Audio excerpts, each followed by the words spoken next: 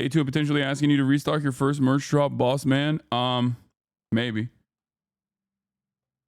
Fall vibes, meanwhile, is snowing. Is fall vibes here in Los Angeles? This is very fall style. New Tim Pool video on the Adpocalypse. Hella HasnAbi mentions. Let's go. Tim Pool made a video on me. Let's go. Arcane will rip your heart out. I haven't watched the latest Arcane yet, but the last 3 drops, but I did catch up last night finally. And I'm going to be talking about that. Folks, ladies and gentlemen, boys, girls, MBs. It is 11 a.m. exactly on the dot. It's actually 10:59 on the dot. I'm live. I'm Hasan Piker. This is the HasnAbi broadcast coming to you live from kind of shitty weather, California, Los Angeles. Folks, we're live and alive. And I hope everyone's having a fantastic one. I have so much to talk to you about. This is the part of the broadcast where I tell you about my personal news about what's going on in the world of Hasan. HasnAbi Piker in between the time period where I press the stop streaming button and press the start streaming button. Okay. That's right.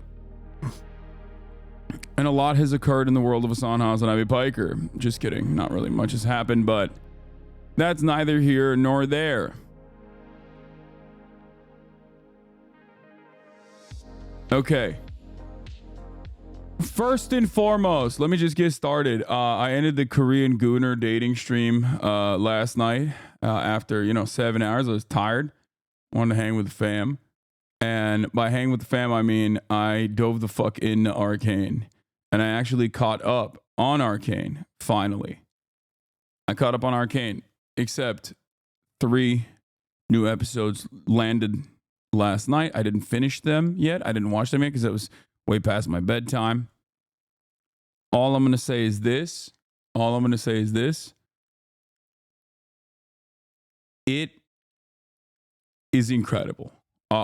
No spoilers for anybody on Arcane overall, but like, I think Arcane, I cannot believe I didn't watch the first season when it first came out and everyone was saying it's so sick. Motherfucker, you lied to your community while you hate us? Wait, what? First of all, I retain the right to do whatever the fuck I want when I'm off stream, okay? That's number 1. And number 2, yeah, I wanted to watch Arcane. I hung out with Lil Bro a little bit, but then I watched Arcane, okay? Arcane spoilers, lesbians, yeah. So that is true. There's a lot of lesbian stuff. Lesbians have never had, like, this is the greatest... It's the greatest amount of agitated propaganda that one could do for lesbians. Like, it's just not lesbians on top. You know what I mean? Like, bisexual invisibility, bad year for the bisexuals. Once again, year over year, always a bad year for the bisexuals. But lesbians have come up so big. Okay. Lesbians have come up so big. Kid Fury, thank you for the 20 gift subs. It is crazy. Okay. Are you bi? I am not. Which is another L for the bisexual world. But woke flicks, yeah, Netflix is woke. Arcane is incredible. Lesbians on top. Straight up. Like, it's crazy. It's crazy how much lesbian propaganda is embedded into the show. But aside from the lesbian propaganda, okay?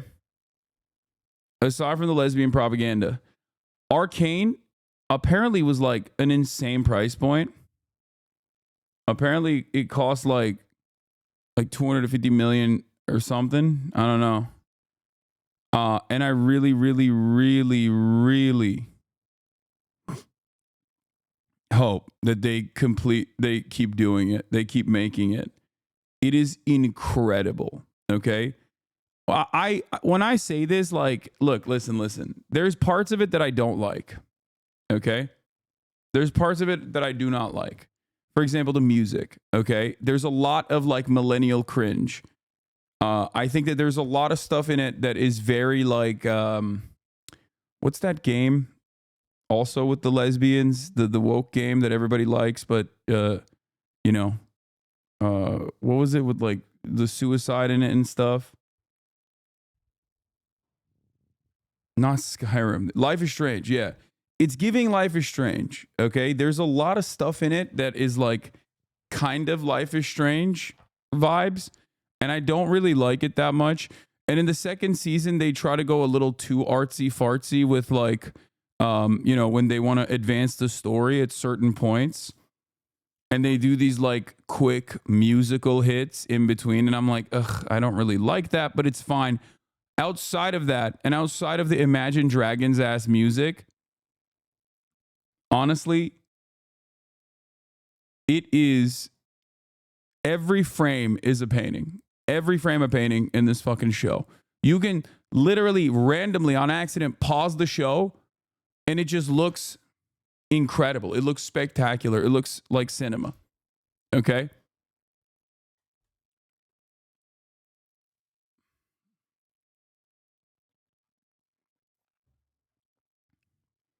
The studio has been approved for 5 more seasons of different storylines. I want to inject it directly into my veins. It is fantastic. Okay. There's a Hasan lookalike contest in LA. Please tell me you've seen this. I have not seen it.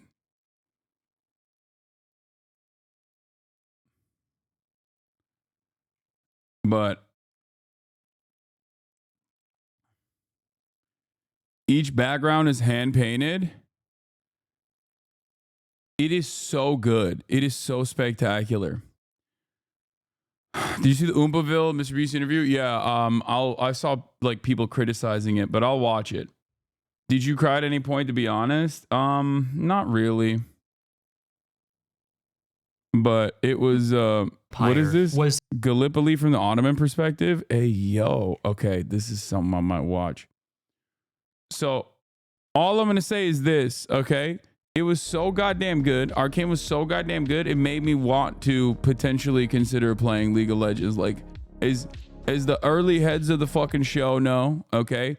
I used to be a MOBA demon. I used to be a MOBA freak in my youth. Like back when you guys were literally protein in your father's nutsack. I was out there in the trenches playing Dota, the first ever MOBA created. Defense of the Ancients, which was a fan-made project off of Warcraft 3. That was the OG MOBA, okay? Rikimaru was my shit, okay? And Ox. Butcher. Ox. Try to get that crit. Try to get that crit going. Anyway, I was a crit damage player. Anyway, that's neither here nor there. No, I'm not. That it's fine, right? I have trapped the old me. I have trapped the old me in the deep dark corners of my mind. I stopped playing MOBA games because I was deeply addicted to it and it would do something to me that I did not like. Okay? So I stopped. And then, of course, after Dota came Dota 2, Han, what is it, Heroes of New Earth or whatever, and a whole bunch of different, MOBA games came out. And then, of course, out of all of those, I think League of Legends was the one that, became the dominant one, right? And I know I have a major distaste for MOBA games for that reason, for my own personal experiences in my life have taught me that I probably shouldn't do it, even though I did post it. Arcane is so good, it got me seriously considering playing League. 21,000 likes. Don't. Sancho, he says don't.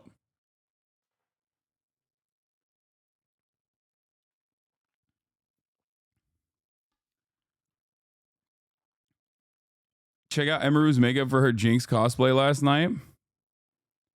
Bro, you ain't no fucking way, dog. You did not just link me the VOD. Like, that is insane. Chatters are so horny, dude. Hey, man. Nice fucking timestamp, dude. Bro said, hey, watch this entire 9 hour VOD, dude. check out Emeru's cosplay. It's 9 hours long. You should watch all of it. Look at Loic, bro. It's really bad, bro. All I'm going to say, oh, this is fucking incredible. Holy shit. Hi, I'm back. That's weird. What the fuck? How does she look exactly like her? That's crazy. Actually. God damn, Emer's so fucking talented. It's crazy. Circus 10 looking ass. Yeah. I got the pants. Okay. That is incredible. I guess I will do these. I don't know where they go. Her body's literally built like her. Yeah, I guess that's part of the reason. Dude, it's weird. It's weird how good it is. It's weird how good it is. She looks like this is a 1-to-1. Anyway, but what I was gonna say is she was born as an anime cosplay, yeah, an anime character, yeah. You have to do another cosplay stream with her, yeah. I got to do another cosplay stream with her where she turns me into. People are saying Jace, but no, I think Warwick before he becomes the Beast. What was his name? Vander, dude. Vander is the GOAT. Yeah, I love Vander. So, you said no spoilers. That's not a spoiler. Shut up. You don't know anything. Anyway, people that say spoilers are literally aware of what happened in the show and they just want to say spoilers. Okay, listen.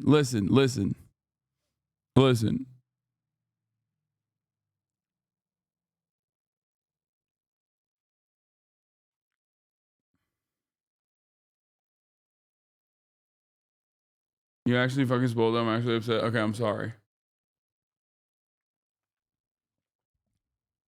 So, what was I saying? Oh, every frame's a painting. The music leaves much to be desired, but it's okay. I loved the show. I like the politics of the show too. It's not bad. I mean, it's at times it feels a little libbed up, but I personally love a good,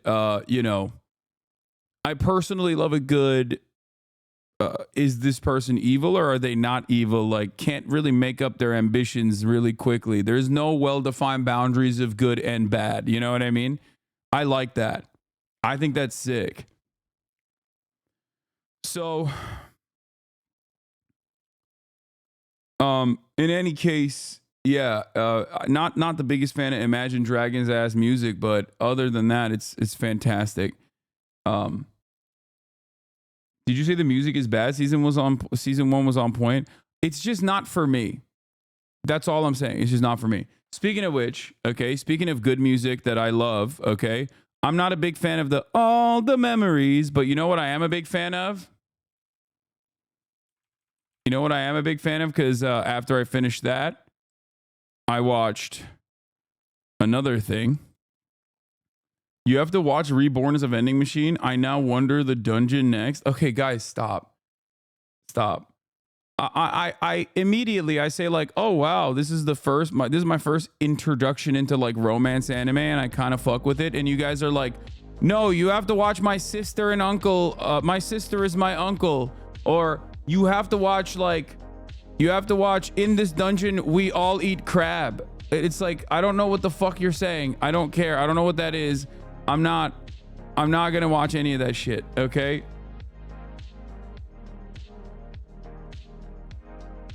Like dude, I go on the Crunchyroll main page sometimes and be like, what the fuck's popping, right? And honestly, there are so many fucking weird ass animes out there, and they're so popular. I don't understand it at all. Like, I will never understand the anime fandom to that degree. I guess like different strokes for different folks, but honestly, for me, I don't get it. I don't get it. I will never get it. I will never understand it. Bro read Reborn as a vending machine and immediately thought romance. 3,000-year-old vending machine girlfriend is peak. Okay, guys, I can't even tell if you guys are messing around or not. But like the titles and also the posters leave much to be desired. It just doesn't make me want to watch them. That's all it is. That's like I see the titles and I see the promo and I'm like, it's not for me. I'm just like, I'm a 33-year-old man. You know, I've stayed on the shonen tip my whole life. I make some exceptions, but like honestly, it's just too much. It's, you know, my sexy ass bunny girlfriend from high school is not appealing to me. Okay, like when I see that as a title of an anime, I'm like, I'm good. I don't want to watch that. That's weird to me. Okay. My sexy ass bunny girlfriend from high school. She is 16, by the way, is a weird ass fucking way to. It's just like, it's a mouthful. First of all, it's a weird thing to name your anime. Okay. Like, why did you specify that she's 16? I don't want to think about that. That's weird. That's a weird thing that you are like hyper focused on.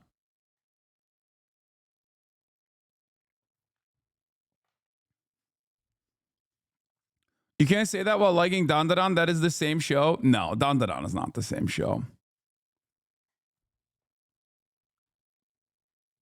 I think that's disrespectful to Dandadan. That's insane. Don't sleep on my 15-year-old sister got reincarnated as my cat wife. Okay, isn't there literally a fucking pedophile anime? Well, there's a lot, but one that is just straight up like old man comes back as a child. Like there's like a bunch of them, right? There's a lot of them, but like there is like straight up one where it's like this guy who is like a full-blown adult and he basically comes back as a kid. It's very weird.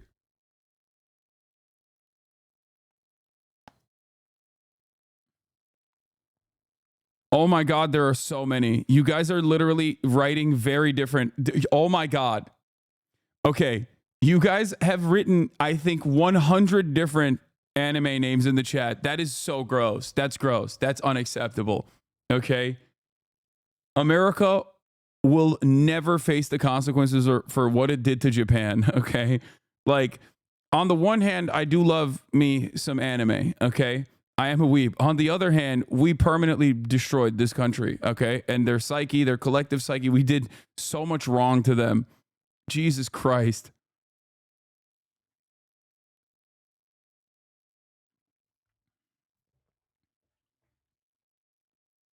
I watched Dandadan for the grandma. Grandma's sexy.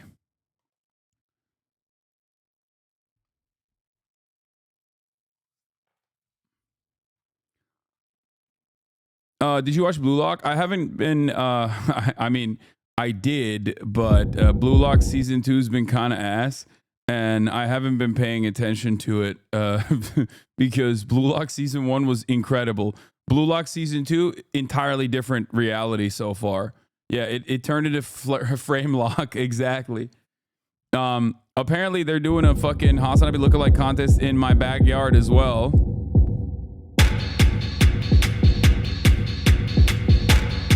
I didn't realize this was real, but I guess it is. There's one in Chicago too. New location, my house. Everyone's making that same joke.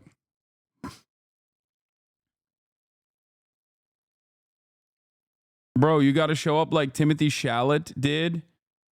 Yeah, I don't think this is going to be that. I think this is going to be sparsely attended. The Chicago one seems like has more motion because like it's been out. I have not seen this as like a big prominent meme other than the Chicago one.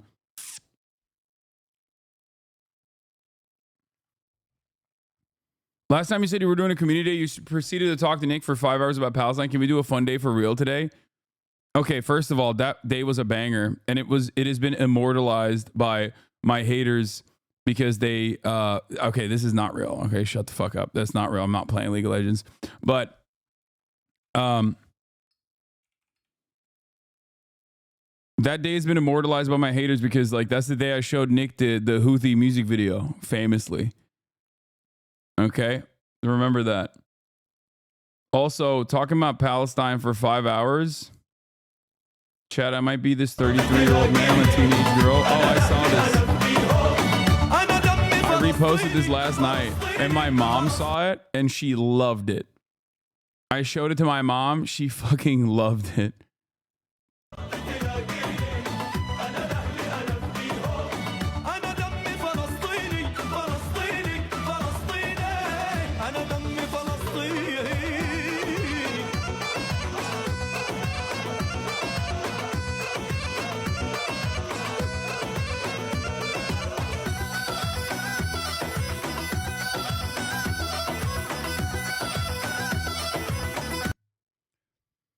The fan stalking you at the park and running away when you called out to her sent me. What? Oh, that last community day. Yeah, I miss Nick Pollum. Dude, I love hanging out with friends, you know? What a wonderful thing. Controversial opinion. I enjoy hanging out with friends, okay? Arrest me, officer. Hideo Kojima with Ella Purnell from Arcane. Bro, first of all, I think...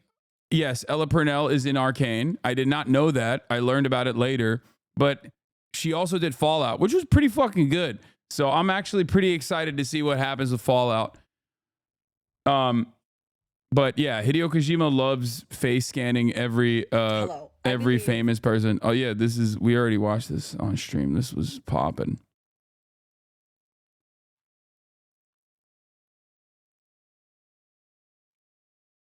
Anyway, have you watched The Penguin? No, I haven't.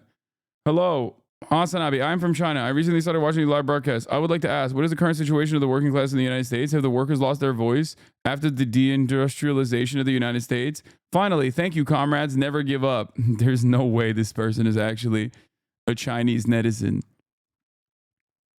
But, you know, I'm just going to keep you in the chat as a Chinese netizen, okay?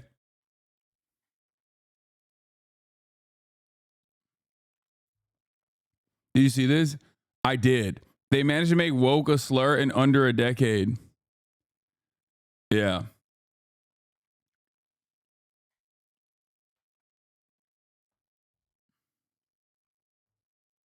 Chinese netizens blissfully unaware of the American situation? No, they're aware, dude. Are you kidding me?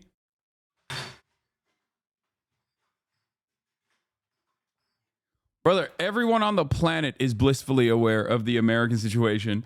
I would go so far as to say that, like, Americans are less aware of the dire situation in America than the rest of the world. The rest of the world has to be locked in to the political machinations of this goddamn war machine, because, you know, out of self-preservation, out of you know, what their own nascent, perhaps growing fascist movements are going to look like, because America sets the universal standard, basically. America sets the global standard, you know? So I think people around the world are more aware of what's happening in American politics than Americans are. I mean, think about it, dude. There's people in America that voted for Donald Trump that were like, yeah, I think he's going to give me, you know, money. Like he did. Like he's going to give me stimmy checks like last time. And no, he won't do mass deportations. Like that is, you are now officially more oblivious to the guy who you voted for and his own personal politics than like the majority of the planet.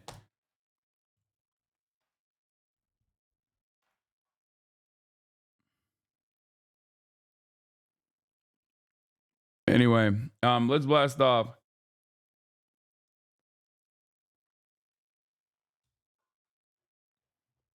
Also, before you guys say name 3 Def Leppard songs, I have not. Oh my God, this person said it right as I was talking about this. I have no idea what Def Leppard even is. I'm fairly certain that this is a t-shirt that Will Nev left behind, and it's large. It's a large shirt. And because all of my t-shirts are like double XL or XL, and they look so big on me normally, that I was like, damn, I put this on and I was like, shit, like this fucking fits perfectly. This fits perfect. I'm gonna wear this shit.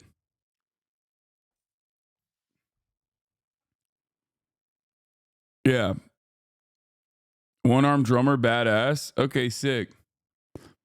It's Boner Rock. It's Brit Rock band. Okay, great. But yeah, let's blast off and let's get it twisted. Saturday fun day begins. Watching Red Chapel DPRK doc later. Light news drama fun reacts. React Lord is back. TikTok time. Mr. Beast interview.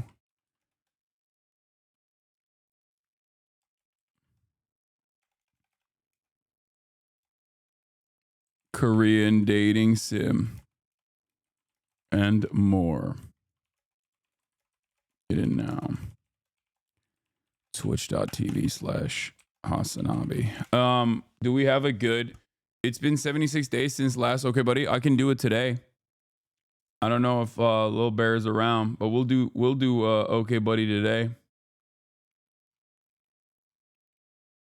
Apologize, the UB playground is in fact the correct answer. You can max out one girl. You can't max out one girl. You need to at least Riz 2 per chapter to get on the next level. Okay. Nothing makes you feel big like putting on your small friend's clothes. Okay, my small friend is Will Neff, who I don't think is a small man at all. And last but not least, I don't need to feel big. I already feel big. I don't want to feel big. I want to feel small.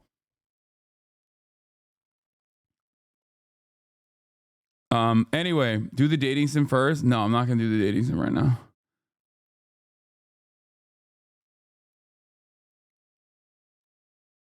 Do we have a blast out meme or not?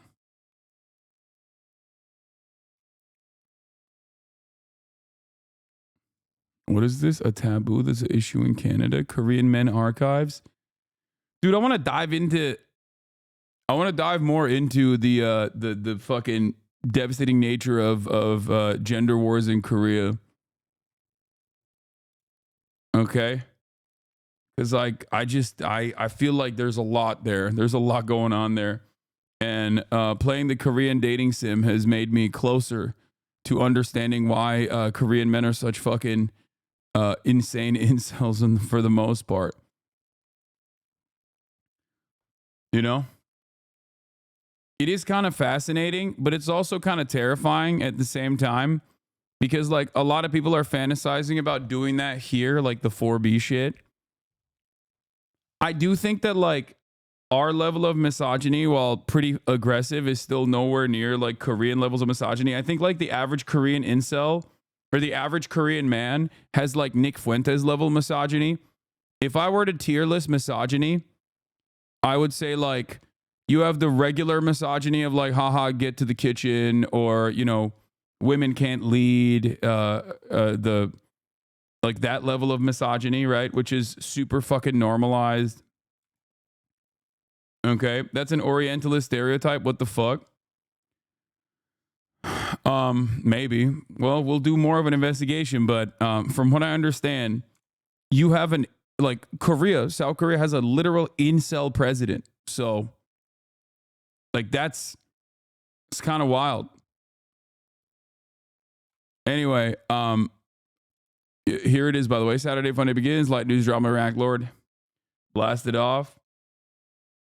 Yeah, there's some real fucking crazy shit. Anyway, Nick Fuentes' level of misogyny is when you just like, when it's not just that like like Nick Fuentes' level of misogyny is basically when you like loop back around and it's like gay almost. Well, not gay necessarily, but like you hate women so much that like you want to directly kill them. And not even like you hate women so much that you want to kill them because they've like wronged you, which is also, again, incredibly toxic, incredibly violent misogyny. But there is like, I don't know how to describe it. Like the your body, my choice shit that he was saying. I've thought about that a lot. Like it's somehow even beyond like the Donald Trump's cabinet picks are sex offenders level of misogyny. It's more like it's psychotic. It's like the invocation of a woman, like even thinking about a woman like makes you snap. You know what I mean? Like woman existing is something that triggers you. It goes beyond a level of misogyny that I have ever seen. It's genuinely shocking,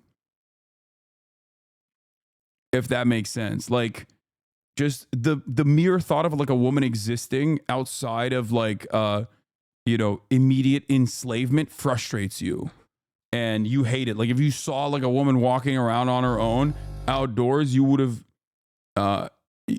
hated it. That type of shit. It reeks of Westoids trying to pretend that their shit don't stink when whites go on about Korean men being misogynist as if Americans are not. I don't know if you understand what I'm saying, but like I'm currently talking about how fucking insanely misogynistic America is as well. I'm just giving variants, okay? I'm not saying that. I'm not simply saying that like misogyny only exists in Korean men or some shit. Okay? All I'm simply stating is that I was shocked to see how unrestricted and relentless the Korean misogyny was in general.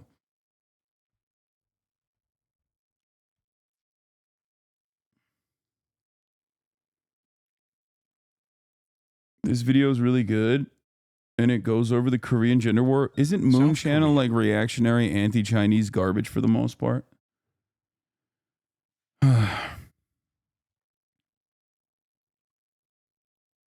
There's also a gender war in China. I recently talked to my high school classmate who used to be a Marxist. Now he sounds like a typical Republican. Oh my God. What did you mean by 4B causing gender conflicts? No, I didn't say 4B is causing. I'm saying 4B is a reaction to the relentless gender wars that are occurring in Korea.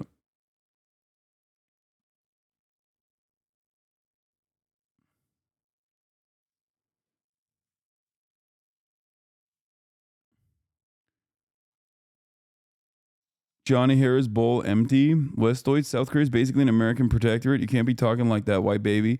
Yeah, I know. Someone defending South Korea while talking about Westoids is funny though. But listen, a couple good things have come out of American dominance of South Korea. Let's be real. Okay, that Korean dating sim that we were just watching, K-pop, and also putting cheese on otherwise Asian food that normally wouldn't have cheese on it. Excellent choice. I see a divided Korea, but then I present to you cheese corn. Okay? It's like, what a silly thing. What a silly and yet simple delicacy. Okay? Galbijim with cheese on it. Rice cakes. Excellent.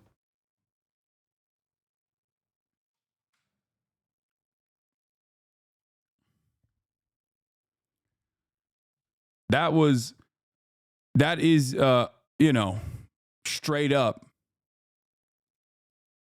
It's like, oh, you like ramen? Well, we'll put some cheese on that ramen. It's like, I had no idea that shit would bang like that, okay?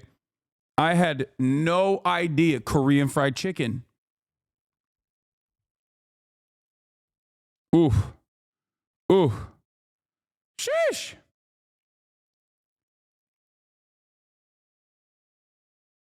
What is this? The moment HasnAbi fell in love? Oh. Gran! What are you eating? This is awesome videos from Not Just Bikes relating to your conversation with the last Fear and podcast about self-driving cars. Yeah.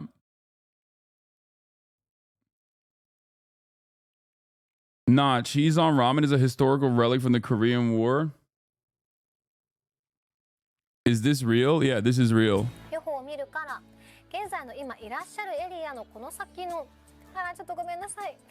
あれれれれれ。あれれれごめんなさい。あ、ここ隠してもダメなんだ。Yeah. Yeah, it's real.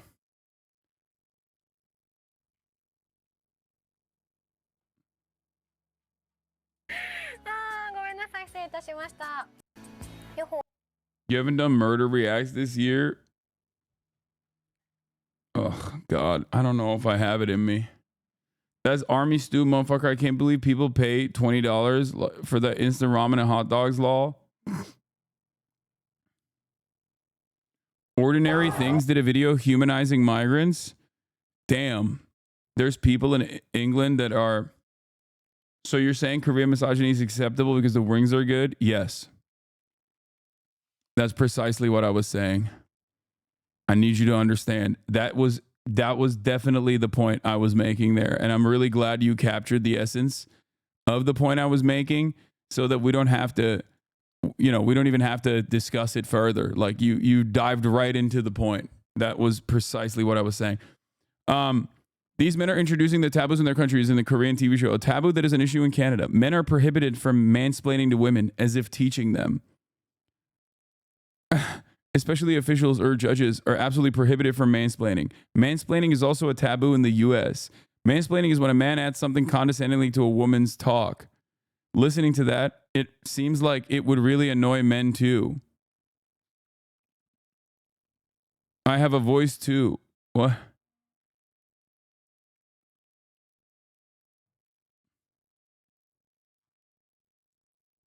I was arrested for mansplaining. What the fuck, Canada?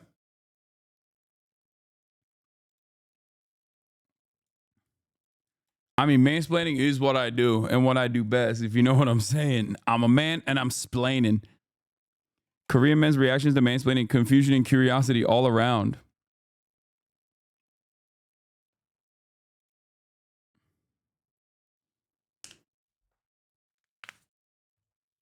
Yeah, in Canada, if you're a man and you explain anything, you go to prison.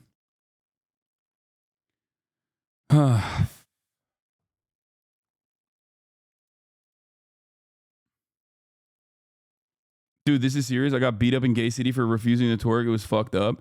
I will never not make fun of you, okay? I'm sorry. If you got beat up in Gay City for not twerking, you deserved it, okay? Sorry, the punishment is apt. And no, I will not feel bad, okay? You should have fucking twerked. You should have learned. You better twerk, bitch. As Brittany said, you better work, bitch, but also you better twerk, bitch, okay? We're in twerk city. We're in Gay City.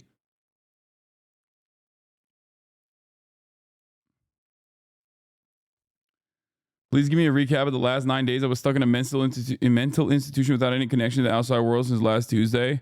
Jesus. Okay. Well, a lot has happened. My enemies have been outed as weirdos once again. Some of them have been banned for being weirdos once again. Some of them and their war criminal charges have escalated to the point where there is now an active arrest warrant out on them. Benjamin Netanyahu, Yoav Gallant. And yeah. What is this? They managed to make woke a slur in under a decade. Let's see this. Andrew Schultz reacts to Kendrick Lamar seemingly dissing him on his new album, GNX. By the way, I hit Andrew Schultz about that. I hit Andrew Schultz about that. I think his reaction was, he's like, yo, is this guy too woke to understand a joke? And I said, he was talking to Andrew Schultz. Dude, that's so funny. It's like, yeah, dude, that's what it was. That's what happened. Too woke to joke.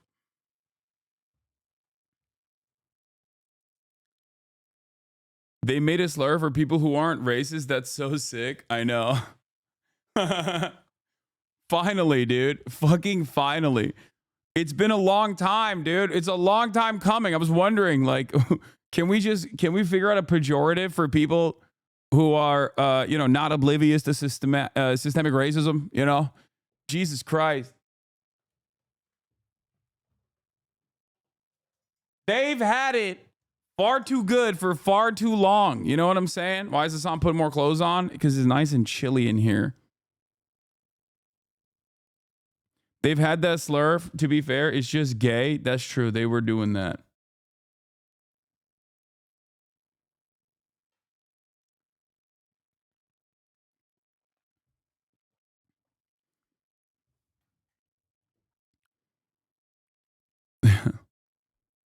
Is that a Costco jacket? No, this is one of my best thrift finds of all time. This is a real what's the fucking it's a real rodeo jacket.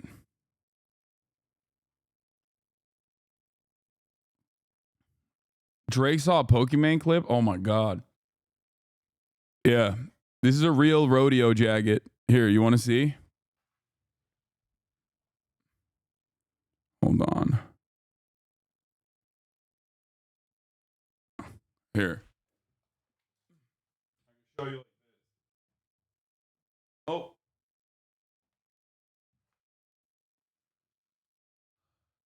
Palestine. Oh, you see that? It's got the Jack Daniels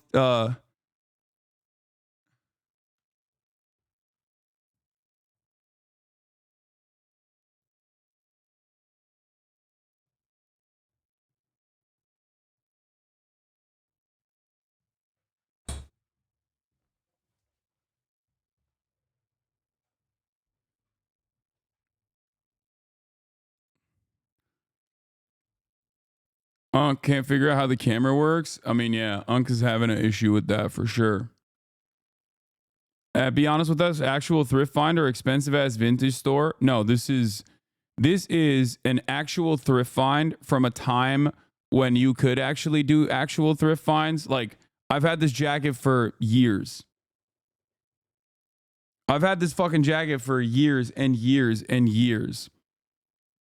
You can find it in like photo shoots that I've done many years ago. Some crust on it. But this was back when you could actually thrift in Los Angeles, and it wasn't just like upmarked, crusty ass old people shit. And people were just like, you were paying basically the same fucking price, if not higher, for older gear that someone found in a Goodwill bin. I haven't really thrifted in years, actually. I've fucking stopped thrifting. It just sucks. It sucks now. It just straight up sucks. Back in the day, it was my go-to. Back in the day, shit like, I mean, I think I got this for literally like $10 or something. Like, think about that. This is I think it has like real leather on it too. No disrespect to the vegans. I'm not entirely certain, but I think it's like, I mean, it's a real rodeo jacket, right? With the brand tags on it and everything. And like it was like $10 or $20, something like that. And I've had it for years and years and years. I've never, like, I love it. And now it's impossible. A jacket like this right now, if you were to go to a thrift store, if you could find a jacket like this, I've had it for almost like a decade. A jacket like this now would be like $300. Not easy. $300.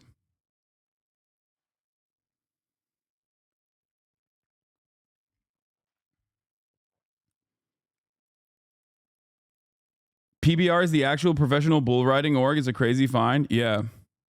No, this is a real rodeo jacket. It's not a joke.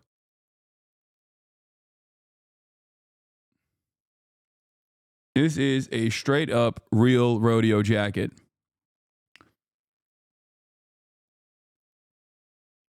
What's up with your enemies always ending up getting outed as criminals, racists, rapists, or pedos? Do you plant evidence or some shit? Is too sus at this point? No, I think what ends up happening is I bring a vibe, a real like I'm anti-pedophilia vibe to the party that people who are either in defense of pedophiles, like, or are directly pedophiles or sex offenders don't really like they don't appreciate it. You know what I mean? They don't appreciate those vibes. It's self-sorting for the most part. Yeah, about $250 on eBay. Wait, really? You found it on eBay? The new D stuff is crazy. The new D stuff isn't even new D stuff. It's just old D stuff. And there is, it's not even a thing. It's like barely scratching the fucking surface of his degeneracy. Do you understand? Like barely. A lot of people think that it's like, oh wow, these are clips out of context. It's like, nah, this is just who he has always been. They're just jealous of your insane Riz. Yeah. But we're doing a fun day, so we're not gonna look at all that shit. Here, what is this Drake clip? Get to go perform in like live event spaces. When I heard Drake was involved with Steak, my heart broke. I'm gonna be honest. Because I've been a little Drake fangirl, you know, the Canadian blood running through my veins. And I still love his music, but now I don't love him as much as a person. I used to be such a Drake fangirl. Drake is sold out Ever to since the Steak, So you have a problem you're with all showing that? your true colors. I hate Drake. As a Canadian, we're disowning you. I watched the clip. What's she mad about? Was it the braids? No, dude, it's because you're fucking associating yourself with a goddamn crypto casino. What the fuck?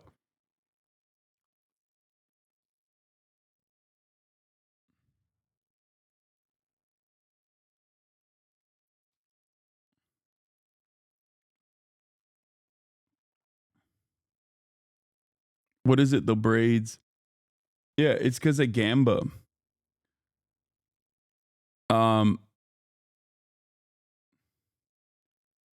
He really takes any attempt to dunk on K-Dot without realizing he's a giant loser. Anyway, whatever. Why is he self-dissing using K-Dot bars? I don't know. Have you talked about Jay Leno? No, I have not. But I could. I feel like every couple of weeks, God punishes Jay Leno, and I don't know why. Or not every couple of weeks, but like every couple of years. If you remember, a while back, he like, didn't he get into like a car fire or something? Like he was in like an accident. And now he's just like, I don't know what the fuck's going on with him. Like he just, every now and then, Jay Leno will pop up, okay? And it's never for something good. It's always like he has the worst injury of all time, okay? He has the absolute worst injury of all time, and it makes no fucking sense. Let's get started with the Jay Leno stuff. Let's get started with that. Does anyone have the clip?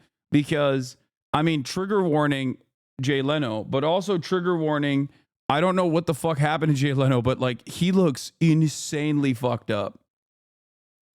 Here, they went and they found this motherfucker. It's a news story in and of itself. Jay Leno has been seriously injured again after the comedian says he fell down a hill at Hampton Inn. What on earth happened to Jay Leno? Oh, your poor face. Look at my eye. Oh my gosh. Jay Leno is all bruised up. The left side of his face is black and blue. His eye is swollen shut. And look at his injured wrist. It broke my wrist. Lost the nail on the finger. And then I'm all black and blue. The comedian says he fell down a 60-foot hill. I said, well, the hill doesn't look that steep. Let me take it down. And then You rolled down a hill? Oh, That's not true. That's not what these injuries are not consistent with like actually rolling down a fucking hill. And of course, people found the hill that he was referencing. I don't even understand why he's staying at a Hampton's Inn, by the way. Why the fuck is he staying at a Hampton's Inn? The Inside Edition reporting was lazy and they showed a picture of the incorrect hillside Jay Leno fell down. So I did some of my own journalism to bring you the accurate story. He was staying at a Hampton Inn in Greensburg, PA, because he was performing later that day at the Palace Theater in downtown Greensburg. Many people are confused as to why he'd be staying at a Hampton Inn, but that's one of the only hotels in the Greensburg area. The only other option would be an hour drive away from Pittsburgh. Jay wanted to eat at a nearby Dino's Sports Lounge, a popular area eatery that specialized in buffalo chicken wings prior to the show. To walk two dynos, you either have to walk 750 feet on the road, not a mile and a half, as Jay mentioned, or you could shave off 350 feet if you walk down the grassy hillside. Jay noticed a dirt path worn on the hillside, as is common in the Pittsburgh area. So he attempted, I like that this is like a classic, you know. In Pittsburgh, we like to walk downhill. Okay. So he attempted to take the shortcut and walk down the hill. Since the path was rough, not maintained, and eroded away, he tripped and rolled down the hill, hitting his head on the exposed rocks and earth on the way down the hill. Jay was remarkably accurate as he estimated that the hill would be around 60 feet. After measuring, the hill is 56 feet from top to bottom.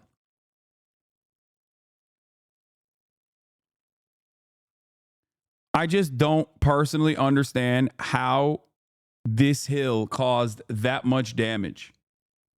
Okay? True. No, let's show. Jay Leno says he was staying at a Hampton Inn about 30 miles outside of Pittsburgh on Saturday night when he wanted to have dinner at a local restaurant before his show. Instead of walking a mile and a half down the road, he decided to take a shortcut down the hill. Not a good idea. This is believed to be the steep incline he tumbled. No. Okay, that makes sense. If he fell off this, that would have made sense. But I believe the Redditors. Down. Well, I hit a bunch of rocks. It was 60 feet. Incredibly, the famous workaholic legend performed just 3 hours later without even taking a day off to nurse his injuries. Last night, he was back at it again. This isn't the first nor the last time Jay Leno will be injured severely, okay? I just want you to understand something. Jason Leno has been hurt before, right? Didn't he almost die recently? Was it a stroke or what the fuck was it? Oh, there's a breakdown of his previous incidents. Okay. Anyway, let's finish this Inside Edition report and then we'll continue. In Beverly Hills. This is just the latest mishap to afflict Leno in recent years.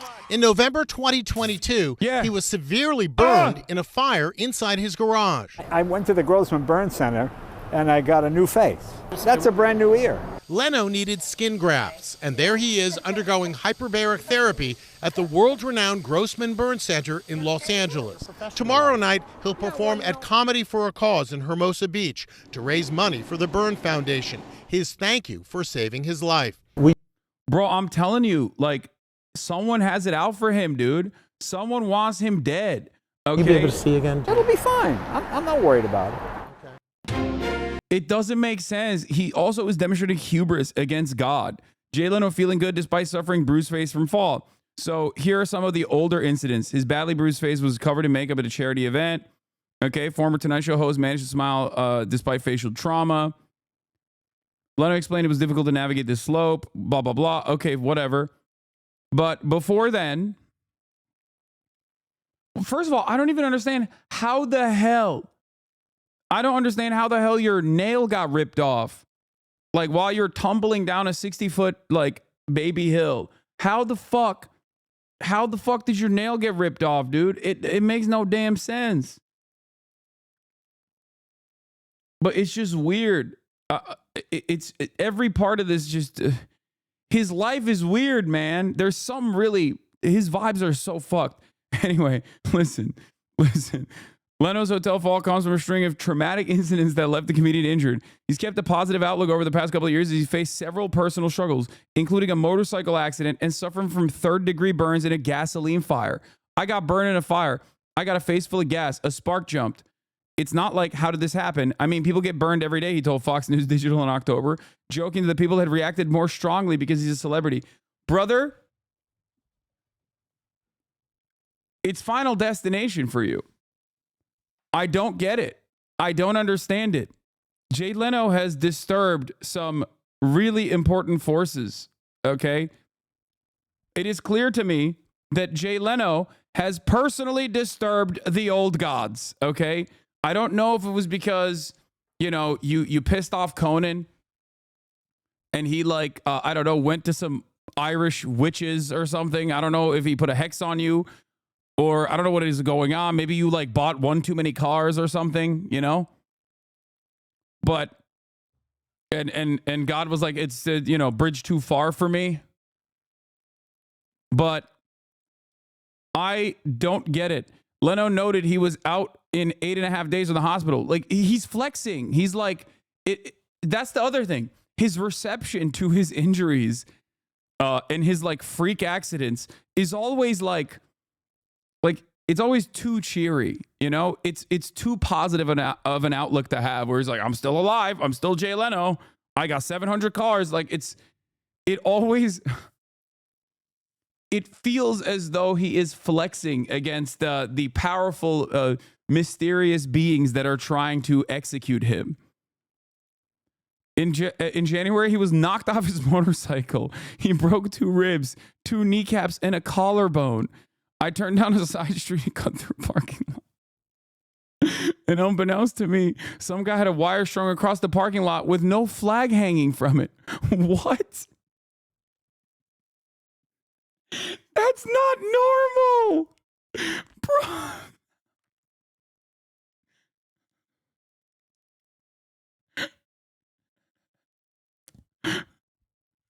Dude, I don't want to.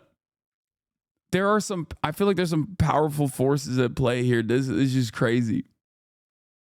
And this is not the last time this happened. He had a fucking crazy car crash. Yeah, look. This was 2016.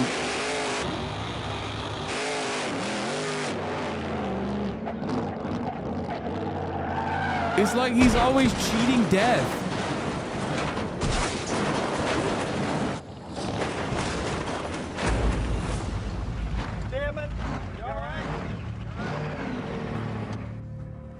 You okay? I'm okay, yeah.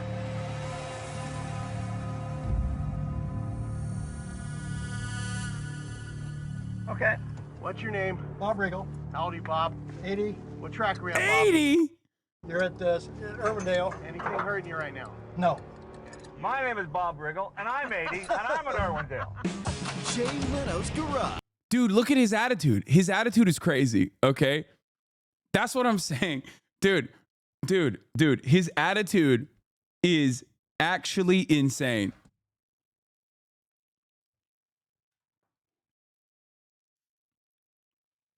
I don't get it. I don't get it. I don't know what is going on with him. I didn't see it until it was too late. It just clotheslined me and boom, knocked me off the bike. The bike kept going, and you know how that works out. In 2022, he underwent multiple surgeries, suffering 3rd-degree burns in a gasoline fire. He suffered significant burns to his face and hands as well as his chest while working underneath a car in his Burbank area garage.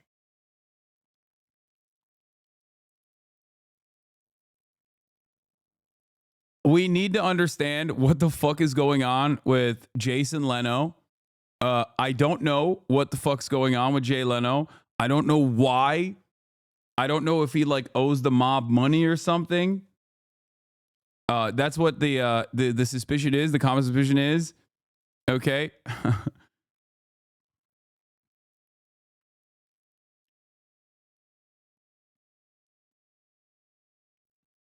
I've never met a person that is this unlucky, dude.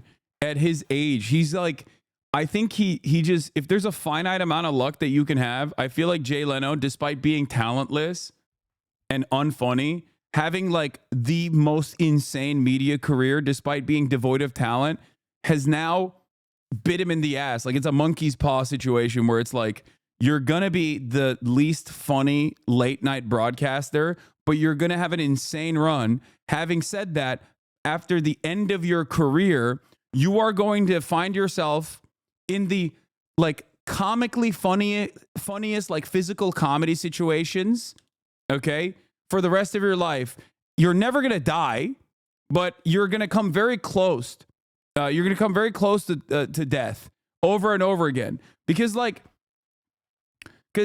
the near-death experiences that he's going through, like when you're driving a motorcycle and you get clotheslined by a fucking flag, a wired, like that's physical comedy. Like technically, in an environment that is controlled and like you're creating that, it's like a cartoonish, it's a Looney Tunes style situation. Okay. It's also the type of thing that would normally fucking kill you. And it seemingly does not kill Jay Leno. taking a tumble because you were hungry to go to the diner, like taking a tumble, also kind of Looney Tunes style, kind of cartoonish. Like Jay Leno driving in, Jay Leno drives directly into a wall because someone had drawn a realistic looking tunnel. Car explodes. Jay Leno has survived yet again.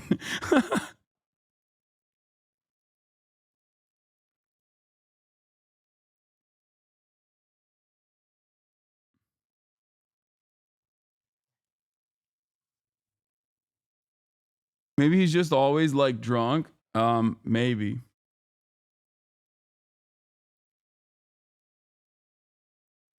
It just does not make sense to me at all. I don't know how he is like constantly finding himself in these situations. I've never been a fan of Jay Leno, but you know, I wish him well. I hope he doesn't get injured. Nobody wants to see an old man constantly in trouble like this, in physical trouble like this. So, you know. He also pushed out Carson, Conan, and Letterman. He definitely has a monkey's paw. That's what I'm saying. Yeah. Must be the IRA trying to avenge Conan. Yeah, they're doing it in a comical fashion though. They have a sense of humor. They have a good nature about this sort of thing and a funny sense of humor. Speaking of, let's look at this new ad that BM posted from Israel. I don't even know what it is, but I want to see it. I lied when I told my father we'd be okay without him. My father's been gone for months, fighting. The workers have fled the farm, and here I am, alone. Every day, my mother says we may have to give up the farm. I will never let them take my home. I will fight to keep this farm. I will fight to keep my homeland of Israel. With God's help, for all Jewish people everywhere. I need you.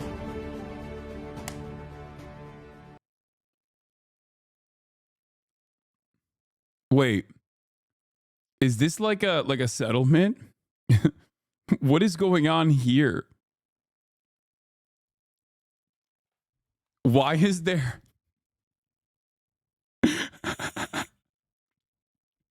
Why is there a Saudi prospector on the West Bank settlement?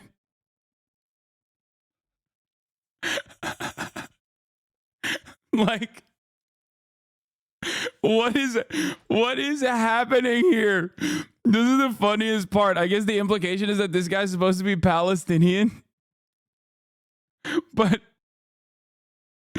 this is literally just like, this is either I guess it's Jordanian, maybe. I don't know. I mean, Saudi people wear this too. Yeah. This fit does not look Palestinian at all, dude. What the fuck? They went and they found a Jordanian man who is he's like one of those traffic guys. You know what I'm talking about? When like the Department of Transportation brings those things out to your neighborhood to look at the roads so that they can put like new fucking you know, I don't know, they can put like new lights on the street or whatever. What is happening here?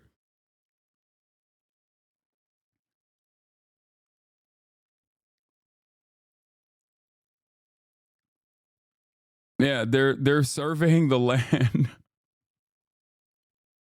You were mentioned in a new Jarvis video.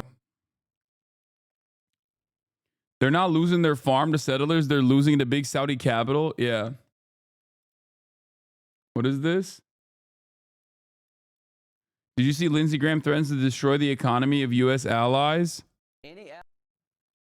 Yeah. We'll look at that in a second.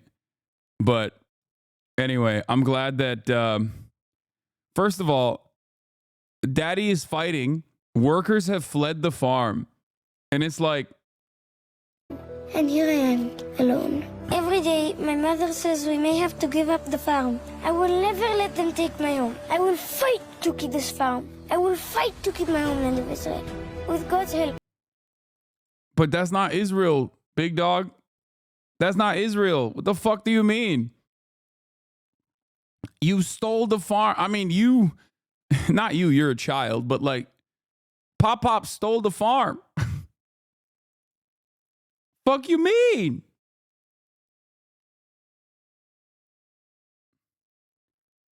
What is this? We expected to have to dedicate considerable resources to identify the Israeli soldiers in photos and videos featured in our investigation into war crimes in Gaza.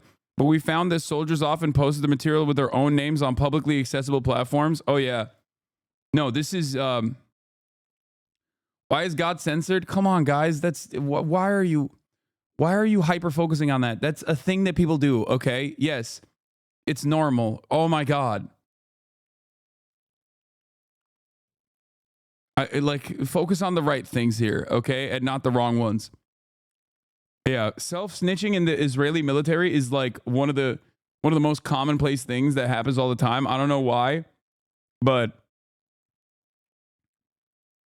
the Israeli occupying force love self-snitching. I mean, I do know why. It's because they don't think that they will ever get any punishments whatsoever. So...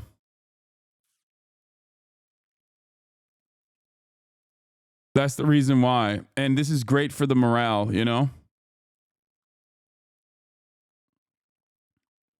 Yeah, they believe they're in the right. They believe that there will be no punishments for this whatsoever. They believe that, and understandably, they believe that there will be no punishments for this whatsoever.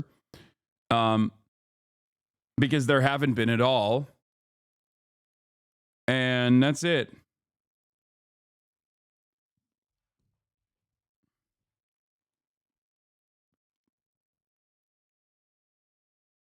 New Curtis video, Los Pollos TV finally meets Drake. I don't think this is Curtis, man. What is this? How Israel uses sex to sell Zionism? I'm kind of down to watch this.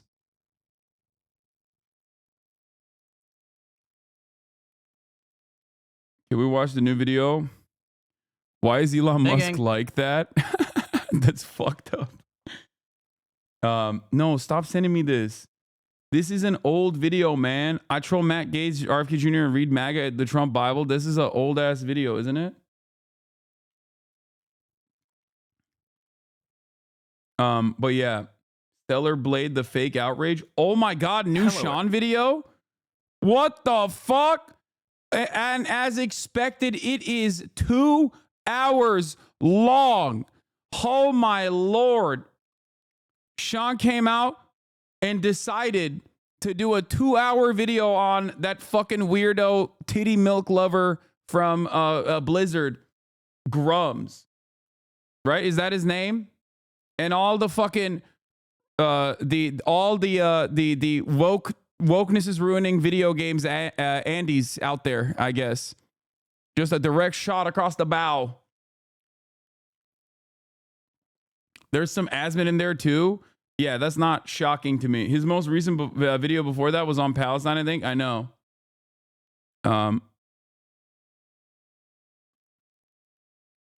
2-hour essays are ruining video games. 2-hour essays are ruining my life. Okay, that's what's ruining my life.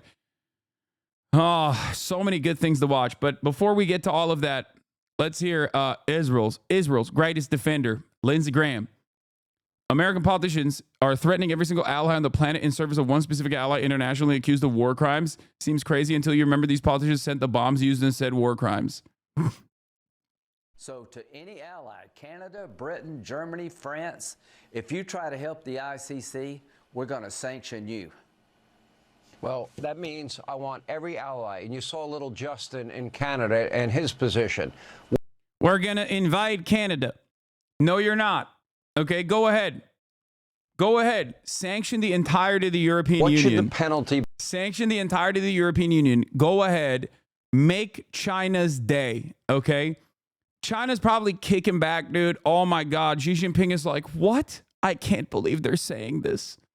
I can't believe that they are actively, negatively polarizing themselves against the remainder of the Western Hemisphere. What an incredible moment. At the behest of Israel doing a genocide? Oh, incredible work Good job, America. You're really doing it, man. It's a great idea. Time and time again, I have repeated to all of you that seemingly don't really remember all of these things that I keep repeating over and over again, that soft power only, or hard power rather, military might only works if you have soft power that works alongside it, okay? If you don't do diplomacy, all of a sudden, 800 military bases around the planet become 800 different invasions around the planet, okay? You can't have both at the same fucking time. You can't simultaneously be like, yeah, we're going to now cripple our only remaining, most powerful Western nation allies by threatening them with sanctions and also simultaneously claiming that we're going to go and fucking invade the Netherlands. You can't do that. Okay, this is accelerationist nonsense. A lot of people say, oh, America has the most powerful military on the planet. It's true, okay? America does have the most powerful military on the planet. But even the most powerful military on the planet cannot go against the rest of the planet, okay? Like, yes, you can dominate many other countries, especially countries that have been actively destabilized ahead of time, countries that have been kept behind deliberately, okay? Formerly colonized nations. You can do that. And even then, you do that to limited success anyway, right? You maintain the fucking poppy fields for like 20 years, and then you still have to pull out of Afghanistan at the end of the day. But you cannot maintain this aggressive posture without doing diplomacy. Okay? You cannot maintain this aggressive posture all around the planet without doing diplomacy.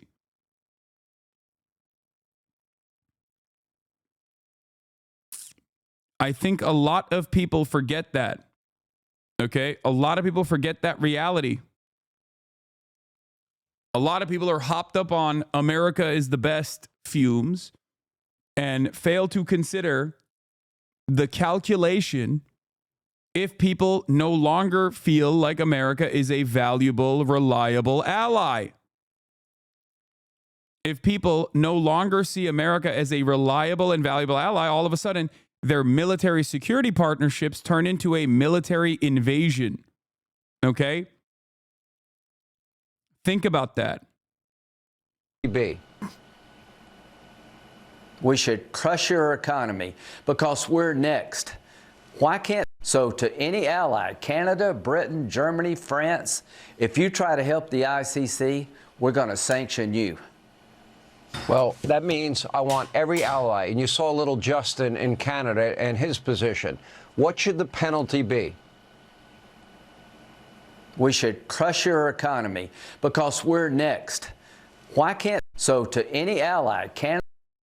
Because we're next. He also keeps he is not wrong. He is technically not wrong. Because it is America's unlimited partnership with Israel that allows Israel to do all this stuff.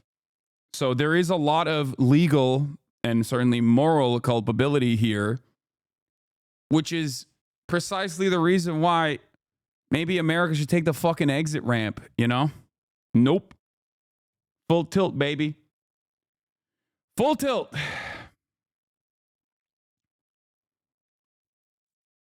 Yeah, this is literally what is happening right now. Like, America's partnerships, America's sanctions regime that has been greatly escalated post-Obama, but especially during the Obama administration, and then Donald Trump kicked it into high gear, and then Joe Biden even kicked it into higher gear, like unimaginable levels of sanctions, have created an outside, like a secondary market outside of the sphere of Western influence. It literally pushed everyone together. Okay, people talk about BRICS as though it's like a committed partnership in a similar vein to like NATO or whatever. It's not. But having said that, There is a reason why countries that are outside of the sphere of American influence, outside of the sphere of Western influence, are able to withstand these crippling sanctions regimes. Like, it hurts them in the first year or so, but very quickly they have, you're basically creating more enemies for no reason. Okay.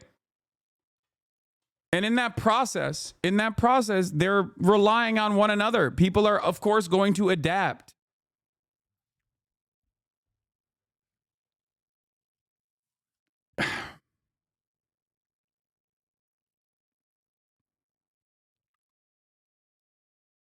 This is so funny because Nate definitely did not read anything I wrote. I'm shitting on the Democrats and he thinks I'm defending them.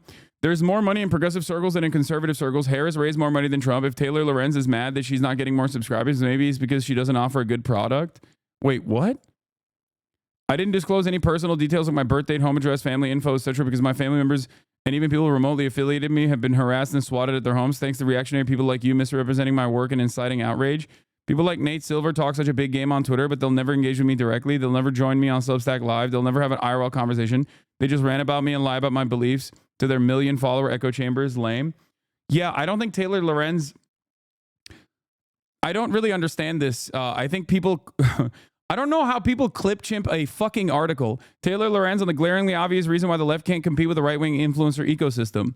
Leftist channels do not receive widespread financial backing from billionaires or large institutional donors, primarily because leftist content creators support policies that are completely at odds with what billionaires want. This is correct. Left-leaning influencers argue for things like higher tax on the rich, regulations on corporations, and policies that curb the power of elites. Wealthy mega donors aren't going to start pouring money into the media ecosystem that directly contradicts their own financial interests. And so, progressive content creators on the left rely on meager crowdfunding efforts to make a living. To turn around and to say, well, Kamala Harris outraised Donald Trump is so fucking stupid. Yes, there were more people that were interested in giving money to Kamala Harris. The Democratic Party and its own organs are not interested in even associating themselves with the independent media ecosystem on the left in the way that very obviously right-wing content creators, independent and mainstream alike, get directly funded by the very same people that are funding the think tanks that are giving them the talking points. That's it. And it's objectively correct. It is objectively correct. Nate Silver is, once again, objectively incorrect. What a fucking idiot.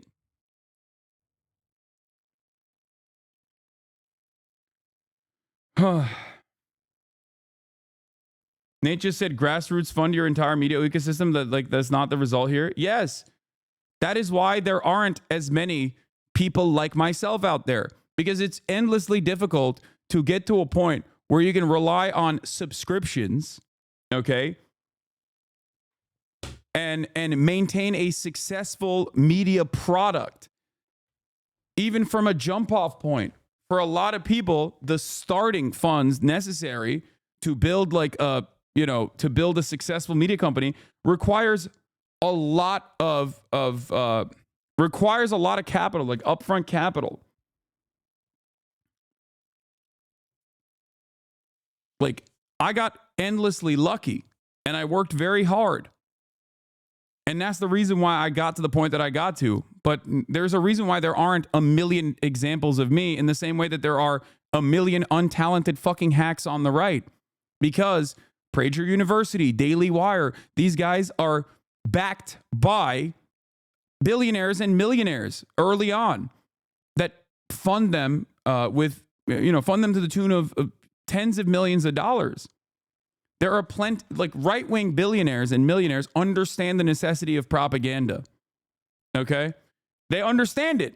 They know how valuable it is. They know how valuable it is to distract people into thinking that the real problem is like trans people or undocumented migrants and not, directly themselves.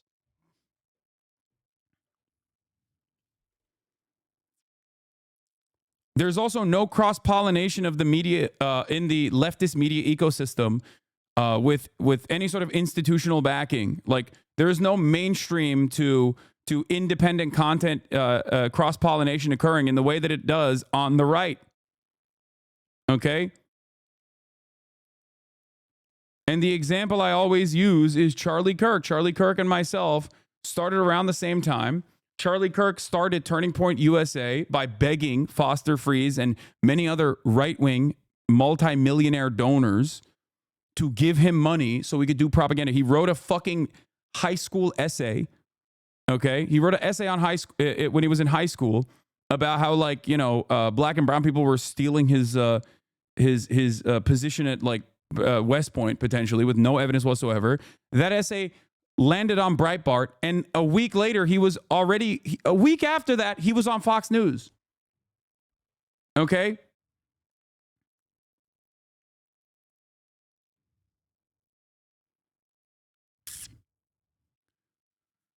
The Democratic Party's fundraising capabilities bears no weight on this analysis whatsoever. If anything, the Democratic Party is caked up, but they are completely outside of the orbit. They are completely outside of the orbit of independent content creation in general.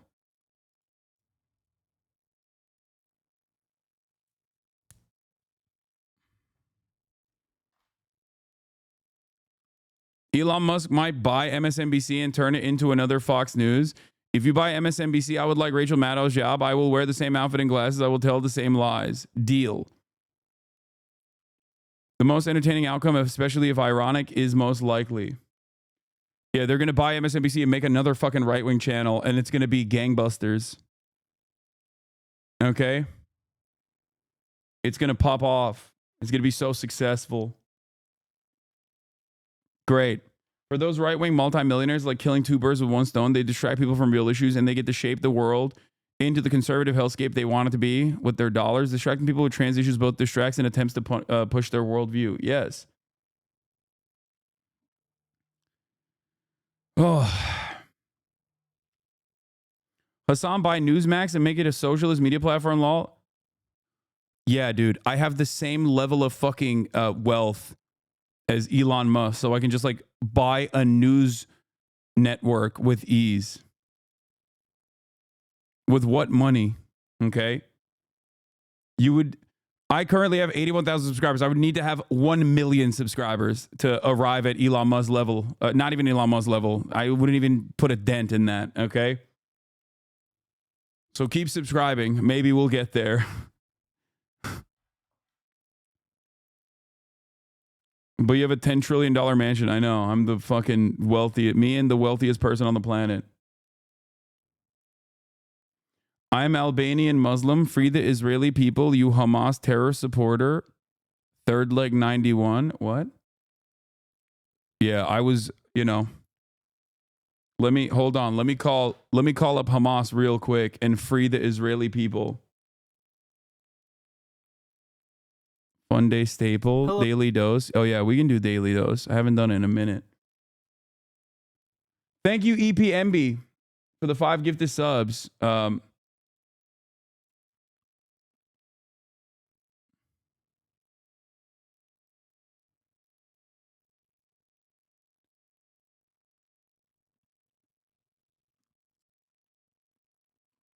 We don't claim him. He's no Albanian. Thank you, Machine Gun Kitte. When is the league arc starting? It's not. What else are we talking about? Okay, we did that. Wait, what was this one? This video is sponsored. Oh, we got World's Creepiest Dating Coach. We got a lot of fucking fun videos lined up. We'll do the Korean gender stuff too. Pretty sure you are closer to me financially than you are to Musk. Yeah, 100%. What? Yes. Of course. Every single person in this community, including myself, is closer to homelessness than we are to Elon Musk. Like infinitely closer to homelessness than we are to Elon Musk. The very notion that reality is lost upon so many people is because of the concerted effort of propaganda and how successful it has been. Chris from work, thank you for the 5 tier 1 gift to subs.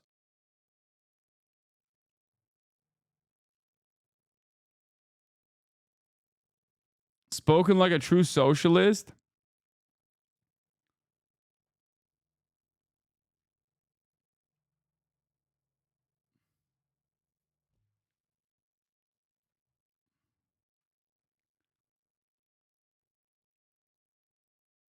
I'm not close to homelessness. I'm Chinese. We have one of the highest home ownership percentages. Lamau, not gonna lie, dude. You 100. Not gonna lie, dude. 100%. You have chatters who are much richer than you. I mean, yeah, I have the Qatari Oilers, obviously. So, you know, there are definitely much wealthier chatters, but probably not many. Bill Gates is closer to homelessness than he is to Elon Musk, and Gates has 100 billion. Musk has 300 billion.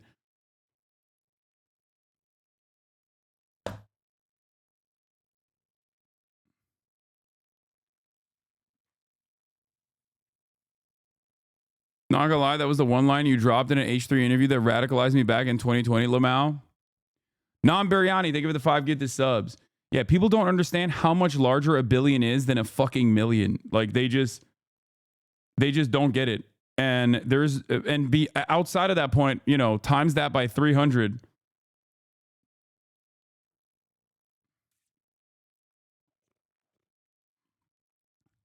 All right. Let's watch how Israel uses sex to sell Zionism from Uncivilized. Has used sex to sell Zionism, to convince people that Israel is a hot fantasy being realized by hot people, not a racist settler colony built on the killing, displacement, and erasure of the indigenous Palestinians. This is intentional, and there are 3 reasons why. They involve Israel's invention in the past, cover-up in the present, and survival for the future. And this all started when Zionists first started plotting for the creation of a Jewish homeland in the late 1800s. For centuries in Europe, stereotypes of Jews were that they were weak, pale, and frail, and the Zionist movement came to see it this way too, widely criticizing the weak, old Jew. In 1898, at the Second Zionist Congress in Switzerland, the co-founder of the Congress, Max Nordau, called for a new Judaism, a muscular Judaism, and invented the idea of the new Jew. This Jew would be rugged, muscular, strong, and tanned, and would have the mental and physical strength to realize the goals of Zionism and colonize Palestine. They called themselves Sabra, the prickly pear fruit in Hebrew, to represent what they saw this new Jew to be. See, if we had watched this, we would have known what Sabra actually means, because I didn't know until I didn't know that there was a definition of Sabra beyond the fucking dog shit hummus until the Sabra hummus gate, the peak of anti-Semitism that has occurred in the world, really. The worst incident of anti-Semitism that anyone has ever seen, that landed, 5 people in Twitch prison for 30 fucking days. Oh my God. And prickly on the outside, but tender-hearted and sensitive on the inside. And, of course, native to the land. Of course, the sabr, as it's called in Arabic, is a fruit indigenous to Palestine, appropriated for the Zionist fantasy of indigeneity. But anyway. The men who came out to found this colony had never handled a plow, but they were possessed by 3 ideals: land, liberty, and labor. It is these new Jews that created the Zionist militias that planned and orchestrated the Nakba, the mass-scale killing and displacement of hundreds of thousands of Palestinians, ending with the creation of Israel. And those same militias would become the Israeli army, the violent occupying force overseeing the colonization of Palestine today. And it's through this army that the visual of the new Jew lives on. But then with time, this visual became the only visual of Israel. This was a problem. In the early 2000s, surveys in the US were showing that Israel had a big PR problem with men aged 18 to 35 who just saw Israel as a conflict zone and weren't interested. So another rebrand was due, and the solution this time was bikinis. In 2007, the Foreign Ministry and the Ministry of Tourism arranged for a photo spread in Maxim magazine, one of the most popular men's lifestyle magazines at the time. The brains behind this initiative at the Israeli consulate in New York said the models were, quote, a Trojan horse to present Israel as a modern country with nice beaches and pretty women. This video is from the official Israel in New York YouTube channel. So you should come to Israel. We have a beautiful country, great food, great culture. Come to Israel. Beautiful girls as well. See you at the party. This strategy, also called bikini diplomacy, has been seen all over since, with Israel constantly selling the image of a liberal, free country where it's always summer, where the days are full of beaches, bikinis, and chiseled bodies, and the nights are spent in an incredible nightlife scene open to anyone and everyone. In the face of this fantasy, Palestinians come off like a backwards, pesky nuisance trying to disrupt this liberal orgy utopia, not like colonized people looking for freedom and dignity. But that was in a time before social media, where only the powerful had access to a platform. Times have changed, and so the sexy offensive has had to adapt. All over TikTok and Instagram, you can find videos of Israeli soldiers posting thirst traps or dancing videos. Some of them act independently, while others are part of a concerted effort putting attractive women in the occupation forces in the public eye. Like the women at Alpha Gun Angels, a gun modeling and social media marketing agency who sell being a colonial foot soldier as a sexy lifestyle. But listen, I've been in the army, I'm Israeli, I'm tough. Thirst traps aren't only reserved for women, but for weapons as well. And beyond selling sex, they're selling colonial occupation as fun, relatable, and empowering. They love gay pride content, girl boss content, and jumping on TikTok trends. Of course, the great irony is that none of these liberal values are extended to Palestinians. They live under occupation, regardless of what they identify as. In that, colonialism does not discriminate. When the Palestinian reality started reaching people around the world, the strategy had to change. Whereas the goal before might have been to rebrand and repackage Israel, the goal now is to distract and whitewash. So bikinis were traded in for military uniforms. Fine, military occupation is a part of the reality, but it's not what you think. It's empowering and fun and sexy. Do you really think people this fun, young, and free would have it in them to commit war crimes? The public Waifu, get in, loser. We're gonna capture some Muhammads. Dude, so much of it is just like unrestricted Islamophobia too, because it's so normalized. You could just like get away with it all the time, just actively dehumanizing the enemy.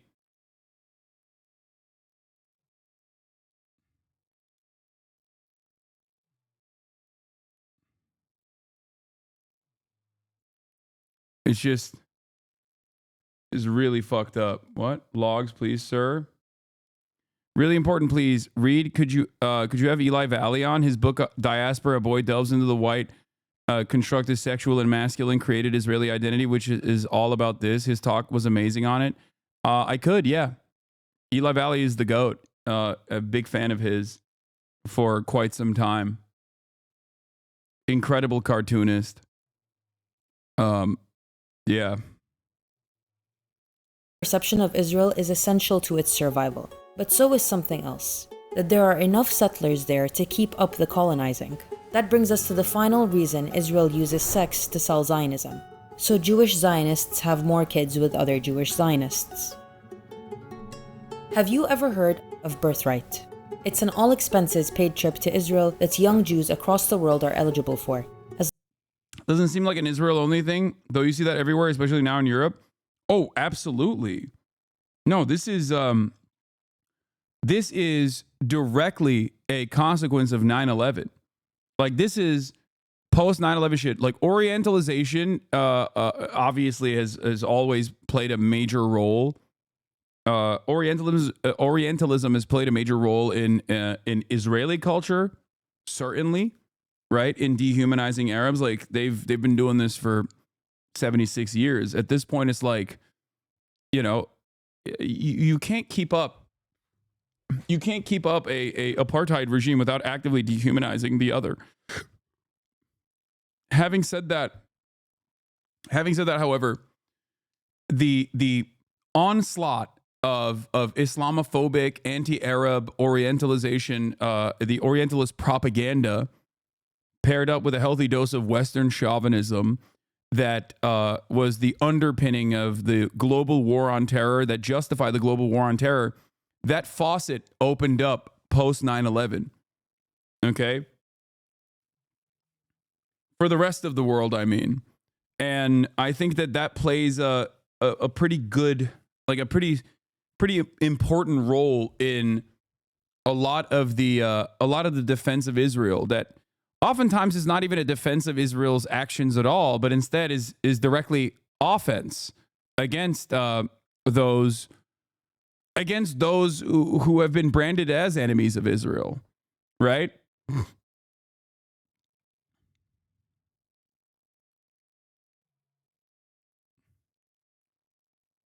And you see it. I mean, you see it in this community quite frequently.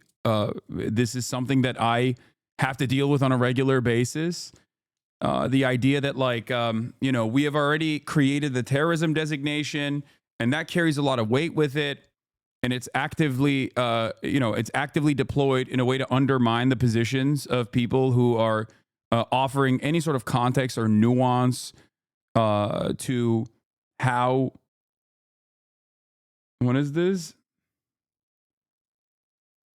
Where did this guy come from? What did he say? What if I have Islamophobia? You're giving no reasons to why, e.g. an atheist shouldn't be afraid of Sharia and Salafist jihadis. I'm a Western civilian. I'm Islamophobic. I don't know why you say this is some problem. We don't have to ban this guy immediately. Okay.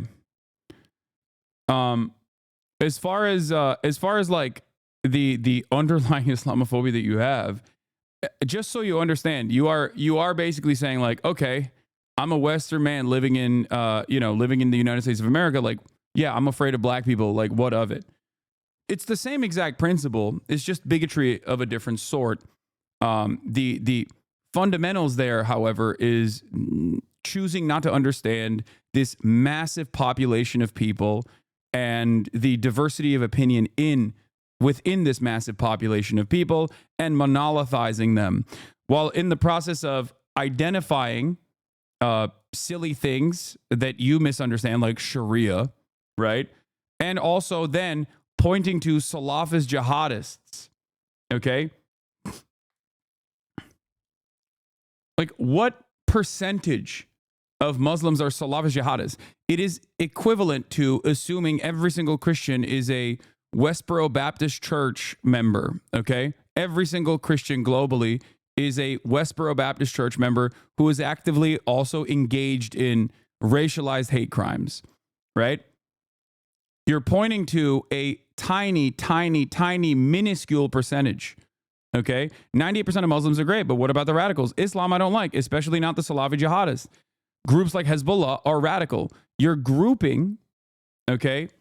You're grouping people like Hezbollah with Salafi jihadists, which is hilarious, because this is what I mean all the time when I say, like, reactionary thinking is illogical, and Islamophobia of this sort is unironically causing you to misunderstand the situation. Hezbollah is an enemy of Salafist jihadists, like a very active enemy of Salafist jihadists. Now, you might consider them to be fundamentalist as well, even though they are Shia, which is a totally different sect. And in their day-to-day practical application and their associations, or like the actions they take, they are diametrically at odds with Salafist jihadists. Salafist jihadists, on the other hand, for the most part, are also fundamentalists of the Sunni variety that are directly backed by the American State Department. Okay?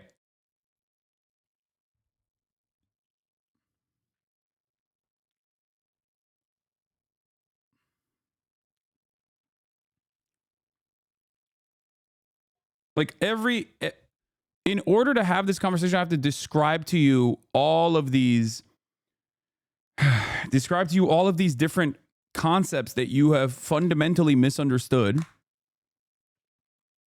And then have you be charitable every step of the way, so that you can actively relearn what the correct definitions of these things are. Okay? Like, Sharia is an application of religious doctrine, okay, for any number of different laws.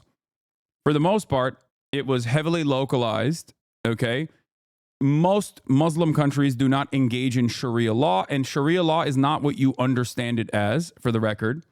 Okay, but there is not like a real application. Sharia in its actual application comes from centralization that occurred after Western colonialism in a lot of these areas that were Muslim in general.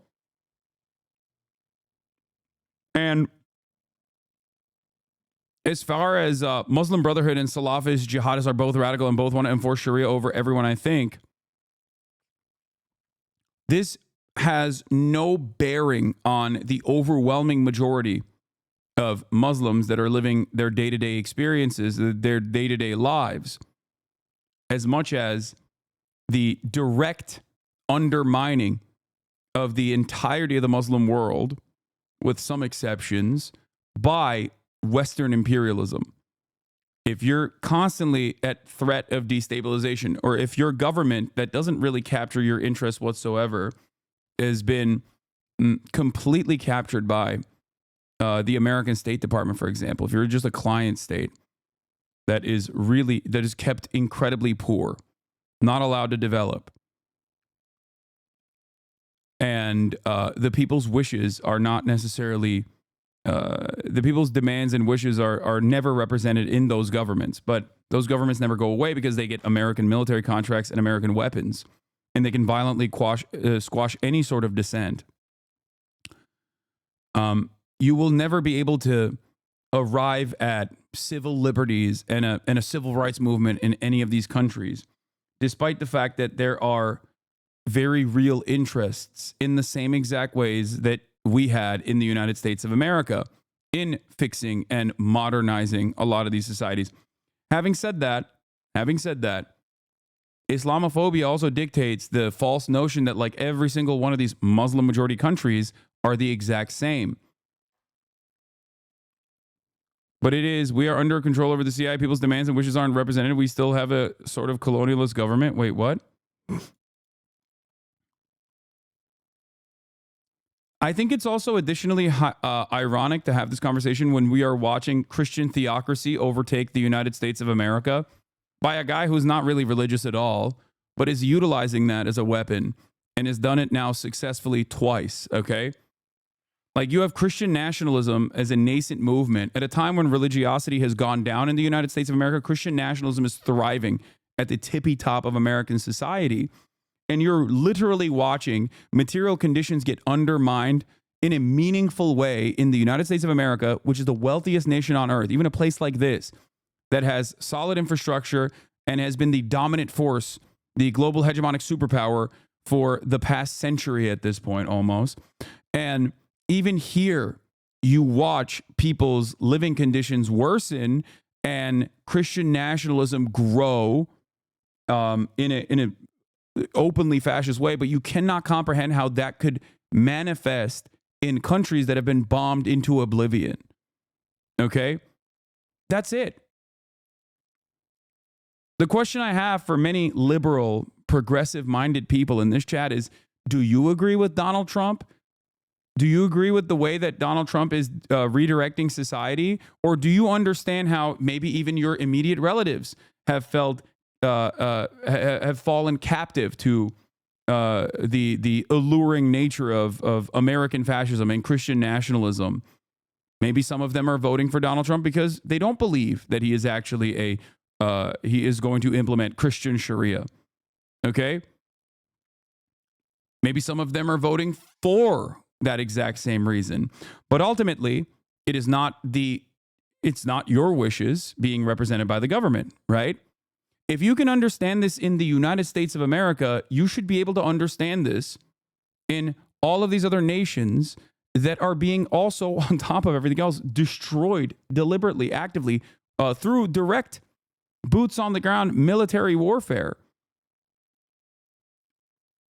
That's my point. Treat everybody like normal human beings. If you don't have the capacity to understand where people are coming from, try to draw parallels within your own experience. This is at the heart of my commentary. That's it. And I think when you understand that, you recognize that it's not about Islam at all. It's not about Islam whatsoever. All religion is subject to interpretation. Religion is just a galvanizing principle. It can be used for good. It can be used for bad. Okay? These countries do not become fundamentalist because of Islam. They become fundamentalist because they are led by fundamentalist forces, sometimes directly propped up by the United States of America with foreign intervention, or as a direct consequence of being the only game in town that will actively fight against foreign invaders, like in the case in Iran, and foreign interference in the case of Iran. That's it. And unfortunately, it's a never-ending cycle of violence that we recreate, basically, and then we look at the results of said violence, and then we turn around and say they're barbaric. We have to keep doing this to them. We have to keep doing this violence to them.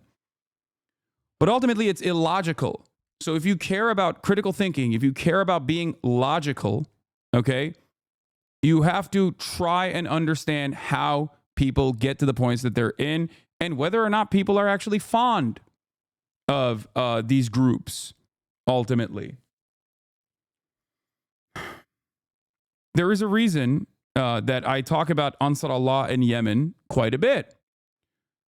The Ansar Allah movement, once again, backed by Iran to a certain degree, is a minority leadership, okay? And the other factions inside of Yemen directly engaged in war in Yemen that caused endless famine and has been considered a genocide by international organizations, international human rights organizations, right? Saudi Arabia and the UAE had their own individual forces they were backing, they were arming, and that they were funding and also offering logistical support to. America was giving both Saudi Arabia and UAE the support necessary so that they could support the Yemeni population and the militia movements there. But what caused Ansar Allah to become the official government of Yemen? What caused the uprisings basically to end and everyone to put down their weapons and stop fighting with one another and engage in I guess some semblance of unity?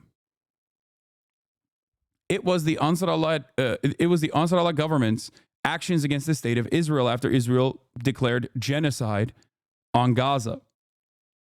Okay? Aren't you doing a whataboutism, though?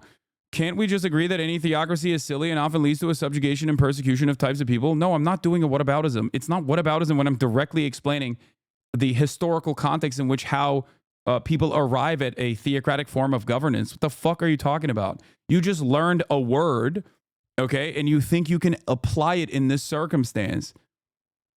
I'm not doing whataboutism in this situation. I'm directly explaining to you the historical framework as to how countries become theocracies to begin with. What the fuck?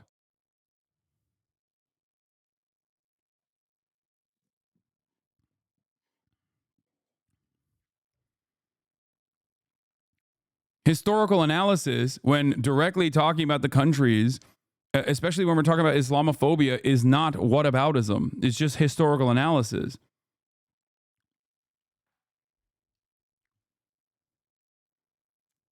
Yeah, my Iranian American wife was elected to the State House last cycle. Her centrist opponent says she may be beholden to the Ayatollah during their debate. Most of the audience didn't even notice or get that it was a ridiculous statement. Islamophobia is out of control, even in liberal circles. Yes.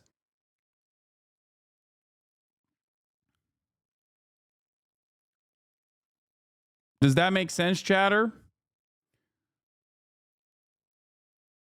I'll shut up for now, and I thank you, but I hope you understand. Many are afraid of religion and extremists within, especially Islam. I don't wish to be, but there's literally extremists who want to kill others. I understand it's by and large to blame on Western influence. Also, the same could be applied to Christians. I also think Christian groups in Africa, some Christian groups in Africa are scary. Okay, brother, here's the difference. Here's the other side of this conversation that you also don't understand, but I think you're close to getting it, okay? We live in a Christian nation that is overwhelmingly dominated by white Anglo-Saxon Protestants. That is in our history, right? In the United States of America. When George W. Bush says, God told me to invade Afghanistan, okay? Or when the Republican Party is backed by a white evangelical Christian Protestant base of support that believes in the rapture and has a theological justification for its endless support for Israel, for example, we do not read that as like the entirety of the American Christian movement. We don't look at the war on terror as a global Christian jihad against Muslims, right? We don't see that as that because we live in it. So we have the capacity to understand that these are some people who believe this kind of insane shit, okay? And that most normal people don't agree with it, and that we don't really have a democratic voice in this process. But you never extend that level of charitability and analysis and nuance to the Muslim world. That's the point. Okay? That's it. Do you understand? True, I find that scary, but they don't target me. Yes, at least you're recognizing why you don't see it in the same way, though. That's it. And my goal here is to explain to people. My goal here is to explain to people that like people are just the same everywhere. Okay, they are. If they were brought into the same material circumstances, they would have very similar results. They would have very similar outcomes in general.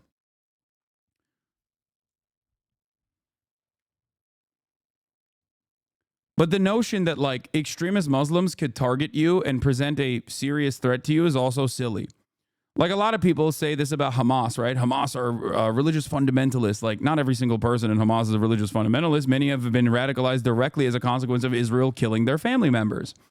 Having said that, though, Hamas has never operated outside of the boundaries of Gaza because they can't leave Gaza with ease. Okay? And they have a singular purpose, which is the end of the Israeli apartheid, the end of Israeli sovereignty over Palestinian lands. Okay? Not only is this an emancipatory desire, it is a singular focus of all Palestinian resistance groups. And the hilarity over here, when you're living in the resurgence of the American Taliban, okay, when you're living in when you're staring directly at like the Christian fundamentalists dominating your lives in very meaningful fucking ways, you are taught to think that like Hamas presents a much greater danger to you. Okay, they're over there, motherfucker. It's the same with the Houthis.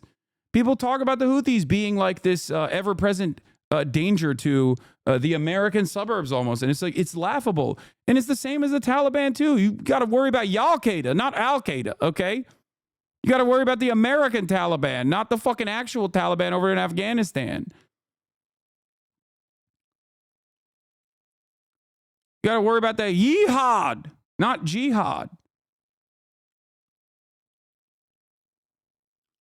And yet, I think this hyper focus on Islam with a false understanding that like it's scary, okay, and that every single person in the Muslim world believes every single principle of ISIS, which does not represent Islam at all, and is more actively dismissed and fought against by the people there because they don't end up killing that many Americans or even Israelis really. And the Israeli government has actively collaborated with, ISIS style Salafist movements in the region, specifically in Syria. Okay. They kill Muslims. They kill Yazidis. They kill other people in the region. They don't kill Westerners. Okay. That's the overwhelming majority of the victims of ISIS. And that's precisely the reason why many people despise them. Meanwhile, when you go to the Western world, most people that don't really pay attention to this stuff think every Muslim is like ISIS.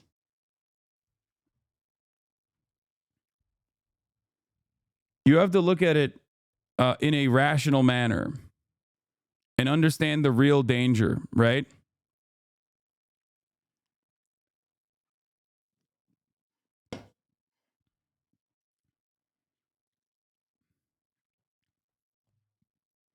Sharia law was not created after Western colonization. It was implemented based on Muhammad and the Quran by many scholars since the 7th century. I'm a Muslim, by the way, just looking for an insight. No. I said Sharia law and its understanding in the Western world is very different than its practical application in areas where it was heavily localized. Every fucking locality had very different opinions on what kind of laws that they might implement. Okay? Americans, when they think Sharia law, they think hands are getting chopped off if you steal anything. They think that like women are getting killed, they're getting stoned to death over and over and over again. And they're thinking beheadings. Okay. Having said that, Sharia law, while I disagree because I am a secular person myself, I do on principle disagree with like a religious application of or any sort of laws applied because of an interpretation of religious dogma. I don't agree with that on principle. I disagree with it, obviously. But having said that, if you want to understand, historically speaking, this was never a real doctrine applied universally across the globe, and even past the point of local Sharia governance. Okay, like that was very different from region to region or even locality to locality. The centralization of Sharia as a religious code to be applied into any sort of like real governance came after the point of colonialism. Okay.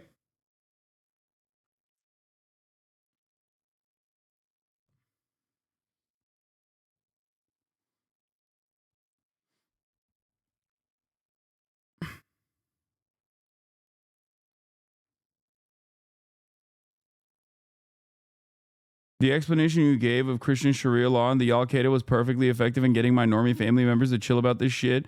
It does put things into perspective. Yes.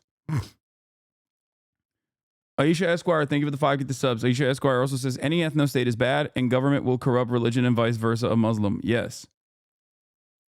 The problem in these circumstances is that like when material conditions worsen, just like in the United States of America, the reactionary movements grow.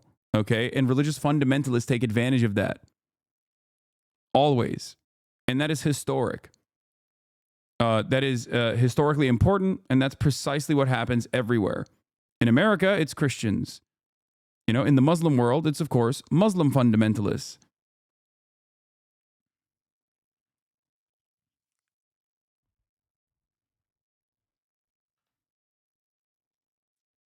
That's it. Also, doesn't Sharia mean law? So Sharia law just means law? Yes. It's like saying chai tea. Chai is just tea.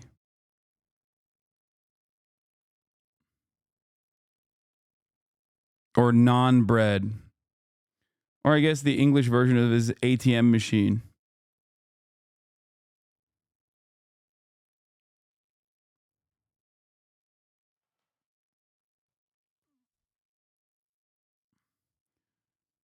If only people understood they shouldn't conflate Islam with conservatism. Exactly. My anger and my frustration always has been with reactionary ideals, conservatism. Okay? And that is a universal principle that I apply. If you don't think that there are progressive people in these Muslim nations, if you don't think that there are gay people in these Muslim nations, trans people in these Muslim nations, feminists in these Muslim nations, you're wrong. Of course they exist. And there are massive numbers. It's just not broadly represented depending on which country you're talking about. I didn't even finish this, how Israel uses sex to sell Zionism thing. I don't know how the fuck we got to Islamophobia because that one chatter chimed in and chirped. And I hope it was a somewhat productive session. That cause people to develop a better understanding and appreciation of where I am coming from. But let's round this up real quick. As long as they're between 18 and 26. Thousands of Birthright Israel participants filling the C-show with endless smiles, colors, accents, and 10 bodies. I didn't really have a connection to the homeland, and I came here, and just everybody's so great, and I'm just like overcome with like connection. It's like you're high on Zionism. I am really high right now. The trip is sold as a journey home for young Jews to connect with Israel on an emotional and adventurous 10-day itinerary where they're accompanied by Israeli soldiers. That's not a coincidence. In the early days of Birthright, the billionaire co-founder Charles Bronfman said, quote, he was bothered that the kids on those early trips weren't bonding with their Israeli peers. His answer was developing the mifgash, the encounter, between Jewish Israeli teens and their diaspora counterparts. These encounters move very fast to what we call hormonal mifgashim. Things happen. Countless romances from the trips have blossomed into serious relationships and even marriages. And it looks like these boys and girls like each other a lot. I mean, you might have a lot of Jewish babies coming out of this trip eventually, a lot of marriages, a lot of relationships. Is that part of it? Yeah, it doesn't have to be eventually, it can be tonight. It's not a coincidence that intimacy is a part of the trip. Participants spend the whole trip with Israeli soldiers intentionally chosen to be attractive. They're taken out for nights of drinking and dancing, and some even spend a night in a fake Bedouin tent, quote, where participants sleep crowded together, a setup conducive to first kisses. I remember even on the trip that I attended, there were two Israeli soldiers who clearly were into each other. Like they very much had a vibe. And someone made a joke on the trip that you have to save yourselves for the Americans, basically clarifying that they were there to seduce us. So why is coupling so encouraged on these? This is, by the way, exactly what Israelism, the documentary, is about as well, and how Birthright plays a formative role in basically creating this association with Israel amongst young American Jews.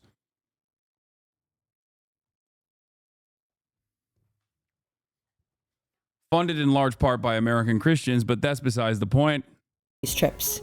Well, the originator of the idea for Birthright said one of his main goals was to, quote, create a situation whereby spouses are available, because at the time, intermarriage between Jews and non-Jews was at a high, which isn't great when you're trying to build an ethnocracy. To maintain a demographic majority... Jewish Bag says, this is why I didn't go, I'm gay. Bro, I went on Birthright. It's so funny watching it being broken down. Yeah. Bro, if you're... Dude, this is why I always say the greatest threat to Israel is not Iran, is not Hamas, is not Hezbollah, okay?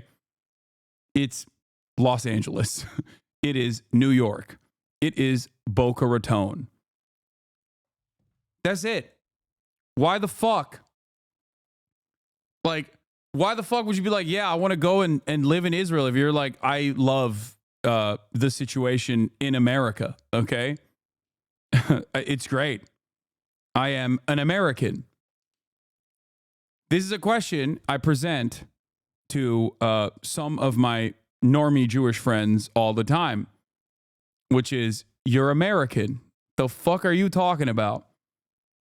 Like, what do you mean? It's just like very hard to shake people off this this notion. Okay?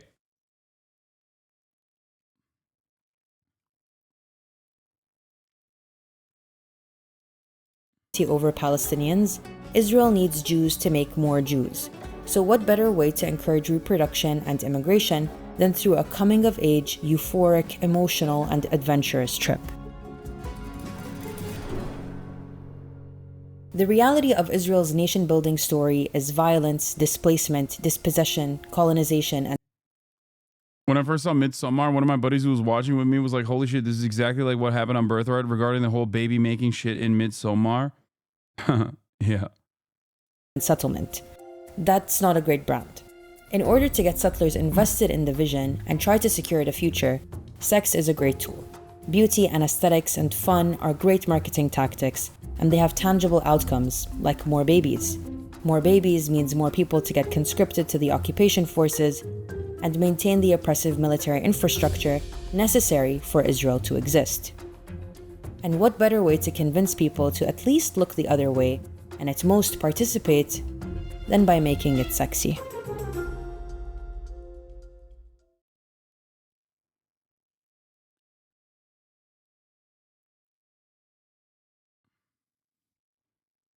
Do they not select people for birthright chips? Is they're ugly? I don't know the selection process, but yeah, it's short and to the point. It's great. That was what was the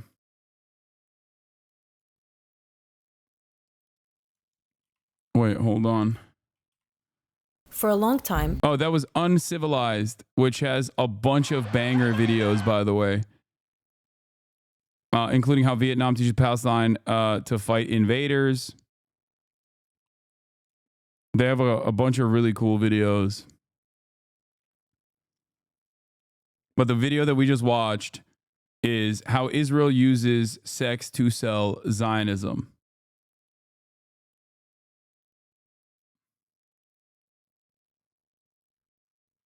How Trump used WWE tactics to win. I'm not going to watch that right now, but yeah.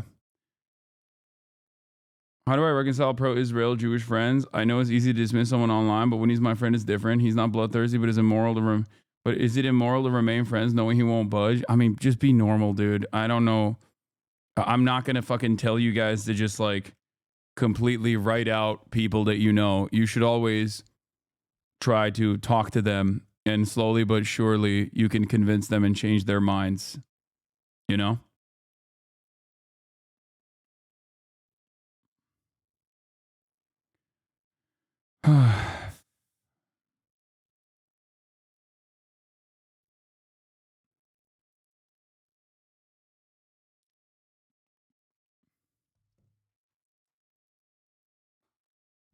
I almost went on birthright. Kind of glad I didn't go, though. I wonder if I had gone, would I have been radicalized sooner? Because I had zero idea that Israel was an apartheid state.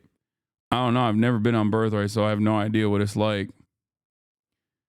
We have Stellar Blade, Epic Gamer Outrage on the docket. We have the End of England. We have Gotcha Drama in the Korean Gender War.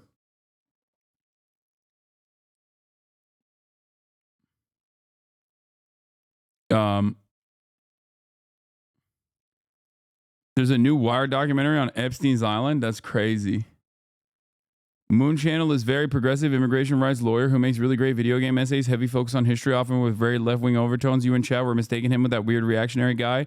Just want to clarify so the chatters don't avoid watching him because of what you said. Yeah.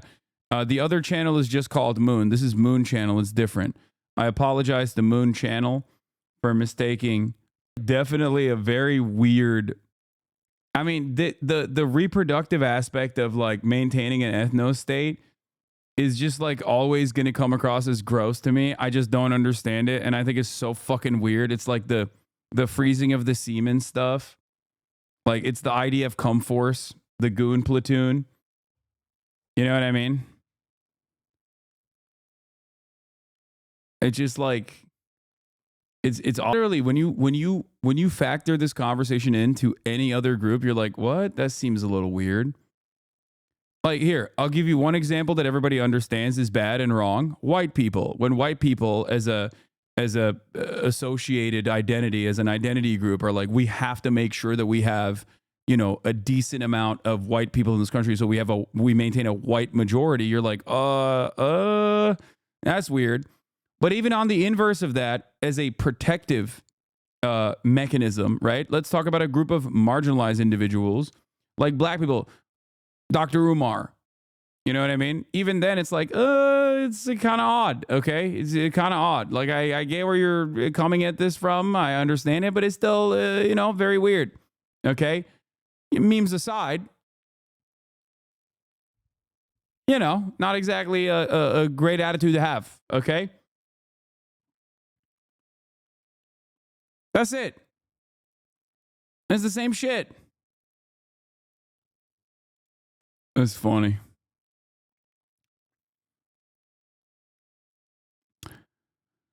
Okay.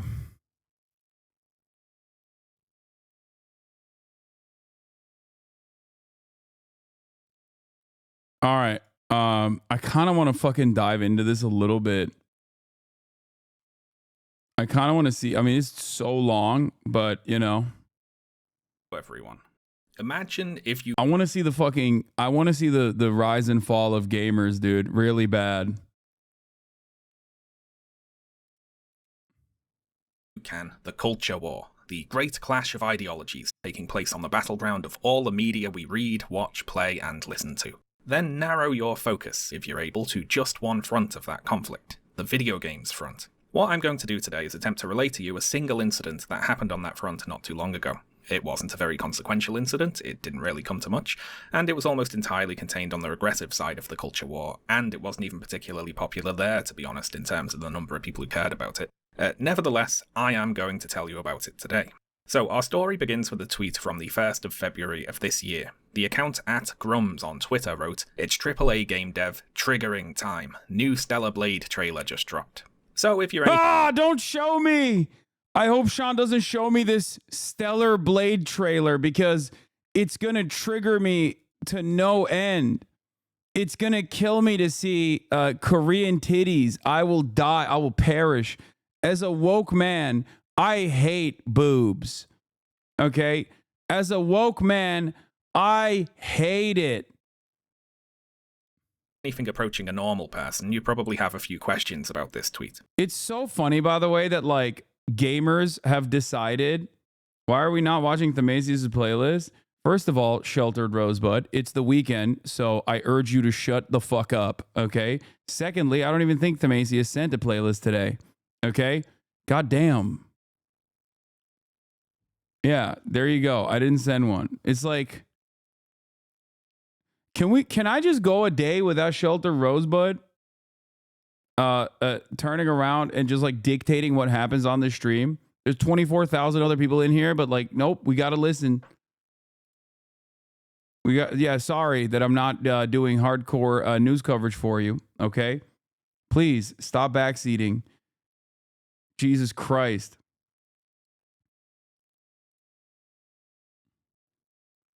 And we've hit a level 3 hype train.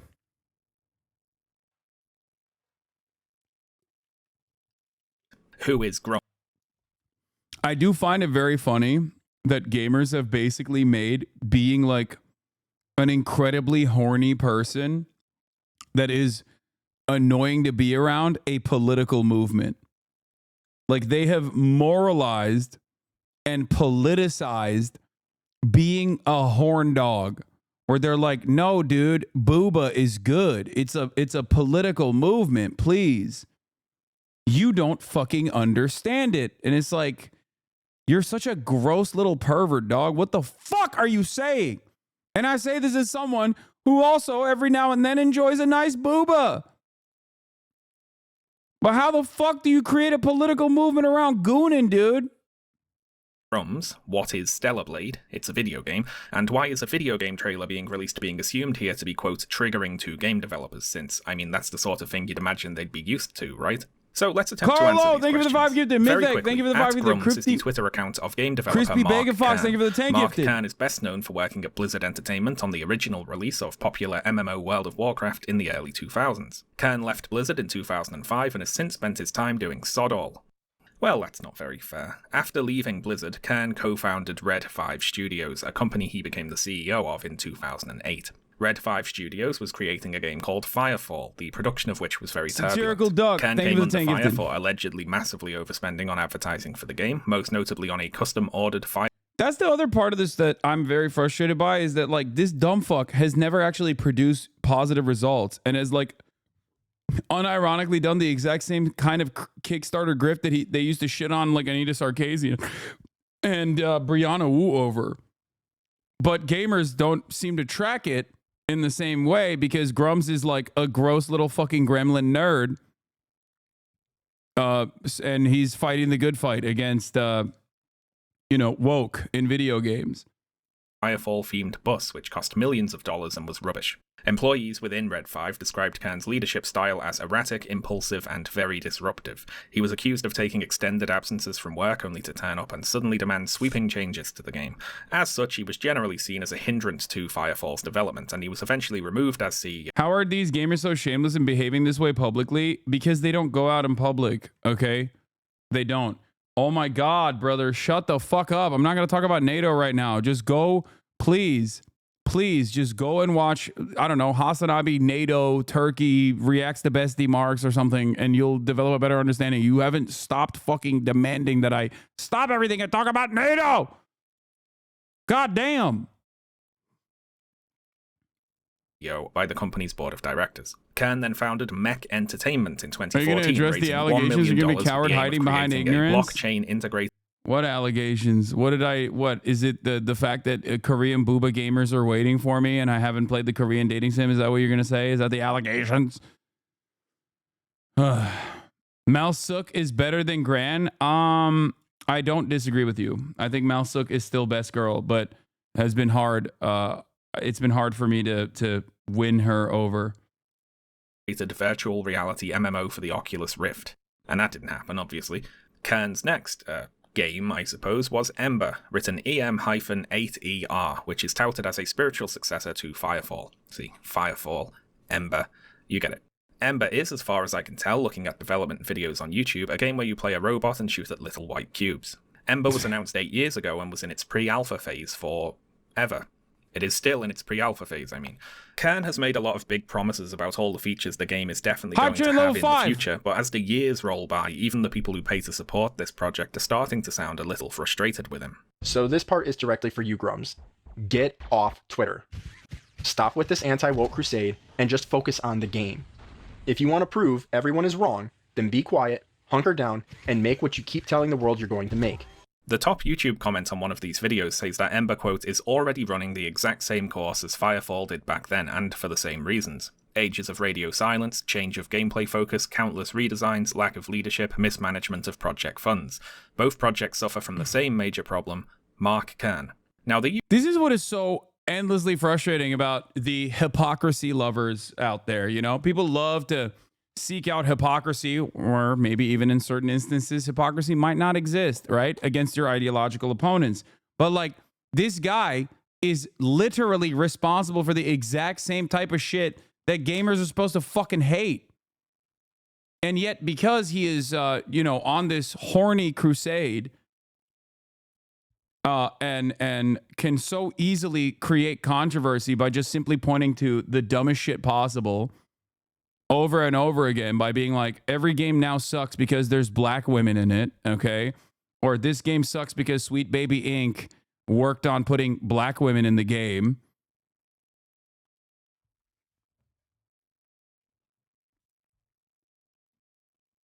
So many gamers just like refuse to reckon with his own obvious hypocrisy here, that he is a failure of a developer and has grifted a shit ton of funders into believing that he was going to make an incredible fucking video game that he never did. YouTuber in the clip there mentioned an anti-woke crusade from Mark Kern, which we'll get to in a second, but related to that, how do you get people to pay for a pre-alpha game which barely exists? Because people subscribe to support this game. The Ember website advertises founder packs which go up to $1,500 and which offer various in-game perks. And by in-game perks, I of course mean if and when the game actually exists. The exceeding majority of gamers don't know who Grums is, let's be real. I know, they don't, but they know Asmongold. And Asmongold always fucking hypes up Grums. That's the problem. Like, a lot of this shit, a lot of people get their markers from this dipshit, and they basically will look to him as their North Star, as their guider, okay, throughout the stupid ass fucking reactionary slant that so many goddamn oily gamers have fucking gone through. It's so fucking frustrating. Some of it is because 35-year-old men realize that gaming doesn't hit as hard as it once did when you were a baby and you didn't have bills to pay. Okay? Others are understandable frustrations at the state of gaming now as a direct consequence of major companies, developers and publishers basically turning everything into EA. Okay? Recreating the same cycle of FIFA over and over again, but for every other fucking game. There's also live service and microtransactions added on to the fucking bill, and DLCs. Ultimately, it's capitalism. Okay? It destroys art. It is not because of wokeness. And I don't know how to get this across to gamers in general who are like, nah, it's not that. It's actually wokeness. Okay? Yes, capitalism is a tendency to commodify and then ruin art. Huh. To the point where something could be described as being in it, these perks could be in it. What does it mean, for instance, to buy a character skin in Ember? Well, right now it means you get access to a picture of concept art of a skin for a character which as of yet does not actually exist. And the purchase agreement on the site makes it very clear you cannot ask for a refund on any digital purchase so long as the game is in development. Now, I don't want to make any legally actionable claims here, but I have seen a few people suggest that this whole thing is a bit shady. At a glance, it resembles all the worst of fear of missing out, limited time offer, predatory game monetization, only without the actual game part backing it up. So why, you might ask, would somebody pay money to support this project? Well, if we look through some of these skins, there's certainly a theme, isn't there? A scantily clad lady theme. So keeping those scantily clad ladies in mind, let's talk about the anti-woke crusade. You see, Mark Kern is, to the apparent annoyance of the Ember fanbase, a very active Twitter user, having more than 200,000 followers, and he mainly complains about wokeness, DEI, SJWs, political correctness, or whatever they're calling it this week. For Kern and the anti-woke crowd, there's a battle going on for the soul of video games, you see. Everywhere they look, they see insidious attempts to insert racial and sexual minorities into video games. Not out of some altruistic desire to see wider representation in media, or even a profit-driven desire to market the game to more demographics, but a deliberately malicious attempt to ruin video games. They here can be a very wide variety of people, but it's mainly Western AAA game developers, many indie game developers, most video game publishers, video game distribution services, video game journalists, various video game journalism outlets, consultancy firms who work in the video game industry, woke gamers, and so on. All of those groups, they are part of the woke mind virus, and they're ruining video games by conspiring to put black characters in games and trans characters in games, and make all the beautiful ladies into ugly ladies. And why are they doing this, you might wonder? Well, without going on too long of a tangent, if you dig into it, you'll find the same old right-wing narrative about so-called cultural Marxists attempting to undermine society by eroding and destroying traditional standards of beauty. The only difference is when we talk about traditional standards of beauty today, we're not talking about classical art or architecture, we're talking about dead or alive beach volleyball.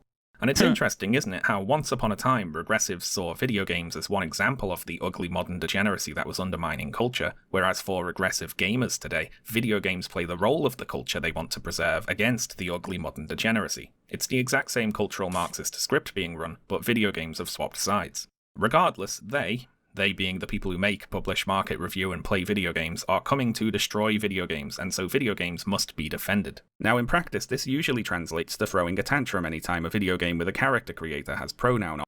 One of my all-time takes was, how did we on Twitter across the board go from making fun of this guy to everyone actively becoming this guy? Like, and it happened. It was always there. Obviously, the Gamergate crowd never really went away, but it got so much more motion in like the past year where like even the very same people that used to make fun of this fucking guy became that guy. And it happened basically overnight. There are some who actually think this guy's awesome. No, I know. But at the time, you gave him attention. Yeah, I made him. You're right. I made him into a person that everybody was making fun of.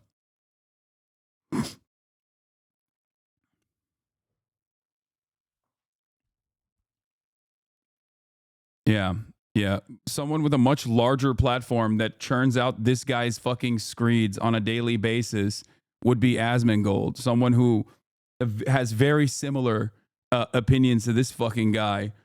He's not even remotely responsible for this. It's me. I made fun of him with like everybody else. I apologize for making fun of the Eggman. Options, but it also means supporting video games that come across to them as being anti-woke. And Stellar Blade from Korean developer Shift Up was flagged as a potential anti-woke game soon after it was announced, featuring as it does a protagonist who is a sexualized, conventionally attractive lady who wears a variety of skimpy outfits.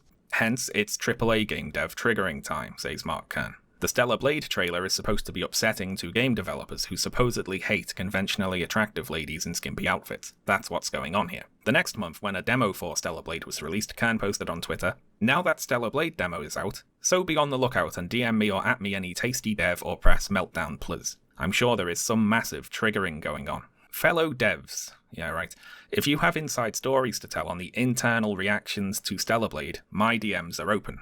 So there is a massive triggered meltdown reaction to the Stellar Blade demo going on. Kern is sure of it. It's just that for the moment it's going on somewhere where we can't see it. It's an internal outrage, apparently. It's a quiet one, and so he has to ask for examples of it. And let's read a few responses to some of Kern's tweets here. "Oh no, beautiful women that for some reason get gay men and ugly women mad. More of this please, the industry needs to heal. Ah, why do normal people find attractive people attractive? Gaming devs and press. Ah, me. Jiggle physics. He he he. Pearl clutching intensifies, along with..." Like, they invented a backlash that didn't even fucking exist. Okay? There are a million different games that have booba in it. Okay? A million of them. Some of them are good. Some of them are bad. It literally does not matter. But they basically invented a reaction against it because it's not good enough on its own. Okay? It's not good enough on its own. You can't just hit it raw. You can't just like enjoy the game on its own. There has to also be a political movement associated with enjoying the game.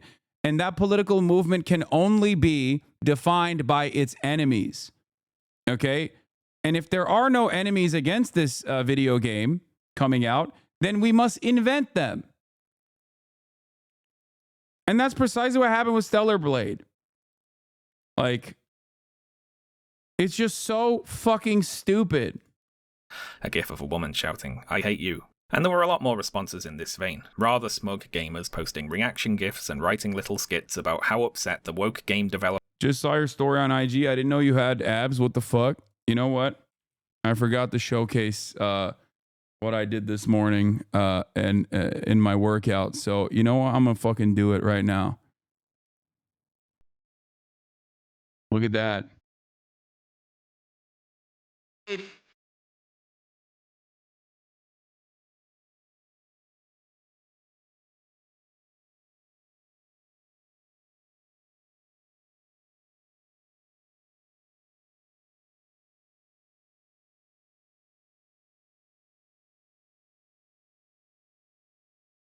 Why are pecs so small? Shut up.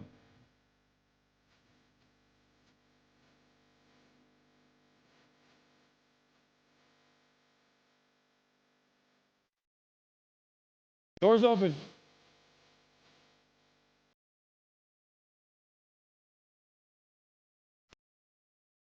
Also this. Yo, I was looking like one of those calisthenic guys.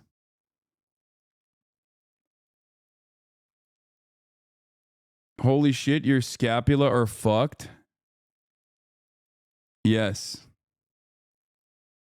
It is.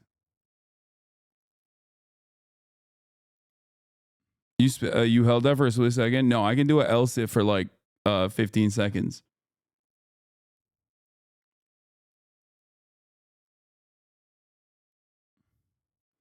No, scapula are not the cum gutter things, no.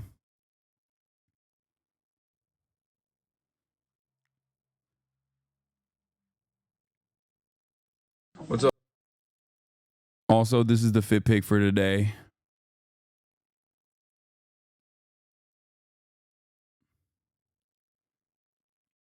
Anyway, let's get back to the gamers now after I showed you that brief moment. Don't read chat. They're going to be annoying.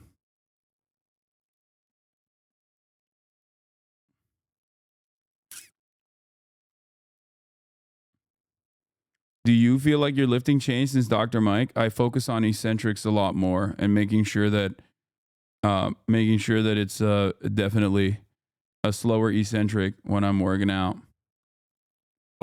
...journalist Mobar about Stellar Blade. You see, the gamer lads here see Stellar Blade's character designs as a political statement, one running counter to their characterization of how the so-called woke mob is trying to ruin games with diversity and ugliness and so on. So Stellar Blade to them represents a pushback against a perceived Puritan attempt to remove all the attractive, sexy characters from video games.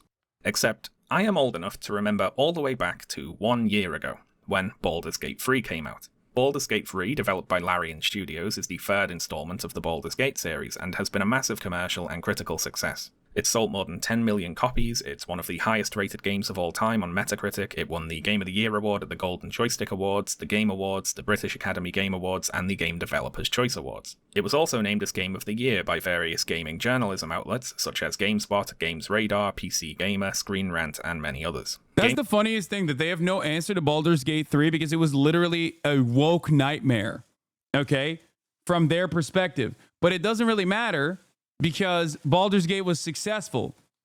It was a real gamer's game, which is precisely the reason why this omega gay game, this super pro-trans game, didn't actually invoke the same level of outrage.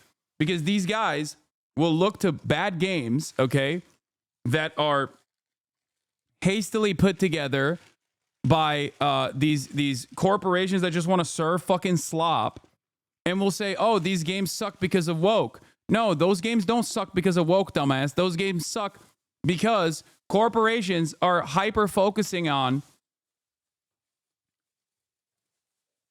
farming people as hard as they possibly can with nostalgia and all this other nonsense without actually offering any sort of like artistic integrity or artistic vision.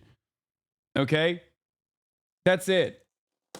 When a game sucks, oh, it's because of woke. When a game is good, it's, oh, because they defeated woke. It's a very simple method.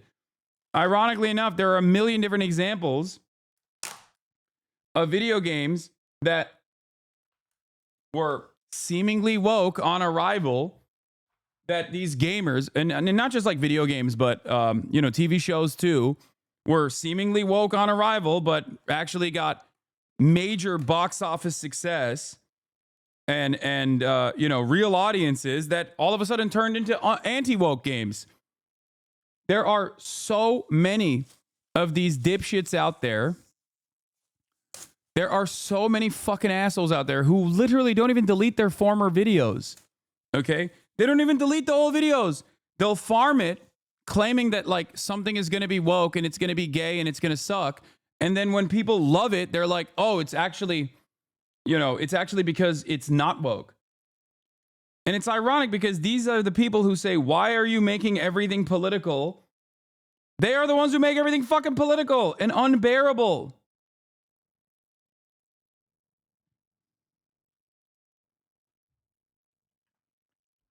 Game developers and game journalists absolutely love Baldur's Gate 3. And Baldur's Gate 3 is horny as hell. To start with, I don't even know if I can show you the character creator from Baldur's Gate 3, but it's got options, let's say. Like, foreskin options. I myself have been playing through Baldur's Gate 3 recently and having a grand old time with it, playing a fancy little gnome bard, but I haven't really been pursuing the romantic or sexual options, and as such I didn't really have an idea of the extent of it. So instead I had to click through the IGN YouTube upload of the romance scenes in the game, which is more than 2 hours long, by the way, and I was red-faced and scandalized clicking through some of this. They do it. You see their bits. And there's everything. There's naked demon ladies and tentacled squid men. I think someone had it off with a bear at one point. They are going for it in Baldur's Gate, apparently. So we've got a seemingly extremely wide variety of romance options, and you can design your character to look however you like, be as attractive or unattractive as you want to be, and your party of conventionally attractive companions can be dressed, or undressed, or romanced by you, and all this raises a question, doesn't it? If so-called woke Western game developers and Puritan journalists supposedly hate sex and sexiness and attractiveness so much, why was this veritable orgy of a game so beloved by them? This would be the exact sort of thing that they're supposed to hate, right? But they think it's great, clearly, so what's going on here then? To attempt to answer this, let's first see if we can try to find any examples of any game developers or journalists actually being mad about Stellar Blade. As it turns out, Mark Kern's call for examples of Stellar Blade meltdowns netted one singular potential lead. A Twitter user replied to Kern on the 30th of March saying, take a look at IGN France. So let's take a look at IGN France. This page is a preview of Stellar Blade, talking about the pre-release demo of the game, which was posted on the 27th of March, in French, on the website IGN France. The writer of this article is on the whole very enthusiastic about nearly every aspect of Stellar Blade, praising the combat, the atmosphere, the soundtrack, and so on. The single exception is the main character, Eve's, character design, which he refers to as bland and likens to a doll sexualized by someone who has never seen a woman. Now, I think this second point here is not really fair for a couple of reasons. Firstly, I'd say that it's a bit hasty to so definitively judge Eve's character design based off of playing a demo which only shows a very small part of the game. Also, it's a real person, and I was shocked when I found out it was a real person. And then, I had to do some investigations, okay? I had to personally investigate as a video game journalist who cares about the truth. And yes, it is a real Korean model. Story, because it's possible that the full game would give some additional context to the character designs. It might not be all that likely, but it is possible, so I'd call this a bit of a rush to judgment, to be honest. The article compares Eve's design unfavourably to that of Bayonetta and 2B from Nier Automata, which are designs that I like and think work in the games that they're in, but you might not get the full context of why they work if you've only played a small demo segment of the game, right? So if I were writing this demo review, I'd probably have said something like, from what we can see in the demo, Eve seems bland, and hopefully the full game fleshes her out a bit more, something like that. Next, the doll sexualized by someone who's never seen a woman line could be read as a crack at the developers, and I don't really think it's all that fair to take a crack at the devs having not played the full game. I must say though, I don't think it actually is a serious crack at the devs, since the next paragraph of the review talks about the Korean model, Shin Jae-yoon, whose body scan served as the base for Eve's in-game model, so obviously the author knows the developers have seen a real woman. They're just describing Eve's design in a hyperbolic way. Still though, in isolation, this comes across as a bit prematurely rude, and IGN France apparently agreed with this because they later deleted the sexualized by someone who has never seen a woman sentence and apologized to the developers of Stellar Blade. So, you might be thinking, is that it? Is this the extent of the massive triggering that Mark Kern was so sure was going on? A single sentence from the French preview of the demo of Stellar Blade, which was otherwise very positive about the game and recommended it. Surely that's not going to be enough, right? If we're going to kick off a culture war battle about this, we're going to need a little more ammunition, aren't we? It's going to be hard to claim that journalists are trying to destroy Stellar Blade or something ridiculous like that if you only have one example and it's from someone who likes Stellar Blade. And it's going to be even harder to claim that journalists are biased against conventionally attractive characters in video games, considering the author of this piece spoke favourably about both Bayonetta and 2B from Nier Automata. They just called Eve's design. What's so insane about this is that it goes back to what I say all the time. Narrative is more important than the truth. Biased political actors with an ideological purpose have basically made millions of people online, millions of gamers online, believe in this false notion that like devs actually fucking hate sexy women. Like, it is so frustrating to draw a much larger point on this. It is so frustrating to see something so transparently incorrect. And yet it doesn't matter. No amount of evidence that you suggest to the contrary will shake people out of this fucking stupor. That's it. Design bland by comparison. So surely this can't be enough, can it? Oh no. What's happened here then?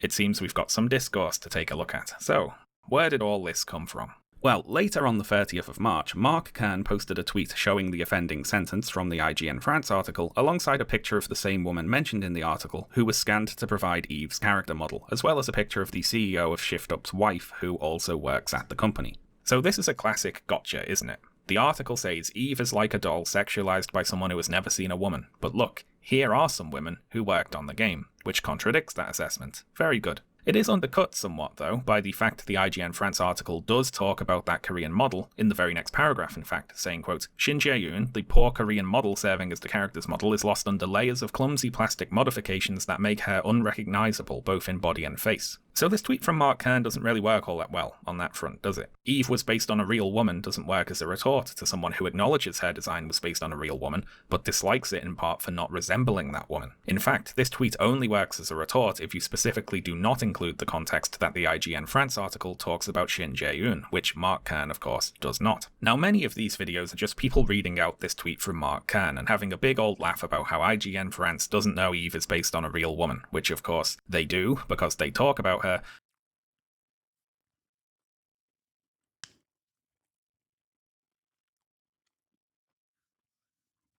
For people asking, is this what Gamergate was like? Yes.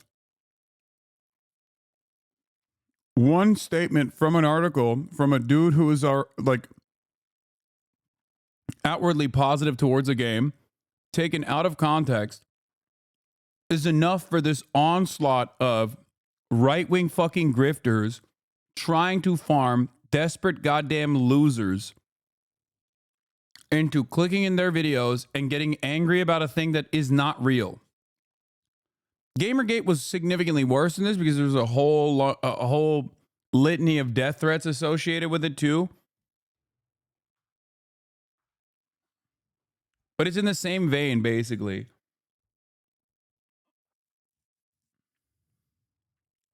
But these YouTubers don't know that because they didn't go and read the article. All they've seen of it is this one sentence from Mark Kern's tweet. This tweet by Grumps seems to be going viral currently. It's at over 50,000 likes and almost 2 million views after a day. And that because it embarrasses IGN and two of the arguments they made. It says, so IGN calls the Stellar Blade protagonist a sexualized doll and says the creator has never seen a living woman. And after that, showcasing the not real doll, as IGN called her, and then the creator's wife, who's also simultaneously an artist on the team. So apparently IGN was too lazy to do even the most basic research on the game before publishing such disrespectful statements. And yes, so IGN calls Stellar Blade protagonist a sexualized doll and says the creator has never seen a living woman. So, as you see, IGN spreading lies, as of course the mainstream always does. And this is only going to get worse because of the left-wing lunatics that are out there. Because once again, there is no research or nothing being shown. This is why people are calling this out right now. Because it's quite literally a model. This is quite literally a real-life person this is based on. And I always find this to be kind of a stupid take because this is the model the game is based on, being motion captured here. It is very much based on real women.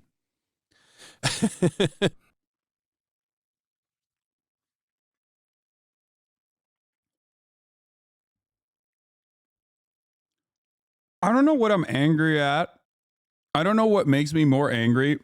The fact that this kind of shit is kickstarted by like one dumbass, or the fact that so many people are susceptible to this kind of framing and get duped by a singular tweet.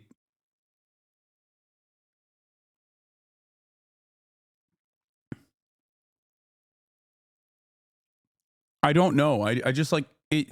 It's so frustrating to see this.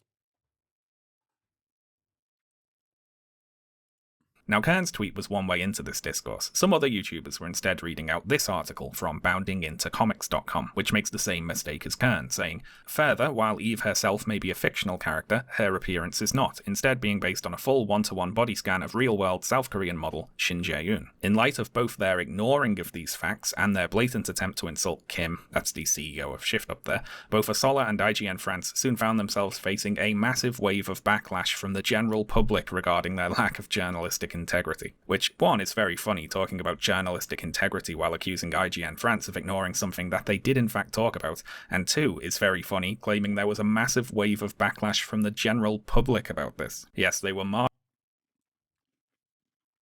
This is why I gave up a long time ago trying to address some of the commonly held criticisms around someone like myself.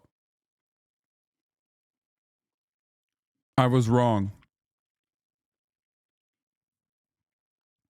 Two mistakes I made in my career was one, openly admitting to being anti-capitalist, and two, ever thinking that people actually gave a singular shit about the truth.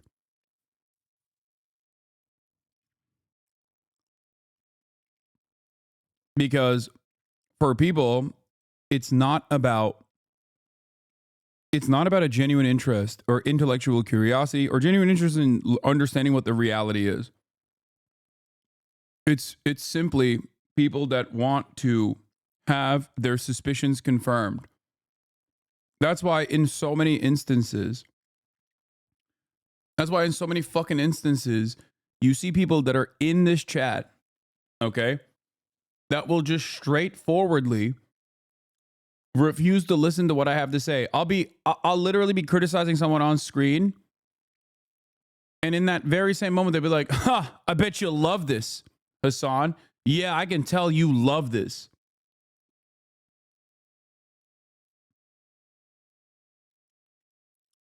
I mean, we saw this during election night. when so many people came in and were like, oh, I bet you're crying right now. And I was like, I'm not. I knew that this was going to happen. I said that this was going to happen. And I was already upset no matter who won. And yet people were just like, nah, you're seething. You're seething. Another example of this is like the famous case of when I was in Australia, having the time of my fucking life, hanging out with my friends, not being online. And because I responded to someone in my Discord as, I'm going to kill myself, all right, which is, you know, classic response online. The very same people that say that on a daily basis were like, oh, he's literally going to commit suicide. He's like actually exhibiting suicidal ideation. And when I corrected the people where I was like, I had no fucking clue this was happening online. I wasn't even online. People were like, nah, you're just lying. Nah. You're just lying, dog. Remember when you almost killed yourself because your view counts were down? It's like, no, I don't, because that's not a real thing. But it doesn't matter. It does not matter. Because the truth does not matter.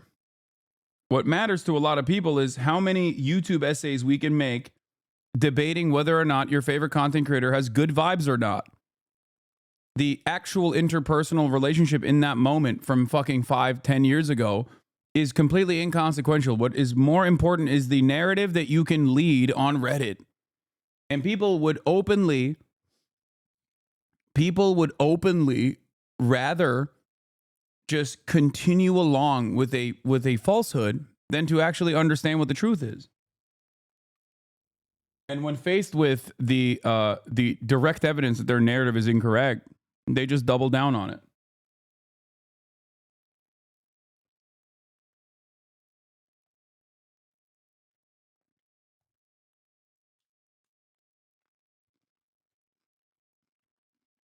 Anyway.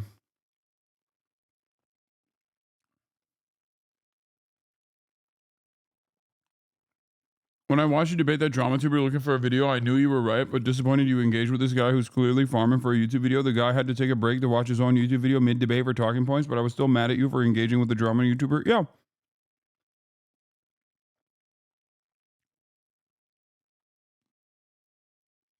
Also, when that girl came up to you about Pepsi or whatever, people thought you were so triggered, but you weren't. Clip Chimps trying to make something more than it is. Yeah.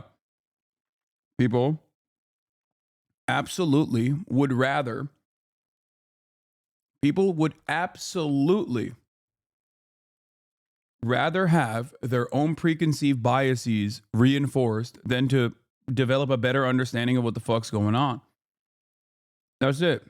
Marching in the streets of Paris, weren't they, about this article? Do you hear the people sing? We demand IGN France acknowledge that Eve from Stellar Blade on the PS5 was based on Korean model Shin Jae-eun. Even though they did.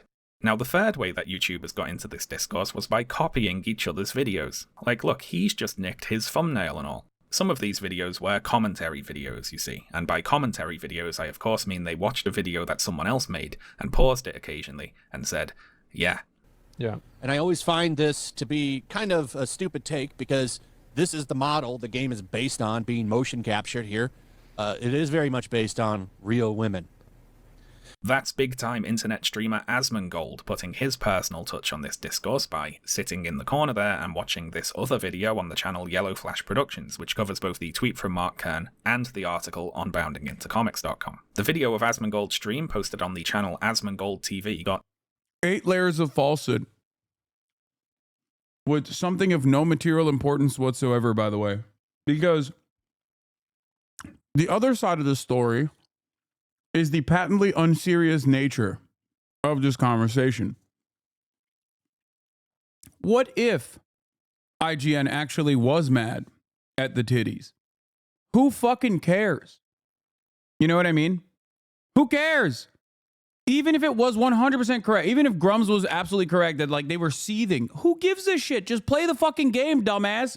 Why can't you just enjoy the game on its own? Why do you have to imagine some woke libtards being owned somewhere, okay? In fucking France, of all places, too. you know, a nation state known for its unique approach to feminism in general. I think that a lot of these gamers would recognize that they are a lot closer to the average French person in their understanding of sexualized, you know, fantasies than they think that they have disagreements on. Okay.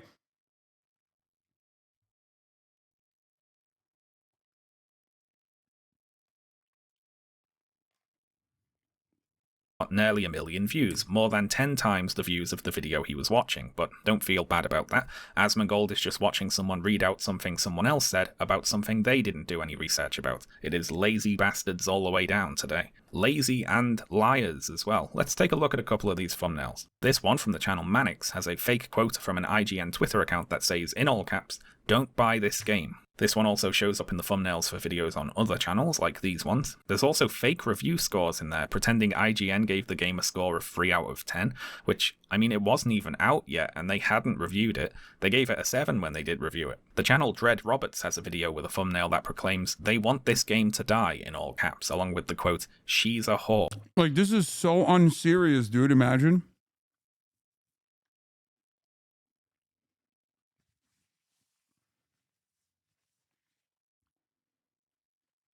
Is this the peak of your political movement? Like, even if this was real, even if IGN wanted this game to die, really? That's what you want to associate with on your deathbed? That's what you're going to remember? The conquest you engage in? The fact that it's not real and it's simply just like right-wing hysteria that people associated with and people just like ran along with makes it even worse. But also, even if this was a real thing, even if IGN actually had come out and was like, "I fucking hate this game, I hope it dies," treating this like your own personal 9/11 is just like, how bored are you? Or under the IGN logo, which, well, IGN didn't say that, of course. Even the IGN France article that criticised Eve's design was broadly positive about the other aspects of the game. I mean, it doesn't make sense, does it? If IGN wanted to hurt the sales of Stellar Blade, why would they attack it in only a single paragraph of an otherwise favourable preview that only went up on their French website? Like, if there's some plot from IGN to destroy Stellar Blade, it's being expressed in the most obscure, contradictory way possible. So why are these videos pretending that IGN did trash the game and try to kill it? Well, for clicks, obviously. They want a big culture war Gamergate moment so badly that they're willing to play pretend to try to get one started. And this is one of the interesting things to me today. It's the yearning for a lost glory, I suppose. Watching through some of these videos reminded me of those Imperial Japanese soldiers living in the jungle who didn't realise World War II was over. These are the bedraggled remnants of the Gamergate army, bravely fighting on long past the point where anyone else cares at all. I think we need to get in touch with Davis Arini or someone so we can formally give them the order to stand down. One thing that stood out to me watching these videos was that the video makers would often make very confident predictions about both 1, Stellar Blade being a great game deserving of very high scores, and 2, the gaming press giving it low scores when it does come out. Watching one of these videos, I heard a guy say he was sure Stellar Blade would get low review scores, quote, "nothing close to the higher scores it deserves." Deserves. And this was posted in a video before Stellar Blade was released. Like, they're already sure it's a great game. It's already deserving of high scores before they've even played it, simply by virtue of what it represents. Now, it would be unfair of me to dole out criticisms of people speaking prematurely about a game they haven't played if I myself then went on to talk about said game, having not played it. So I played the entirety of Stellar Blade. I streamed it on my Twitch channel, which I'll link in the description. So out of a sense of due diligence and to prove I actually did play the game, I'm going to review Stellar Blade now for too long. We'll get to the character designs later on, but for now I'll say that whatever criticisms can be made about Eve's character design, there are other characters in Stellar Blade who deserve those same criticisms, but to a much greater degree. If Eve's design is a little uncanny valley, then at the bottom of the uncanny valley is opened up an uncanny sinkhole, which contains neotenous monsters like Kaya and Lily, who make Eve look positively pedestrian by comparison. I'll give a spoiler warning here for Stellar Blade, of course, and I also have to give a spoiler warning here for the 2017 game Nier Automata, for reasons that will become very apparent very quickly. So okay, Stellar Blade. If I had to sum up Stellar Blade in a single word, I'd say it is derivative. As an example here, let's start out by giving an overview of the basic premise of the story. So, in Stellar Blade, you play as an android on a post-apocalyptic Earth that was devastated in an ancient war between what you're told was humanity and a race of alien invaders. Launching from a base in orbit of the planet, your mission is to fight and defeat the invaders on behalf of a humanity that, unbeknownst to you, no longer exists. Now, anyone who's played Platinum Games' 2017 release Nier Automata will right now be saying, hang on a minute, isn't that just the plot of Nier Automata? And yes, it is. The plot of Stellar Blade is strikingly similar to the plot of Nier Automata. The only difference is in the twist, really. In Nier, the twist is that the humanity you're fighting for is extinct, whereas in Stellar Blade, it's that the humanity you're fighting for actually turned into the monsters that you're fighting. So, you know, it's not exactly the same, but it does give big can I copy your homework vibes. Being kind, we'll say it took very heavy inspiration. Oh wow, I can't believe we both spoiled a video game that you're never gonna fucking play, and also another video game that is a classic that has been around for almost a decade. Shut the fuck up. The story and world and many elements of the general design and gameplay and music especially are very derivative of Nier Automata, but Stellar Blade also borrowed from other places. The combat system takes inspiration from the likes of Sekiro and God of War. It's got the Souls-like enemy respawn mechanic. There are horror-styled sections that are trying to be like a Dead Space or a Resident Evil. There's a bit where you climb up a train car as it's falling off a cliff, which is literally just the first level of Uncharted 2. The last human city on this post-apocalyptic Earth is called Zion.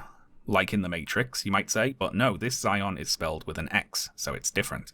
The people of Zion look up to an old, wise robot leader called Oracle. Kind of like the Oracle in the Matrix, you might say, but no, this is Oracle with no E, so it's different. The android residents of Zion are being stored in a bunch of pods to save power, so they're not generating power, they're in the pods to save power. So again, it's not exactly like the Matrix, but it is heavily reminiscent of the Matrix, yes. Now, there's nothing wrong with taking inspiration from other media, of course. Lots of great games wear their inspirations openly, but the problem with Stellar Blade is that it takes all of this stuff and smushes it together and then doesn't really do anything interesting with it. While a lot of the individual elements of Stellar Blade are fine by themselves, they don't ever really come together. The game feels more like a mix of various things the creators thought would be cool to put in a video game, rather than things that actually made sense to put in this video game. As an example, let's look at some enemy designs. So enemies in this game are called naytibas, which, if you know about the conflation of V's with B's in certain languages, including Korean, congratulations, you've spoiled yourself on the twist. Although it could be worse, in previews of the game, the naytibas were called natives. I know writers who use subtext, and they're all cowards. Anyway, the story with the naytibas is that humanity was in a war with an AI that wanted to replace them with androids, and in their desperation, the humans turned to bioengineering to evolve humanity to the point where they could fight back. But these bioengineering experiments got out of control or something, and the humans lost their minds and turned into monsters. So that's the setup, but let's take a look at some of these enemy designs. Some of them look like big insects, some of them look like mutated statues, some of them look like squids, some of them look like robots. Some of them look like different sorts of robots with fleshy parts hanging out. Some of them look like giant beasts. Some of them look like organisms controlling a human host. Some of them look like zombies. Some of them look like fungal growths or spores or something. One boss looks like... Look, it's not like a fucking game changer by any metric. It's just like a bubblegum ass game. A 5 out of 10 ass game. That's it. It looks nice. There's sexy ladies in it. And ultimately... it's the same old shit. Which leads me to believe that a lot of people simply did not like Horizon Zero Dawn, not because of its repetitive gameplay, but because the main character wasn't fuckable enough.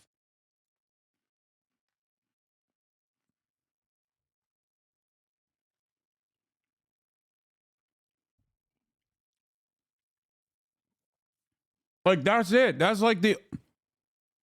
this is a worse game than Horizon Zero Dawn, but with sexier characters. So gamers love this game, but hate Horizon Zero Dawn.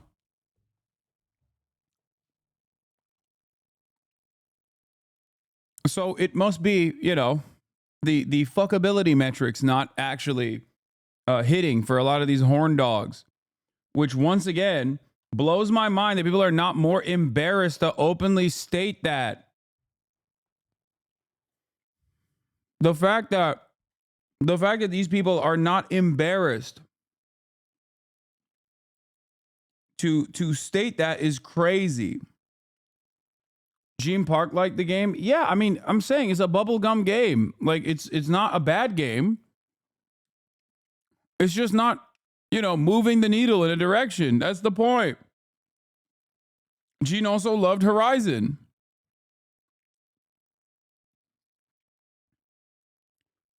I personally am not a big fan of like killing mechanic enemies, which is why I you know, while I played the first Horizon game, I didn't actually play the second. Like Zero Dawn, I didn't really play. And it just wasn't like as compelling, and I feel like it's very repetitive. That's it. Like this, another looks like this, another looks like this, and so on. Or not, oh, sorry, Zero Dawn I finished. I loved Zero Dawn, even though it still had the same issues. I meant the second game. Which is what was it called? Forbidden West, yeah. Theme to these enemies. They seem like a collection of designs inspired by other games and media. Bayonetta, Half-Life, Metal Gear Solid, Ghost in the Shell, Final Fantasy, and whatever else. Did you like, by the way, in Final Fantasy VII, when the final boss had a wing on only one side of his body? Because if you did, all of your Christmases have come at once, I'm happy to tell you. I think they ripped that design off about 6 times. And now, don't get me wrong, a lot of Stellar Blade's enemy designs are fine in isolation, but they're used absolutely thoughtlessly in the actual game, with either zero or very thin reasoning for what you're actually fighting to be designed the way it is, or located where it is. A lot of these designs were peppered throughout the world seemingly at random. Stellar Blade's music is another example of this. I quite like a lot of the game's soundtrack actually, but I disliked and sometimes couldn't stand the way in which it was used in the game.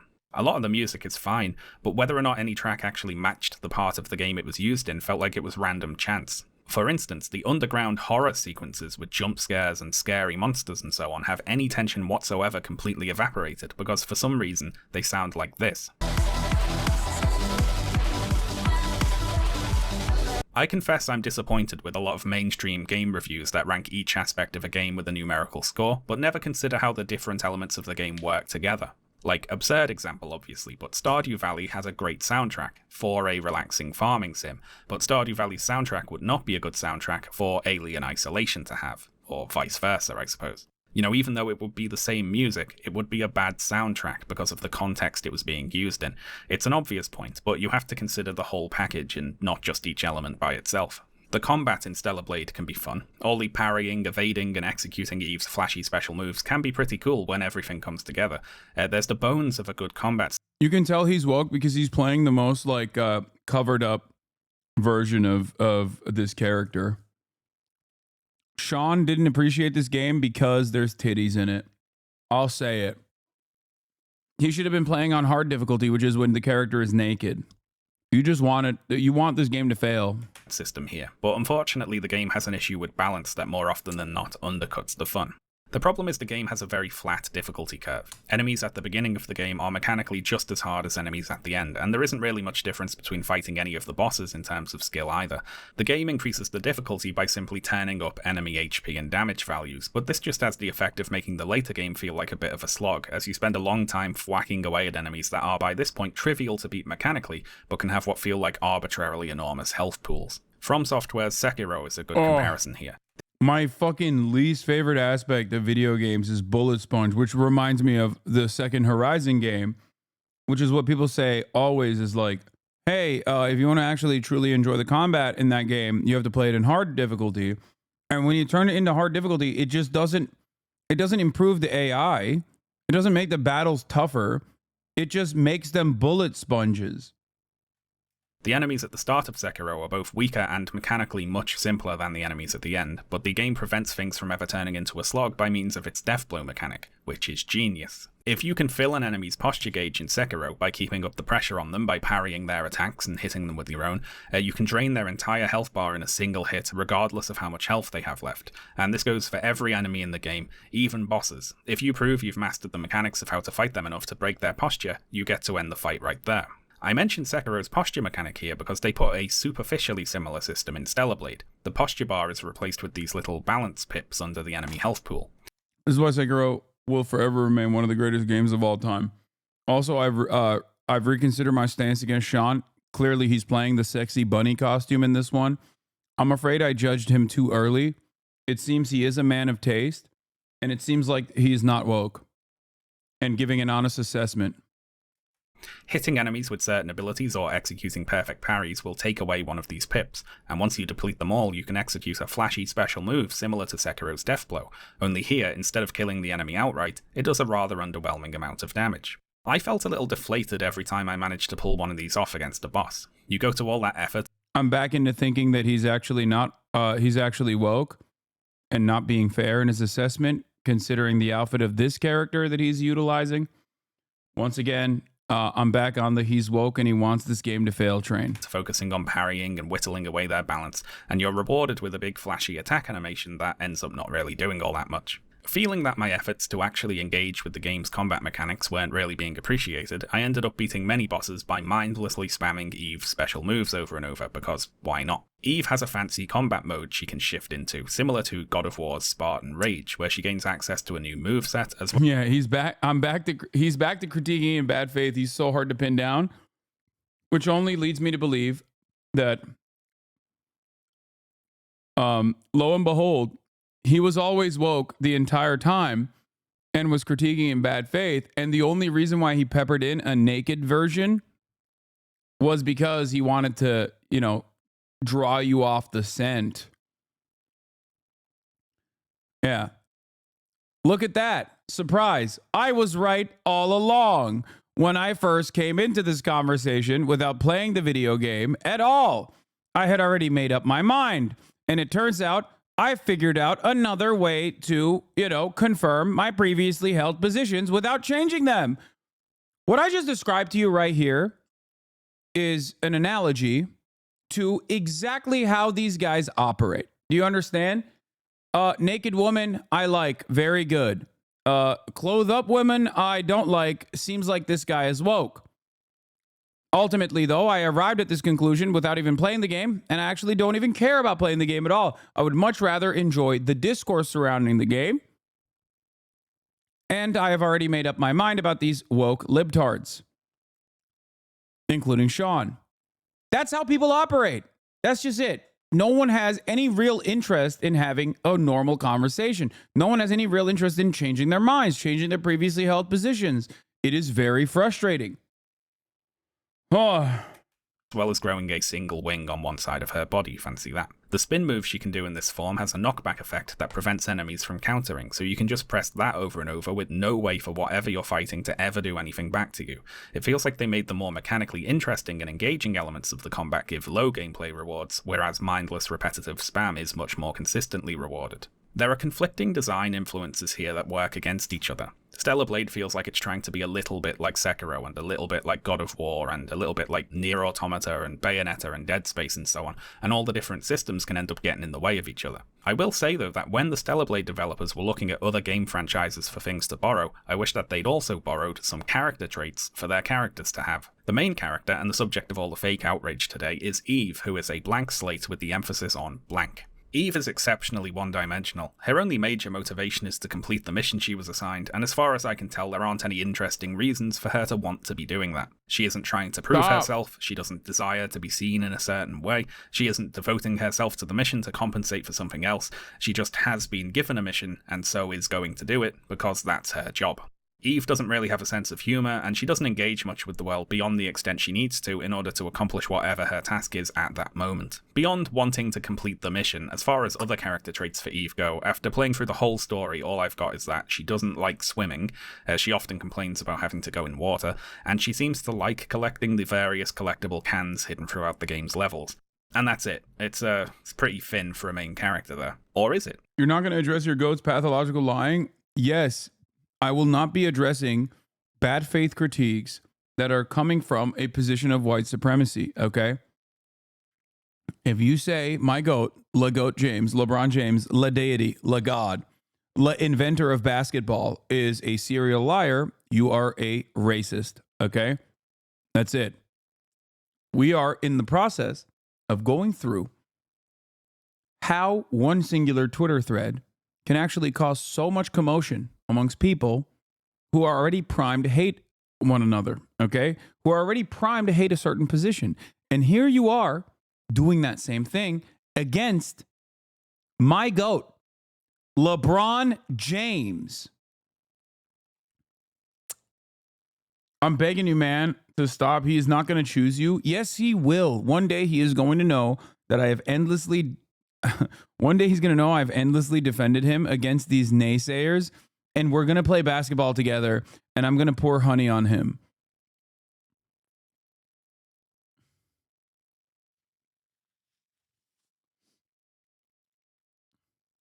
I mean, a main character doesn't necessarily have to be. Your goat is washed, bro? Okay, this is objectively false. Like, what do you mean my goat is washed? Like, get the fuck out of here, dude. Come on. Okay, all jokes aside, when you say LeBron James is washed, it's like insane. Okay, you will just say whatever kind of ridiculous thing comes to your mind. Okay, that's crazy. Like, even his haters would probably be like, even the biggest LeBron haters would be like, okay, dude, like, calm down.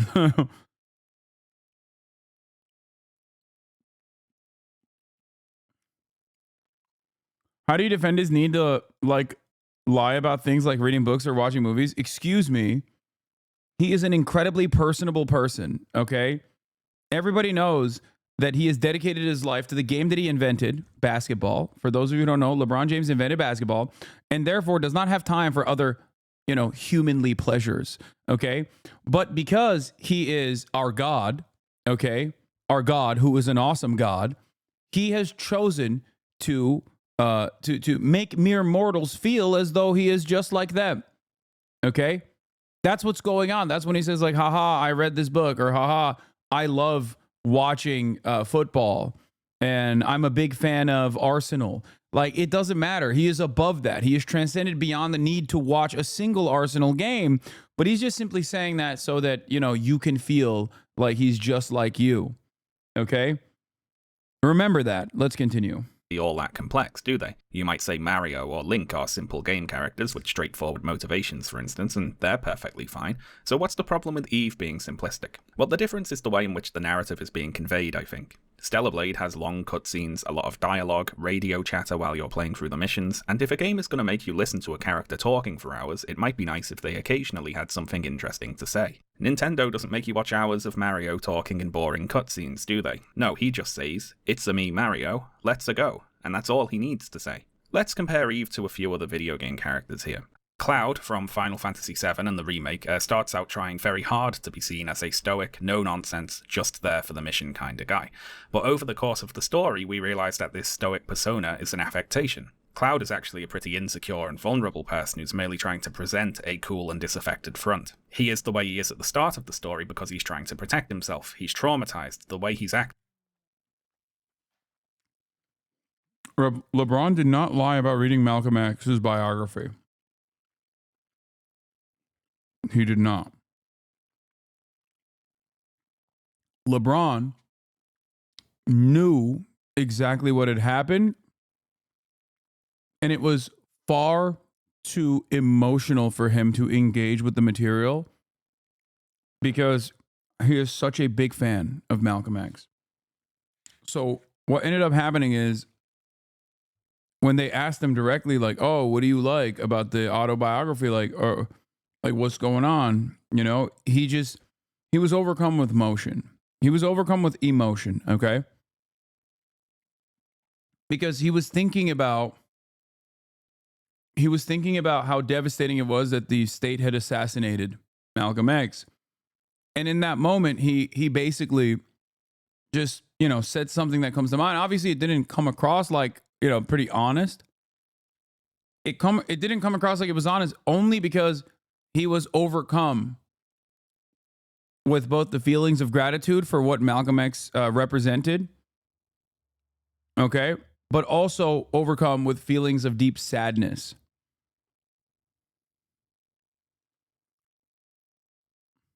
Acting is a defense mechanism. Kratos from 2018's God of War, he wants very much to be stoic and unemotional, doesn't he? Having recently lost his wife, he now has to face raising his son alone, and he's scared, and he doesn't know how to be a good father. He only knows how to fight, so he throws himself into that as a distraction. But below the surface, there's a lot of pain and sadness and anger that he doesn't want to let out. And his character arc in the story he's in involves him coming to terms with those things. A bit of a departure genre-wise here, but Kim Kitsuragi from Disco Elysium tries exceptionally hard to be boring, but, or partly because of that, he ends up being one of the most interesting characters ever put in a video game. My goat. Kim doesn't like to discuss emotions, he doesn't want to get personal, he just wants to do his job, and be seen to be doing his job, boringly. Now what makes Kim the only guy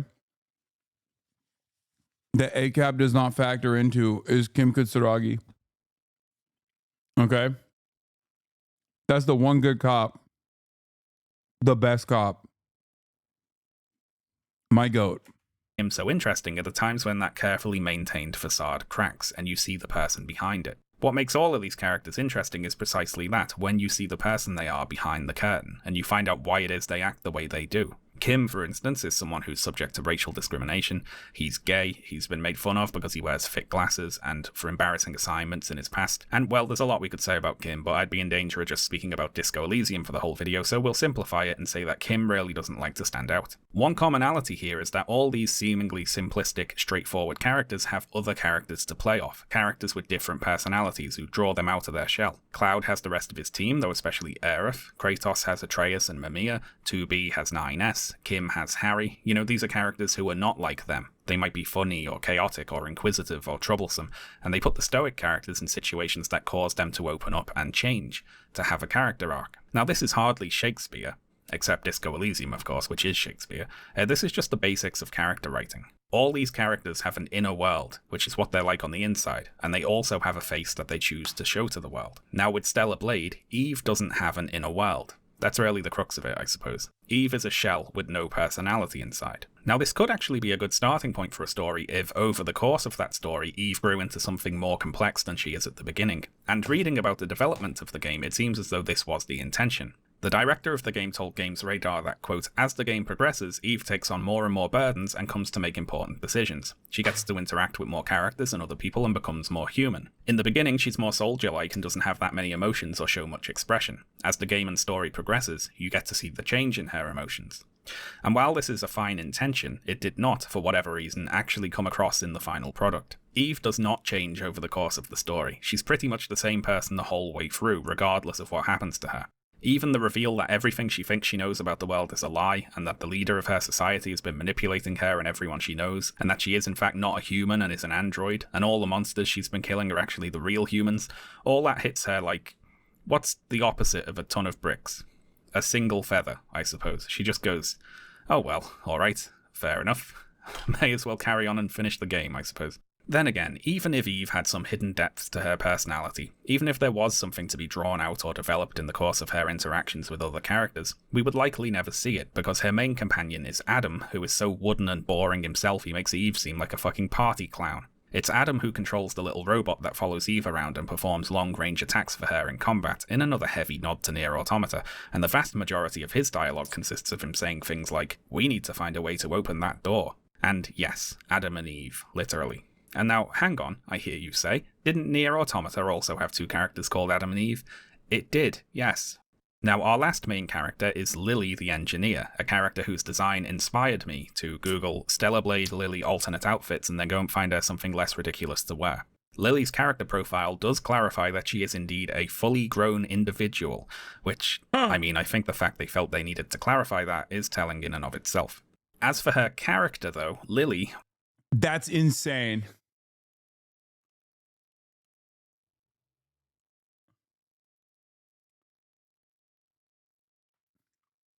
while also boring, tends to be more upbeat than the other two and occasionally expresses interest in learning things about the history of the world, and make the most of that, because Lily's occasional interest in non-mission critical information is by far the least boring that any of the three main characters are ever going to be.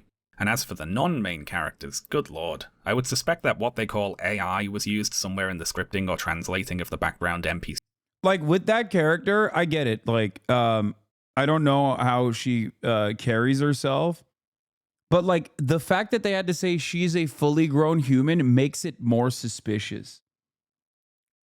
Like, if they hadn't said that, I mean, I don't know. Like I said, I didn't play the game that far, so I don't know how fucking, you know, I don't know how she carries herself or shit, but like that makes it way more fucking suspicious, dude. Why'd they have to say that? This is the same This is the same thing that like animes do all the time when they're like, remember, this character is 16 years old, okay? If there was ever a moment where you thought this character was like, I don't know, in her early 20s, for example, fear not. I will remind you the character is 16. Or sometimes my other favorite thing that they do is when they say the character is 17 on the verge of her birthday.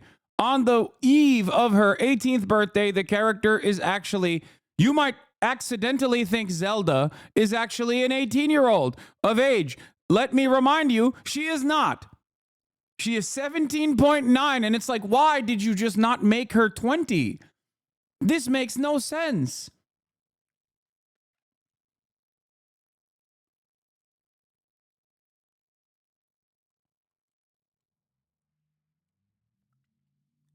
It's either very clear, like, there's no normal here, okay?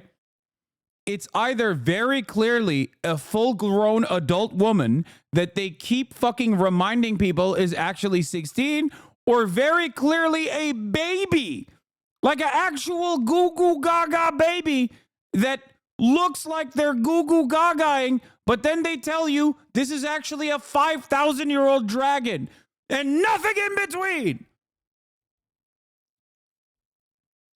Why?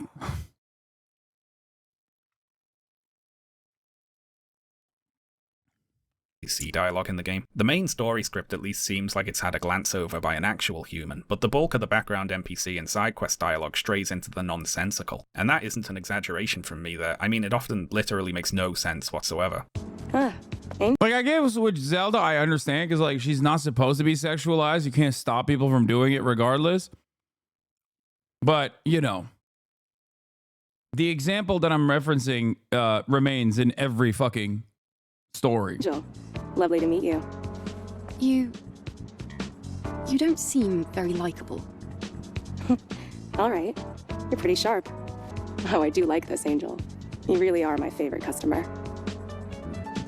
Now, I don't want to be too unfair. Writing for video games can be very hard, of course. Thanks to reasons the writers often have no control over, segments of the game can be shifted around or cut entirely, and all of a sudden the story you wrote that made sense previously does not make sense anymore. At this point, you can either do a bunch of rewriting.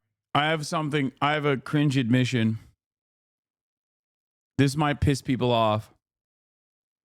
I didn't play Dragon Age Veilguard specifically because I saw a lot of people rail on the fucking cringe Marvel Cinematic Universe writing. And I could not get myself to actually play the game for that reason.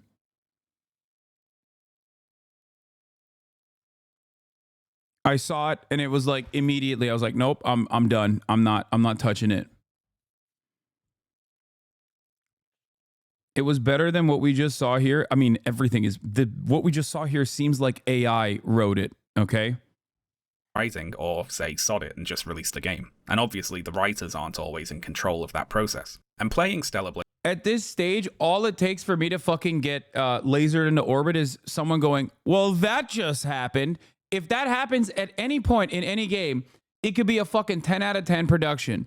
Okay, it could be Sekiro. If I saw that, I'd be like, I'm out. Well, that just happened. Oh my God, it like lasers my mind. It lasers my fucking mind. Same principle with fucking, with the Ryan Reynolds movie, remember? It's a lightsaber, dude. When I see that, I'm like, oh my God. So I just did a thing. Huh, he's right behind me, isn't he?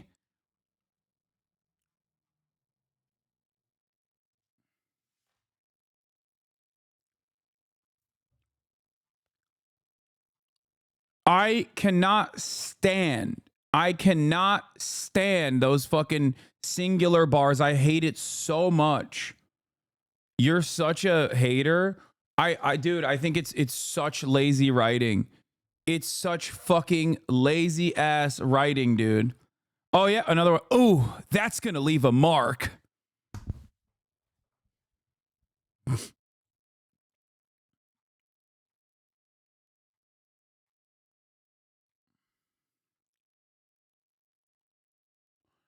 I hate it so much that I don't even like it when it's like referential in a critical way. Okay. It causes me to immediately think of the product less. Like it causes me to think of the product as like a worse overall product. Yeah, that will hurt in the morning. Another one.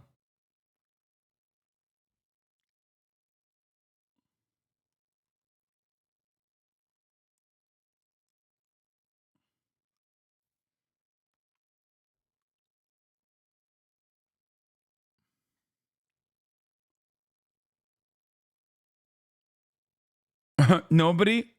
Just me? Okay. Blade, you can tell that the story making sense wasn't really a priority in development. As a small but telling example here, in one mission, Adam, your usual drone operator, is busy, so his duties are taken over by Lily. She pilots the drone and gives mission support to Eve without comment from either of them about Lily's another one. Guys, a little help over here? Piloting of the drone being especially unusual. Now, a little later on, Adam has to be away for another mission, so Lily pipes up and announces that she can pilot the drone in his stead. But this time, this suggestion leads to a conversation about whether or not Lily is able to fill in for Adam and pilot the drone on a mission, which is confusing to the player because you're sitting there thinking, hang on, hasn't Lily already been filling in for Adam when he isn't there? Why are they discussing the feasibility of her doing something that she did with no issue just a couple of hours ago? And I would assume that at some point in development, these two scenes happened in the opposite order to what they do in the finished game, and at some other point they got swapped around and not rewritten, so it just doesn't make sense now. Aside from these sorts of smaller plot holes, the overall story of Stellar Blade suffers from one major flaw, which I'd argue was caused by it choosing to not include the most interesting element of the much better story that it's... Yeah, Dustborn's dialogue was 90% of all the things was just shat on. I know. And at first it was like kind of funny to make fun of it, and then afterwards it was like unbearable. It started off like, oh, it's so bad it's kind of good, to like, oh, never mind, it's just bad. It turned into never mind, it's just bad. That's it. It's just lazy ass fucking writing. I hate it. I can't stand it. And I just, you know, I don't know. It's ripping off. And that flaw is the Naytibas, the enemies in the game. They are very boring in a narrative sense. I've recently been streaming the Elden Ring DLC, Shadow of the Erd Tree, and playing that right after Stellar Blade has me notice... Your haters are insane that they literally created a whole ass website to try to debunk you. Also, the dude that created the website created a 10-hour video collecting criticism from haters that criticize you. Brother, remember what I said about narrative? Why you hate Jews and like communism. Remember what I said about narrative overcoming truth? There's a lot of people who would rather massage the narrative in a way for people to just never encounter me, okay, in the wild on their own with a crumb of charitability. That's it. Judge me by my enemies, dude. There's also 11 hours of anti-Hasan vids, mental illness. Yeah. If you don't understand, brother, 11 hours of anti-Hasan videos. Like, am I Adolf Hitler? Like, what are you, fucking insane? I can't think of a single person. I can't even think of an 11-hour hater video on Destiny. You know? Like, that's crazy.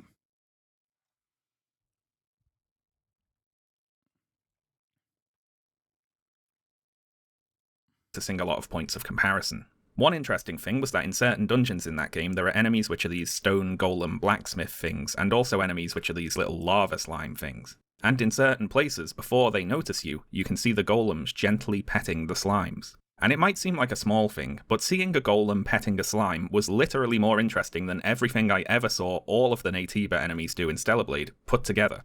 From Software has a history of doing things like that. Some enemies will try to run away from you, some seem too depressed to fight you and just sit there unless you attack them first. Some enemies will be fighting each other. There's a big dragon I like in Elden Ring which can no longer stand up and you can just poke it to death from behind, if you're evil. These sorts of things make the world more varied and interesting. They're things that make it seem as though the world would exist whether or not the player was actually in it, and they can cause the player to engage with that world more by prompting them to think about what it is that they're doing.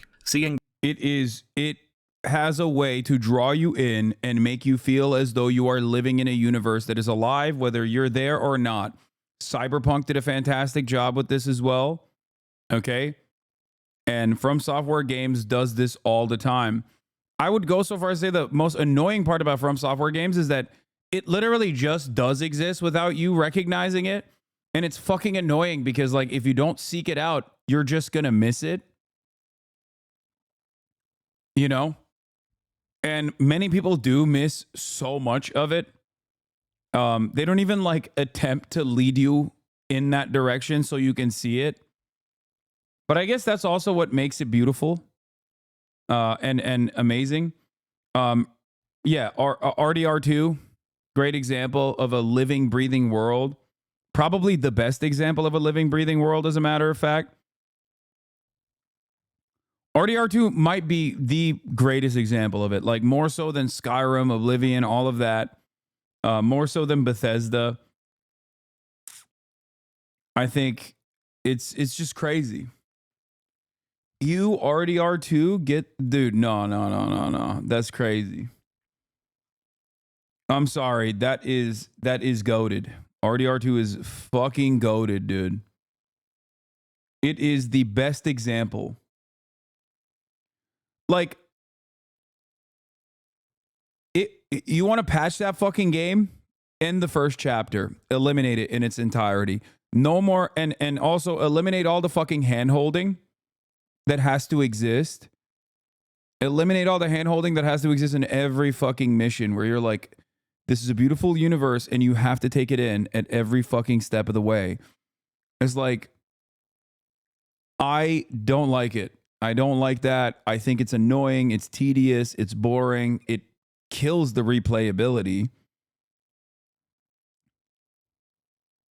Having said that, however, the world is damn near perfect.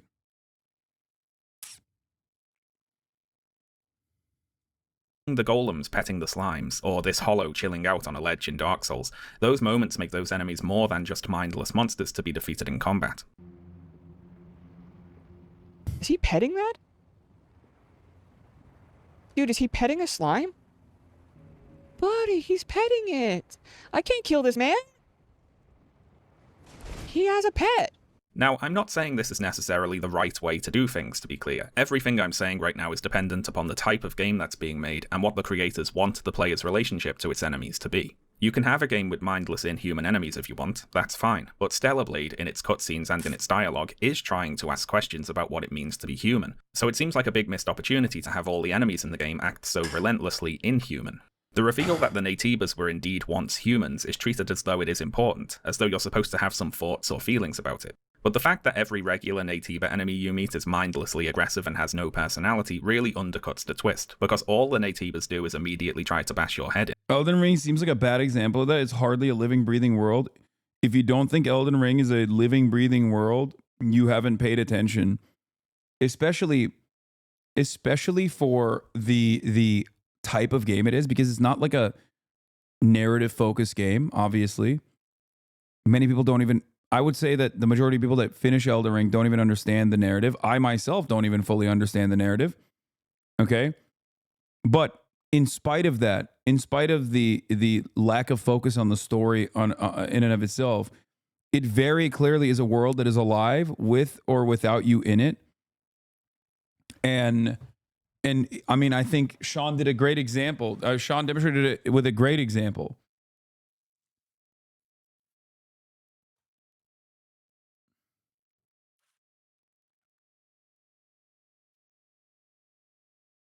I think the only reason why people don't understand the Elden Ring and many From Software games have a living, breathing world is because From Software will never, even at gunpoint, never put guardrails on their fucking narrative. Ever. Okay? They will literally, you could kill them. They're barely going to put a fucking map in there, okay?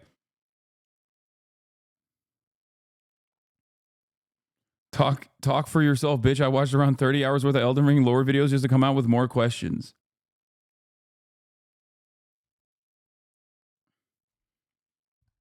Bloodborne was my first interaction with From Software, and I was immediately captivated by it. I could not understand that so much of the lore was densely packed into item descriptions. Okay? I never thought that I never thought that I didn't say Bloodworm, I said Bloodborne. Did I say, you guys heard Bloodworm? I said Bloodborne. Anyway, I never thought that I would have to read endless hours of FAQs to basically, like endless hours of walkthroughs to basically figure out how to play the game right. And it was awesome. And I've never seen them do anything else, so who cares? You know, whether they are actually alien invaders or they are former humans, it doesn't actually matter, right? As regards you fighting them anyway. All they try to do is kill you, so whatever. It's as though Stellar Blade is expecting me to care about the concept of humanity in an exclusively biological sense, rather than in the sense of the qualities that make... If you have to watch YouTube videos to understand a game story, the game failed. I disagree. I mean, I think it's the maxed out version. It's the maxed out version of show, don't tell. It's not even show, don't tell, actually. It's basically don't show, don't tell, make people search it, make people seek it out. Genuinely, this is a symptom of Marvel brain for a decade.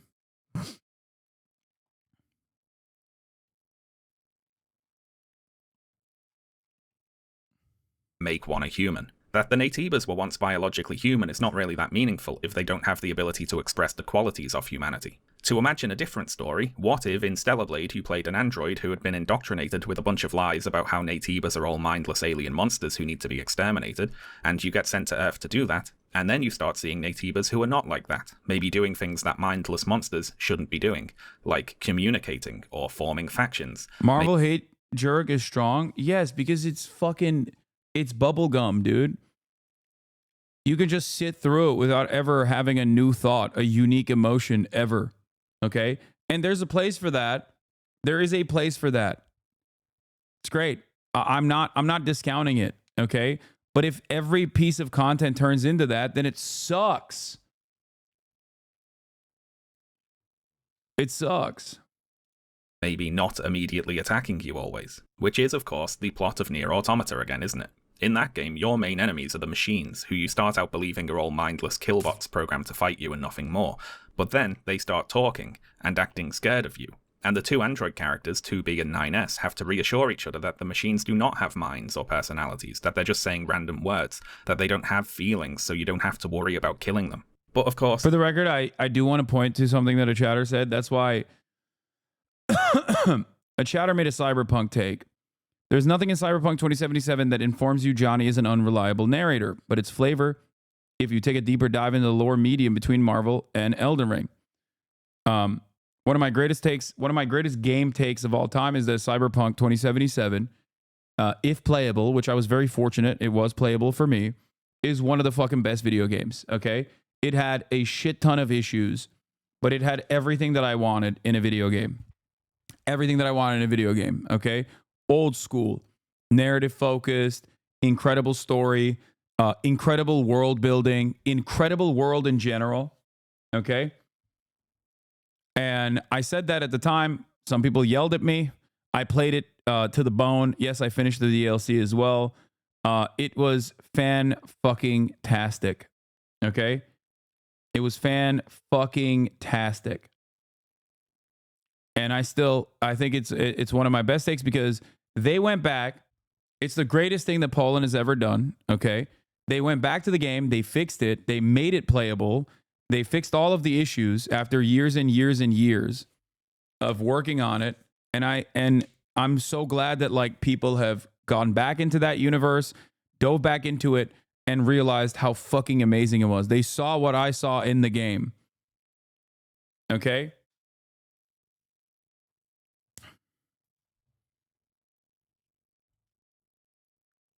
Moon just played it and rated it a 9.9. Yeah.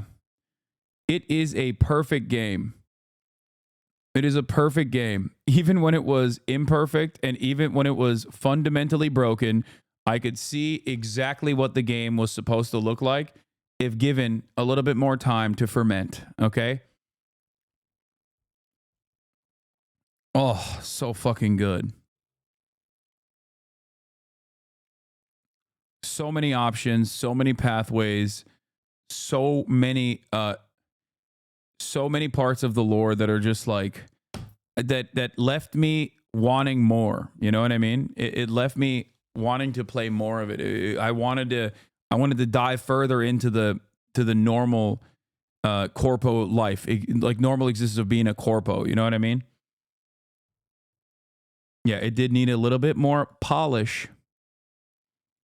Some of the machines have developed feelings and personalities, and you go on to meet whole societies of machines who are emulating human philosophy and politics and religion. And this recontextualizes both the characters and the player's relationship with the enemies in the game. I did play the DLC, chat. You don't always about? have to kill them.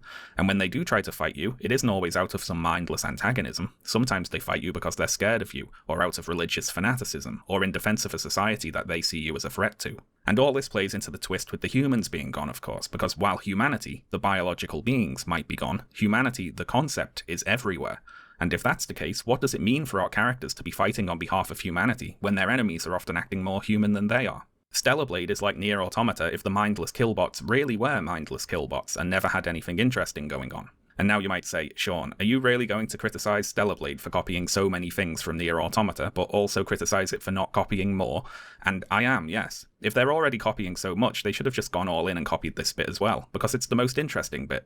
Outside of the main story, there are various side quests in Stellar Blade, and while a few are kind of interesting, most are unfortunately of the go to this place you were before and get me a thing variety. Nothing about the area you're sent back to changes or updates on these fetch quests, they're literally just busy work to pad the game's runtime. For example, an NPC in Zion called Barry asks you to get him some bottles of wine from a shop located in a ruined city that you'd visited previously. Now, because the game's fast travel system is area specific, getting back to that city involves heading to the nearest phone, fast traveling to your ship, talking to Adam to select to leave, picking your destination from a list, going to a phone at that location, fast traveling to the point Starfield nearest the shop, running to the shop, getting the bottles of wine, and then teleporting back to Barry. Now, if you think that sounds boring, then just you wait. Completing Barry's wine quest unlocks another quest where another resident of Zion says that they saw Barry had some wine, and now they too would like some wine. So can you please go and get them some wine? Now, where is this wine located? Well, in the exact same place you just got the wine for Barry, of course. So back to the phone, back to the ship, back to the city, back to the next phone, run to the shop again, pick up the wine again, deliver the wine. The exact same. Starfield's best Starfield's best fucking quests were not the main line. Okay, as always, classic Bethesda. I'll stand by that.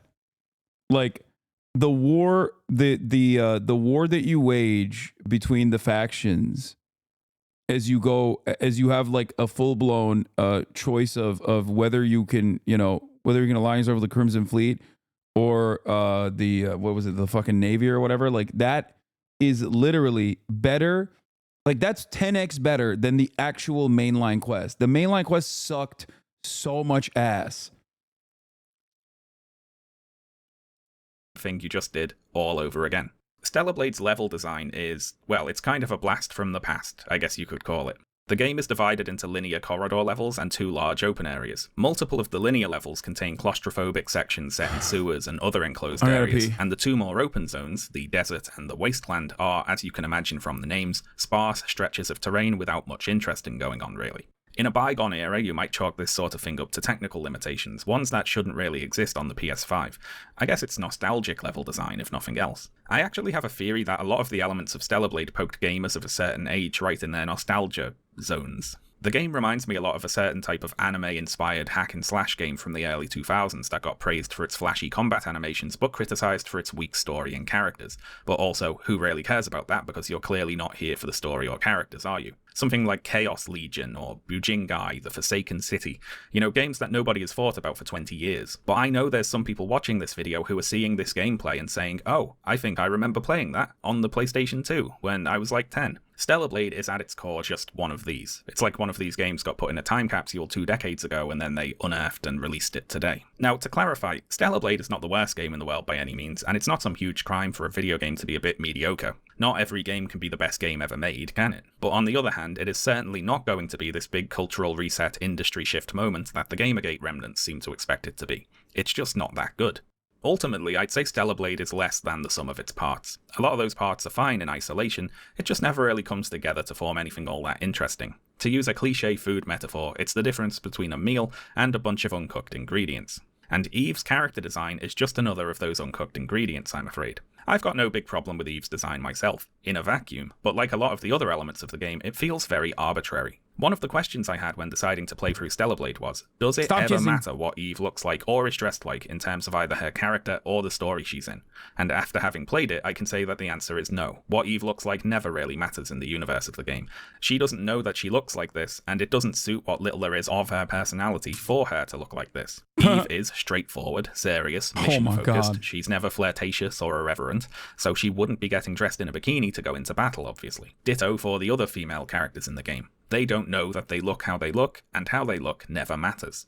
And this lack of connection between how... Like, even that alone, a lot of people were mad at Hideo Kojima for being a gooner with Quiet, but, like, there was at least some kind of, like, tongue-in-cheek story reason for it, right? Like, it's a fully flushed out game. That's the difference. How the characters look and how the characters act feels like another outdated element of Stellar Blade. I recently played the second part of the Final Fantasy VII remake, and in that game the characters travel to a resort town and go to the beach, and since they're at the beach they dress in swimwear, and the game uses that occasion to show you some character interactions. Cloud gets flustered when he sees the ladies, Barrett gets embarrassed wearing his sailor suit, Tifa and Aerith ask Red how they look, and in trying to compliment them he compares them to animals, because he's an animal and he doesn't understand how human beauty works. Again, not saying it's Shakespeare necessarily, but how the characters look and are dressed at least exists as a thing that is acknowledged and could matter within the universe. Literally bare minimum, by the way.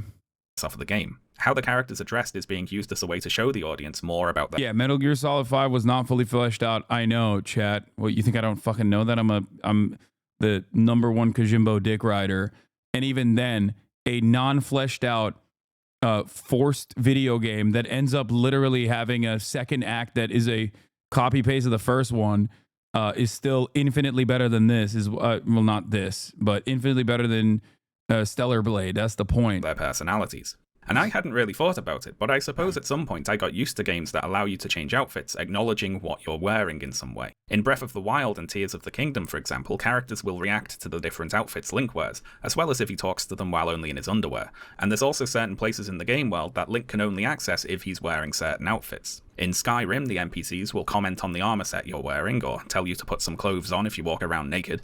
It might not seem like much, but all this helps build the sense of the characters actually existing physically in the game world as people who can see one another, and not just as names interacting in a script.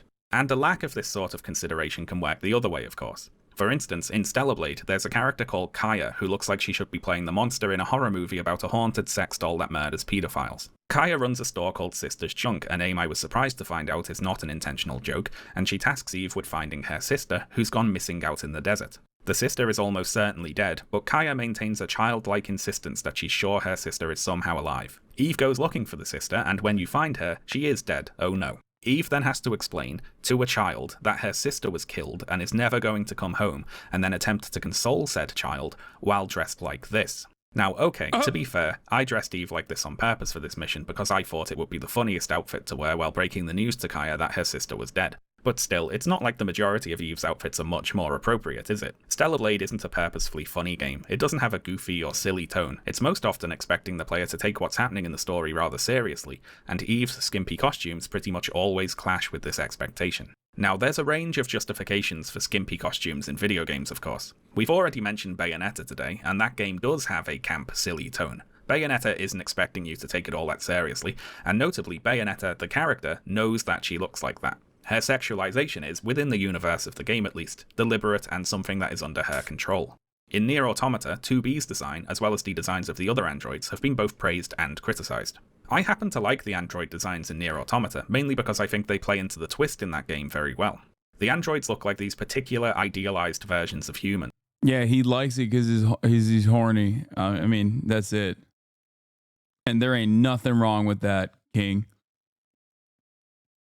Which contrasts them very sharply with the tin can looking machine enemies, and that makes it all the more surprising when the game flips the script and has you empathizing with the tin cans, often over the androids.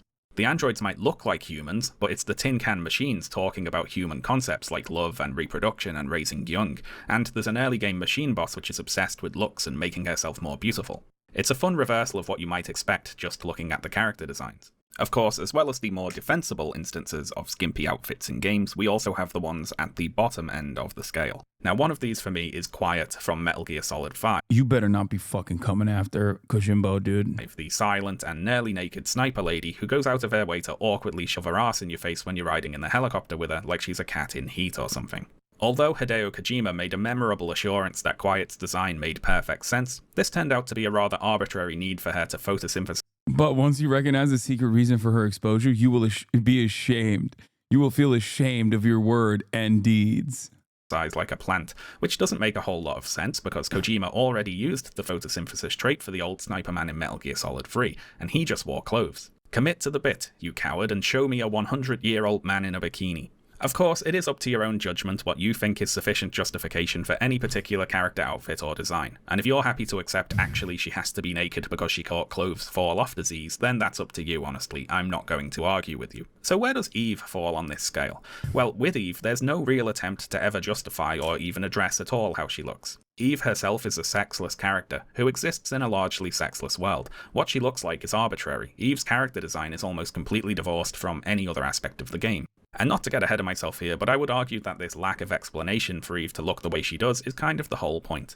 And to explain what I mean here, we can start out by looking at another tweet from Mark Kern. If you look at AAA gaming, beautiful women are the most marginalized and unrepresented segment of the market, he says, before posting a collage of video game characters that he considers to be too ugly. A collage which includes... I think one of the funniest aspects of this is that Grumps himself is like a horrifyingly ugly man who also happens to be a video game developer, or used to be. I don't think you can call him that now. And that is precisely what is so funny about this, where he's always like, oh, these ugly ass video game developers are making ugly ass characters. It's like, bro, have you seen yourself? It's a character from Wolfenstein, Billy, who is an actual child. So Grums, Mark Kern, is here complaining about the lack of beautiful, sexy children in video games. He would like to see more of that, apparently. Very brief tangent here, but internet dickhead Dr. Disrespect recently got into some hot water due to allegations he was exchanging inappropriate messages with underage fans via a Twitch chat app, which was later revealed to, allegedly, again, be the reason he was banned from Twitch in 2020. In the wake of these allegations, Mark Kern shared a conspiracy theory on Twitter that Twitch had intentionally baited Dr. Disrespect by impersonating a minor in order to trick him into doing something they could use as a justification to ban him. Which, for one thing...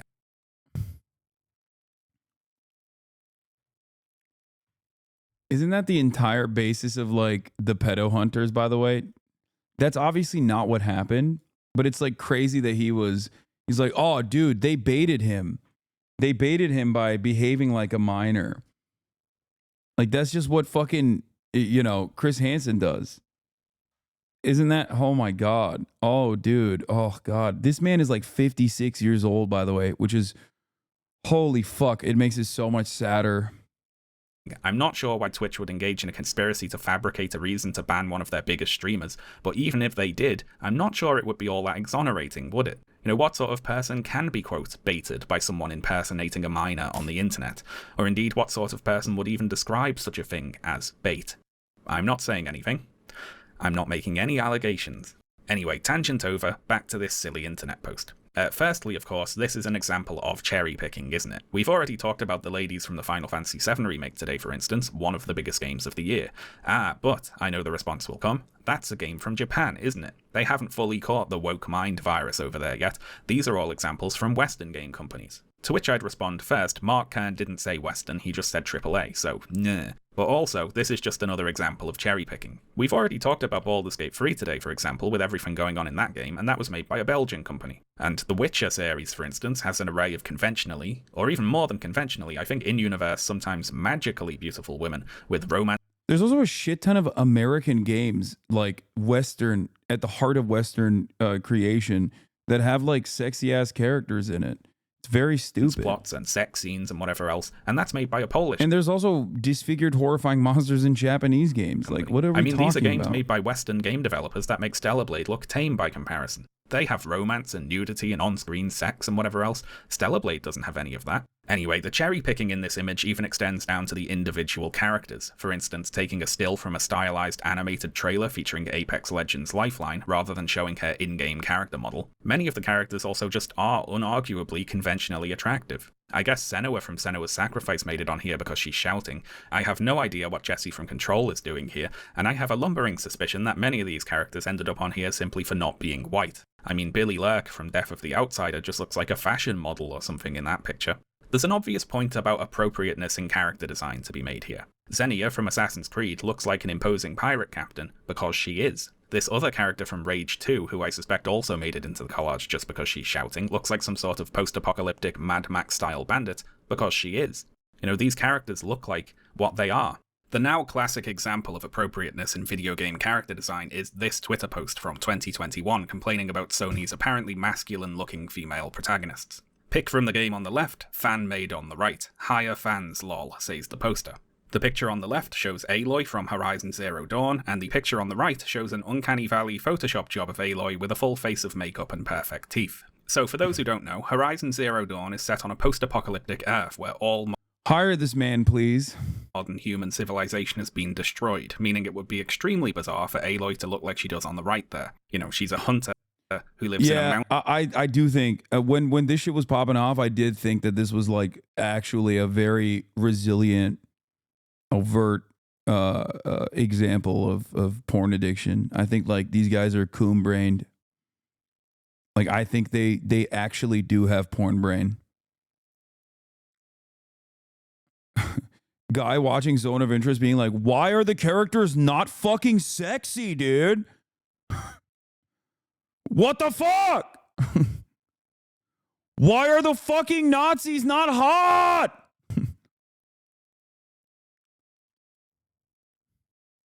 Mountain tribe. The original image here was made as a joke on Reddit, actually. It was intended to mock the sorts of people who then went on to take it seriously and say they thought it was good design. And I am interested in why someone would prefer the design on the right there, I confess, because it seems to me to be completely ridiculous, right? I logged onto nexusmods.com, which is a website that hosts mods for various video games, and I took a look at some of the popular entries for Horizon Zero Dawn, and what I found were mods to fix Aloy's face. One of the main Gamergate narratives is that Western games do not have any sexy characters. Yeah.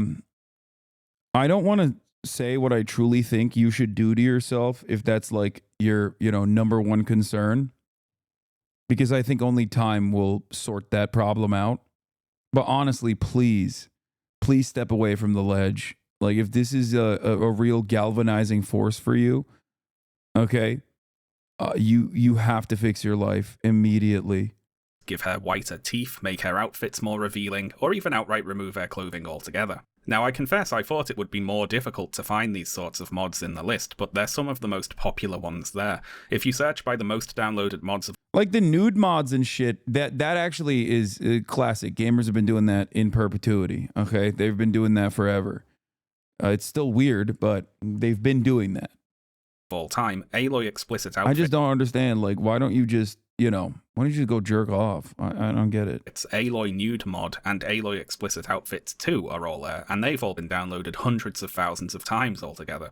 Unless you think this is just random base smut, Aloy Explicit Outfits comes with a small passage of fanfiction justifying itself, and I quote, "Story thus far. When Aloy was an outcast, she had trouble finding all materials for crafting her outfits. Even after she began adventuring, that curse lingered on. So whenever Aloy gets a new outfit, parts are often missing, explicitly showing her nude body.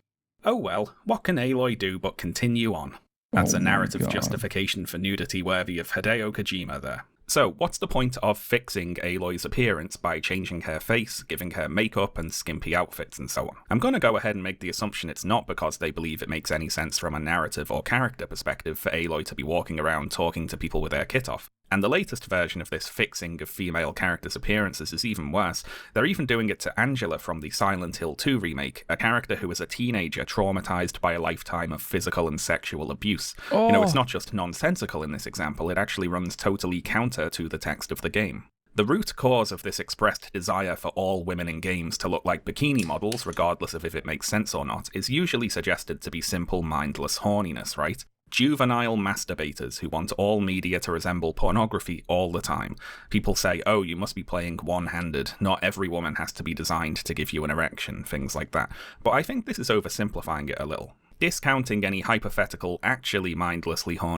Yeah, I mean, it's mindless horniness, but it's also about controlling women and desperately trying to claw back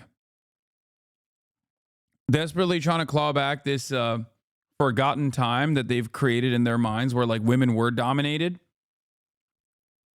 And that's what it is. It's about enforcing your will upon those who have wronged you. A lot of these guys have had their brains broken. Okay? They've gotten their brains broken, and they personally believe that like women are responsible for all of the wrongs in their experience, all the wrongs in their immediate development, and they have to engage on a path of vengeance. It's vindictive. They must dominate. They must control women's bodies. They must force women to be an object of their sexual desires. Horny people who really are objectifying these characters for the purposes of sexual gratification. There is a stone cold sober unhorny objective here for the rest of the sad gamer men, and what it's really about for them is two things, I'd argue. It's about nostalgia and control. I got thinking about these mods because with their arbitrary, seemingly nonsensical objectification, they remind me of Stellar Blade, of course. A mod that makes it so Aloy is running around the snowy mountains in a swimsuit makes about as much sense as many of Eve's outfits in Stellar Blade. And the fact that it does not make sense is important, as I said before, because it signals and amplifies the objectification of the character. The less sense it makes for a particular character to be presented in that way, like if there is nothing in their character or the story that justifies it, the more clear it is that the only reason they are being presented in that way is to appeal to a particular audience. The objectification functions as a sign above the door that says, this was made for you. You are the assumed default audience here. And this is really the desire of the regressive gamer boys, to once again be the assumed default audience for video games. They don't want to have their own desires portrayed as merely one option among many. They want their own desires to be the default, like it was in the past. More traditional conservatives might complain about having to press a button to select their own language on a telephone, and what we've been talking about today follows a similar logic.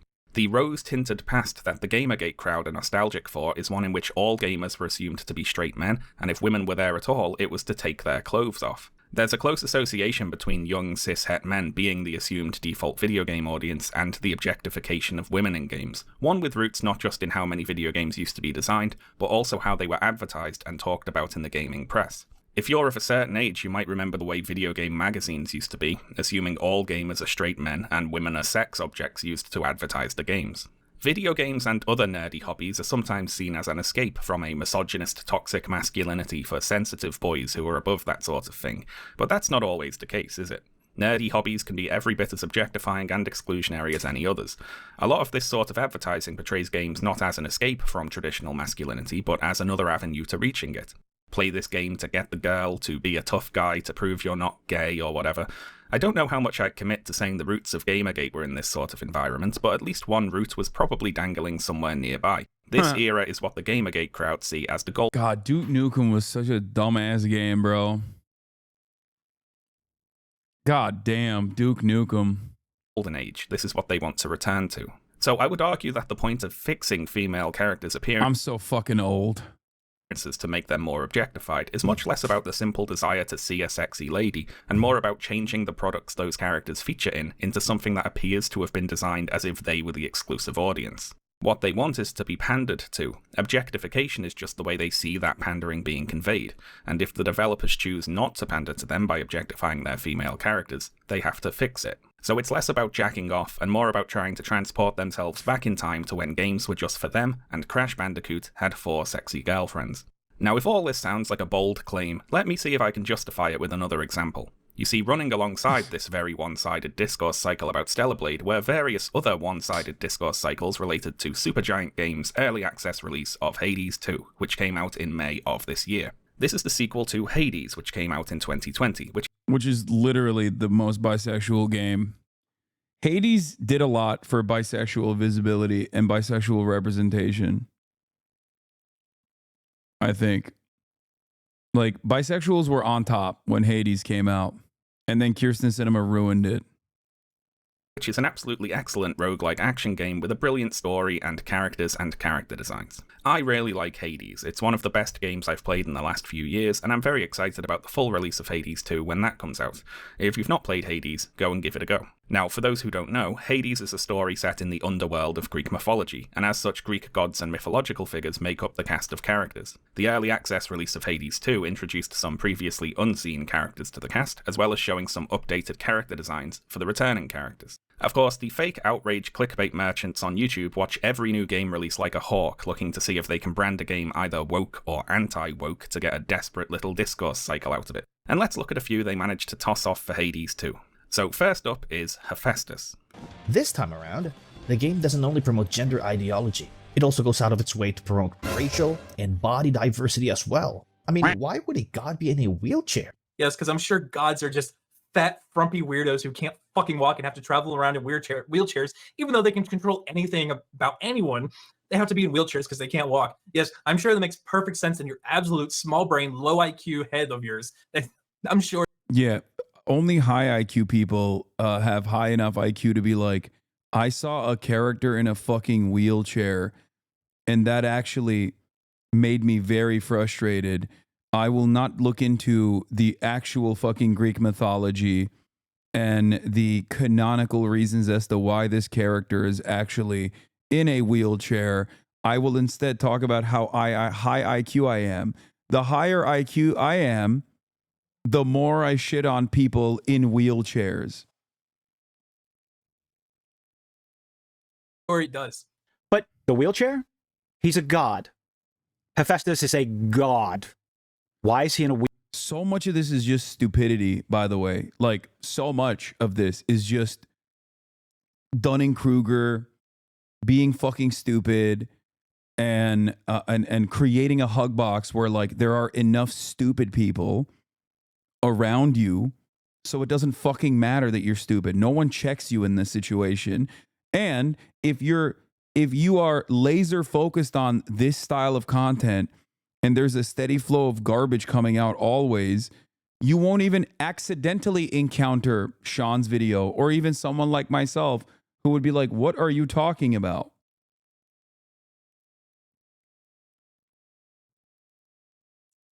That is the problem.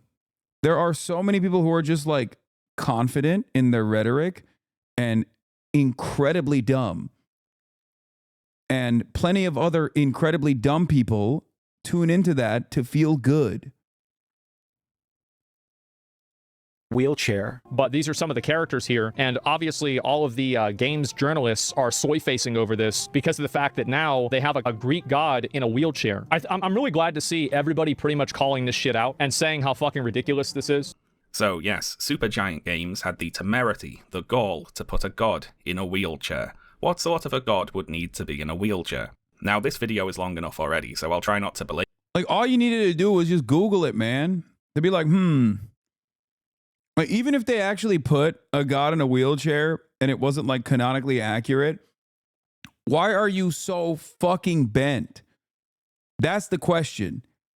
But also, once again, you don't even need to ask that question because there is a canonical reason for it. Okay?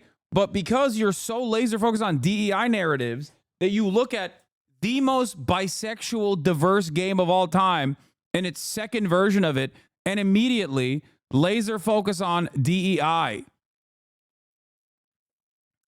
They're Greek gods, man. They're gay as fuck. What are you talking about? Why are there so many examples of this where there are so easily dismissible criticisms? Just one fucking second of Google would allow you to immediately understand that maybe I'm being primed in this direction for no reason. That's what frustrates me the most. Aside from the bigotry, the endless well of bigotry that people are tapping into, okay, which is very frustrating in and of itself, it's actually the stupidity because it spells trouble for the future prospects of this country and the world in general, okay? It's just, No one fucking cares about the truth. No one cares about intention. No one cares about nuance. No one cares about context. No one cares. It feels like people would rather feel comfortable in their hug box and in their preconceived notions without ever even demonstrating a fraction of intellectual curiosity. I hate it. I'm not saying you should be debunking everything, okay? But like this is a telltale sign of our own willful ignorance, our own our society getting stupider and fucking stupider year over year.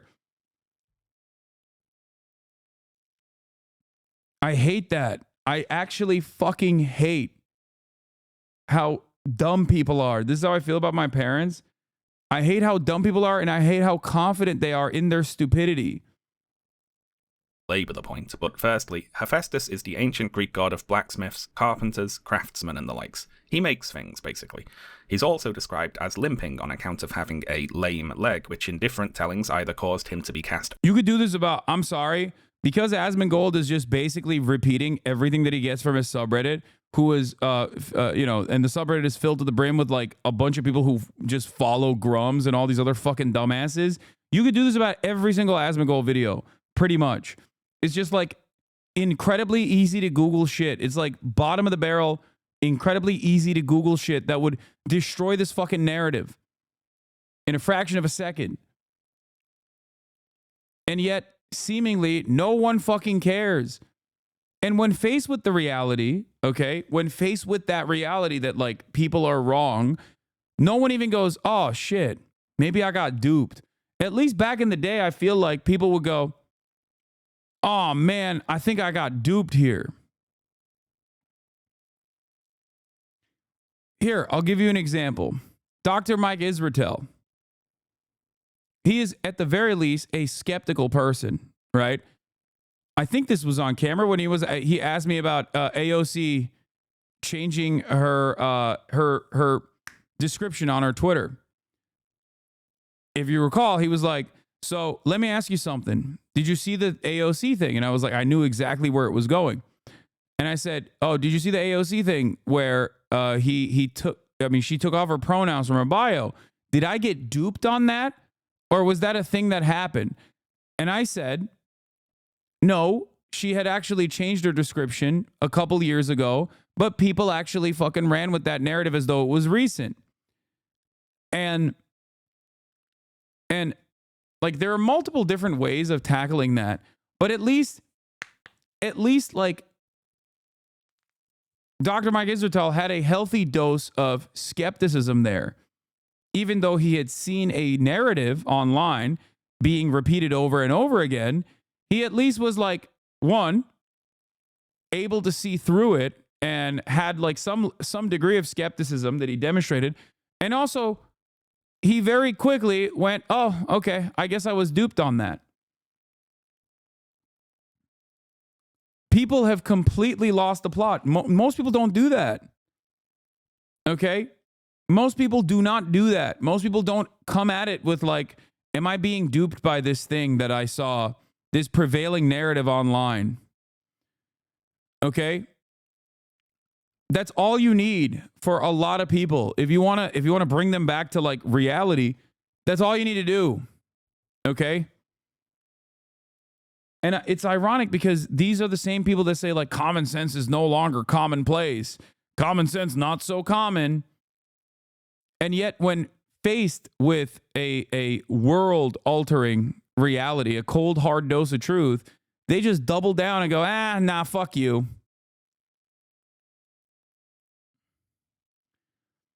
When you say that most people, do you mean most people online or in reality? Unfortunately, as time goes on, online is becoming reality. It has the capacity to change and alter the way you see reality. It's very frustrating.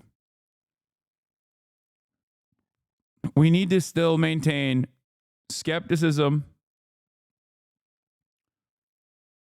You say that, but when people like Asman make a dumbass video like the one Hades, it gets 2 million views and that's the narrative, even if it's not real. I know. And it's very frustrating to me.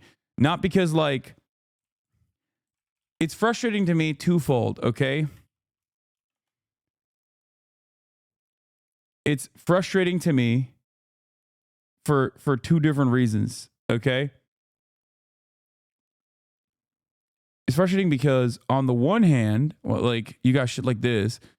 Time for a spicy one. Hades and Hades 2 definitely has woke elements. However, aren't we the side that just wants to see good games that are also non-predatory? These games are fucking awesome. It's always been, if the game is good, I don't really care. Exactly. Usually it's bad because the woke is getting in the way of making it good, and usually characters are, oh, they're so close. They're so fucking close. They're so close. Supergiant makes good games, and to my knowledge, while they might pander to games journals with the inclusivity stuff, oh, they're so close. But the point I was going to make is this, okay? It's not necessarily that when Asmongold does like a YouTube video about Hades and how fucking woke Hades is or whatever the fuck, okay?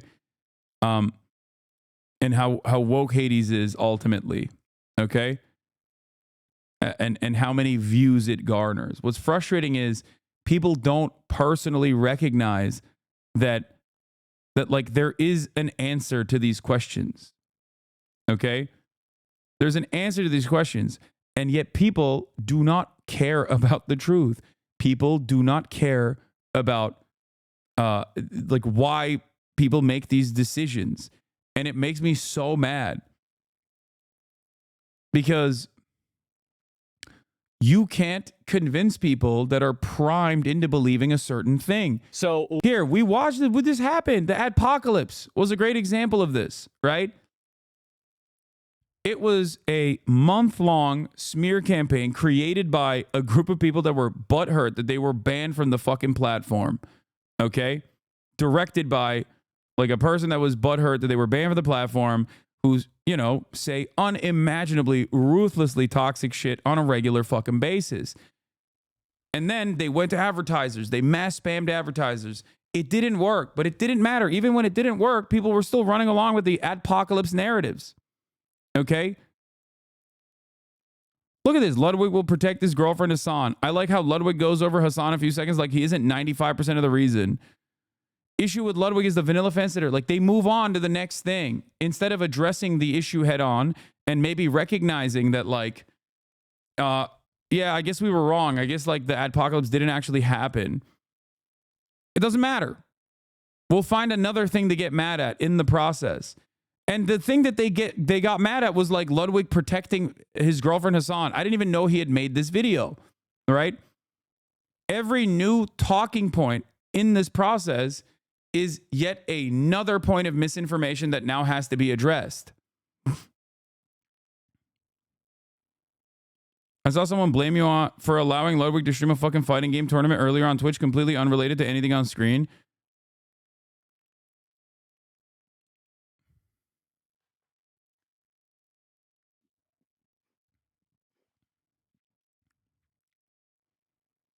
Yeah, all it took was for Pirate Software saying it's not happening, and then one by one they were like, oh, moving on. No apology or admitting they were wrong. They just moved on. Exactly.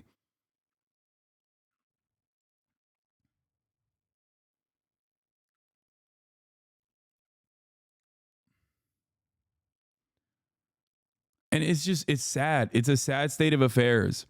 And I don't just say this because I'm like very commonly placed as the, you know, I'm very commonly in the crosshairs of this kind of mobilization because a lot of these dumbasses end up portraying me as the villain of their world, right?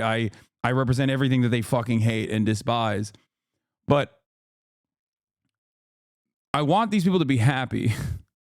Okay? And constantly feeding into this cycle of despair and depravity is not going to make you happy, okay?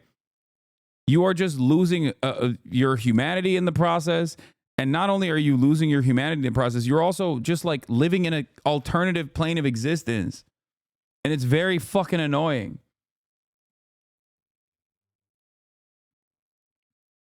Like, look at this. Ludwig dropped a DEI complaints, LMFAO. Ludwig basically a liquid from how much spine he doesn't have.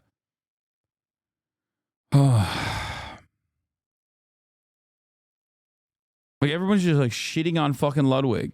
What the fuck did he do? He's basically done nothing, you know?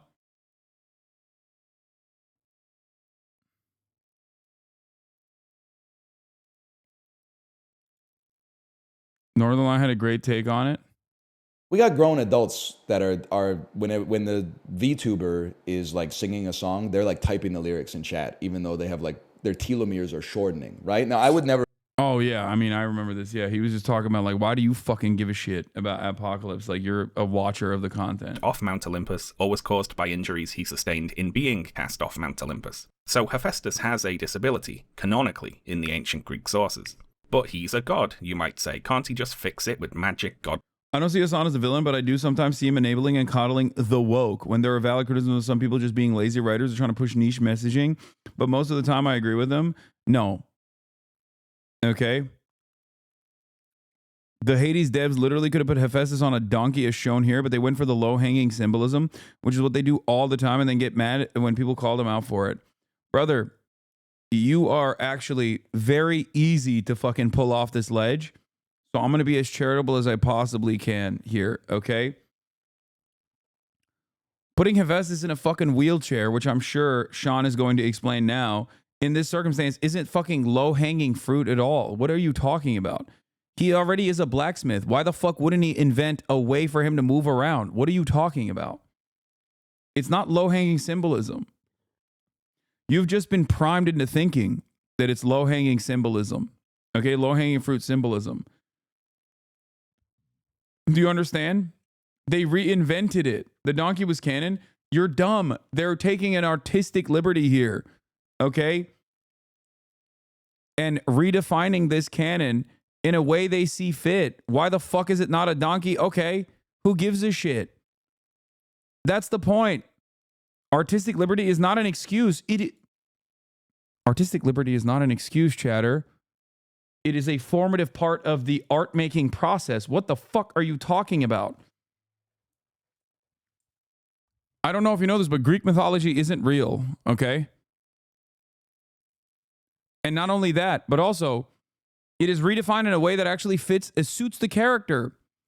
But I will give you a great example of why you're just primed into thinking this and you don't actually feel this way, okay? It's the same principle behind TOF, okay? Nobody made a big stink about Avatar having, a broad scope of representation from indigenous people all the way to people with disabilities, okay? Because back then, this wasn't an overarching narrative because all those fucking people, all these dumbass neck-bearded fucking losers would cry about like the nostalgia component being lost in their lives because the flavor has been sucked out of their lives. And that, you know, games don't hit as they did when I was a fucking child. Andy's over here didn't actually fucking feel that way about TOF, okay?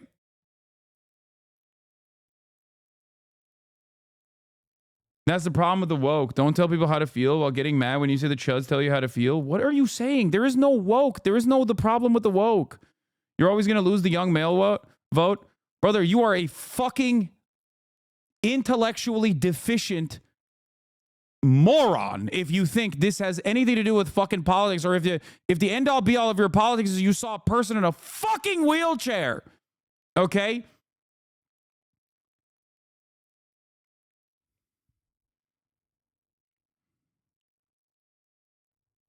Oh, dude, I'm voting for Donald Trump because I saw a fucking like crippled deity in a wheelchair instead of a donkey. Okay, brother, you deserve the fascist destiny that you have then. Okay, that's how a lot of these young men feel it. Yes, I need to smack the fuck out of those young men then, okay? And snap them back to reality. You fucking pussy.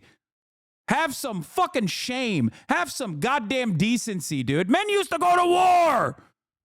Men used to build things. Men used to protect those who are vulnerable. Now, all men do is sit around pimply-faced and cry about bisexual video games having fucking wheelchairs instead of a fucking donkey on a Greek mythological figure. What the fuck?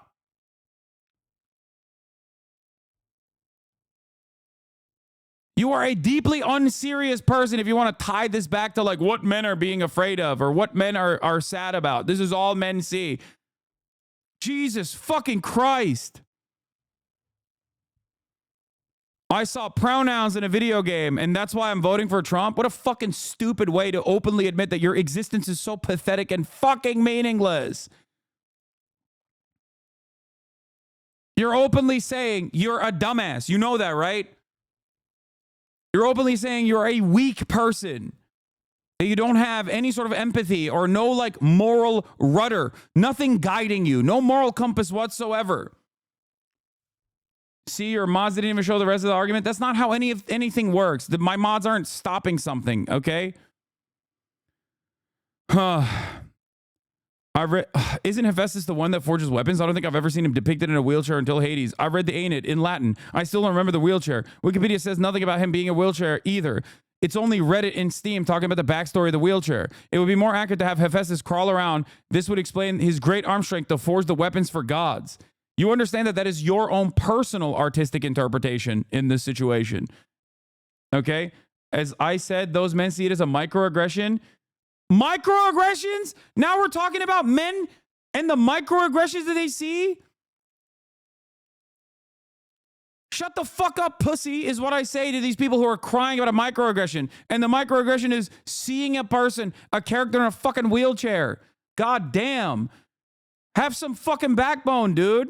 I can't believe you're trying to make a broader fucking argument about how this is the reason why men are right-wing now. What the fuck? How do you not see? You just snap out of it. How do you not see that you're being a fucking ginormous pussy? Okay, be a man. Be a man! Stop being a fucking pussy! I saw someone with a disability visibly, and it hurt my fucking feelings. That's a microaggression for me. An able-bodied man? What do you mean? That makes no sense. And I saw it in a fucking video game that is going to be played by globally 1 to 10 million total fucking people. Okay, what are you talking about? You think this has any fucking bearing on the political outcomes of American society? Holy shit. We are so far removed from any sort of materialist understanding of the fucking world that we're talking about video game characters like the third most important character in a fucking video game.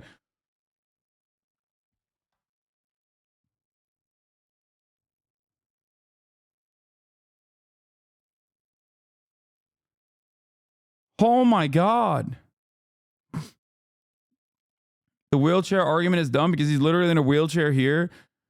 No, but that guy read it in Latin, dude. And we don't know where this is actually from. They probably made this up later, okay? But he read the Aeneid in Latin.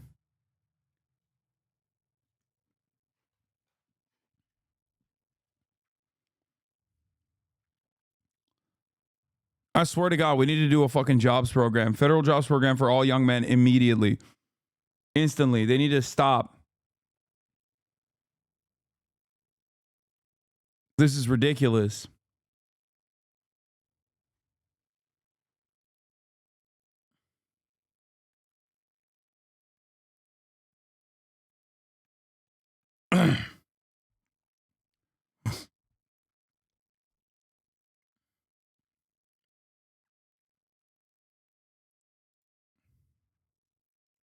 powers.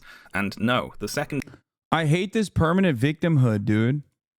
Holy shit. Permanent victimhood. Especially coming from people who don't understand who their masters are. Who just fail to recognize where the hurt is coming from and immediately fucking swing the crosshairs in the direction of those who are less powerful than they are, who are less represented than they are, is so sad. It's weak shit. You're a fucking weak little coward, okay? And instead of addressing the real problems that you are experiencing, you just hyper-focus on punching down. That's what weak men do, okay? Strong men don't do that. You are fucking weak. And you need to snap the fuck out of it.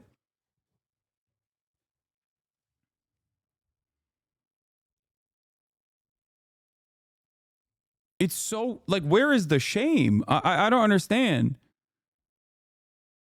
Society's already designed in a way where you are disproportionately fucked if you have any sort of disability, let alone a visible one. And these guys who are able-bodied are fucking crying about the minor representation that is also like canonically adequate as far as the artistic interpretation goes. Like, that's crazy to me. Okay? You are a weak person. You are a weak-willed and weak-minded person, but you can be strong. Okay? You can become strong. But this way of thinking is actually leading you to become a weaker person. Okay? Stop punching down.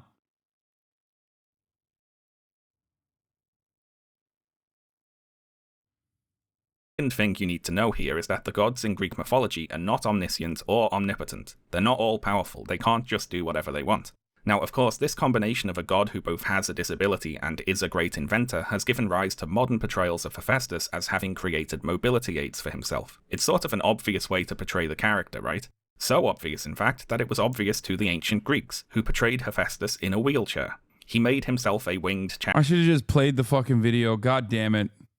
chariot thing with wheels that he used to travel around, and some depictions of Hephaestus have him using this wheeled chair. So the depiction in Hades 2 of Hephaestus in a wheelchair is totally fine, accurate to some ancient Greek. Even if this didn't exist, it still doesn't make sense. It's still, it's like getting upset about that is still stupid. I just want you to understand. Greek depictions even. I don't want to be too mean to Asmongold and the other whiny gamer boys here, so I'll just say, read a book sometime. You ignorant, snivelling worms. Or even do a basic Google search before you turn your mic on and just start saying whatever old shit off the top of your head. It's embarrassing. Anyway, that was Bullshit Hades Discourse number 1. Who's up for Bullshit Hades Discourse number 2? This one had to do with the design for Hestia. So, in Greek mythology, Hestia is the elder sibling of Zeus. Where's Mr. I read ain't it in Latin? I'm a black man, but I understand white supremacy systems very well, but your view to not see how small details over time inflame the majority, and your approach is why marginalized groups end up in a state of Sisyphus. Exactly my point. You are just as reactionary as the right. Didn't even let the video play. Dog, I'm sorry. I think you're too stupid to understand what just took place. Okay? First of all, I don't give a fuck what your background is, okay? Your stupidity is universal, regardless of whether you're black or white, okay? That's number one. Number two, the video disproved your jackass and actually made you look like an absolute donkey, okay? The donkey that you claim Hephaestus' only rode and never a fucking wheelchair. You understand that? Exactly my point. You're just as reactionary as the right. Didn't even let the video play. You don't know what the word reactionary is if you think that what I just did there is reactionary. You just think reactionary means reacting to things, I believe. And that's not what that means, okay? The word you're looking for is reactive, which I am, for sure. I react quite a bit, both to YouTube videos that I pause regularly and to dumbass chatters, no matter how fucking stupid they are, with the hopes that I could change their minds a little bit. But it seems like you are incapable of that.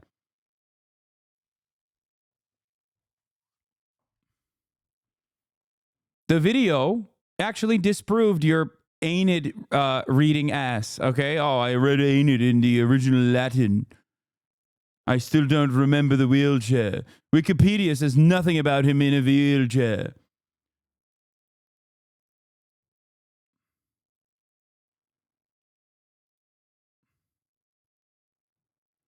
Still not getting it, and it makes you look worse. You wasted 20 minutes arguing with me, and you could have let the video play. I said something that stun locked you for 20 minutes when the truth was 2 minutes after you paused. Still not getting it, but move on.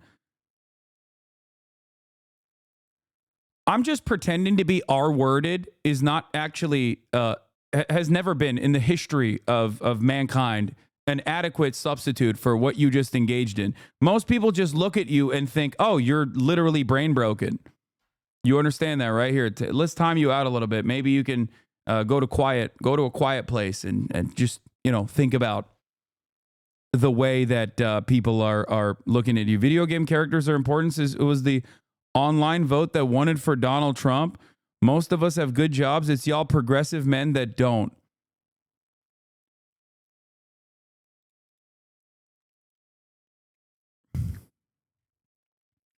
Bro said trying to educate me makes you the bad guy. I know. This is American individualism right here in display. Okay, this is exactly what the fuck I was yelling about. This is the through line of Sean's video and my anger and my resentment for what society has become.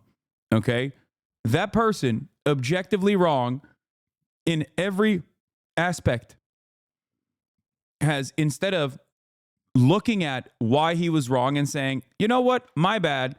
It turns out I think I just, I just fired from the hip there. My bad. That's what normal people are supposed to do. That's what I do when I'm wrong about something. I apologize, okay? But instead, now the conversation turns into one surrounding me trying to be like, here's why you're wrong, and here's why it's not that big of a deal. But no, he has to smugly double down and just be like, huh, well, I guess my idiocy allowed you to be derailed for 20 minutes.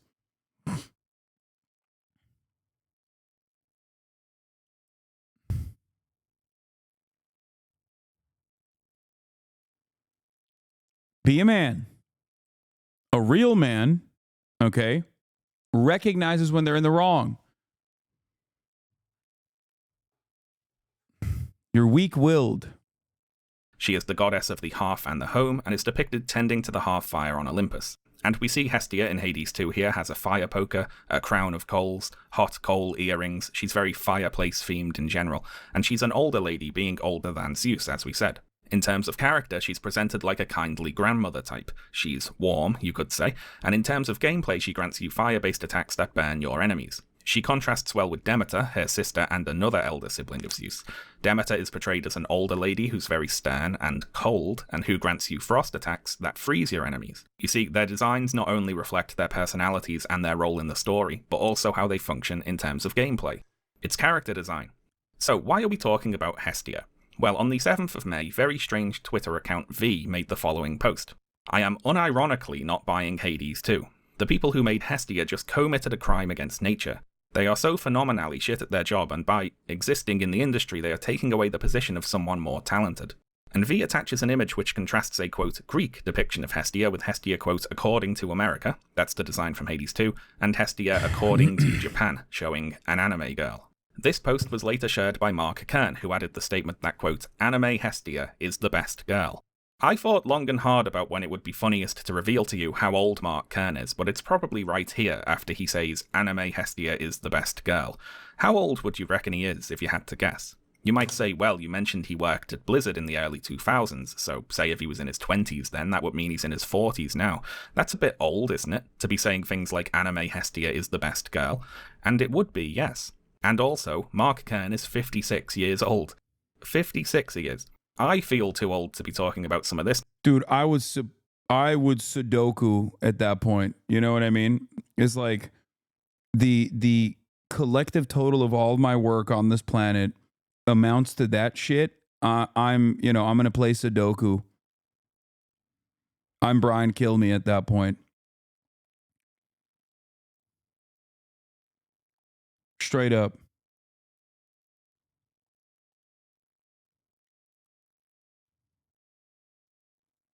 Nonsense, and he's old enough to be my dad. Anyway, who is this best girl anime Hestia? Well, she's a character from Danjon ni Dei o Matomaru no wa Machigateru Daroka, aka Dan Machi. In English, is it wrong to try to pick up girls in a dungeon? Probably. Out of another sense of due diligence, I watched a few episodes of this anime, and I can report back that it's your standard, shallowly horny fantasy thing. If you want a one-sentence review, Dan Machi, it's as generic as they come. There you go. The world of Dan Machi features various god characters who've come to Earth to mingle with humans, each leading a retinue. It is a fun little way to tie up a narrative when I shit on something early on in the stream, completely randomly, and then I'm proven by a totally different YouTuber's YouTube video essay that spans over 2 hours, and in the 1 hour and 18th minute, he ends up basically proving exactly what I was talking about. That is wrong with fucking anime. Incredible. With adventurers who explore a dungeon and fight monsters or something.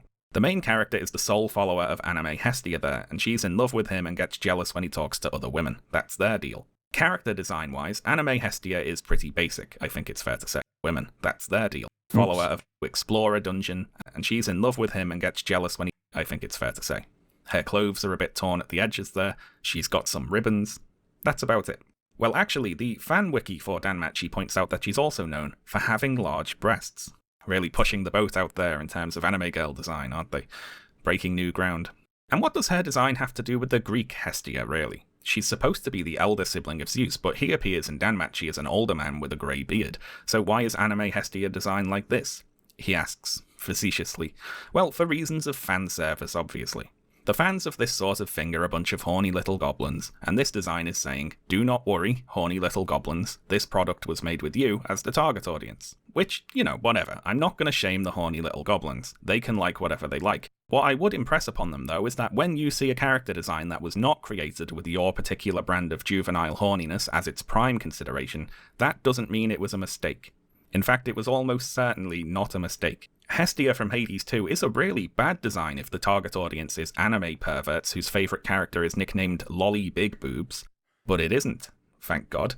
Hestia from Hades 2 had a rather different design brief, I would imagine. The third bullshit Hades 2 discourse cycle I'll talk about today is the most interesting and relevant for us and has to do with Aphrodite, who is of course the ancient Greek goddess of love and fertility. Like the other characters, Aphrodite's design reflects her personality and role in the story. It has a lot of love hearts and roses, she's a conventionally beautiful woman whose gameplay power is to weaken and charm enemies so they either do less damage to you or they fight on your side. So she's seductive and charming. Character design again.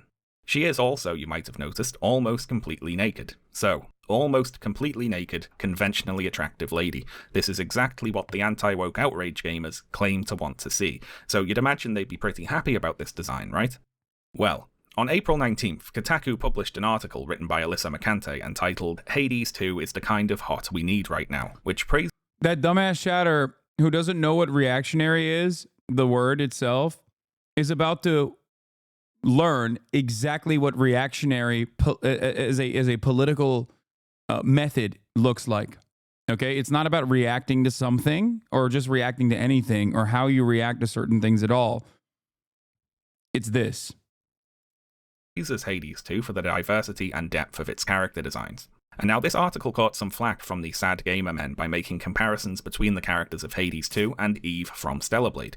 The article calls Eve's design bland by comparison to the Hades characters, which is of course entirely correct. Now it should be noted here that the complaint about the character design is not solely about looks. It's not how Eve looks, it's that it doesn't suit her character or role in the story for her to look the way she does. Whereas it does suit Aphrodite's personality and her role in the story for her to look the way she does.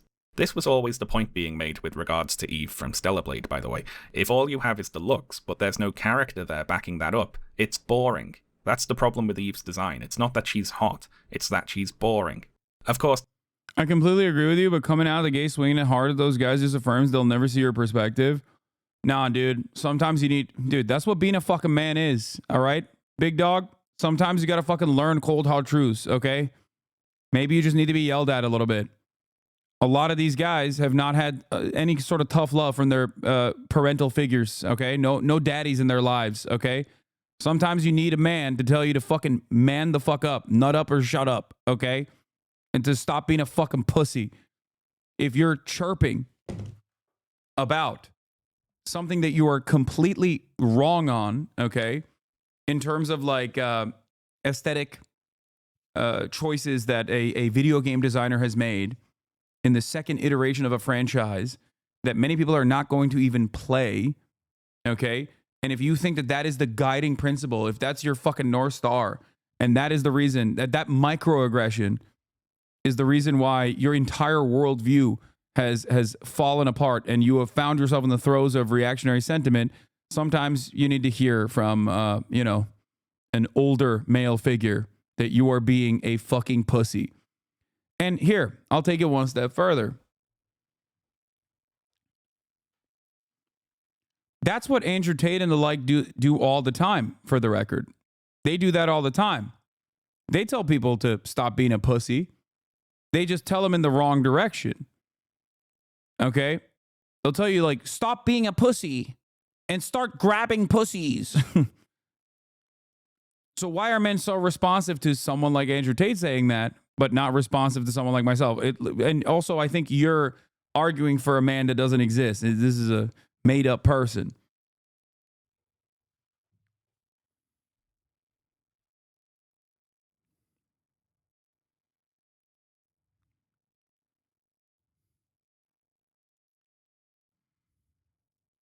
The outrage merchants missed this point either on purpose or out of ignorance, and made a whole bunch of videos highlighting the supposed hypocrisy, or hypocrisy even, of Kotaku saying that one of these designs was good and the other was bad.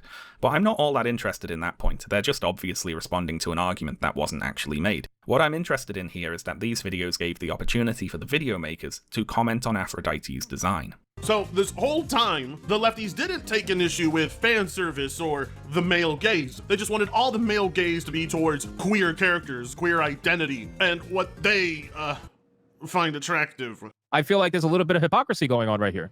Is it because Hephaestus is fat and disabled and checks off all the echo boxes? Is it because this person has a pointy-ass Pinocchio nose?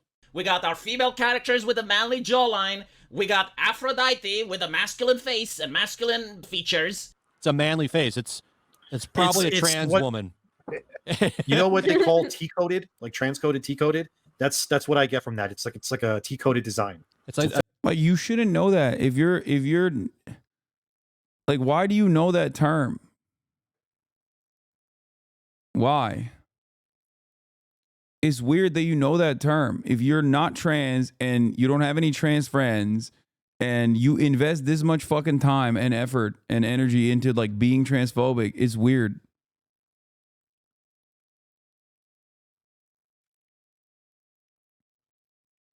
Like, what the fuck? Feminine body, masculine, vaguely. The face is androgynous. Face. Yeah. Androgynous, yeah. Those are some reactions to Aphrodite's design from both Hades 1 and 2 there. Around this time, Mark Kern shared an attempt to fix Aphrodite's Hades 1 design on Twitter, a picture which removes her prominent cheekbones, makes her thinner, thins her eyebrows, and so on. And Kern says, removing the man face makes a huge difference, but wokies don't get excited unless a character looks trans. What does this motherfucker look like? Someone show me a goddamn picture of this motherfucker. What's his government name again? I need the show. I need to. I've seen it before. I just need to. He looks like his avatar. Yeah, Mark Kern, right? That's his name. Bro, that's in 2011, dog. This is what he used to look like in 2011. He doesn't look like that anymore. He looks way worse now. Okay?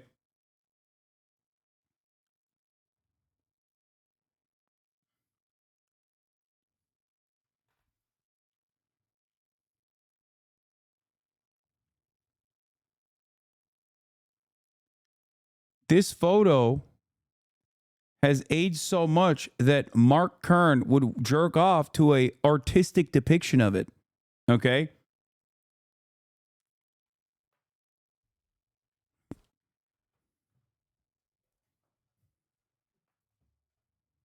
I'm saying he likes lolly. Don't misunderstand me. Yeah. Peak Western masculinity guy.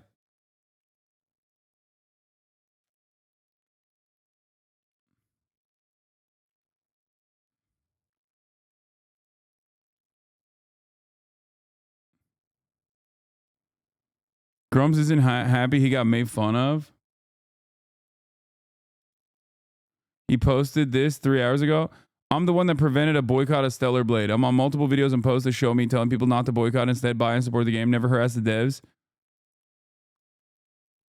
What?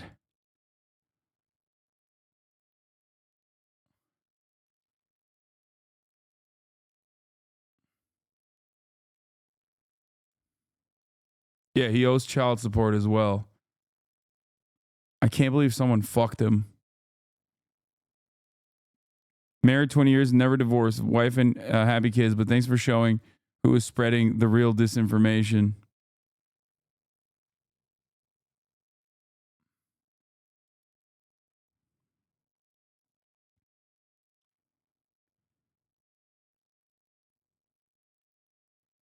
And yeah, he did harass the devs because they tweaked one fucking article of clothing a little bit in a game where you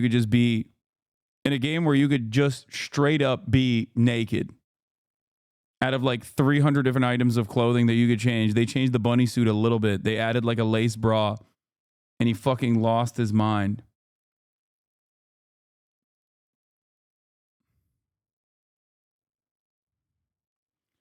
Was it confirmed he was a titty milk thief at Blizzard? No, it was not confirmed. I think people understandably draw that conclusion when they see him, though, and the way that he, presents himself online. Like, nothing weirder than this fucking dude constantly chirping about like how certain imaginary depictions of women are not fuckable enough for him. So I have a few things to say about this. Firstly, you might be tempted to see all this as simple knee-jerk contrarianism, right? Since a Kotaku journalist praised Aphrodite's design, they now have to dislike the design on principle. And I'm sure that's part of it. But I also do think that the inclusion of a more diverse range of body types really does alter their perception of the character designs that in other contexts would more usually appeal to them. The problem is, as the Kotaku article points out, variety and choice. You see, it's not enough for the anti-woke gamer types for a game to have something that appeals to them. The game needs to only have things that appeal to them, exclusively. If it's got something else, it's almost like it cancels out. Just as they take objectification and the lack of diversity as a sign the product is for them, the presence of diversity, variety, and choice is a sign which says to them, this was not made for you.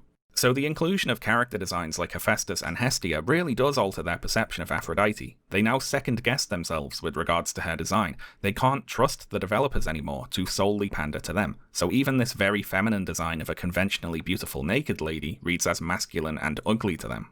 Of course, if all the characters were conventionally attractive naked ladies, they'd think the game was great, but it really does have to be all, not just some.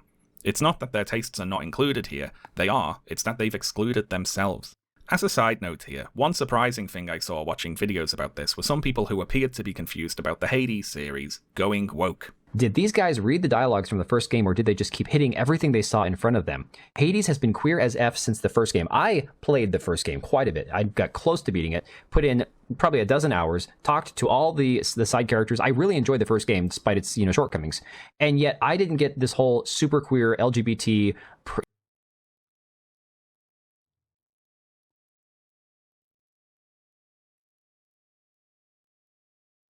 You didn't think Hades 1 was queer? That's insane. Horseshoe theory is real?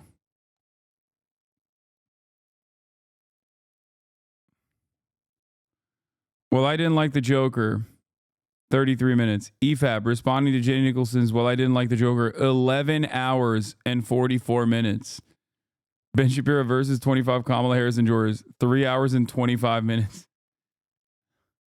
Yep, that is the horseshoe theory.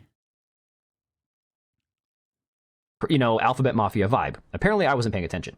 What do you mean you didn't get queer vibes from Hades? It's Greek for a start. The main character's bisexual. There's a whole gay romance story about reuniting Achilles and Patroclus. The character Chaos is genderless. You can start a polyamorous relationship. No, you weren't paying attention. Anyway, back to fixing Aphrodite's design. Similar to fixing Aloy's design. He didn't even need to go that far. All you needed to do was just show the character designs and be like, yeah, you think this game isn't queer? You fucking idiot. There's a problem here, isn't there? Goddamn donkey, you fucking baboon. To do with the categorization of certain facial features, prominent cheekbones and jawlines and so on, as necessarily masculine. So just for the anti-woke gamer boys today, I'm going to introduce a new video feature, which I'm sure is going to be a big hit. Okay, let's play. Let's look at some women. And here are the women we're going to be looking at today. Olivia Wilde, Liv Tyler, Angelina Jolie, Keira Knightley. Some women there. I hope you see my point here. Also, those aren't random women, obviously. They are famous celebrities, commonly cited as being among the most attractive people on the planet. It's kind of sad that my version of a reality check for the gamer guys is showing them Hollywood celebrities, isn't it? I think if they went for a walk in a public park, their heads would probably explode. Also, there's a further disturbing tendency here, which is the conflation of certain... Yeah, it would have been like... They'd be like, whoa, wait a minute, this is Unreal Engine 5 has ruined the world. The character development here is too realistic. I don't like it. I don't like the way that these women look, you know, some of them even have like a little bit of peach fuzz on their cheeks. I hate that. Common adult facial features with common masculine facial features, and then using that designation to brand adult women who have those features as unfeminine or ugly. When, no, some women have prominent cheekbones, prominent jawlines. There is nothing necessarily gendered or even to do with attractiveness about those features. The problem with Hades 2, of course, is choice. It's diversity. It's that there is more than just the one thing on offer. And this answers my question about Baldur's Gate 3 from earlier, by the way, because while yes, in that game you can play a straight-down-the-line heterosexual cisgender man and pursue a relationship with a conventionally... I think the funniest thing, Trump won dumbass cry about it. I know, I'm crying. I'm crying. I'm very excited at your dropshipping business falling apart, collapsing, you know, when the tariffs kick in. Listen, dog. My merchandise is made in the United States of America with union hands, okay? I don't think Trump supporters can say the same about whatever fucking Trump merchandise they sell in their Trump stores.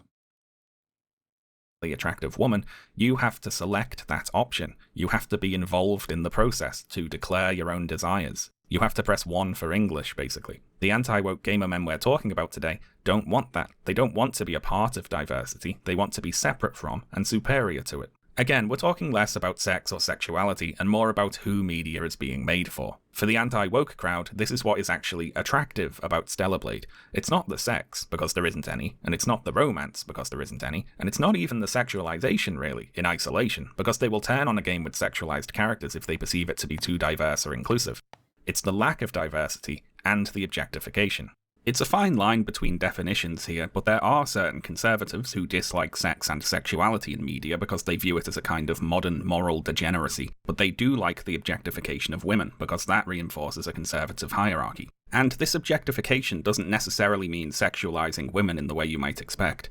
In fact, it can even come in the form of the desexualization of women. Less important than the sexualization itself is that women do not have agency, that they are there to be objects acted upon by men. And just as this can take the form of telling women to get their tits out, it can also take the form of telling women to cover up and be ashamed. These are just two sides of the same coin, really. The important thing is that women are being told what to do and not choosing for themselves. So women should conform to certain beauty standards, but in an automatic and unconscious sort of way, because the conscious choosing of those standards requires women to have a level of agency that socially conservative men find unacceptable. And Eve is perfect here, of course, because while she looks like a bikini model, she has absolutely zero idea that she does. She and the rest of Stellar Blade's female characters didn't choose to look the way they do, they just look like that, for zero in-universe reason. And the socially conservative gamers took this to be a political statement on behalf of the game's developers. Stellar Blade must be intentionally on our side, they thought, deliberately championing our cause. It must be making a political point with its scantily clad ladies.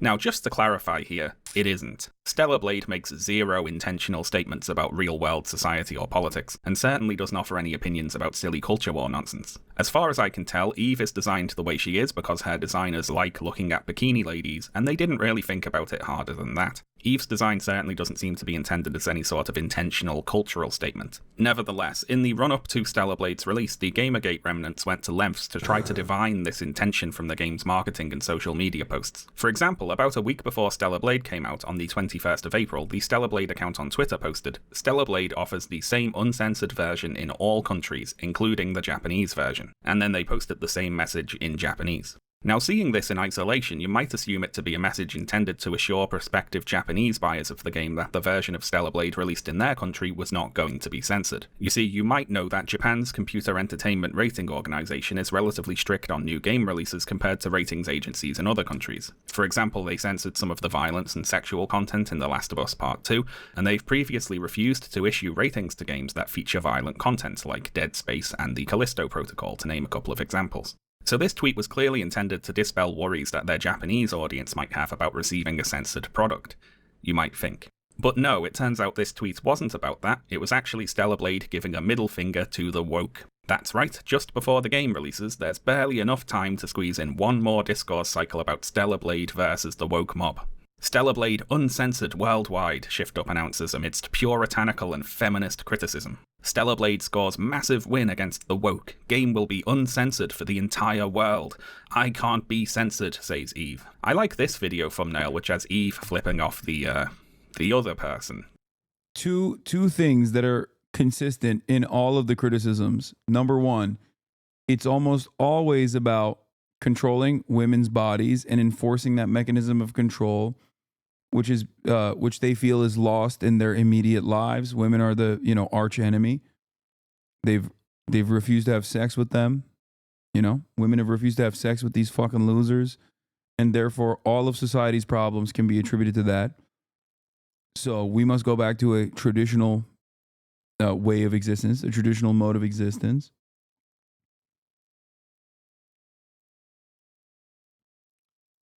Hasan, thank you for this. I struggle to understand your non-political content, but I see how such trivial things like a person shitting needlessly on a video game character stems from a larger societal problems. They can also be casually reinforced, like toxic masculinity in an online space, is really eye-opening. Hell yeah, chatter. I'm glad you're recognizing that. This is why, yes, everything can be political. But like I said, it's about controlling women's bodies and like maintaining that they are objects of desire, or making sure that they are more modest in their appearance if they choose to see fit. It's more about taking away that bodily autonomy from a woman. And then number two is just an endless well of stupidity. Okay. Every single point that Sean in this video touches on stems from a made-up hysteria. This is why I always yell at reactionaries. This is why I always yell at right-wingers in general, conservatives in general, because they make up false narratives and then they get angry at that false narrative that they made up. And instead of just like, I don't know, scratching the surface a little bit, engaging in a little bit of self-reflection, they refuse to do so and look for more people and more content that corresponds to their biases. They just genuinely, deliberately look for more false narratives that give them comfort. And it's ironic because these are the same guys in the Gamergate era that used to claim that the left is in an echo chamber. And they still kind of do that.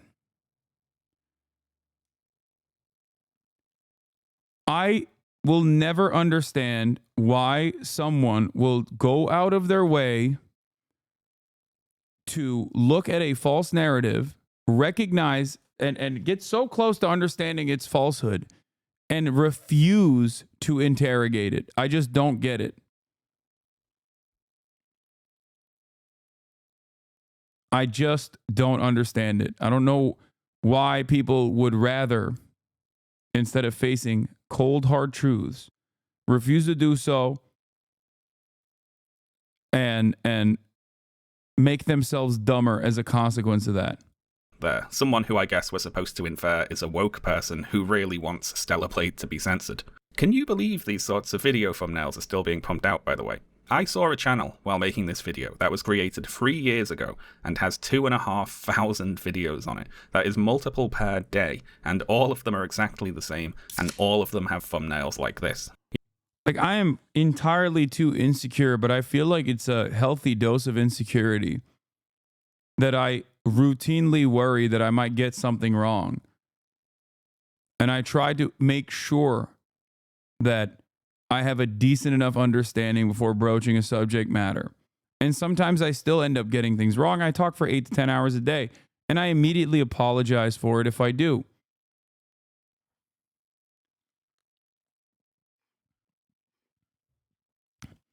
This is why I hate when people say, "Oh, you're backtracking." It's like, no. It's not backtracking. And it's not something that should be punishable either. It's something that should be welcomed. When you get new information that actually goes against what you have previously thought was the way things are, you reconsider the way you know, the ways in which you arrived at that conclusion. It's called growth. It is not a vice, it's a virtue. And yet many people present it as a vice.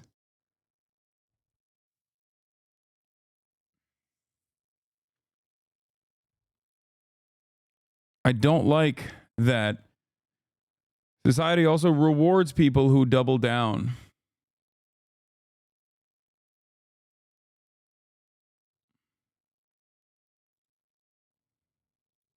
You know, with all these stock woke stand-in characters they've been using for 10 years now. Can you imagine making multiple of these a day? Forever. It's like a horrible recursive nightmare.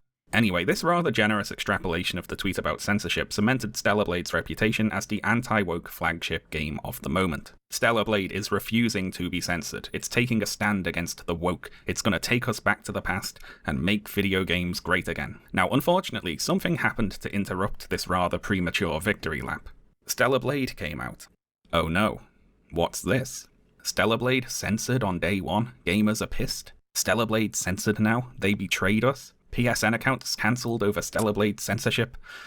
This was what broke my mind about Gamergate 2.0 narratives. Like, I did some videos on this, and at the time, many people were like, oh, Hasan, why do you care about this? Who cares? It's inconsequential.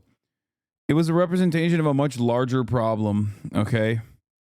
That's why I was like losing my mind over it.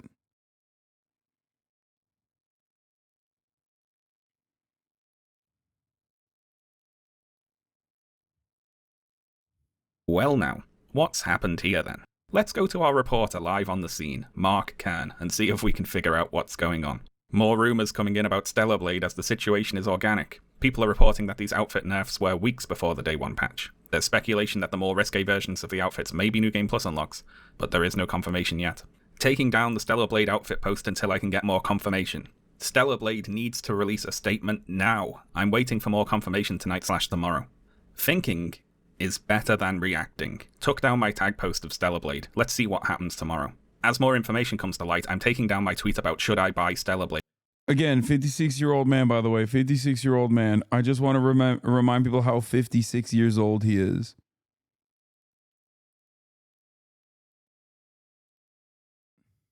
Until I see full confirmations tomorrow. One thing to be aware of is that there are people who want Stellar Blade to fail. There can and will be misinformation posted, so we should all be vigilant. They want those pre-orders cancelled. And as I've pointed out before, in corporate warfare, like, not only do they make up this conspiracy that everyone is against Stellar Blade, they're now doubling, tripling, quadrupling down on said conspiracy that, like, in fact, definitely does exist, I promise you, and we have to combat against it. This way of thinking is the most Reddit way of thinking imaginable. It's something that I see quite frequently, perhaps most frequently on Reddit.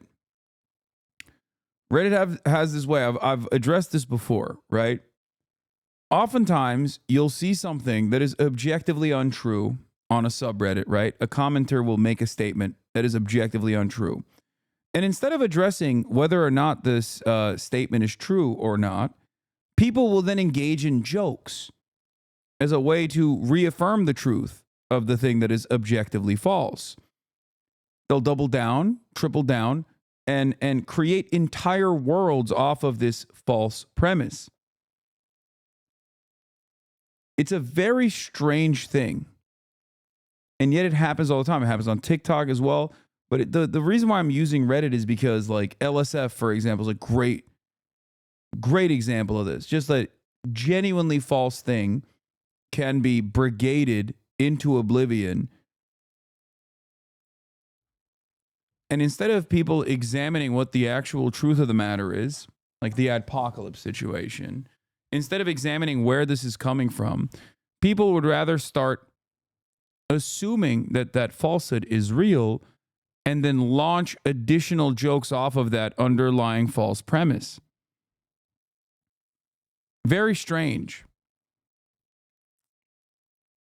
I think it's a cycle of reinforcement that occurs. And Reddit is the best example of this because there is this, like, Bill Maher style smugness associated with Redditors usually, right? Where they feel confident. They feel like they have arrived at a truth that other people were not aware of. And now they're making jokes about that because they're so superior. When in fact, most people would look at that and go, what the fuck are you talking about? You're wrong.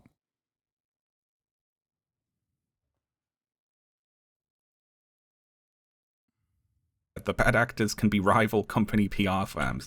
Be careful. I posted before I had the full story, but took it down within minutes. We'll be more careful next time. It's not looking good. Here are the screenshots and build numbers from Reddit user JewShelter1349. Same outfit. Censored. Uh-oh, it looks like Stellar Blade was censored, and you can see the horrifying effects of that censorship there. It's unrecognizable, isn't it? It's like a completely different game now. A little bit more fabric has been added to one of Eve's outfits. But wait, if you can believe it, things get even worse. This is another confirmed outfit censored in Stellar Blade, original on left. We're working on changing... Dude, I'm telling you right now, if you were to go out in the real world and try to explain to a bus driver this exact predicament, the bus driver would kill you with hammers, okay? Like, if you try to walk outside and explain what happened here in your favorite video game that has 300 outfits, including one that is like entirely naked, getting what you describe as like a First Amendment violation because they added some latex to a latex bra to one of the 300 outfits. That person has the moral responsibility at that point to deal with you. Okay? And, you know, either they would kill you with hammers or immediately call the authorities to 5150 your ass and put you in an involuntary hold because you present a danger to yourself and others around you. And yet this kind of narrative, because of the way that the internet works, can continue to manifest and fester. Wanting nudity in video games is worthy of violence? Yeah, dude, thank you. Thank you for doing the thing that, once again, everybody hates, yourself included. No, I did not say I hate waffles. I said I like pancakes. Okay? That's a whole different sentence that you just came up with on your own. The left is refusing / not able to give any reason to come to their senses, and I challenge us all to look at the irony of inclusivity here. Saying that the sexualization of humanity can't be done ethically is why we're going to lose the next election as well, man.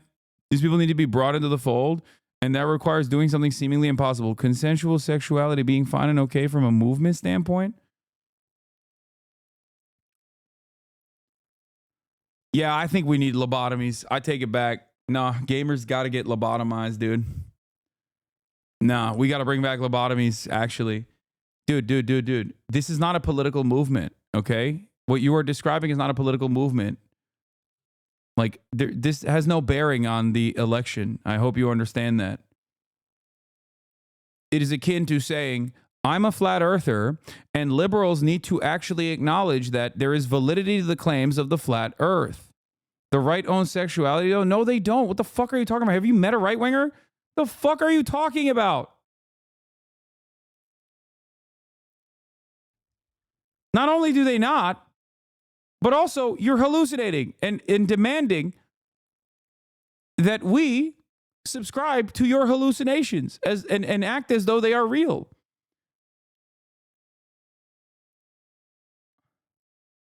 What?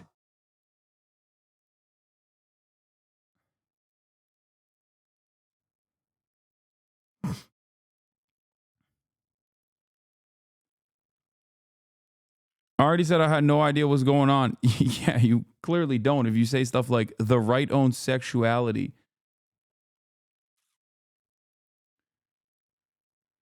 Oof. Not only did you say the right owns sexuality, but also this is why the left will continue losing elections, because I guess they've made a big deal about titties in video games, which is not even a thing. It's not even a real thing. The entire premise of this video that Sean made is to show that it's actually not a real thing. It's a fake outrage. Notice how the title says Stellar Blade, the fake outrage, because it was made up. There was no outrage against it. I played it. Okay. I played it. It's great. I looked up at the sky to look at the undercarriage, look at the fucking ass cheeks of the main character. I did that. She was dope. That's not a real thing, okay? This is the problem. The problem is we're currently addressing how the outrage around Stellar Blade was entirely concocted by these fucking weird, sweaty little gross loser perverts. And then instead of people going, what are you talking about? We don't even know what the fuck this is. People just went along with, no, people are actually objectively outraged at this game. And they're very angry at this game. And they want this game to fail. And they just kept leaning further and further into their hallucinations. The problem, this is not a left-right dichotomy. Okay? This is a much larger problem. Left-right dynamics exist in this conversation, but the much more consequential problem is truth versus falsehoods. Okay? People's willingness to believe in falsehoods as long as it, goes against their as long as it corresponds to their own personal biases that they've developed around their ideology. We're watching people collectively hallucinate, okay? Getting together online at a time when we are increasingly isolated, increasingly alienated, with no sense of community whatsoever. There is no bus driver to check you, okay? That's why I talk about the bus driver test. There's no normal, real human being that actually checks one another at this point. If your only interaction with the outside world is other like-minded individuals that the algorithm shows you, okay, you end up arriving at false conclusions and then seeking out further false narratives that correspond to the false conclusion that you started off with. And at no point do you go, maybe I'm wrong.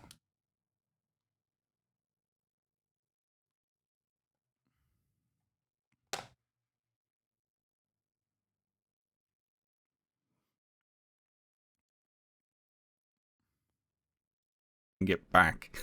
Who are you? It's not about inches of fabric. It's about fighting the double standard and getting Stellar Blade customers what was advertised. Hashtag free Stellar Blade. Now then, I have a lot of things I find funny about this.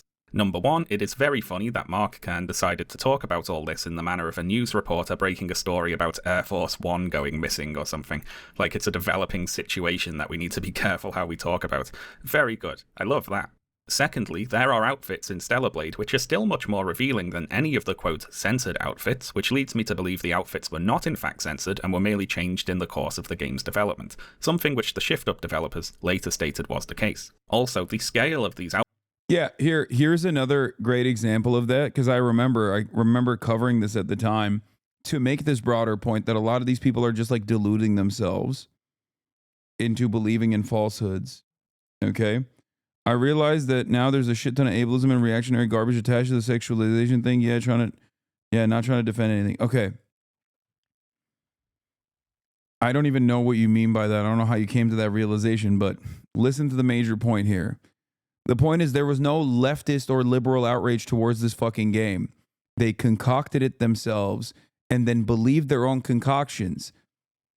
It's like if you have a partner, okay, if you have a girlfriend, let's say, okay, and she gets mad at you in the morning and you're like, what the fuck did I do? And she gets mad at you and says, well, you cheated on me in a dream and now it's your problem, okay? Conservative politics, especially in the gamer field, is basically just that. I have hallucinated an alternative reality in which you've done something that's pissing me off and now it's your fucking fault. Okay?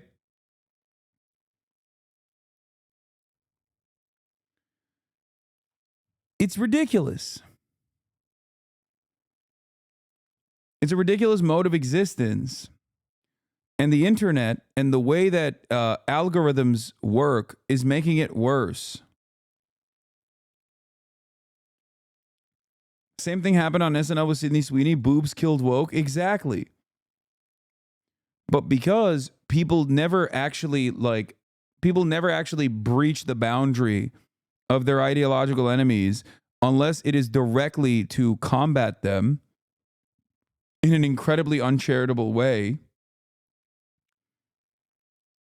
No one actually arrives at this conclusion. No one actually sees the other side's position. And this does not mean that your interlocutors automatically have good points. Okay, I'm not saying that at all. But it's important to understand where they are coming from. What do you think about AOC changing her bio? See, this is what I mean. This person is doing the meme right now. She changed her bio. She changed her description on Twitter years ago, man. Years ago, okay? And I don't know why she did it, but it does not matter. But someone told you it happened overnight. Someone told you it was a direct response to this last election.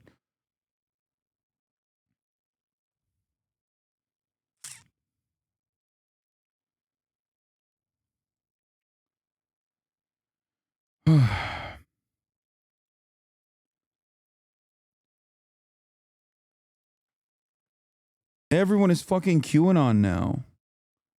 There's something that every single person has a QAnon type belief over, no matter how silly it is.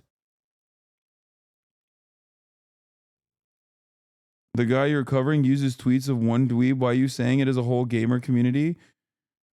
Wait, what? Like, bro, the vid you're watching covers one dweeb gamer. Yeah, that one dweeb gamer is basically the figurehead that all these other hundreds of videos that he's shown are getting their markers from. Okay? Like, what do you mean? He also perfectly showed exactly how this kind of false narrative manifests. One fucking dipshit tweets something, it goes viral. A million dipshits on YouTube make YouTube videos. Asmongold watches those YouTube videos and reinforces that narrative. And the only victim in this situation is just the truth.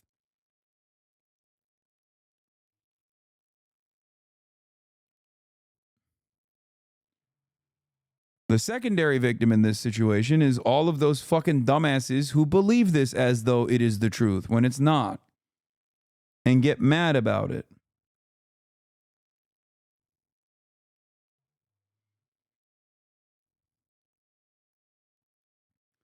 They made a fucking petition at the time over this, by the way, with 95,000 verified signatures.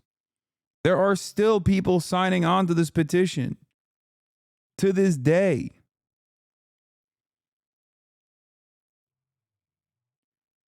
Do you understand how fucking insane that is?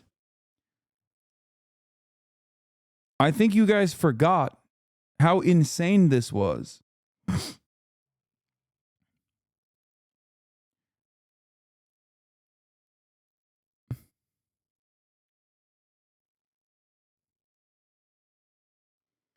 We watched the videos that people recorded at the time. I couldn't believe it.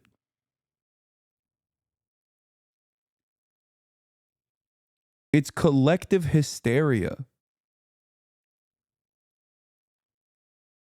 Outfit changes is so minor. From how Mark Kern's talking about it, you'd think Shift Up swapped Eve from a bikini to a nun's habit or something. So actually, while we talk about this, I'm going to leave a couple of GIFs of these outfit changes on the screen, just so we don't lose perspective on what exactly it is we're talking about here. Next, I think it is completely hilarious that Mark Kern is up in arms about Stellar Blade customers, quote, not getting what was advertised, given that his job is selling skins for a video game that doesn't even exist. And you'd think that he would understand how this sort of thing works, given that he's a game developer himself, remember? For example, Mark, have a look at this. Here's the Ember Twitter account advertising an in-game character skin for purchase, represented by a 3D character model of a cat girl. It's a mock-up because there is no game to put her in yet, of course. The thing is, though, you had already sold access to this skin before, when it was represented by 2D character art. And the earlier version of the skin, which you sold on your website for money, is more revealing than the newer version. Look how much more fire is showing in the earlier version of the skin. You sold this, and then you changed it to be less revealing. So can we get a discourse cycle out of this, maybe? Hashtag free Ember, perhaps? Because this is exactly what you're criticising ShiftUp for doing. Well, it's not exactly the same, I suppose, because their game actually came out, didn't it? Next, I really appreciate that this air-quote censorship controversy came so quickly after the Twitter post which stated the game would not be censored. ShiftUp unintentionally caught the anti-woke culture war YouTubers off balance there. They were led into seeing Stellar Blade's uncensored release as a victory over the imaginary woke mob they were pretending were trying to censor the game, but then the game came out, and it was censored. Or at least they thought it was, which turned their fake victory into a real defeat. They built this imaginary woke strawman that was trying to censor Stellar Blade, and then it won. So I'll claim that victory then on behalf of the woke mob. Well done, everyone. We won that one, and we didn't even have to do anything. Congratulations. Now, one of Mark Kern's tweets there talked about changing Stellar Blade back and said hashtag free Stellar Blade. So let's talk about that. You see, in the wake of all this traumatizing news, Mark Kern posted a change.org petition with the aim of getting ShiftUp to revert the outfit changes to the versions shown in the game's trailer. And let's read that page together.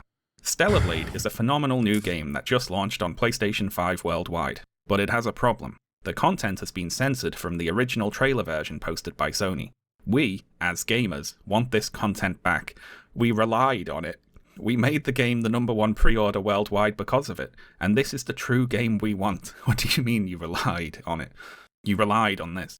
Stellar Blade is more than a game. It's become a cultural beacon for freedom of expression in a time where game publishers like Sony are censoring games more than ever. Stellar Blade was a breath of fresh air, and Gamer rallied behind it because it meant things were changing, getting better, and the voice of creative freedom was ringing loud and clear. Beautiful. Notice here how Mark Kern is avoiding saying that Sony censored the game, because of course he has absolutely no evidence that that is true, so he has to say things like game publishers like Sony are censoring games in general. Talking about creative freedom and freedom of expression is also funny because 1, I didn't see you talking about that when you were sharing edits made to the work of other game designers, and 2, of course the only word out of ShiftUp so far is that they wanted to make these changes. They said this is the final version. Remember when I said narrative overcomes truth? When the actual fucking director of the game came out and was like, what are you guys talking about, dude? We made these decisions on our own. What the fuck are you talking about? They didn't believe the fucking video game developers. They were like, nah, you're lying because you caved to the woke mob.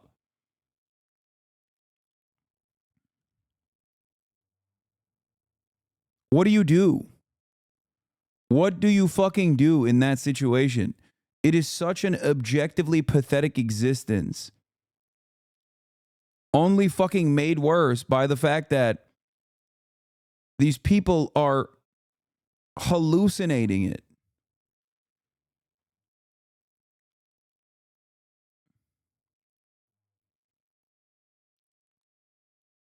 What do you do? And there are literally millions of people like this. Another great example that I'm reminded of is when Asmongold was talking about how Yakuza was going woke or something, not knowing the fucking history of the goddamn franchise at all. I say this as a massive fan of the Yakuza video game franchise, okay? Massive. It's people who don't understand the genre and people with no interest of like, with no interest of like, interrogating or examining the underlying political motivations in a sea of people who are just careless and don't care and only want their version of the world to be the reality.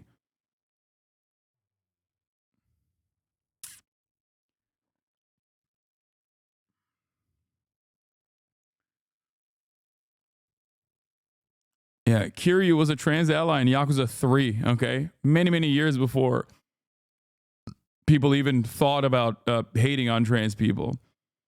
Same with fucking One Piece. Like, people who are One Piece fans who also have, like, right-wing opinions blow my fucking mind.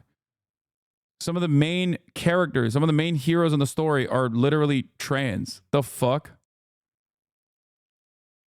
And they were invented, like, in 1997, you know what I mean? Of the game they wanted to make, and you're the one trying to make them change it. Now, Mark Kern had two paths forward at this point. Either he could accept what ShiftUp said about not being censored and cut his losses, or he could spiral into delusion and conspiracy theories. I wonder what he did. First, they tried to search ban me. Now they're stopping #FreeStellarBlade from trending. Who are they supposed to be here, even? Tell me again this is just about some silly video game controversy.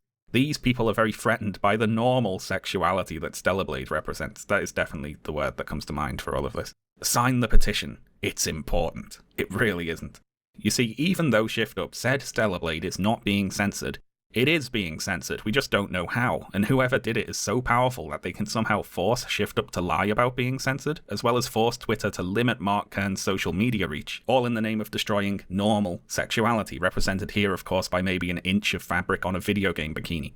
And sadly, this campaign of censorship didn't stop there. On the 24th of May, patch 1.003 for Stellarblade was released. This patch added new content to the game, including 2 new Kunoichi outfits. Now, even though these outfits were only obtainable after the patch, 1.0 versions of the outfits existed in the game files, and those outfits were slightly different. Do not panic, however. The website freestellarblade.com has a little write-up on the changes and a guide to accessing the original versions of the outfits, and I quote, "The skirt on the Kunoichi nanosuits were lengthened and made more rigid in version 1.003. The skirt's transparency decreased in version 1.003. Changes were made to Eve's body structure from version 1.0 to version 1.003. The Kunoichi nanosuits are available on the disc. To access them, you need to have Roxanne's affinity maxed out, then you would need to up patch to version 1.003. As soon as you load into the game, you should receive a prompt with the rewards. Immediately back out of the game and down patch to avoid save file incompatibility. I just thought I'd give that a signal boost here so we can all get access to the earlier versions of the outfits.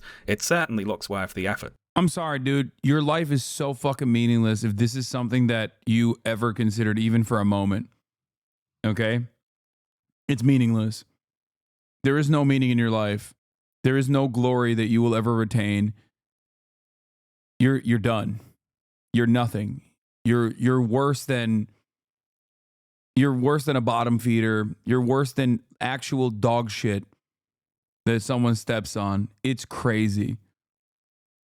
How can you be a human being, okay, living in 2024, where man has achieved such impressive feats, overcome nature, built skyscrapers, visited the moon, okay? We have a goddamn international space station up there, okay? And this is what you worry about? Pathetic. Okay? You are a pathetic thing. I have a hard time even acknowledging your sentience. It is shocking.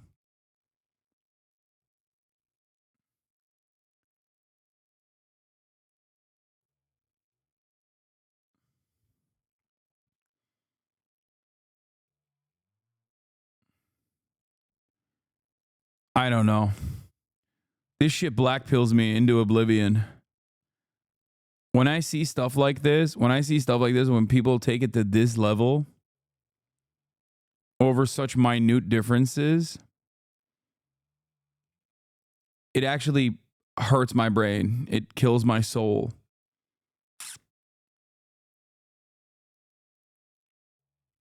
And I think people come to this with the recognition that it's a little, childish. And that's why they have to slap on this is actually a war against free speech and protecting, war against censorship. And it's actually a free speech argument. Because, like, if your argument was standalone, you wouldn't feel the need to add on these additional identifiers that your conquest is actually something that transcends beyond you being a horny little gremlin. But it's not. I mean, this isn't even horniness. Like, it's so fucking pathetic, dude. Doesn't it? Now, this patch also added in 2 other outfits for Eve, Midsummer Alice and Midsummer Red Hood. These are 2 variants of 2 of the controversially changed outfits we've been talking about. The Red Hood outfit swaps Eve's undershirt for a body harness and adds thigh-high stockings, and the Alice outfit adds in a bow, a collar, and some lights down the front. So these are new outfits, but they are also clearly iterations on the earlier versions of the supposedly censored outfits that Mark Kern and the Horny Goblins are upset about. Now this introduced a little awkwardness into the Free Stellar Blade movement. You see, Shift Up added in 2 outfits, which are kinda like the ones we said we wanted, so we could claim that as a win, but also, they didn't uncensor anything that we wanted them to uncensor. These are new outfits, they didn't change the old ones, and all the rest of the outfits we're upset about are still censored, supposedly, so what should we do? FreeStellarBlade.com is very clear about where they stand on the update. Do not accept these outfits as a win. The entire point of this is freedom of artistic expression. There's now 12 outfits that are censored with the latest update. So that's where they are. Mark Kern, however, decided to split with FreeStellarBlade.com and took a rather different approach. We did it! You did it! Hashtag FreeStellarBlade celebrates as Shift Up and Stellarblade uncensor outfits. Thank you everyone who participated in the 8-step plan and the petition. Please sign the petition, which will now be sent as a gift to Shift Up. Lucky them. So many have helped to make this possible. This is the peak of American activism, dude. Fucking porn-brained Coomer consumption. That's it. America's got one fucking speed. This is what here. Yeah, this is it. This is the truest fucking skit ever told about us. Europeans think America is like. I wake up at 8 a.m. to the sound of gunshots and violence. Then after that, I have breakfast, an 18-piece fried chicken bucket with a 2-liter bottle of Coke. Then at 9 a.m., I start my daily commute from Los Angeles, California to New York City. Along the way, I drive through intense poverty and homelessness. I will do nothing about it. At 10 a.m., I arrive in New York City. I talk loudly about how great America is. At 11 o'clock, I decide to head down to Miami. At 11:45, I arrive in Miami. This is where I get my tan. After that, I head back to Los Angeles. It's awesome that I'm able to visit all 3 American cities in one day. Around 1 p.m., I go out to eat for lunch. I leave the waiter a large cash tip of $100. At 1:30 p.m., I publicly lean against the wall to rest. Around 3:30 p.m., there's another shooting. At 6 p.m., I have dinner, an entire apple pie that I wash down with a 2-liter of Coca-Cola. Then at 9 p.m. there's an alien invasion. This seems to only happen to the important countries. And that's my day.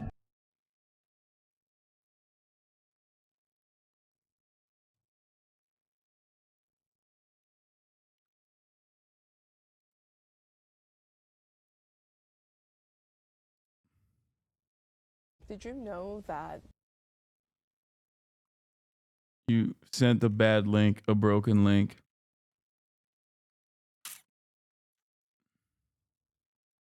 Everyone worked so very hard.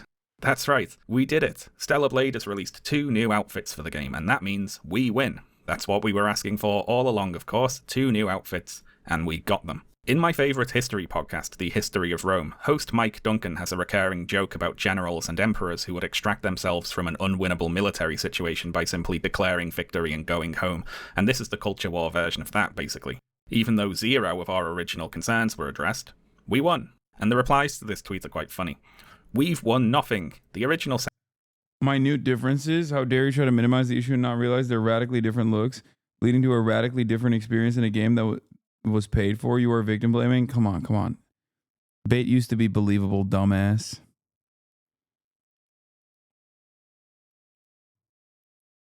I know it's Bait because I recognize his fucking name. No person that knows what Anatolia is gonna fucking craft a statement that fucking stupid, sincerely, okay?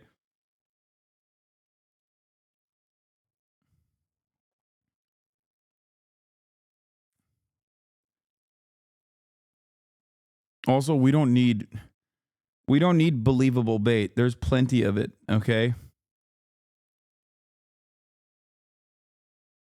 Censorship is still there, but they've won from your reaction. No, they know they can bribe us and distract us. Your reaction means we've... What is this? I'm sorry, but this is fucking crazy. She should be bannable. Denims talks about you. What did he say? Denims talks about you? Dude, I only watch Denims clips offline. Yeah, with my pants off. Yeah, I can't watch those on stream. Yeah, just shouldn't bother. Same principle as what we were just talking about. Okay? Oh, damn. Someone talked about my sexual assault allegations from former partners. Yeah, I jerk off to them. That's sick. I mean, this is it. There's a lot of people that have this sort of tendency. They need to fucking grow up, okay? Lost. You are wrong. They added outfits in order to... This entire video is you know, talking about people that behave this way. Distract from your real intention, which is that they are actually just keep spitting on the fans by continuing to censor the game diligently. They are insulting the player's intelligence by thinking we wouldn't notice. Look for yourself. We have nothing to celebrate. It only get worse. Discord in the ranks here. Now, the latest twist in this tale is that ShiftUp recently went public and posted a job listing for an investor relations manager, one of the duties of which is overseeing the publication of ESG reports. Now, you might say, Sean, I don't know what that is, or how it could possibly matter. But no, it does matter, it turns out. ShiftUp sells out and embraces ESG. Stellar Blade is doomed. Stellar Blade developer ShiftUp goes public, will now publish ESG reports. Stellar Blade sells out to ESG, ShiftUp goes public and becomes compromised, and so on and so forth. Also, this news led Mark Kern to rather dramatically declare that ShiftUp has fallen. After going public, they will be required to publish ESG reports. So okay, what the hell are ESG reports? Well, ESG is one of those acronyms, along with DEI, that two online right-wingers have come to see as a synonym for wokeness. It stands for Environmental, Social and Governance, and ESG reports basically detail the environmental and social impact of the practices of the company. Now, I have my own anti-capitalist opinions about the actual point of this sort of thing, of course, but I can relay that the... You're a content creator? How much of this is farming? I think there's a healthy dose of farming, especially from the content creators that engage in this kind of rage bait. But there is definitely a real audience for it, and it's growing.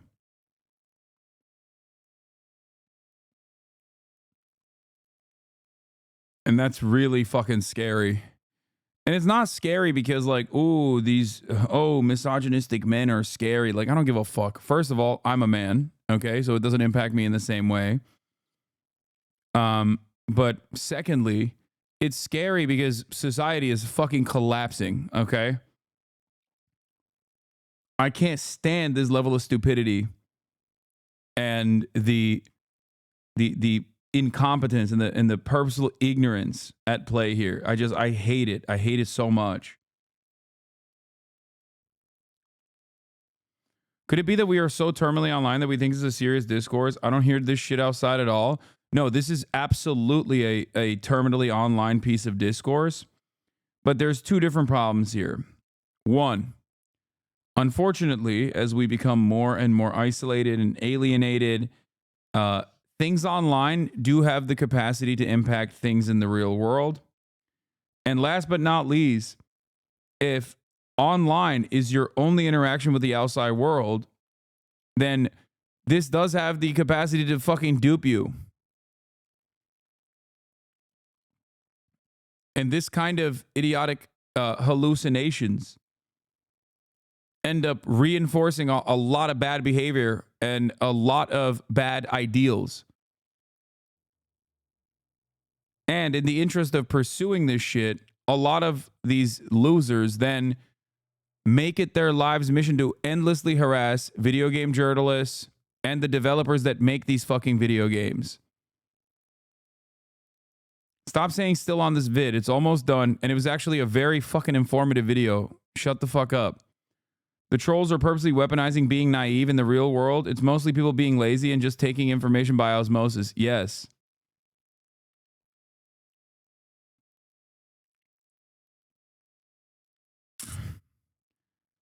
I mean, you guys saw an example of this that is very close and personal to me.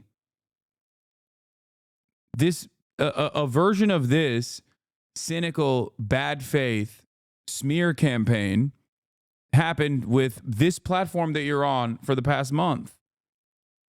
It was completely concocted by bad faith actors with an agenda to undermine the platform with a very specific goal of either unbanning a person that was banned from the platform for good reason or banning me, a person that they have identified as their enemy.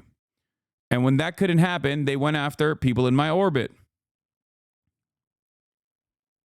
And then when that didn't happen, they went to other organizations to try and apply even further pressure. They went to advertisers directly.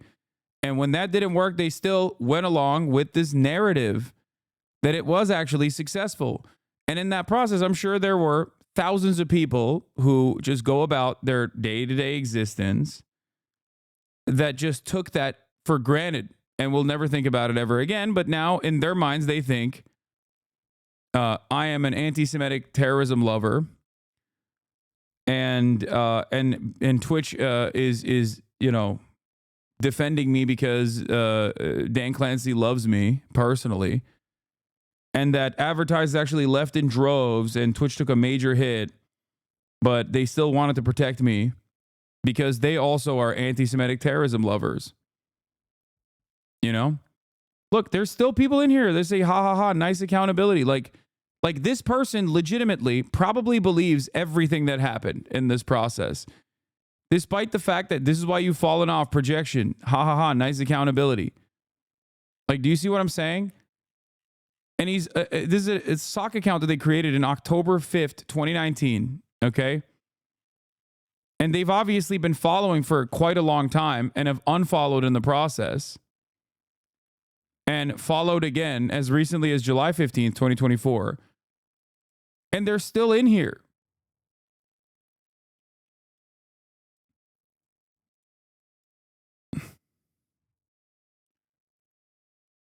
Some people would much rather believe a lie than dare to interrogate what the truth is and self-reflect.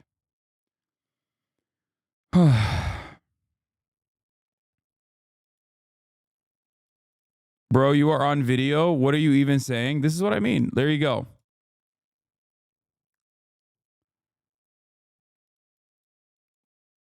This is it. Accountability.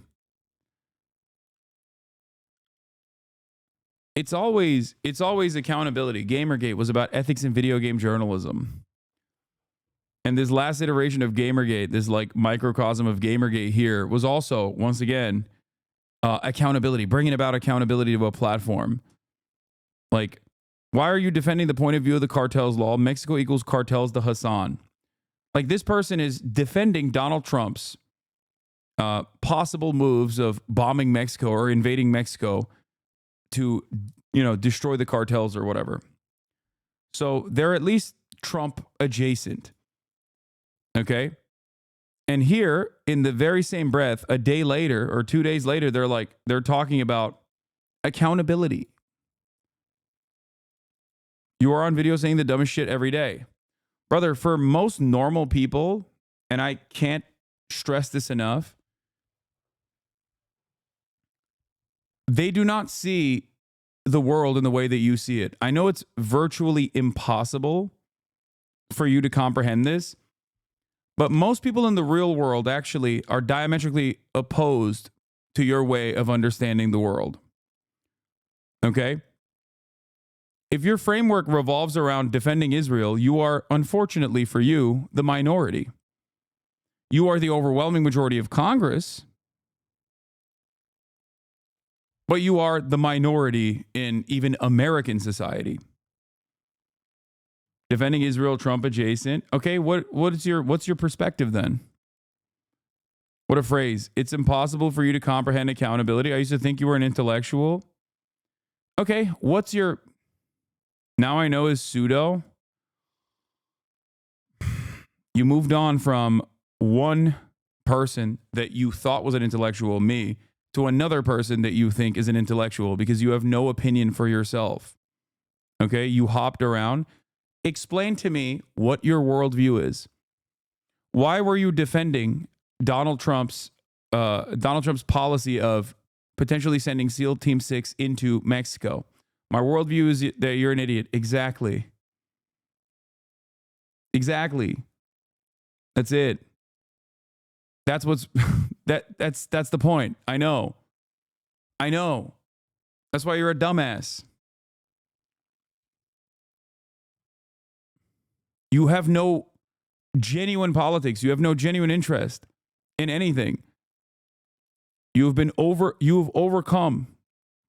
You've been overwhelmed with hatred. Why would you openly admit that about yourself? I'm asking you, trying to have a normal conversation with you, asking you what your personal politics are. And your personal politics is that I'm wrong. and that I'm stupid. That's not real politics, you fucking moron. You have lost your humanity. You basically have lost any sort of comprehension. You are simply a pawn for another content creator who doesn't even know you exist. Okay? You're in here trying to fight his battles. Your viewers are pawns, dumbass. Again, I will ask you one more time. Why are you defending Israel or Donald Trump's policies of invading Mexico or engaging with the cartel in a violent manner, thinking that this will be a successful way to combat drug trafficking in this country?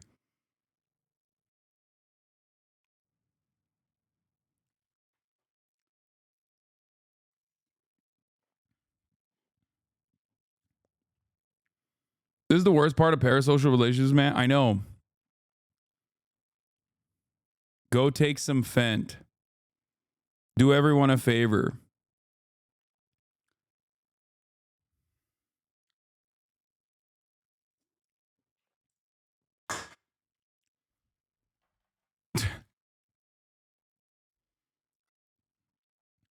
Buddy, between you and I, who do you think is closer to the verge of suicide? The guy with a fucking sock account titled Twitch Viewer 05978, who's been following me since 2021 and crying in here?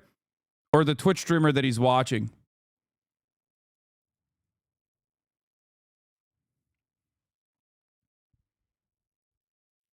I'm crying so hard, we can tell. Anyway. We'll get back to you when you have a coherent thought that is individually, a coherent thought that you came up with on your own, okay?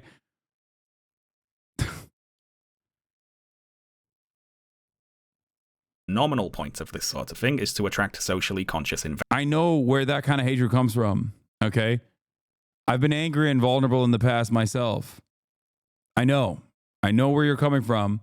I know what it feels like when you are desperately looking for a sense of community online. Okay?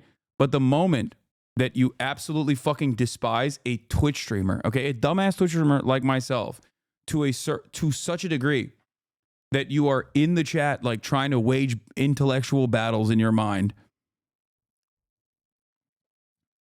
to feel a sense of humanity, to feel a sense of recognition that you have lost in your own personal life, is a moment where you are diving deeper and deeper into the sadness, the pit of despair.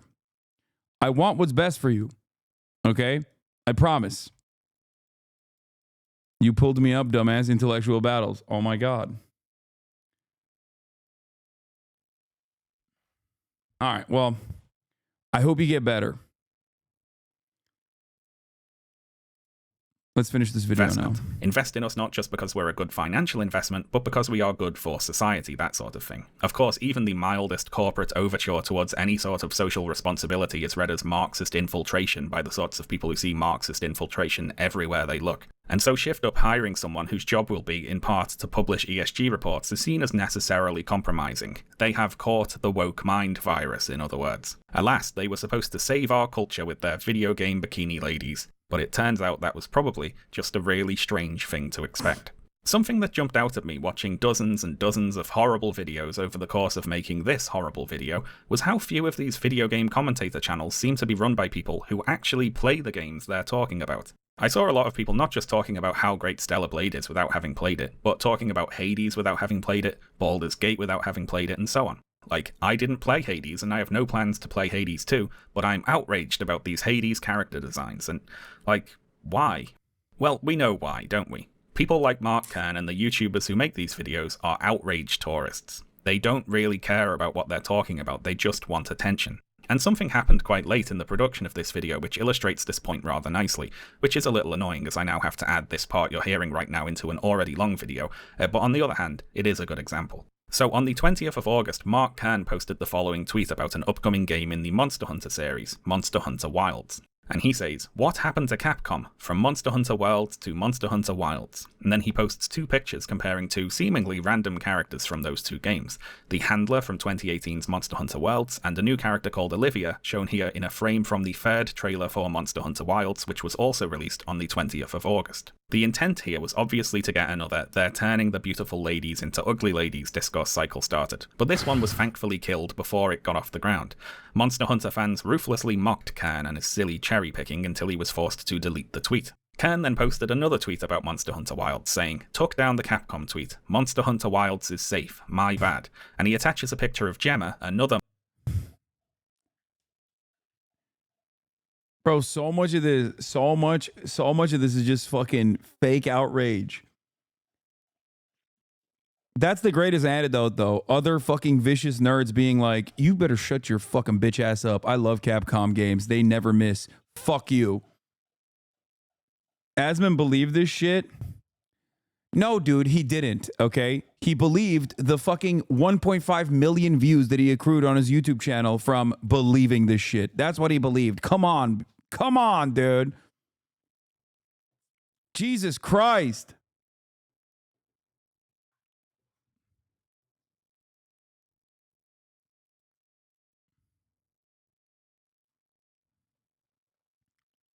Monster Hunter Wilds character, who he apparently does find attractive. Good for him. But Kern has accidentally revealed something here. You see, Gemma was shown in the first Monster Hunter Wilds trailer, which was released back in May.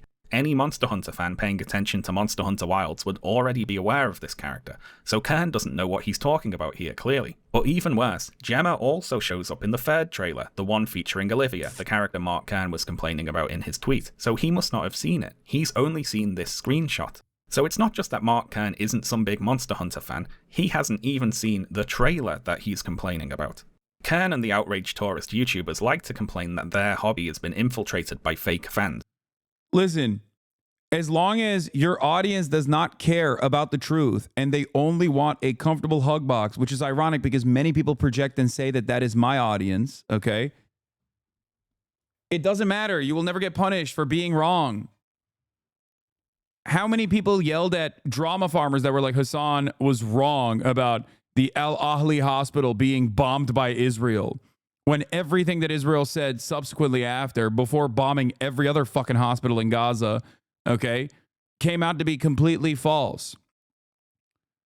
How many people punished those guys?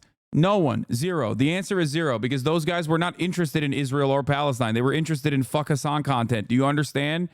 So for a lot of these people, they have no well-established opinions. They have no interest in what's going on. They're just in it for the battle, okay? They're in it for the blood sport. They've decided someone is the fucking enemy, and that person needs to be humiliated at every step. And they also don't understand, just like that one chatter that I was talking to earlier, like they don't understand why normal people don't respond to these endless fucking maniacal smear campaigns, not just against myself, but against like these video games and shit too. Do you not understand? They literally are so firmly grounded in a falsehood, in a false narrative, that they can't comprehend why most people in the real world don't give a fuck. They don't understand when their narrative that they've developed in a hug box is not reflected by the majority population in the real world. That's the problem. They get worked up, and even when the thing that they got worked up over doesn't actually follow through, when there's no actual material gain to be made, they just move on to other things or decide we won anyway. It was actually a victory nonetheless. That's the reason why that dumbass Dan Saltman, who's now fucking actually Dan Can't Stream on Twitch for, doxing people and shit, was running around being like, I actually took away hundreds of thousands of dollars of revenue from Hasan. What have you guys done? I saw that. Like, he was doing victory laps. It's like, I don't like running ads anyway, dumbass. The fuck do you mean? Oh, I'm suffering so much. No, he said 3 to 4 million. That's hilarious. I refuse to take on advertisers that I don't want to get money from. I deny advertisers to the tune of $1 million specifically for the election night coverage. If I cared about like farming higher amounts of revenues, I wouldn't work with fucking American made union shops when I'm doing my merchandise. I just go to fucking China. Okay, I go to Indonesia. If I cared about farming as hard as these fucking delusional losers care about it, I would take on any advertiser that wants to pay me. Okay, I don't need it.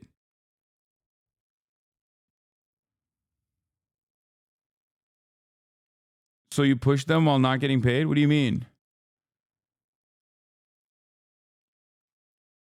The point is, not only am I principled in this circumstance, but also when the narrative fails, okay, when the narrative fails, they just move on and they try to like derive a victory from some other place where they're like, no, we still got a victory here. Lowy literally laughed at you for getting cucked on ad revenue on your contract. I know.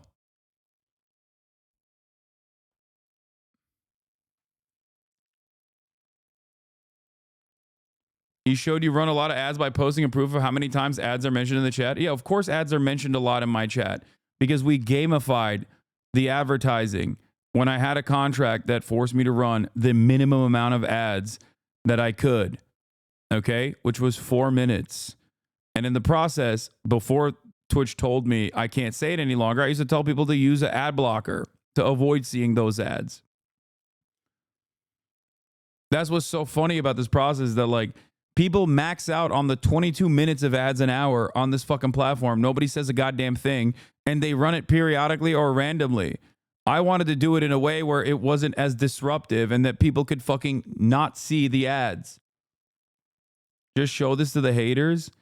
Yeah, I mean, this is a fucking silly flex too. Like, yeah, I have a lot of subscribers. I mean, that number will go down next month after the election, okay? It will. But it still doesn't fucking matter.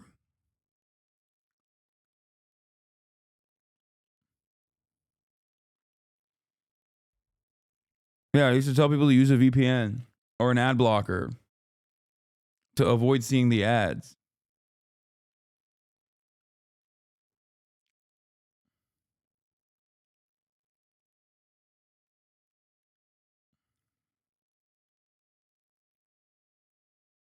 I work in advertising with accounts that spend millions per month. We don't care what delusional internet nerds think. I know.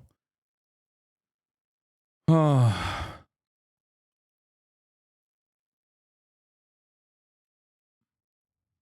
Can we get this guy off stream? No. All right. But that's all projection. It's them. They're the ones pretending to be fans of video games for attention on the internet. Now, it wouldn't really be right for me to armchair psychoanalyze people based on just a few tweets or YouTube videos, of course. But if I was going to, watching a lot of these videos, I'd say I saw a lot of people who seem to have lost their passion for their hobby. They've got bored, but they aren't moving on. And this is a thing that happens sometimes. Someone was into a thing when they were young and carefree, but now they're older and more cynical, and they're not really having fun anymore. But instead of moving on and trying something new, they get angry. This thing is part of my identity. It's not that my earlier appreciation for the thing was that I was excited about having new experiences. It's that the thing was good, and now it's bad. So someone ruined it, and I'm gonna moan at whoever I reckon that was. What a lot of these commentators seemed to want from Stellar Blade was for it to take them back to the good old days, before all this politics and wokeness, a simpler time where you could leave your door unlocked, and you couldn't move for video game bikini ladies. This is of course just the video game version of the standard conservative nostalgia for a past that doesn't really exist. You know, the world was a brighter, happier place back when I was an actual child and didn't have to pay rent or know about wars. What a coincidence. For any of these people who are watching this video and have actually stuck around to the end, which I seriously doubt, I'm going to do a bit of a selfless public service right now and go back over what we've talked about today and explain what was actually happening. Okay, so first of all, individual video game journalists are not generally in the business of trying to destroy video games. Reporting on video games is how they get paid, after all. They might call certain games or gaming tropes bad, but that's just their own opinion as critics and reviewers. They're not trying to hurt you. It's got nothing to do with you, in fact. They're actually trying to make games better, according to their opinion of what better is anyway, but that's not to spite you. Again, it's got nothing to do with you. That's just what their opinion is. Next, big mainstream video game journalism outlets are not generally in the business of trying to destroy video games, especially video games from big publishers like Sony. They make money from running ads on content related to game releases. IGN, for instance, makes guides and videos about Stellar Blade. That's part of how they make money. For this reason, mainstream journalism outlets actually tend to be rather generous with review scores for big game releases, because publishers pay to advertise on their platforms, so they have an incentive to stay on friendly terms with the publishers. And of course, if a mainstream journalism outlet was trying to destroy a video game, they wouldn't bury that attempt in an otherwise positive demo preview on a single foreign language website, would they? Next, if a video game company does censor violent or sexual content, it is vastly more likely that decision is being motivated by getting particular ratings from media ratings agencies, rather than anything to do with some amorphous idea of wokeness, i.e. it's mostly being driven. I just keyed on to why you're particularly proud that your merch is made in the US and some creators' merch, Teddy Fresh for example, whilst claiming to be ethical and sustainable, see made in China, it's a subtle diss. You're out of your fucking mind if you think that this has anything to do with Ethan Klein, brother. Are you insane? No, my merchandise has always been made in America by union hands far before I even knew who Ethan Klein was, okay? Get the fuck out of here. No, it is not a sneak diss at all.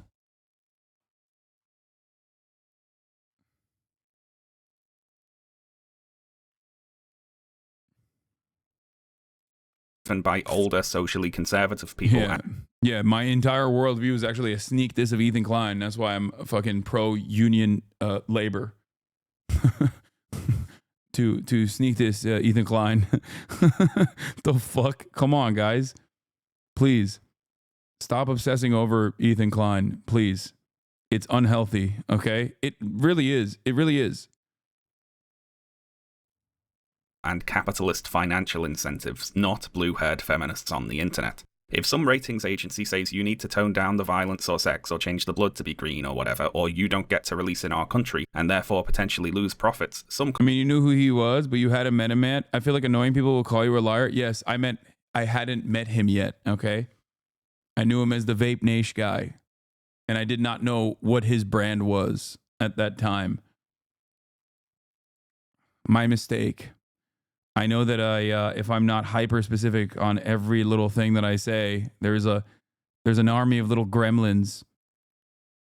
There's an army of little gremlins out there that are just like going to clip everything to be like, oh, see, he did this is a sneak diss. I think they were literally like covering me reading a chat to make it seem like I was actually saying something about Ethan the other day. It's fucking nuts. Companies will do it. Please, but that's got shit all to do let's with be done wokeness. talking about Ethan. And that's the next point, of course. There wasn't some big woke mob push to ban or censor Stellar Blade.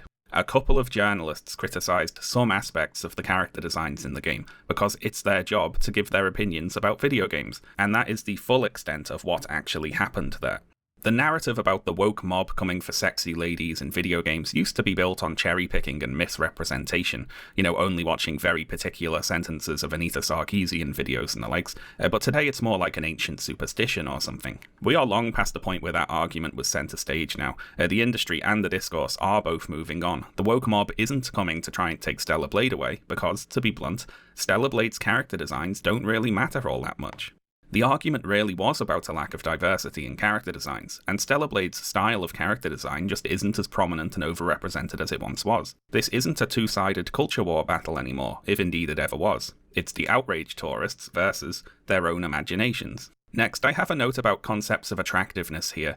Now, this goes beyond the remit of talking about video games, of course, but watching all these videos, I heard a lot of talk that was very obviously coming from people who just assumed that they were the default type of person, and that only people who are like them play video games, and furthermore, that any attempt to appeal to people who are not exactly like them must be some evil scheme or other. I heard a lot of gamers want this is what gamers want to see, when what they really mean is, this is what I want to see. Yeah. It's a very basic point, but there is a much wider range of what people... I think the inherent irony of this kind of fucking, this kind of cause championing is that, like, they get mad because they think, like, video game companies are making decisions specifically on the virtues of diversity to appeal to a different demographic, and they want themselves represented more. Like, they're doing the same thing. They're like, oh, well, I want anti-woke representation. Please, what the fuck? Why are you doing woke representation? I want anti-woke representation. When in fact, like, gaming companies don't give a fuck about woke representation all that much either. They just care about making money. That's the only thing they care about. That's precisely the reason why games are dog shit. Or I wouldn't even say games are dog shit, because I think this past year had a litany of sick ass games. Well reflected in the award season representation right now. People are attracted. With one exception. 5 Hearts Under One Roof. That game not being represented as the greatest game this year, it was a snub, and I'm sick and tired of avoiding it. Okay? It's a real fucking snub, dude. To than what you're attracted to or what you see as the default. There are people who are attracted to a whole range of appearances, body types, fashions, whatever else, and some of them are even attracted to that part of the range that is more traditionally considered to be unattractive, something which a lot of the people whose videos I was watching could probably stand to appreciate a little more, shall we say. Also, when you see big corporations diversify their products and publish reports about the social impact of their activities and market their products to multiple target demographics, do you know why they do that? It's to make money. Big corporations aren't trying to usher in some Marxist takeover of society.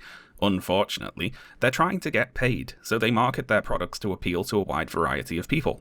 What you see as going woke is, when it comes to big corporations, mostly just a profit-motivated diversification. Yep. They want diverse demographics to feel included, sure, but that's because they want to sell products to those people. There's no need to go on the hunt for the shadowy Marxist puppet masters pulling the strings of society when actually the things that you're annoyed about are being caused by boring old capitalist economic incentives. The right are in kind of an awkward spot here because of course they can't say they think capitalism is bad, but also they hate diversity. So if a profit-motivated capitalist corporation diversifies its products to target a wider audience, they're kind of in a bind. They can't call that out for what it actually is, so they have to sub in the spectre of communism and blame that instead. Not to go off on another tangent right at the end here, but I guess part of the issue is that the right see capitalism as something close to human nature, the system that best reflects humans at their default. And I suppose if you believe that, and also you're socially conservative, you'd expect capitalism to produce products that were narrowly targeted towards each type of person, and those products to be consumed by that type of person.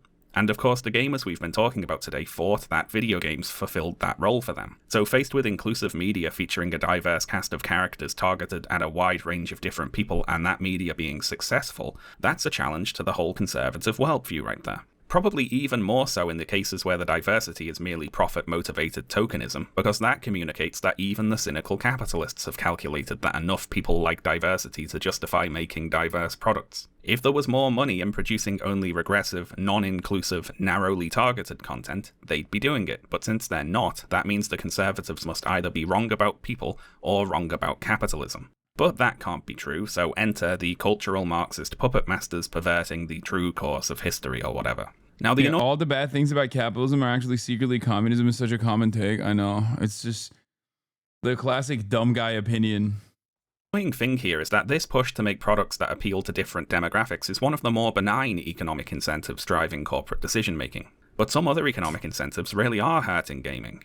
Right now, a lot of gaming conservatives have the strange idea that if a game or gaming company or journalism outfit fails, it's only because it's gone woke. This is a worldview sustained with a constant regimen of confirmation bias where all examples that don't work are either ignored or attributed to conspiracy theories. But in truth, it often doesn't matter how well things are doing. You can have the most profitable or critically acclaimed gaming company or website in the world, and it can still be destroyed from the top down by finance people who care more about the next quarter's profits than any sort of long-term sustainability. We've seen companies broken up, sold for parts, the employees all fired or poorly replaced by air quotes AI. We've seen games ruined by pay-to-win mechanics, arbitrary microtransactions, and other predatory monetization schemes. We've seen CEO payouts skyrocket while their employees, the ones who actually make the games, can get laid off at a moment's notice.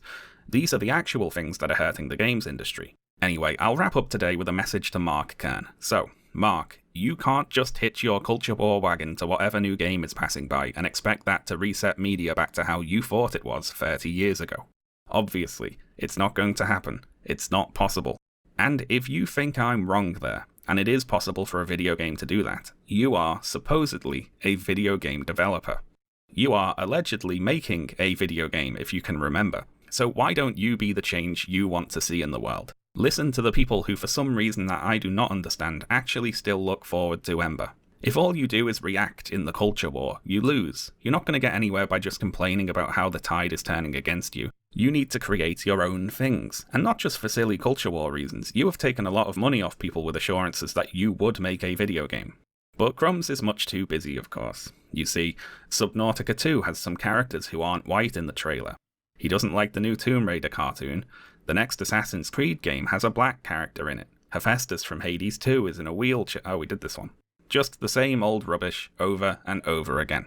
The grift economy grinds on, and poor old Stellar Blade, once the centre of attention, is now all but forgotten, as all these new grifts will be too in time, to be replaced. Okay, we didn't spend that much time on this. With newer, equally pointless ones. Each piece of media being examined with fickle and fleeting attention, scanned at the surface level solely for the purpose of sorting it into one of two categories, the sole determinant of worth: woke or unwoke. What a shallow and frustrating way of engaging with art, using up your limited time on the earth to experience it. Anyway, thanks a lot for watching today, folks, and thank you especially to all of my supporters over on Patreon. Patreon supporters get early access to all my videos, so if that's something that interests you, I'll leave a link in the description for you to check out. Okay, that's all from me today, folks. I'll see you next time. Bye. Bro, I took a nap and came back and it was still playing.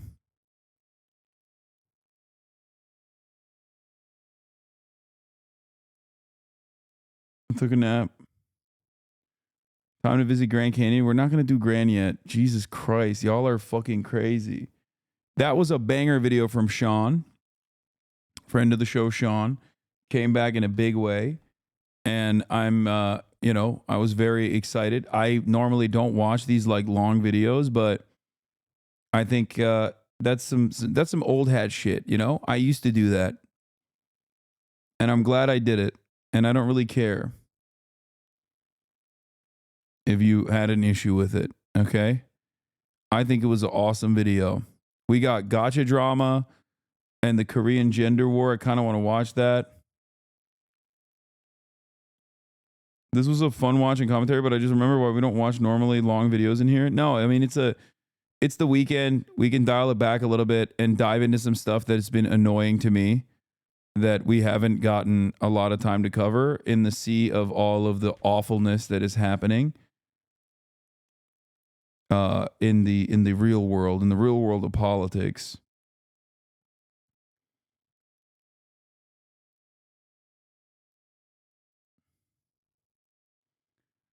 And yes, it is infinitely better than me watching fucking Jubilee brain rot. Hello everyone, this is your daily dose of internet. This guy was arrested and brought into an interrogation room at a police station for some pretty... What is this? Hasan is currently eviscerating Grums right now on stream to 27,000 people. Been watching him for like 4 hours. No one told me Hasan's stream was this good. It's like the first time I watch him other than clips online and people shitting on him here. I honestly got... Hasan is great. Do not believe the lies. I honestly got caught in the lies. I thought he was a super like hardcore activist dude with crazy takes. And he's ultra reasonable and entertaining. Don't do Twitch a lot. So yeah, there's so many people like this. This is why I say... I saw clips of the Korean dating simulators. Okay, this person is a op. This is a psyop. There's no way. I saw clips of the Korean dating simulator stream he did, and I was crying, laughing. That's why I tuned in today.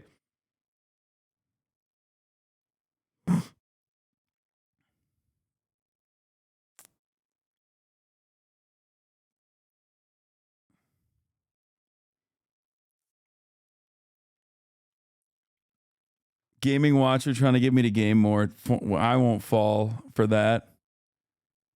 This is why you need the game for it. Your haters literally set up a face in the door technique to make you seem more reasonable. Talk about backfired. No, it doesn't work because Twitch is like impenetrable.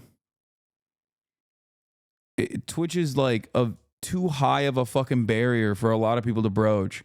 And there's a lot of people in the real world, not you guys, okay? Because you're already in here, right? You might be a normie in your normal life, but like you've already breached that. You've already breached that boundary. But for most normal people, they think like I'm either like Destiny or Vosh, or I'm like the fucking kick streamers. Like most normal people think like, oh, Twitch, isn't that the website where they're like always violating laws?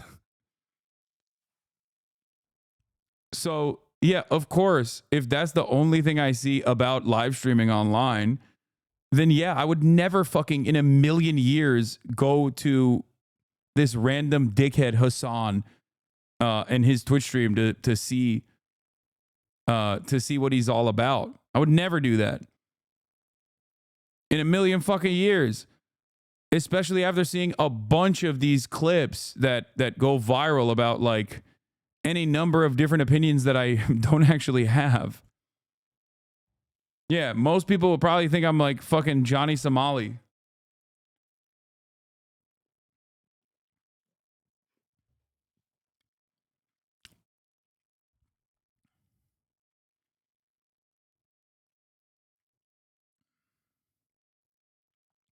My normie friend got immediately converted once we watched a best of compilation of you and your takes on immigration policy within 30 minutes. He watches your videos now. Hell yeah.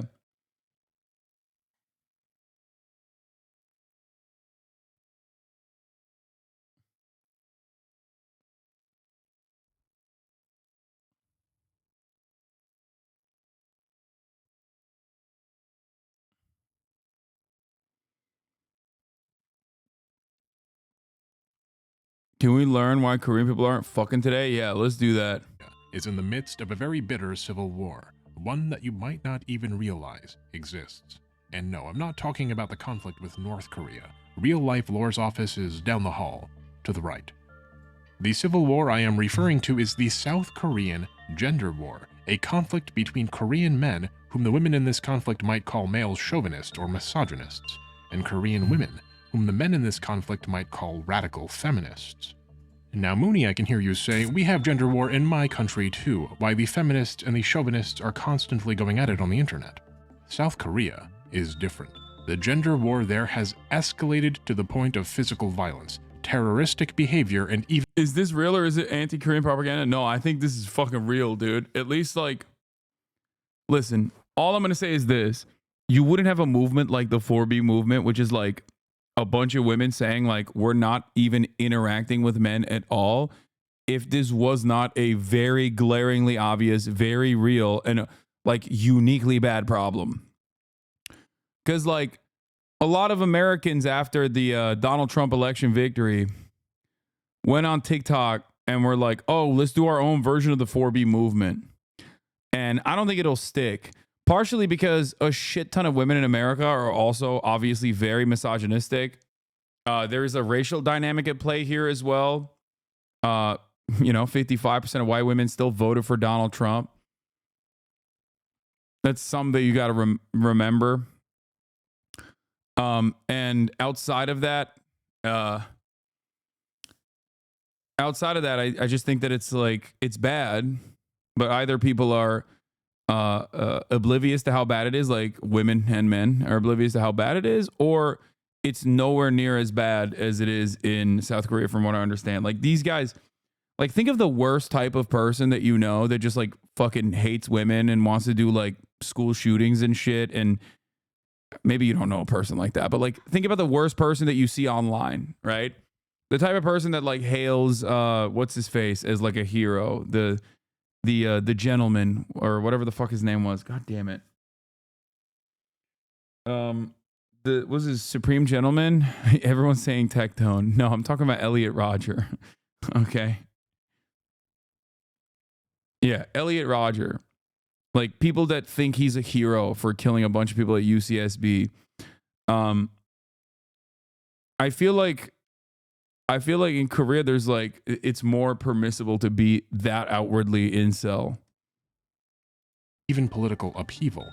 And the tension in Korea. Don't just say white women, why are you doing that? No, I'm saying that like there is a shit ton of internalized misogyny amongst women in America. Like the majority of white women voted for Donald Trump. Also, white women make up the majority of women. So, you know.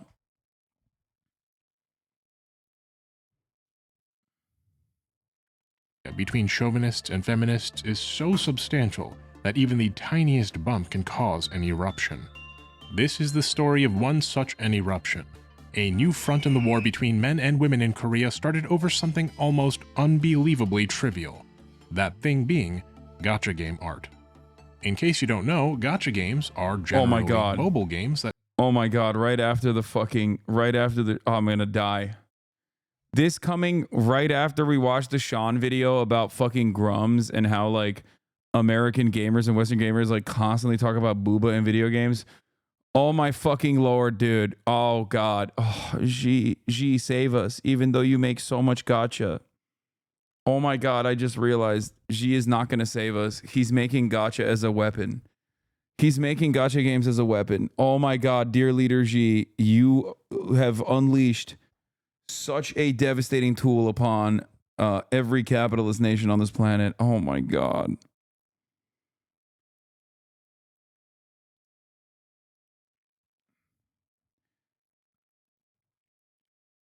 Fuck. That implement a randomized vending machine mechanic, or gacha mechanic, so named for the sound a Japanese toy capsule vending machine makes when you turn its crank. In gacha games, you pay in-game currency which can sometimes cost real money and you receive, well, something. That something very often being a character or character skin that you can then use in-game. The very notion that mobile gacha games could lead to political upheaval is absurd. How does a society as sophisticated and wonderful as Korea's arrive at a point where animated waifus can result in terrorism? This conflict has deep, winding roots in Korea, and we're going to try to approach this topic with a nuanced perspective. To do so, we'll explore both current events and historical context, both his story and hers story, in order to understand why little C's can cause such big trouble. Stop sending me the BBC semen extraction video, please. I'm not going to watch it, okay? Please. But first, a quick word from our returning sponsor, Brilliant. Moon Channel viewers have enthusiastically told me about how Brilliant has worked for them. Remember, so this channel is a new channel that I'm reacting to. It's called Moon Channel. It is not to be mistaken with the reactionary channel Moon, okay? I made that mistake. You shouldn't. And we're doing ethical react, so I'm going to let this ad run. Brilliant has thousands of interactive lessons ranging from basic to advanced topics. Also, you can still subscribe. You can't avoid this ad, but you can avoid all the ads. 15 minutes of interactive problem solving a day. If you subscribe, even though I'm not running ads, but you can show your support by subscribing for $6 or for free with a Twitch Prime. Twitch Primes are still free. You can send me links of videos that I probably will not watch, or maybe might if it's actually interesting. By subscribing, you can also get gifted a sub. You even get 20% off an annual subscription. That's brilliant.org. Owen Gila, thank you for the 5 gifted Why subs. So for smart when you could be brilliant. Our story begins in February of 2023 with a small but rapidly growing indie game studio called Project Moon. No relation. If you don't play mobile gacha games, you might know Project Moon from their games library of Ruina, a card battler somewhat akin to Slay the Spire, and Lobotomy Corporation, a roguelite that plays like a combination between Fallout Shelter and Dwarf Fortress, with an SCP Foundation-like setting and a difficulty slider locked to masochistic. Project Moon's earlier games were standouts amongst their competitors for 2 reasons. The first reason was Project Moon's unique art style, which was simple but very sleek and stylized. The second reason was the lore. Project Moon's games are built around grim but fascinating stories which together create a Project Moon universe of sorts. And so, when Project Moon announced that it was producing a horror role-playing gacha game for mobile devices, there was a surprising amount of enthusiasm.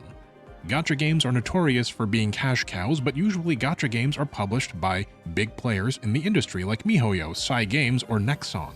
Creating a gacha game that players will actually enjoy and spend money on is quite an endeavor. It's literally like creating an MMO, not just any team can do it. But Project Moon is not just any team, and they did indeed release their gacha game Limbus Company to very positive reception. Fans of Project Moon were, well, over the moon with Limbus Company, and they promoted it far and wide, with whispers of the game's surprising depth and unique art reaching even the dark, festering grottos of Western gacha Reddit. Limbus Company exploded in popularity, far exceeding the expectations of Project Moon. I would know, I fell for the hype myself, and tried it back in early 2023.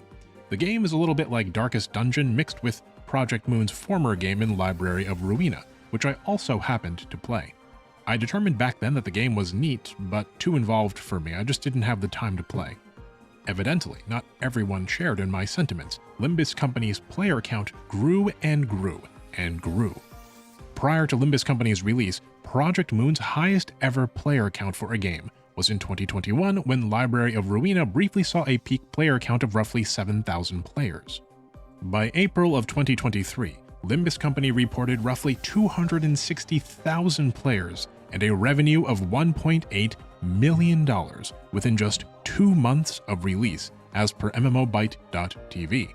MMOByte goes on to say that Limbus Company's launch was only a modest one, coming in at 15% of what Eversoul, another gacha game, launched to just 3 months prior. But Eversoul was published by Kakao Games, which is a subsidiary of Kakao, a South Korean internet giant that reported an annual revenue of $5.89 billion in 2022.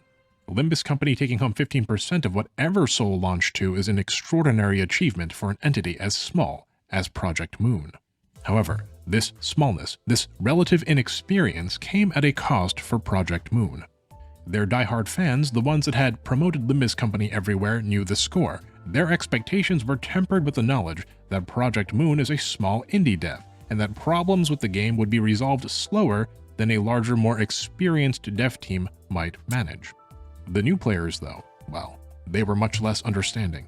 Gacha devs are usually from big companies, and those dev teams can gauge the expectations of players more accurately and respond to complaints more quickly than a small, inexperienced indie team like Project Moon can. The new players, missing the context that the old players had, were upset. I'm legitimately shocked at how this is going to turn into the gender war, but I guess we needed to understand like gacha games and you know, that their expectations and how they were play unmet, a formative and role that in balance this. changes were slow. But there is another thing that these older players knew that these newer players didn't about Project Moon. Their expectations were tempered with the knowledge that Project Moon is a small indie dev, and that problems with the game would be resolved slower than a larger, more experienced dev team might manage. But there is another thing that these older players knew that these newer players didn't about Project Moon. Project Moon, you see, has an unstated anti-lewd stance. Their characters can be attractively designed, sure, but they make it a point to avoid egregious fan service, meaning sexualization. And so when Project Moon announced— Boo! No fan service, boo, woke, got him, dude. The player crashes and reloads that in a few frames, I think. Boo! That Limbus Company would be adding 2 swimsuit characters for the summer season, the older players weren't expecting anything lewd. But the new players, the overwhelming majority of players, were expecting what every gacha offers for summer swimsuit characters. Fan service. Lots and lots of highly provocative, prurient fan service. One of the 2 summer characters was a male character named Summer Sinclair. He wore swim trunks, a collar, and not much else. Whereas the female character released was Summer Ishmael, and she wore a skin-tight diving wetsuit. Ishmael's usual outfit is a suit and tie, and so the wetsuit is quite fan-servicey. The skin-tight nature of a wetsuit, the focus on the character's body, it's all heavily sexualized, and this is for a company which has a history of avoiding such sexualization.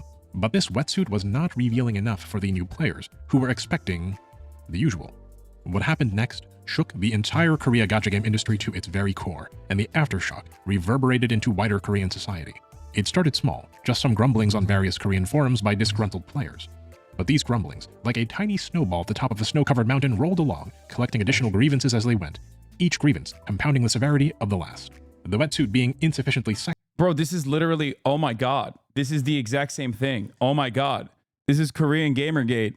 We just spent like 4 hours watching Western Gamergate, only to be hit in the face with, yet again, you guessed it, Korean Gamergate. Which I suspect is going to lead to some serious systemic consequences as well. Grums, if he actually had motion, Sexy wasn't just Project Moon keeping to some policy of anti-fan service, no. It was intentional. And it wasn't just intentional, it was malicious. And who was the malicious actor? Who was acting in bad faith to desexualize their gacha games? Well, it must have been a feminist. A radical feminist. Someone purposefully designed swimsuit— Rimba's company is a feminist game, so be careful, friends. This director allows depicting men in the form of slaves and refuses to communicate. If you don't want to pay money, avoid it. Oh my God. Okay.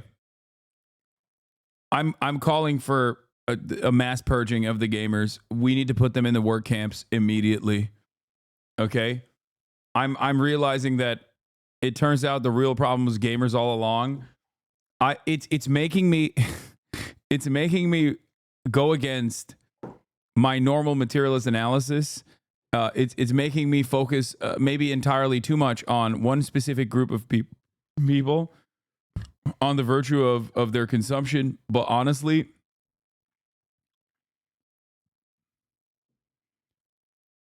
it's valid. Ishmael and the Korean gacha gamers would find out who. The spark is lit, the powder keg fizzling. The event now infamously known as the Ishmael swimsuit incident has begun. On August 5th, 1997, Korean Air Flight 801 took off from Seoul en route to Guam. The aircraft, a Boeing 747-300, was in good working order. The pilot was Captain Park Yong-chul, age 42. Captain Park was previously a pilot in the Korean Air Force and had accumulated a total of 8,932 hours of flight time, roughly 2/3 of which were as a civilian pilot. His first officer was Song Kyung-ho, age 40. He too was previously a pilot in the Korean Air Force, and with over 4,000 hours of flight time under his belt, roughly half of which were as a civilian pilot. First Officer Song was no greenhorn. The journey across the Pacific Ocean progressed without any apparent issue. As the flight approached Guam, however, it encountered a storm, which obscured the plane's final destination, Antonio B. Wonpat International Airport, from sight. In aviation lingo, these weather-related problems are called IMCs, Instrument Meteorological Conditions, conditions in which one has to fly by flight instruments instead of utilizing one's sight. You may be familiar with the incident that follows. Perhaps you've already read a version of this story in Malcolm Gladwell's book, Outliers. Well, instead of reading anyone else's words to you, let's read the pilot's words together and do a play-by-play. This is the intra-cockpit communication transcript taken from Appendix B of the National Transportation Safety Board's Aircraft Accident Report. At 15:21 UTC, the first officer notifies the captain that the condition at Guam is no good. The captain acknowledges this by stating that it rains a lot. As the descent continues, the first officer asks the captain, "Don't you think it rains more in this area here?" The captain doesn't respond to the questions. He makes further statements, and the first officer answers simply, "Yes." At 15:26, just 5 minutes later, the flight engineer notices that something is wrong. He asks about Guam's condition. At 15:27, the flight engineer then states that the weather radar has helped us a lot, to which the pilot responds, "Yes, they are very useful." At 15:29, the captain states, "We should be getting onto the route," to which the flight engineer responds, "It is rising instead." The captain answers in the affirmative, "Yeah, you are right." 10 minutes later, the first officer discovers that their incoming runway's glide slope instrument landing system appears unresponsive. He appears to make a statement about it, which is then corroborated by the flight engineer, who asks aloud about 30 seconds later, "Is the glide slope working?" "Glide slope, yeah?" The captain replies, "Yes, yes, it's working." The flight engineer can only utter in response a baffled "ah." So, another voice interrupts, but it's unclear who it is. We can presume it was the captain. He asks, "This video has nothing to do with gender wars, Lamau?" No, I think it's going to tie itself to, this is, remnants of sexism and misogyny and how quickly people can fucking whip up a hate campaign surrounding like not having their needs met, that not having their misogynistic needs met. This is a story about Korean culture and not speaking back to your, not speaking back as a subordinate. And then this will then, Korea is a hierarchical Confucian society. And then he's just giving you certain key aspects of Korean culture and how they arrived at this situation. If the glide slope is working, to which the first officer replies, "Not usable." Finally, the captain acknowledges that since today's glide slope condition is not good, we need to maintain 1,440. Please set it. An unknown voice, presumably the first officer, replies with a simple yes. The flight engineer jokes that the guy working here probably was a GI in Korea before. Remember this line for later. The captain responds with a simple affirmation. The crew then goes through their landing checks, but about 1 minute later, the captain asks again, "Isn't glide slope working?" And then notes, "Wiper on." Nobody responds to his query this time. The flight engineer merely replies, "Yes, wiper is on." Not even a minute later, the first officer asks, "Not in sight?" The captain replies, "Oh, yes." The first officer then states, "Let's make a missed approach." The flight engineer confirms, "Not in sight." The first officer reciprocates the statement, "Not in sight, missed approach." The flight engineer says, "Go around." The captain says, "Go around." And then there's silence, save for the ground proximity warning system, calling out numbers. 50, 40, 30, 20. At 1:42 Guam local time, Korean Air 801 slams into the side of Nimitz Hill, just 3.5 miles away from the airport. Of the 254 people aboard, 229 perish. Let me ask you something about what we just read. Does that conversation seem fitting for an imminent plane crash? Why doesn't the first officer take more direct action? Why doesn't anyone tell air traffic control what is going on? How is it possible that the first officer and flight engineer can directly see what is happening and yet apparently fail to even utter a protest as the captain charges the plane directly into a hillside? The words in the transcript are translated into plain English, but there is an additional layer of context required to understand how this plane crash happened, and that is cultural context. Korean culture is extremely hierarchical, more so than China, more so than even Japan. When the first officer asks the captain, "Don't you think it rains more in this area here?" he is trying to respectfully communicate to his superior, an elder in age with more flight hours. Bro, that's I'm not gonna die over manners. Yeah, that is pretty fucking wild. I stopped watching for 2 minutes. Is the video still about misogyny? It's just giving you, oh my god, chatters are so TikTok brain, bro. Let this fucking guy cook, dude. He's literally he's teaching you some aspects of fucking Korean culture first and foremost, okay? He's contextualizing how Korea became so fucking misogynistic. That the area they're in has more rain and that they should try to avoid it.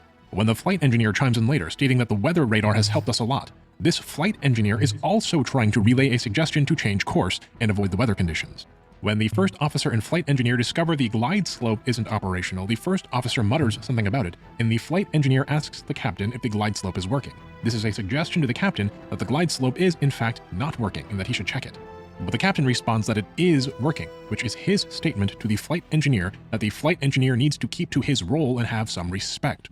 The flight engineer replies with a baffled, so, knowing that the captain has realized his disrespect, has issued a condemnation, and has declined to check the glide slope instrument as a measured response to insubordination. The captain, satisfied with the behavior of the first officer and flight engineer, finally checks the glide slope instrument, noting that the condition isn't good, acknowledging the concerns brought up as an order. This communicates that the decision to work around the glide slope is his decision. The flight engineer then makes a joke. The guy working here probably was a GI in Korea before, a grunt. It's a joke punching down the ladder. The glide slope instruments are broken because someone lower in the hierarchy has done lower hierarchy things, typical of their status. The captain asks once again if the glide slope is working. Nobody answers, but the situation is growing more and more dire by the moment. Breaking with social protocol and understanding that there will be social consequences, the first officer makes the bold statement, "Let's make a missed approach," a direct suggestion and not a question. The flight engineer offers his support of the first officer by stating, "Not in sight." The first officer confirms, "Not in sight, missed approach." Just before the plane crashes, the flight engineer says, "Go around," and the captain, finally cracking, acknowledges that he will indeed go around. But it is too late. There is no panic, there are no further words spoken. The aircraft crashes into Nimitz Hill. If you speak, we'll say, fluent East Asian or belong to a cultural group that communicates indirectly like this, all of this talk may have already made sense to you the first time around. And for those of you who are disturbed by my translation and find it troublesome, consider this. The NTSB, in its executive summary of the incident, determined that the probable cause of the Korean Air Flight 801 accident was the captain's failure to adequately brief and execute the non-precision approach, and the first officer's and flight engineer's failure to effectively monitor and cross-check the captain's execution of approach. I told you that story in order to illustrate how Korean men treat each other. South Korea is an extremely hierarchical society. More so than in Japan, more so than in China. One's age, status, family, and gender determine one's role in society. Although Korea offers the appearance of a politically progressive, modernized country, underneath the veneer of glitz and glam, beneath the Innisfree toner, there exists a deeply conservative society. You might be familiar with the Japanese system of honorifics. In Japan, the more neutral honorific san is commonly used to address a hierarchical equal, or an individual whom you are not yet familiar with, akin to Mr. or Miss. You say their name followed by san, Muni-san. Sama is used when you're addressing someone of a higher status than you, akin vaguely to sir or madam. Sensei is used for teachers or people of scholarly learning. I sometimes jokingly call my youngest sister Pearly Saba, Saba in this case meaning mackerel. Although honorifics are widely used, there are many informal situations in which Japanese people don't use honorifics. A teacher addressing a student, for example, is a social dynamic in which one sometimes might not use an honorific. In your own group of close friends or towards your immediate family, you might also elect not to use honorifics as it feels natural to do so amongst the people you're most comfortable with. But it is not this way in Korea. In South Korea, the use of honorifics, even in informal situations, is quite normal. If you spend any This type of incidents has happened many times in Korean pilots involved. It's actually pretty crazy. The government came in and gave special training to the pilots to ensure this type of power conflict doesn't happen anymore. The type of exchange here also occurs between Korean pilots and non-Korean pilots that cause miscommunication in those plane crashes. What the fuck? amount of time living in Korea and getting to know Korean people, inevitably you will be asked how old you are, as your age is critically important in determining the deference you are expected to provide to other people and the deference you receive, even amongst your friends. You might not even use a person's first name out of deference. In a friend group, every older male is hyung if you are male or oppa if you are female. Both words translate roughly to older brother. If you have any Korean friends who have moved from Korea to your non-Korean country, you might have noticed that it's very hard to get them to break the habit of hyunging and oppaing. The expectations of hierarchy in Korea are very strict, even by East Asian standards. Why is that? How did this happen? And what does any of this have to do with gender wars in gacha games? Well, my friends, this has everything to do with gender wars in gacha games. But before we dive He's answering your question. Oh my god, there's more context. Let's go back for a moment to our gacha drama. Ishmael's wetsuit was completely contrary to the expectations of the Korean gacha game community. This is not a true summer skin, they said. This is a joke. This is a prank. This is a malicious act. It has to be. The wetsuit design couldn't possibly be the work of a man. After all, no self-respecting Korean man would make something this subservient to the interests of feminists, especially not an artist who works on gacha art, right? As such, this artist must be a woman, and unlike other gacha artist women who happily draw what they are told to draw, or better yet, are expected to draw, this woman has bucked the status quo. We are on the lookout for a feminist. And not just a feminist, but a radical, a revolutionary. How else could this wetsuit art have ever happened? Each allegation was more severe than the last, and blown out of proportion, often with the intention merely to troll. And none of the accusations... The fucking grums in Korea is just sitting around absolutely glazing in all of the glory with his successful movement. He got so much motion. Korean grums got so much motion, dude. It's crazy. Were backed up by any evidence other than assumption. The players demanded action against this radical feminist, and so they sought her out. Who is the artist in charge of these character CGs? Where is she? Well, she turned out to be a he. The designer of wetsuit Ishmael and the artist were both men. Disillusioned, I bet they didn't believe it. And perhaps slightly embarrassed, the angry mob dissolved. The artist in question isn't a woman and thereby isn't a feminist. He's just some guy with bad taste. But this was not the end, as people were still angry about the outfit itself. It was about who the developers seemed to be prioritizing. They were listening to women on Twitter and not to the men who were actually playing their game and giving them money. The incident had been caught up in the larger Korean gender war. Well, if the mob could not find a witch, they would make one, and their target was a different Limbus Company artist who goes by the alias Vel Mori. Vel Mori was a story illustrator at Limbus Company, but she did not design wetsuit Ishmael. In fact, by all accounts, Vel Mori had absolutely nothing to do with wetsuit Ishmael whatsoever. But Vel Mori is a woman, and Vel Mori had some history, deleted retweets of a half-decade-old archive from long before she had started working for Project Moon. So the angry mob had found its target, a vent for their frustrations, a cog in the machine not performing as it's supposed to. A woman who happened to be an artist working for Limbus Company, who had many years prior retweeted and then subsequently deleted a handful of feminist tweets. Even if she had nothing to do with the wetsuit, the mob argued, her radical feminism warranted her termination as per Project Moon's own stated policy. Well, yo, I think we need a neuter, man. Like, if you behave like this online, you have to get neutered. Like, you just, you know, straight up. That's crazy. Oh my God. Oh my fucking God. Oh my God. How are we going to fix this? Oh my God, dude. This is, I feel like we're looking at America's future too. And in some ways, what is happening in America right now as it stands.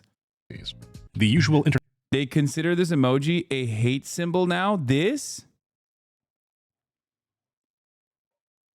Oh God, I'm getting fucking radfemmed. I'm getting radfemmed out the wazoo right now. Oh my lord. Oh my lord. I'm turning into a radfem.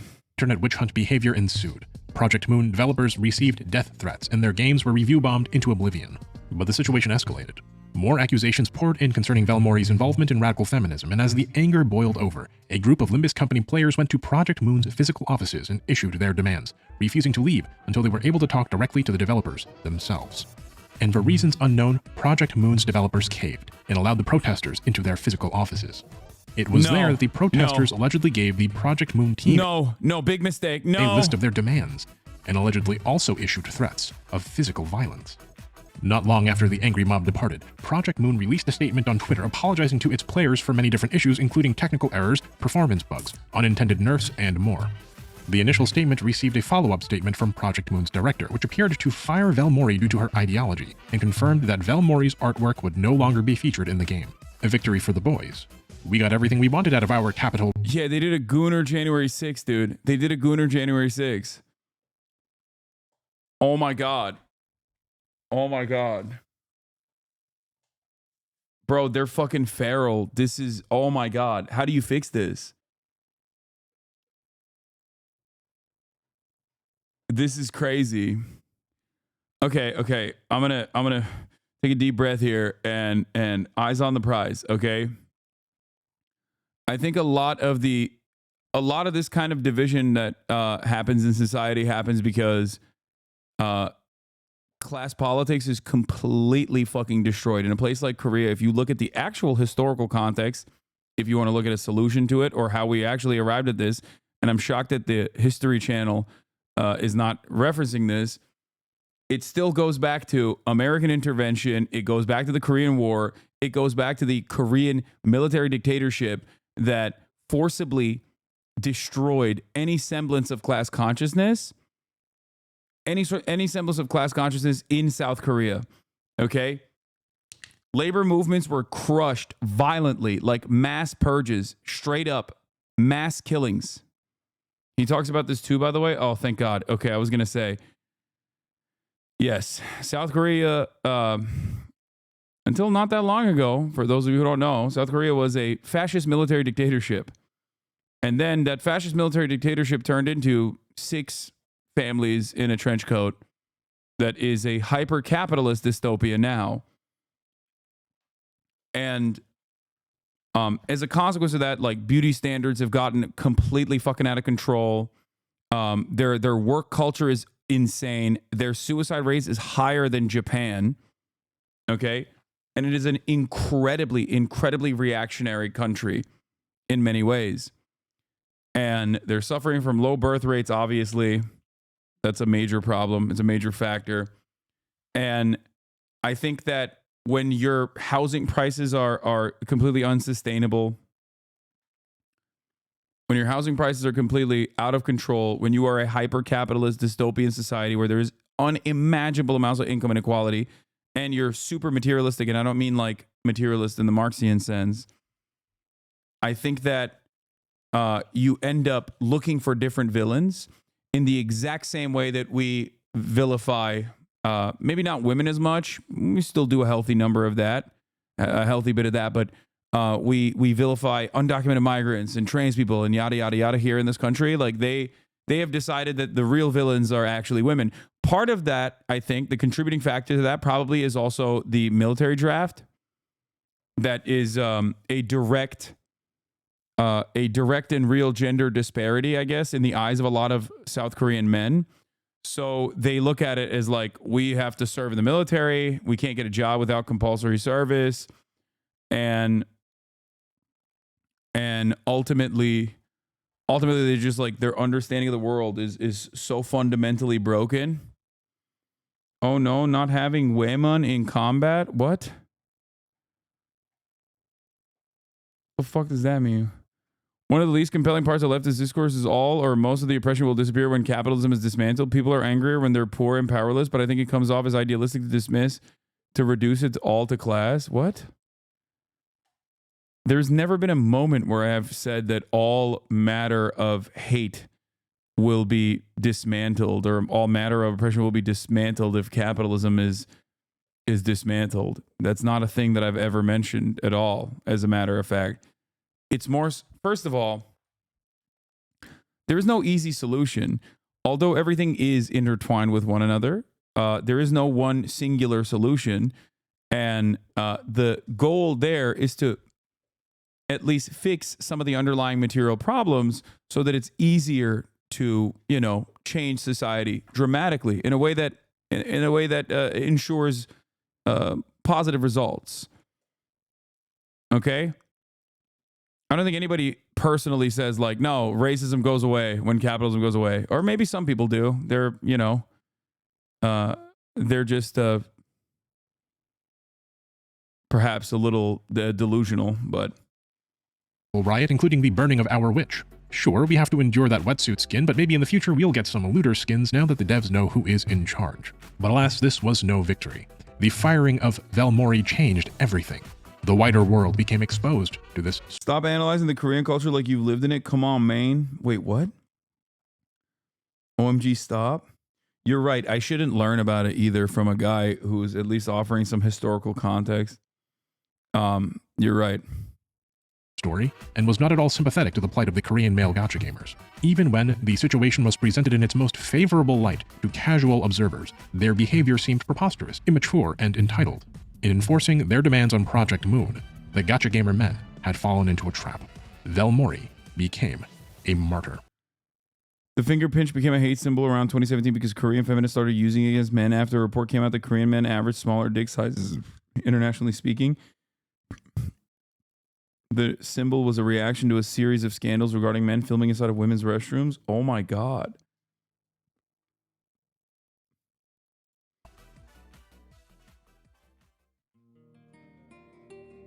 The hierarchical systems in Korea that exist today have ancient roots.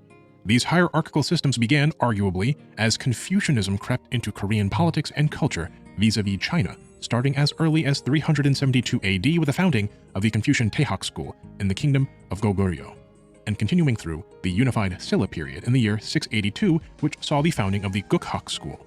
Confucian schools like these became the preeminent places of learning in Korea, and Confucianism established itself as a dominant philosophy in Korea second only at the time to Buddhism.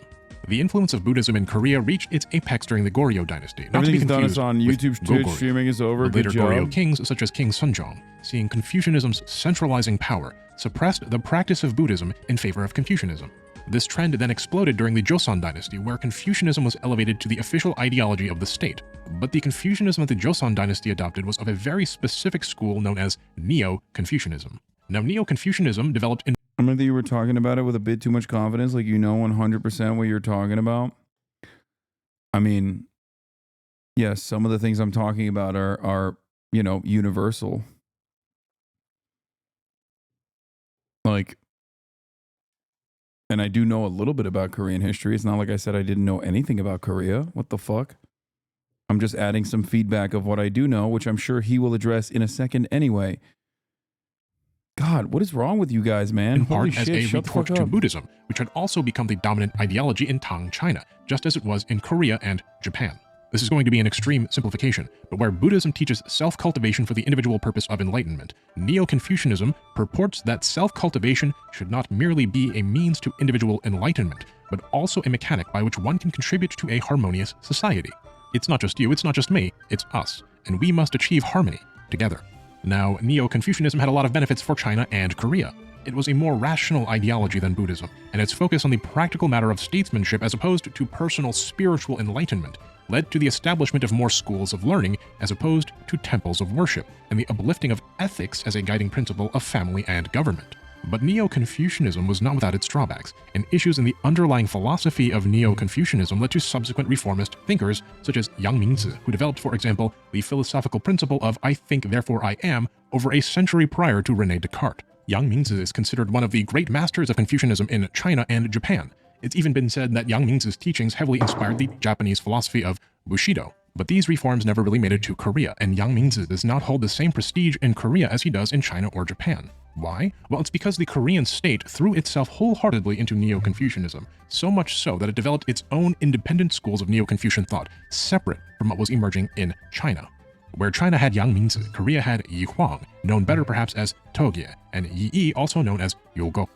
Togye and Yang Mingzi were contemporaries. They lived at the same time period, the early 1500s. If you watched the video I made on Christian games, do you recall how American Calvinists, Puritans, were so deeply entrenched in their beliefs that their Calvinism failed to develop as Dutch Calvinism did? How American Protestantism branched away from Protestantism at large and thus failed to develop neo-Calvinist theology as a counterweight to Calvinist Puritanism? Korean Neo-Confucianism developed very much in that same vein, as Ming Dynasty China evolved its Neo-Confucianism, thereby arguably softening the strict hierarchical systems that come with Neo-Confucianism. Korea doubled down. Hyun-Sun Lee, a lecturer at the Department of Philosophy at Seoul National University, states in his work, Yi Huang and Yi's interpretation of the Taiji Tusu, focusing on their theories of Li Qi, quoting the traditional work Annals of the Joseon Dynasty. Yi Huang took to heart that China lost its tradition of Dohak, or authentic Neo-Confucianism. In other words, Yi Huang, the preeminent Korean Neo-Confucianist scholar, utterly rejected Chinese developments in ideology in favor of a pure Neo-Confucianism. You may have noticed that I never described what Neo-Confucianists actually believe outside of their emphasis on hierarchy, and I haven't done this because it wouldn't make any sense to you at all. It's like trying to read and understand Hegel before reading Kant, but worse by a factor of centuries. Let me read you a snippet from the article we just discussed to give you an example. Zushi claims that the Wuji and the Taiji are not separate things. He interprets the above phrase as formless but with Li. Okay, I think there's too much context now, bro. I swear to God. He's doing too much context, okay? This is crazy. And describes it as the substance, what is above form. Skipping ahead. Whereas the Wuji and the Taiji mean the same thing, the Taiji and the Yin-Yang are to be clearly distinguished. In other words, they are explained as belonging, respectively, to Li and Qi. I'll stop there, you get it. I haven't explained Neo-Confucianism in full because I can't, but what I can tell you is that Neo-Confucianism puts an enormous emphasis on hierarchy as a stabilizing force of societal harmony. Yi Huang, the Korean master we discussed, who felt that Ming China had lost true Neo-Confucianism, was himself critiqued by Yi Yi, also known as Yulgo. Yi Yi felt that a more physical, more material approach to Confucianism was necessary. Self-cultivation, knowing oneself, one's place, one's capacities, are directly relevant to proper administration. In other words, Yi Yi's teachings deepened the physical bonds between the state and Confucianism. Not unlike in Japan and China, a rigid social hierarchy emerged in Korea. Bro went back to the Big Bang to be like, let me explain the context of how we arrived at the nation state of Korea to begin with. Like, that's crazy. He's like, you can't address anything until you talk about the theory of evolution.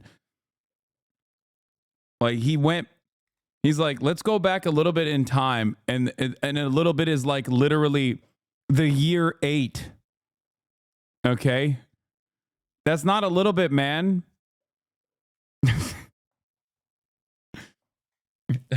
What the fuck?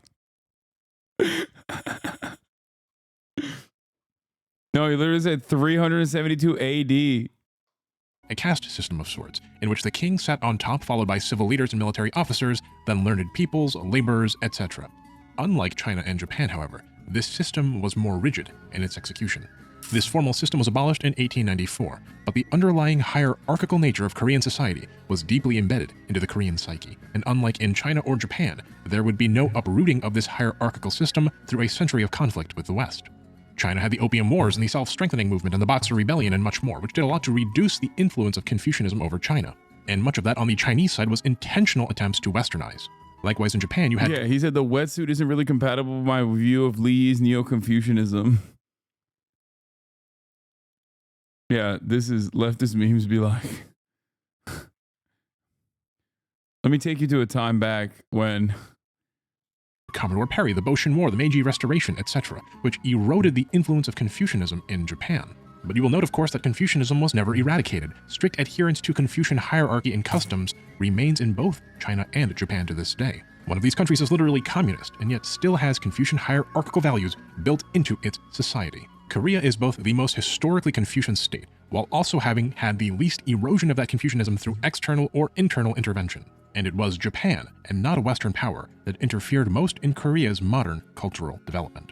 Although Korea itself was arguably forced out of its isolationism by, surprise, surprise, the United States. Let me explain. The Koreans called Shinmyeongyo, the Western disturbance during the Shimi year. In 1866, an American merchant ship called the SS General Sherman steamed up the Taedong River and attempted to illegally force the Koreans to trade. After some miscommunication and ignored demands, the Koreans dispatched a naval contingent to destroy the American ship. Yeah, Westerners did that a whole lot. Including the other example that he was giving about Japan. Ship and execute the sailors aboard in a punitive mission, as the Koreans thought that the American ship was actually a French ship. Look, it's a long story. The naval contingent was like something out of Age of Empires 2. 9 fire ships and a turtle ship. This fleet successfully brought down the SS General Sherman, and the sailors were captured by civilians on the shore and executed. A few years later, in 1871, the Americans dispatched a small fleet to investigate the missing SS General Sherman. The Koreans had a strict law at the time that no foreign ships could sail up the Han River. The Americans requested access to the Han River to ostensibly investigate the General Sherman, and when the Koreans said no, the Americans peacefully and cooperatively turned around and left. No, just kidding. Of course, the Americans ignored the order and steamed up the Han River. The Koreans opened fire but didn't do much damage, perhaps intentionally so. The US then demanded an apology for violating Korea's sovereignty, as is tradition. The United States gave the Koreans 10 days to apologize, and when they didn't, because why would they, the Americans opened fire and moved to capture the fortress of Gwanseong Garrison. After a substantial naval bombardment, the Americans deposited roughly 650 sailors and Marines who marched on the fortress, capturing it. The Americans fielded the Remington rolling block carbine. The Koreans fought back with primitive matchlocks. At the end of the conflict, the Americans had suffered 3 killed and 10 wounded, and had killed 243 people by the American estimate, and around also fucking classic 350 people by the Korean estimate. The Americans then attempted to persuade the Koreans to negotiate again for trade, which they naturally declined. As Korean reinforcements began to arrive, the US fleet, realizing it was outgunned, left for China on July 3rd. But the brazen American attack had inspired a nearby rising power. A power that was trying to copy Western tactics and technology and ideology as much as it possibly could. That power being Japan. Japan, inspired by the American attack and remembering how their own isolation was forcibly ended by American warships, approached Ganghwa Island with its military in 1876. That game was such a dud, by the way. Made me kind of sad. What's the name of that fucking American general? The real historic American general, admiral? The game that he's Matthew Perry. Rise of Ronin is the game that he's using footage from. In order to purposefully provoke a Korean response, before then issuing a blockade of the region with their navy and demanding an unequal trade treaty under these familiar terms, ones that they learned from their own encounter with the United States. Give us what we want or be subject to incredible violence. And the Koreans complied, signing the first of many unequal treaties with Japan. This unequal treaty paved the way for other nations to force trade upon Korea, and before long, just like in China, just like in Japan, modernization in Korea came into direct conflict with traditional Confucian systems of government. But unlike in China or Japan, that process was cut fatally short. Tensions were rising between China and Japan, and the consequences of massive trade inflow through unequal treaties in Korea had led to political turmoil and famine. In Korea proper, the conflict between Neo-Confucians and the uncontrolled influx of Western values and technology was also reaching a fever pitch, which erupted into the Donghak Peasant Revolution. Donghak means Eastern learning. It was part religion, part Neo-Confucianist school, and it directly opposed Seohak, meaning Western learning. King Gojong, the last king of the Joseon dynasty, requested aid from China to suppress the rebellion. The Japanese, fearing that they would lose influence, sent their own soldiers without Korea's consent. As the rebellion came to an end, Korea demanded the immediate departure of Japanese soldiers, which the Japanese refused. In July of 1894, Japan made its move, occupying the royal palace in Seoul and taking King Gojong prisoner. Before July had even ended, the Japanese had replaced members of the Korean government with pro-Japanese puppets. The Sino-Japanese War was about to begin, and the Russo-Japanese War loomed over the horizon. But the annexation of Korea by Imperial Japan was already underway. Yeah, Imperial Japan is wild. Just an unstoppable, maddening force of evil all across the far reaches of a Japanese empire. Korea did not get to experience a Meiji restoration or a self-strengthening movement from beginning to end, as it simply didn't have the time. The American attack occurred in 1871. The Japanese forcing open Korea occurred in 1876. And by 1894, less than 20 years after being forced open for trade, Korea was already under threat of annexation by Japan. In the year 1910, Japan formalized its annexation of Korea with the signing of the Japan-Korea Annexation Treaty. The Japanese occupation of Korea was brutal. The suffering of the Korean people, unimaginable. The horrors of the occupation are beyond the scope of this video, but I'll leave some reading in the description for you if you'd like to learn more. One of the most grotesque of Japan's inflictions upon Korea was the systematic eradication of Korean culture. The Japanese banned the Korean language, replacing it with Japanese. They attempted to eliminate the use of Korean names. They tried to change the very fabric of Korean history so as to assimilate the Korean people more easily. But as is evident, the Japanese did not succeed in eradicating Korean culture. The Japanese attempt at cultural eradication actually caused the Koreans to entrench their culture, to preserve it by any means necessary. As such, Korean culture thrives to this very day, brighter than ever, with each Korean generally quite proud of his or her cultural heritage and eager to share it with the world. Just as Korean culture at large survived Japanese annexation, however, so too did Korean Neo-Confucianism. And although the influence of this Neo-Confucianism deteriorated very substantially under Japanese rule, it was never completely quashed. For all of their imperialism and westernization, the Japanese imperial government was deeply hierarchical, with its own legitimacy tied inseparably to Bushido. You will recall that Neo-Confucianist philosophy had a lot of influence on Bushido. Bushido built upon the foundations of Neo-Confucianism, and Imperial Japan was built on Bushido. As such, Neo-Confucianism, and specifically Korean Puritan Neo-Confucianism, became deeply internalized in Korea to a much greater extent than it did in China or Japan. Citing here the Routledge Handbook on East Asian Politics, South Koreans believe their country not only as closer to China than Japan, but in administrative culture and familism, more Confucian than China. And indeed, in post-war Korea, this strict adherence to hierarchy was utilized in a big way to rein in the people and resolve the chaos of the post-war era. Quoting here from the book Economic Development in the Republic of Korea, proper order between senior and junior and loyalty to the state was used to be utility for the maintenance of Park's, referring to South Korean President Park Chung-hee's, autocratic political regime. Throughout Western and Eastern intervention, Korean understanding of Confucianism has developed and only hardened, okay? And that's why they have such strict rules about hierarchy. That's it. That entire process is basically reduced to what I just explained. To summarize what we've just discussed succinctly, citing again from Economic Development in the Republic of Korea, despite their efforts at modernizing— Wait, what the fuck? This video is almost over.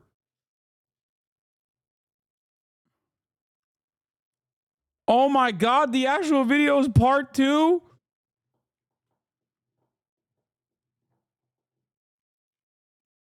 We got fucking debated. It doesn't even say part 1. And part 2 is so much longer. Gotcha drama in the Korean gender war. We are living in a Megalia world, the house that rebuilt, the great dictator, and I am a Megalia girl, death of Park and the modern Korean political cycle, a gotcha drama to end all others, the suffering of Korean men. And okay, I want to see just this part. It's hard. I want to see the gotcha drama, and then I want to see the suffering of Korean On men. or about November 23rd, 2023. Nexon, the developer and publisher of MapleStory, the very same Nexon who fired or otherwise let go of voice actress Kim Jae. If there's a part 3, I'm not watching this. Okay, there isn't. Oh my God, there's also an infamous 4B movement explainer from Asian Boss, which we can watch too. Released an animated trailer promoting an— No, it's actually this is super intelligent and also very good. It's chock full of good stuff. What is this? The Joker 2 movie is making Korean men angry. In Korea, it has become a trend among incels to sit in seats reserved for pregnant women as a way to show off their so-called brave anti-feminist stance on predominantly male websites. I was so pissed off after watching the Joker movie that I sat in the subway seat reserved for pregnant women. I'm so angry right now, I can't keep my sanity. When I get home, I'm going to wet the bed.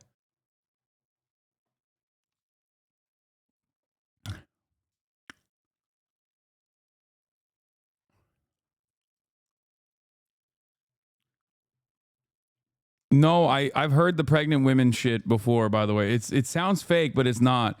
That's why I said it's like Nick Fuentes style incels, dude. And just as pathetic, if not more pathetic.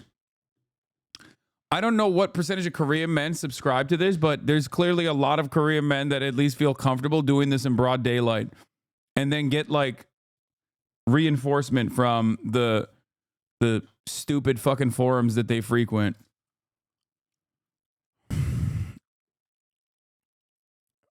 And it's weird, chat. When I tell you shit is fucked up, I don't know how to describe it. Online spaces are so male dominated. It's reported that Tinder in Korea is 94% male to 6% women.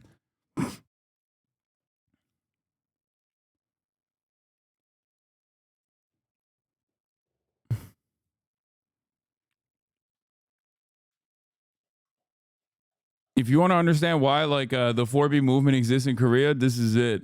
Okay. Grindr has less than that, by the way. Master Shake crash out. Bro, it's like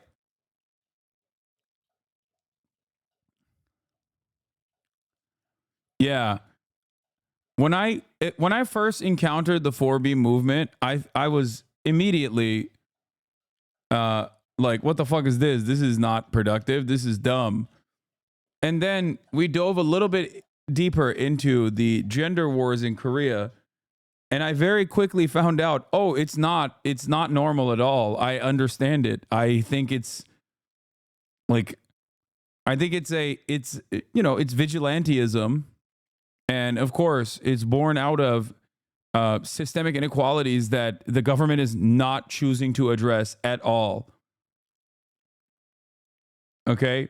So it's like, you know how I talk about how terrorism is born out of like acts of terror is born out of like not having any other options. Like nobody wants to fucking blow themselves up. Okay. They do that because that's like the final thing that you can do where you have some sense of control over your life. Okay. Where you feel like I'm going to die no matter what. And this is how I'm choosing to die. Obviously, it's not like the same level. It's not the same severity. But if society is like routinely undermining you and you are just experiencing tremendous amounts of oppression and there is seemingly no way out of it, then yeah, you're going to inevitably be like, okay, I'm just not even being around men.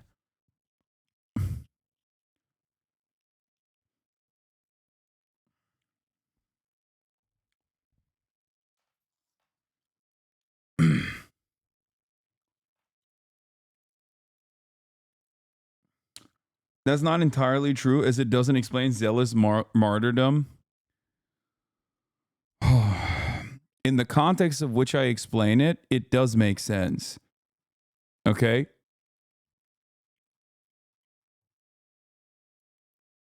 You're comparing it to like a fucking incel doing a school shooting, okay? And then killing themselves. That's not what I'm talking about. Not all terrorism is a final act coming from a moment of desperation and wanting to. It's not always going to be. There's not always going to be a shit ton of logic involved in this. Okay.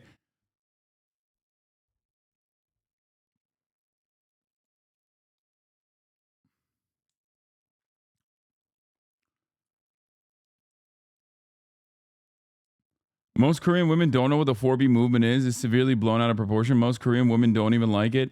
Yeah, I don't necessarily care about the 4B movement as much. I know that's like the highlight or the high note. It's the tip of the iceberg that everybody pays attention to. That still doesn't change the gender war dynamic that very much seemingly exists in Korea and is like born out of the underlying inequalities.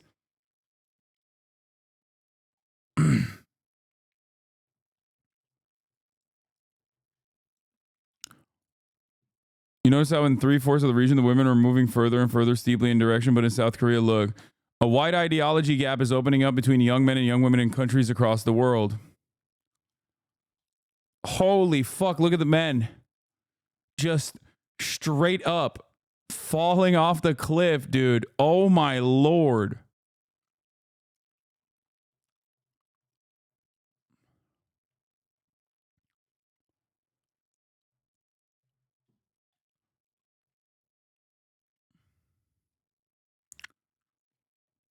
Like, I think the 4B movement is a manifestation of all the anger and resentment that people feel when they feel like the systems have completely cast them aside.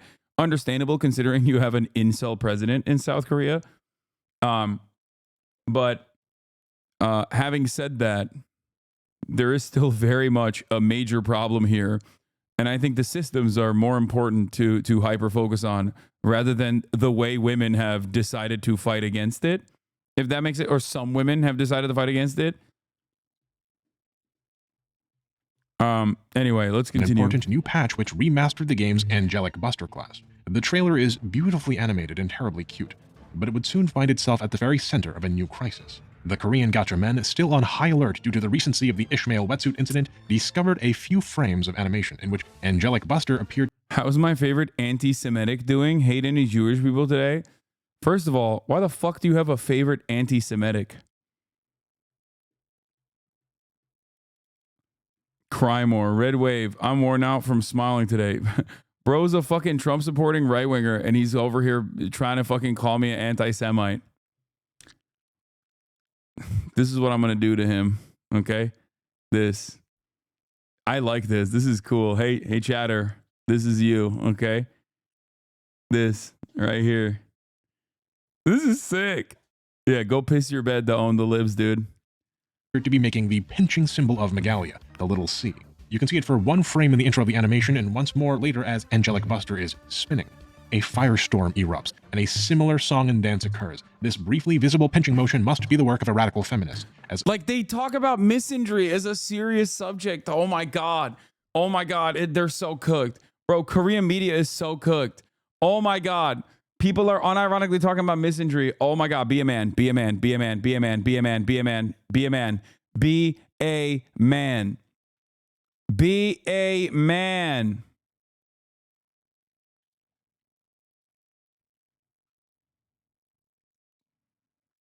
only a radical feminist would include this dog whistle, this anti-male, hate speech, slur in an animation. All eyes were on the animation studio that created the trailer, Studio Potpourri, also known as Studio Root. And as the chauvinists dug deeper looking into Studio Potpourri's past animations, something became very clear.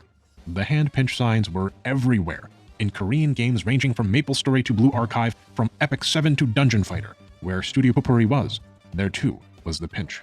The first target that the angry mob lashed out at was Nade, the vocalist for the song in the animation. She had retweeted old tweets that were in support of Kim Jae-young back in 2016, which was enough to paint her as a misandrist, a man-hater.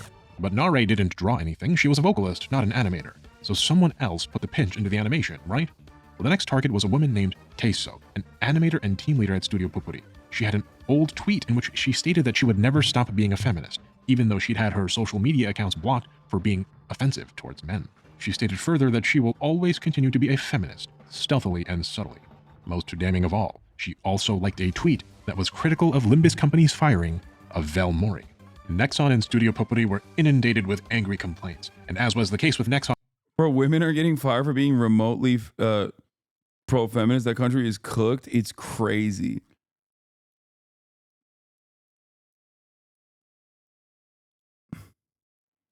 Why are you all right with chat spamming such hurtful racism against Korean men? You know the context, yet you still encourage it. Chat is mostly white. It is literally promoting racism and false stereotypes.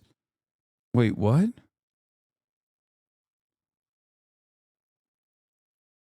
This right here is not about Korean men. I'm calling a fucking right-wing American Republican, using this to make fun of a right-wing American. Yes, the pinching thing is racist. Wait, what? No, I'm saying he has a little dick. The fuck are you talking about? Why are you getting mad? What the fuck? Why is that racist to say someone has a little ass dick? What the fuck? Am I misunderstanding something?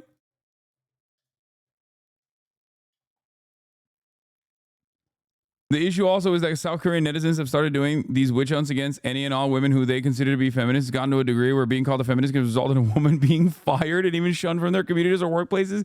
Even some women-only colleges are being threatened into becoming co-ed when they have always been historically women-only. Oh my God.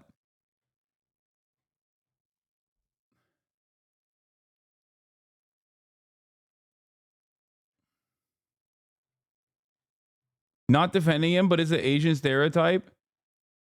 Okay, this is crazy. Hey guys,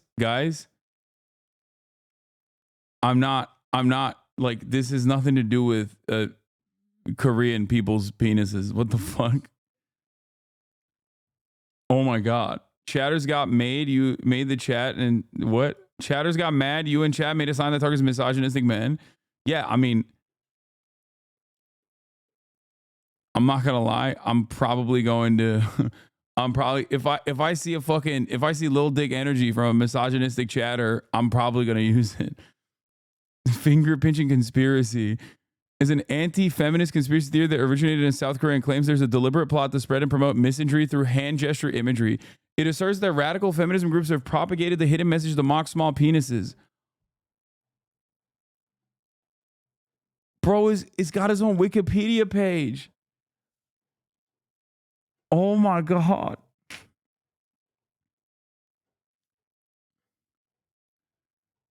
What the fuck? What the fuck? And the 4B feminist movement is full of turfs. I mean, that's not shocking, but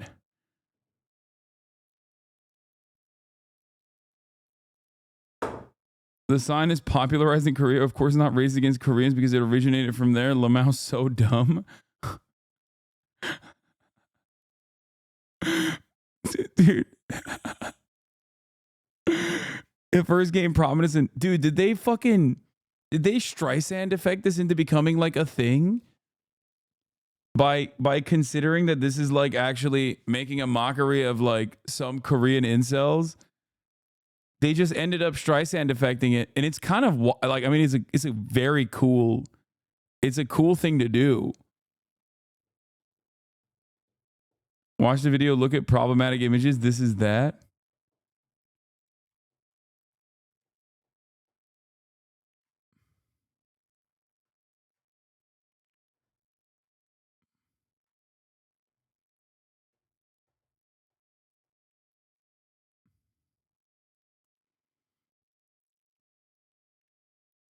Dude, that's wrong. It's Katie's celebration, and he says mini. I know. Or you do this. That's the other thing. You do one of these, like you do this, like all the way to the ground to show how tiny of a size you are. Like you can't. You're too small. You're just too small.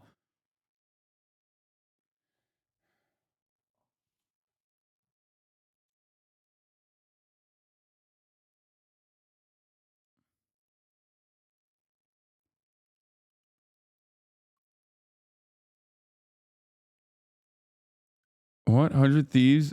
League of Legends got an emote you could get where a character, Akali, was doing the pinching hand. They were forced to change after what I think was a backlash of the gesture. Bro, what the fuck? Dude, I'm learning so much cool shit today. It's pretty crazy.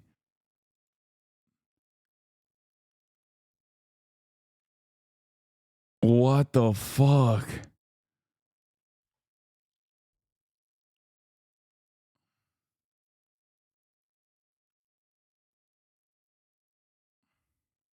One of my K-pop idols got canceled for showing a picture of a feminist book. Dude, what are you guys saying? What are you saying?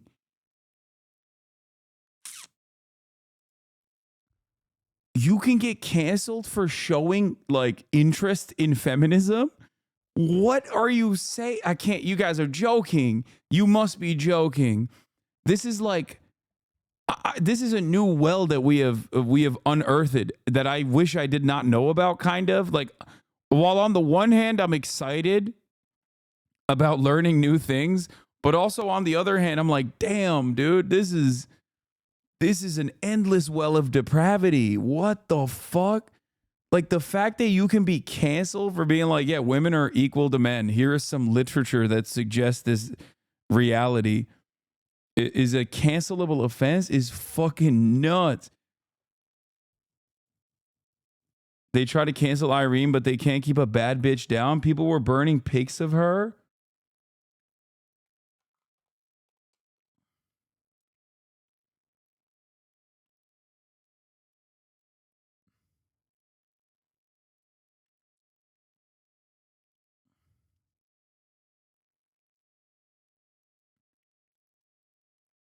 Oh my God. Kevin Durant supporting the 4B movement. Kevin Durant should, I saw that tweet about him like making money off Gaza or Buddy something. Cam Thomas on him. Telling Nurkic, get out of here. I want this. Durant working Thomas off one leg. Banks it in, plus the foul. And Damn, he did it. That's crazy. Fuck, he did it so fast. He knew it was an inappropriate gesture, so he did it so fast I can't even catch it.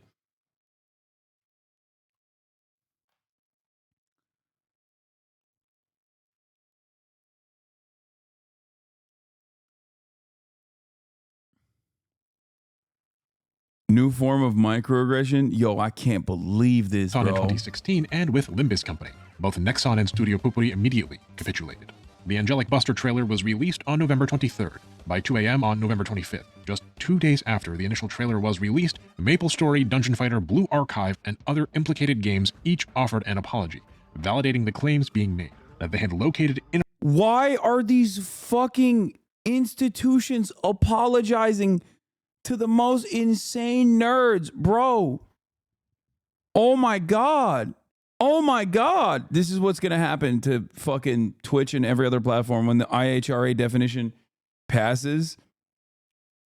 And then like every fucking organization comes after every platform that allows anti-Zionist commentary, which will be immediately branded as anti-Semitic. Oh my Lord. Inappropriate expressions, and that they would take necessary action. Kim Chung-sop, the director of MapleStory at Nexon, held a live stream press conference in which he reassured the angry MapleStory players that we will never allow a culture that publicly expresses hatred towards others and those who enjoy such a culture to defame MapleStory. On November 26th, Studio Pupuri published its own apology in which it appeared to admit fault and offered the angry mob exactly what it wished for: complete and utter capitulation and validation of their claims of foul play. The target of the mob's anger, Teso, was forbidden from working. The small symbol is also like such a weird self-own because like you're basically, if you get mad at that, you're basically saying like, I have a small dick. You know what I mean?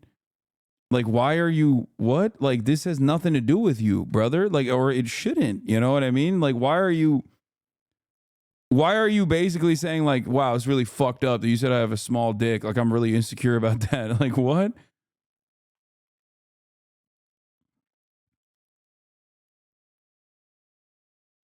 What the fuck? Holy shit. And for the record, before people say, I mean, some people do have small peepees. Yeah, they do. Okay. But what you make of it is what matters. Okay. Like when I talk about divorced dads, there's a shit ton of men who are divorced. But my uncle, real uncle, Sam Cedar, also is.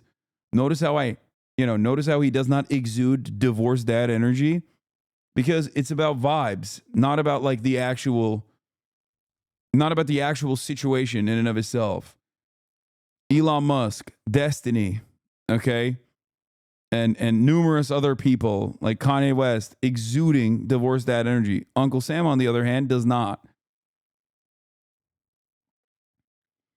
And the same goes for having a small peepee, okay? Same goes for the difference between a manlet and a short king.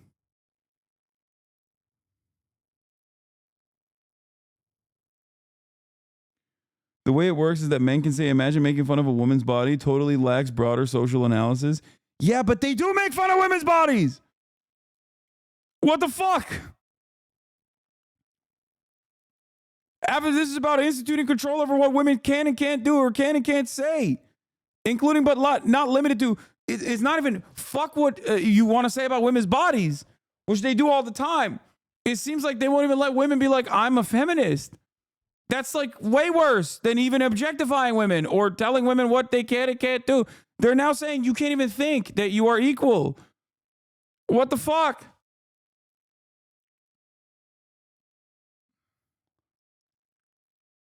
It's in your dating sim too? Wait, what?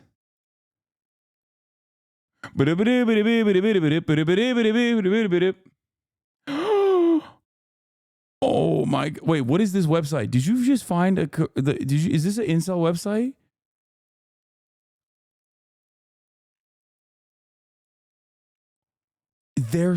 They're claiming that this is actually secretly.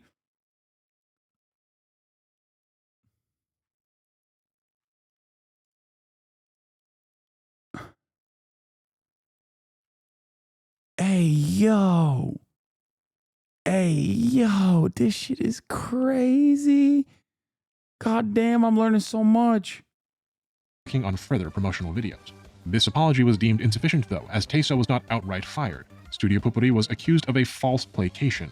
An angry mob allegedly went to their offices, taking pictures and spying on their employees. The situation was getting dangerous, and Studio Pupuri could do no more without risking their safety. On November 27th, Studio Puppety issued a second apology and stated that the animator in question, Teiso, would not be fired but would instead resign. This apology and the firing was quickly retracted, but it was too late. Yeah, the getting canceled for being a feminist is way worse than being objectified. Lol, you can look, but don't take my rights away. No, I'm just saying, like, it's one step above that. You know what I mean? Like, they've moved beyond being like what women can and can't wear, which still comes back to, like, obviously women being servile and being considered like less than men. But now they're like, you also can't even advocate for your equality. Like, that's insane.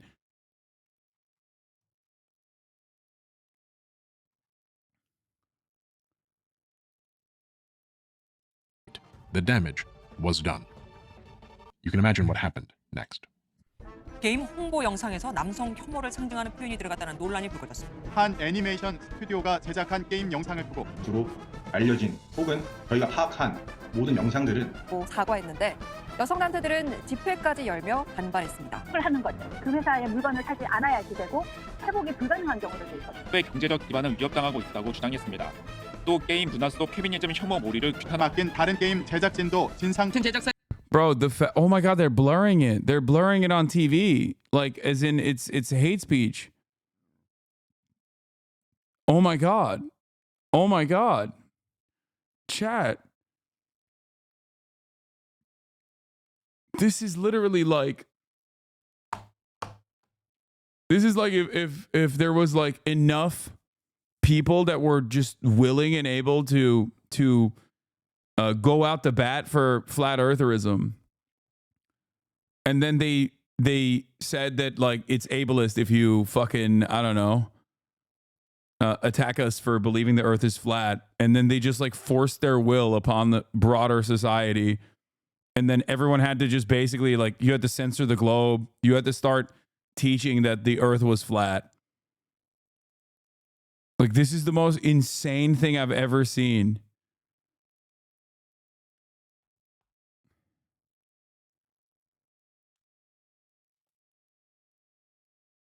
It's crazy. 의 영상을 맡긴 넥슨의 게임 업계가 논란 티즘 검증이야말로 성혐오 논란에 휩싸였습니다. 게임사와 영상 제작사 모두 적극 사과를 했지만 여성계는 억지 논란이라고 반발합니다. 오늘 여성단체의 기자회견을 앞두고 살인 예고가 올라오기도 했습니다. 백승우 기자가 전하겠습니다. Once again, the controversy was so severe that it made Korean national news with a much more in-depth segment this time. On November 30th, a week after the Angelic Buster trailer was released, 3 days after Taeso's resignation, an incredibly unsurprising discovery was made. After a media investigation, it was reported that the animator who drew the controversial Angelic Buster scenes was a man in his 40s. Quoting now a major newspaper, Gyeongyang Shinmun's article, Maple Index Finger Storyboard Drawn by a Man, as a result of coverage by the Gyeongyang Shinmun on the 30th, it was confirmed that the original storyboard for the video in question was handled by Mr. A male animator in his 40s from a company other than Studio Puppety. Mr. A was an additional manpower sought due to the urgent deadline presented by Nexon. Basically, everyone involved in this animation, it turns out, was male, and industry officials found that it was impossible for a malicious edit to have occurred, adding a controversial frame. But that didn't stop the harassment, and the Gyeongyang Shinmun confirms that Mr. A, the artist, and Mr. B, the male supervisor in his 50s, were both harassed over their involvement. But just like with Velmori, it didn't matter anymore to the men that Taeso had nothing to do with the finger pinch in the Angelic Buster trailer. If Studio Puppety has a feminist working in their midst, one who has a stated intention to do feminist things, nothing that they say can be trusted. The women staged protests in front of Nexon's offices, and the men retaliated with threats of violence on social media. Studio Puppety's employees were harassed endlessly, allegedly receiving threats and hate messages and even having their personal information shared online. Taeso herself also had her personal information and phone number leaked to the public by angry men. She became a victim. Bro, this is literally collective schizophrenia, okay? It's so fucked. Dude, if I'm... bro, no disrespect to anybody, but if I'm DPRK and I hear about this, I'll be like, nah, dude, we're not fucking... the demilitarized zone just got fucking a mile longer, okay? I'll be like, no, what the fuck? What the fuck, dude? This is crazy. Victim of cyberbullying in the form of sexual harassment and death threats. No unification. All over some retweets and allegations surrounding art she didn't actually draw. Once again, an innocent woman had been targeted, and an entire company had been brought to heel over something painfully trivial. A few frames of a hand gesture in an animated trailer with no bad intentions behind it. But unlike the Ishmael swimsuit incident, this time, the drama broke containment. The angry men turned their attention to other games, and as many of them came from the gacha game community, their targets were disproportionately gacha games. They began tearing apart every single animated trailer, every frame of art, searching for the Megalia pinch. Dude, this is the problem, okay? You give these fucking freaks an inch, and they will take a fucking arm, okay? Like, that's the issue. You can't let institutions cave and capitulate to fucking freakish monsters, especially when they have not logically arrived at their positions.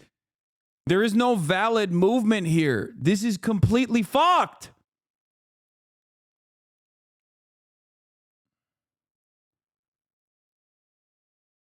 That's it.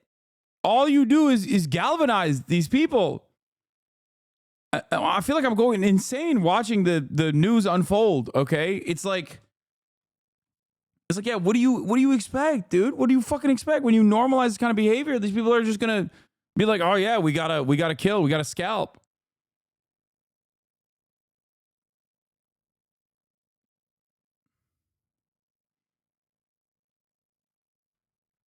They're just gonna keep going after women more because there is no real oppression that they're fighting. If there was a valid oppression that they were struggling against, once that oppression was tackled, then they would stop. That's usually how this works. That's why in the aftermath of the abolition of slavery, the violence did not come from newly freed black men and women. It actually came from the Klan, which formed as a way to restore the racial hierarchy. Historically speaking, when the oppressed people actually overcome their oppression through violent struggle, okay, they don't reinforce a new dynamic or a new hierarchy of oppression. They're just like, okay, cool, now we're free. Like, that's it. Great. I love that. But on the inverse of this, if there is no real oppression and no real struggle, and you are simply building a momentum or movement off of pre-existing dynamics, okay, pre-existing methods of mechanisms of oppression, like misogyny in a patriarchal society, when you give them an inch, when institutions bend to their will, they're going to do more.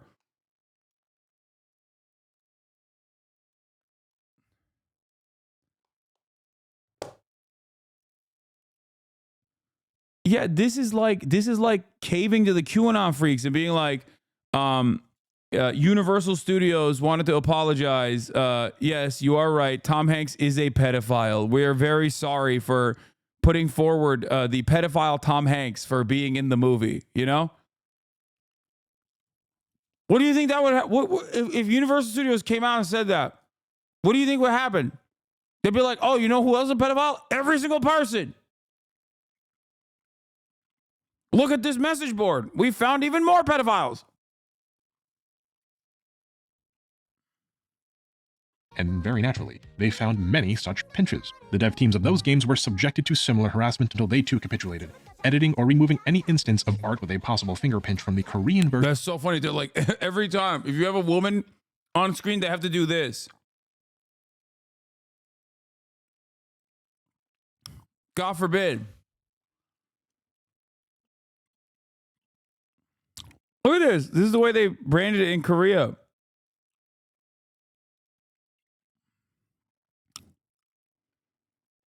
Did this in League of Legends? Yeah, I saw. We already covered it briefly. Versions of their games, making concessions in order to avoid further harassment and violence. Some dev teams, such as the one at NeoWiz's Brown Dust 2, even acted preemptively, removing any art that could even potentially resemble the Megalian Sea before negative attention found them. I know what most of you are thinking. This is insane. This is crazy. First, these men rioted over a wetsuit, and now they're forcing dev team after dev team, corporation after corporation to apologize and capitulate over anything even vaguely resembling an index finger and thumb forming a C. A position... No, man, this is not masculinity being volatile. You're wrong. This is 100% like a completely fucked dystopian society. It's a powder keg. Also, the Pope strikes again. He's doing the pinch and he's Hamas. I'm telling you, dude, this like this only happens if people don't have. I mean, there's so many different factors at play here, but singling out like the volatility of masculinity is incorrect. There's plenty of fucking masculine societies where it doesn't get to this level at all. There's plenty of toxic masculine societies. America has toxic masculinity. America, much like most of the world, is a patriarchal society. This level of this is mania.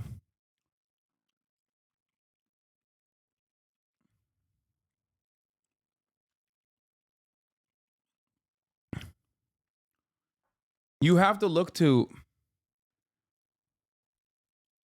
like you have to look at the underlying material issues.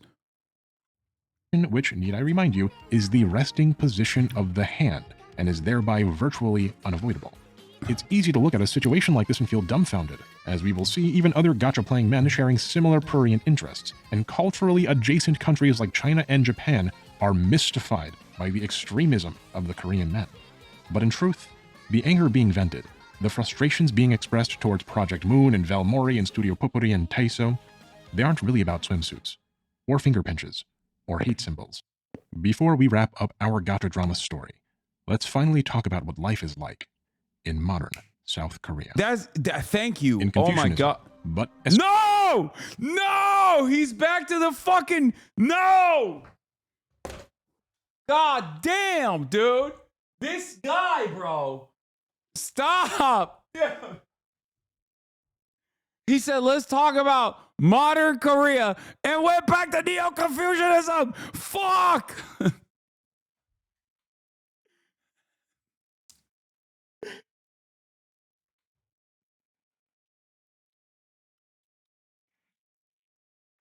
I was like, thank God, finally.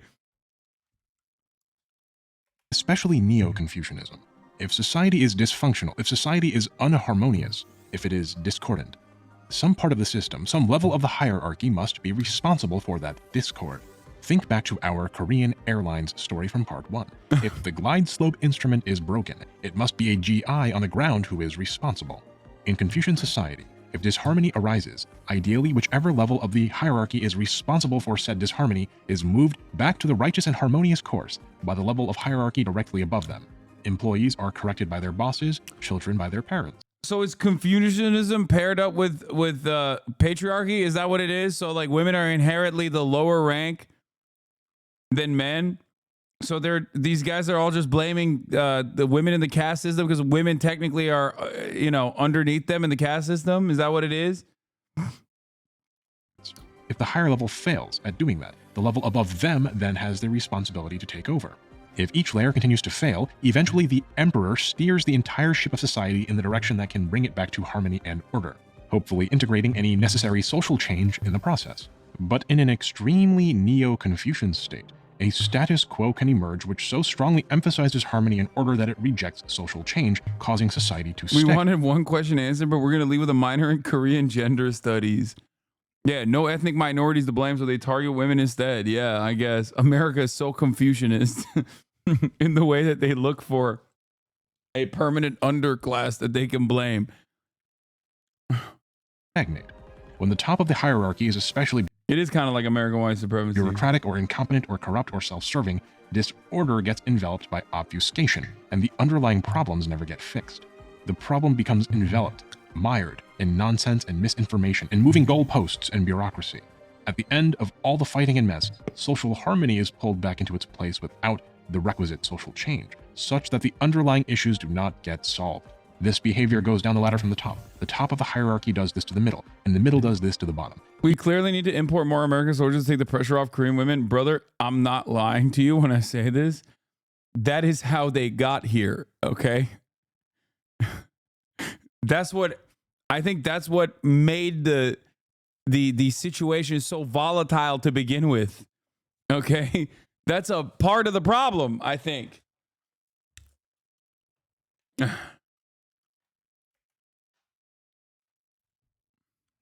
Each following Craziest part of this is that despite all this, South Korea had a female president before America. In the lead of the other in the Confucian manner.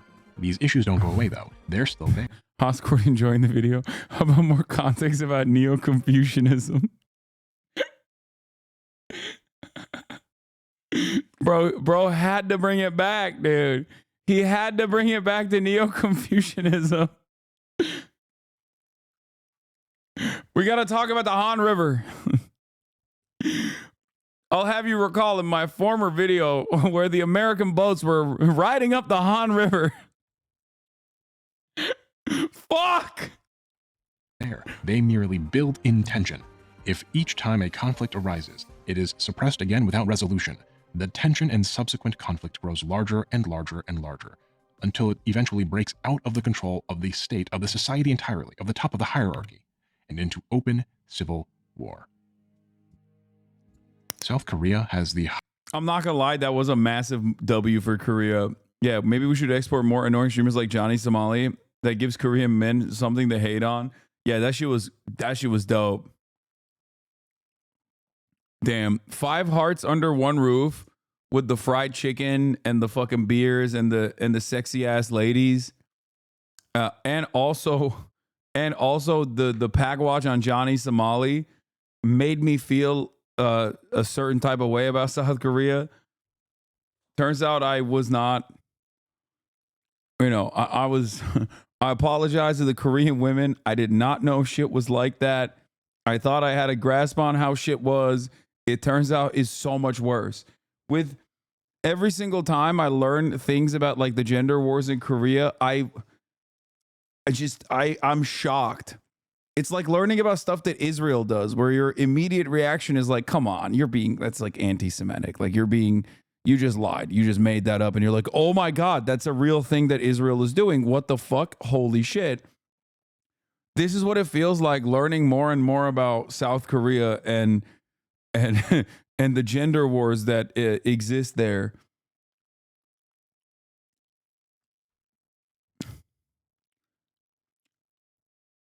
Didn't you say you want to be deported there yesterday? I mean, I am a man, so I don't think it would be that bad for me in particular. Let's be real. You know what I mean? I'm not only a man, but I also have a small head and broad shoulders, which I hear, like I said, is a delicacy in South Korea. So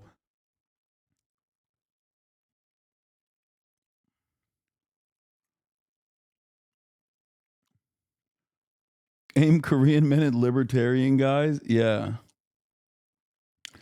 It wasn't until you made that hand sign in the camera. What are they going to do? Fucking beat me?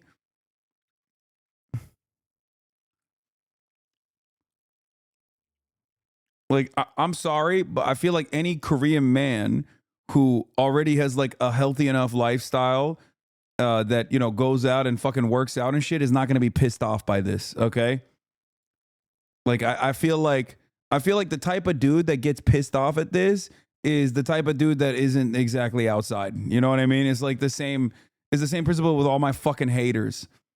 You know, I don't really get pushed a lot by random fucking losers in the way that like you would think that there's an outsized amount of hatred online, because most of those dudes just exist online.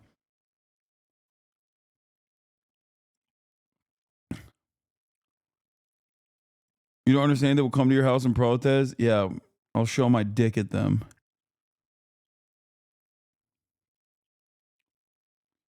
BTS talked about supporting feminism and they got eaten alive by Korean media. That's crazy. Highest suicide rate in the developed world, as per the World Health Organization's 2019 estimates. If you look exclusively at the suicide rate amongst women, you will find that South Korea's suicide rate for women is the 4th worst of all countries in the world, surpassing even many struggling developing nations. Jesus Japan is somewhat fucking notorious Christ. in the West for its problems surrounding depression and suicide, but in South Korea, women commit suicide at twice the rate of women in Japan.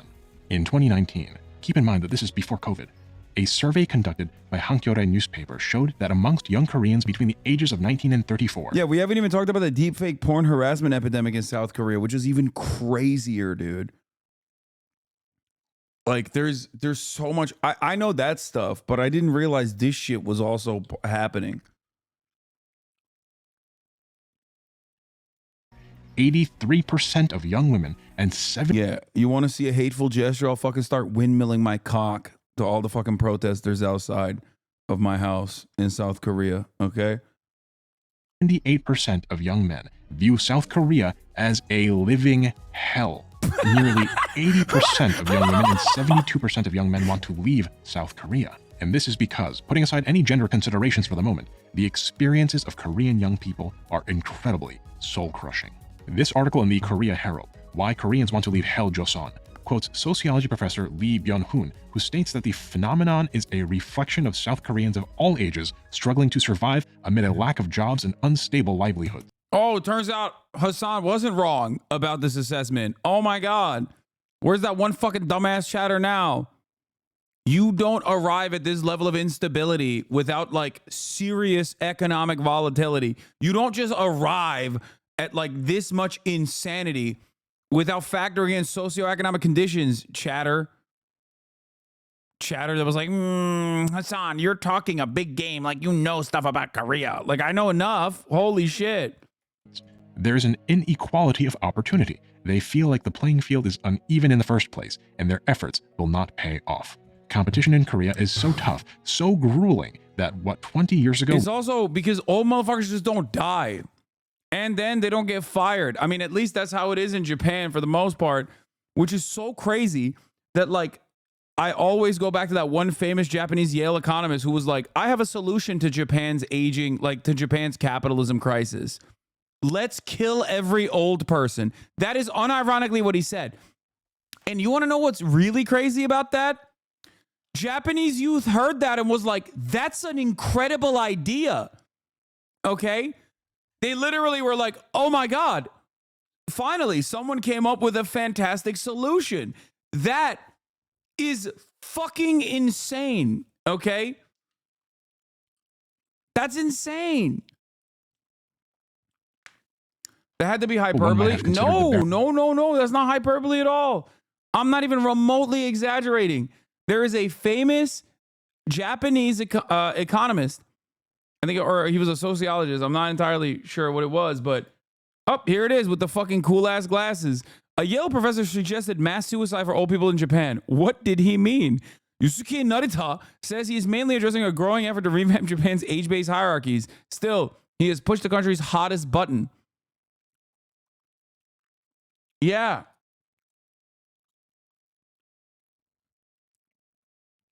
But no, you don't understand. The craziest part isn't that he suggested this, okay? Like, or he had the audacity to dream, okay? The craziest part is people heard it and were like, that's a banger idea. Like, he wasn't joking. He wasn't memeing. He was just straight up like, let's just kill some of these old motherfuckers. Like, and the Japanese youth heard that and said, we hear you. That sounds like a great idea.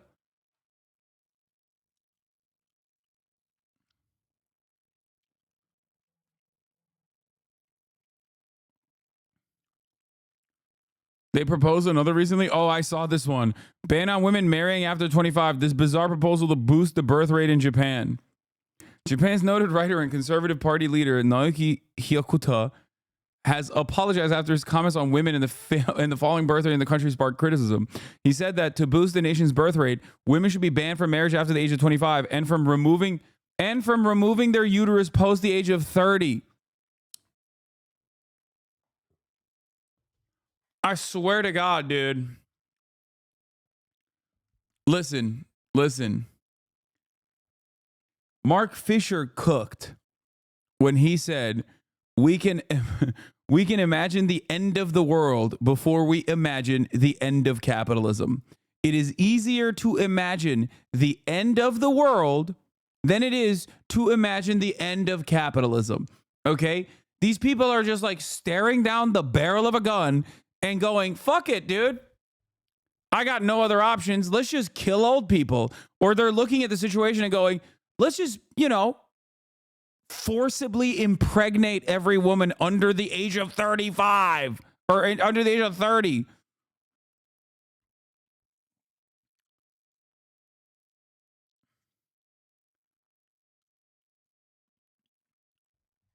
That's fucking insane.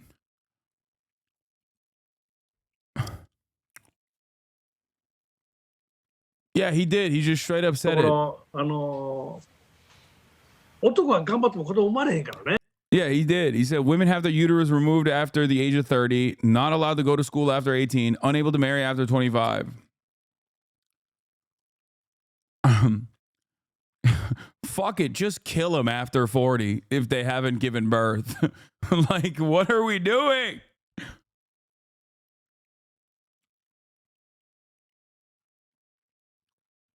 Okay, we've moved so far beyond the problems facing Bare minimum is these different societies. Hyper competitive, and one who is lower on the hierarchy, which in Confucianism should be, most people, have to overcome both that competition and the enormous advantages of the privileged people in Korean society to get anywhere or be anyone.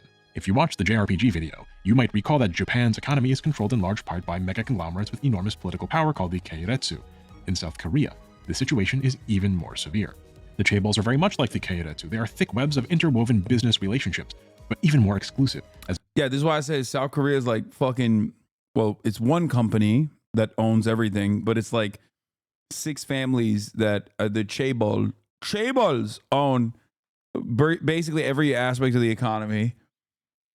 And it is so fucking cooked.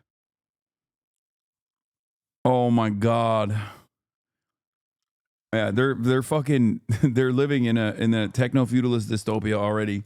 As many of them are families built quite literally in the Confucian style. The top 10 chaebols in South Korea account for nearly 60% of the country's GDP. Another nearly 25% is accounted for by the remaining 50-some-odd chaebols. Altogether, 80 to 85% of South Korea's GDP is controlled by about 64 families. To give you an idea how preposterous these numbers are, when the United States broke up Standard Oil, you know, Rockefeller the octopus, well, Standard Oil accounted for only 1.7% of the US GDP at the time of its breakup.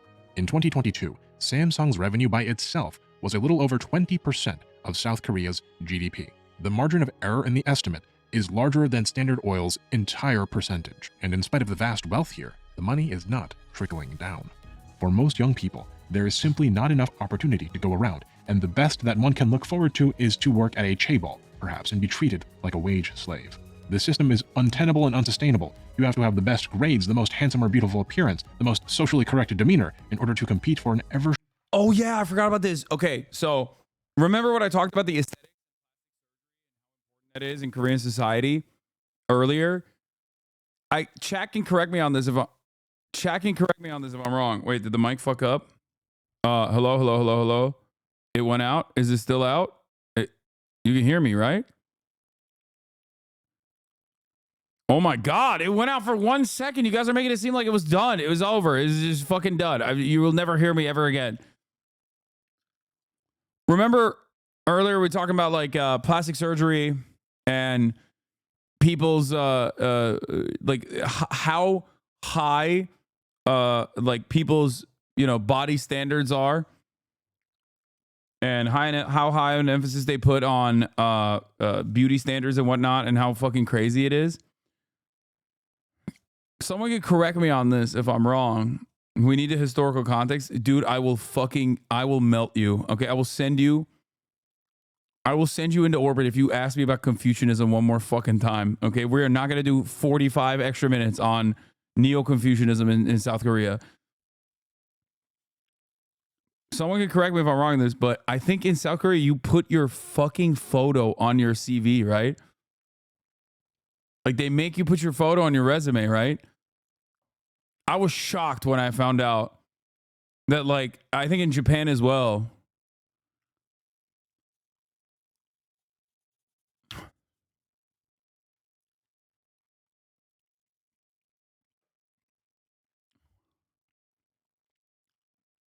That's so weird.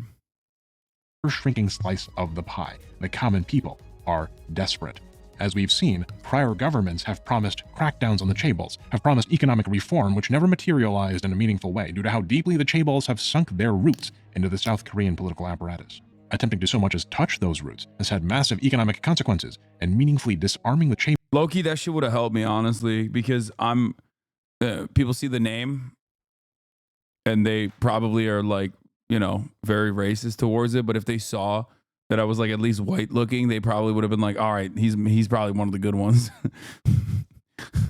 He's not one of the Mohammedan.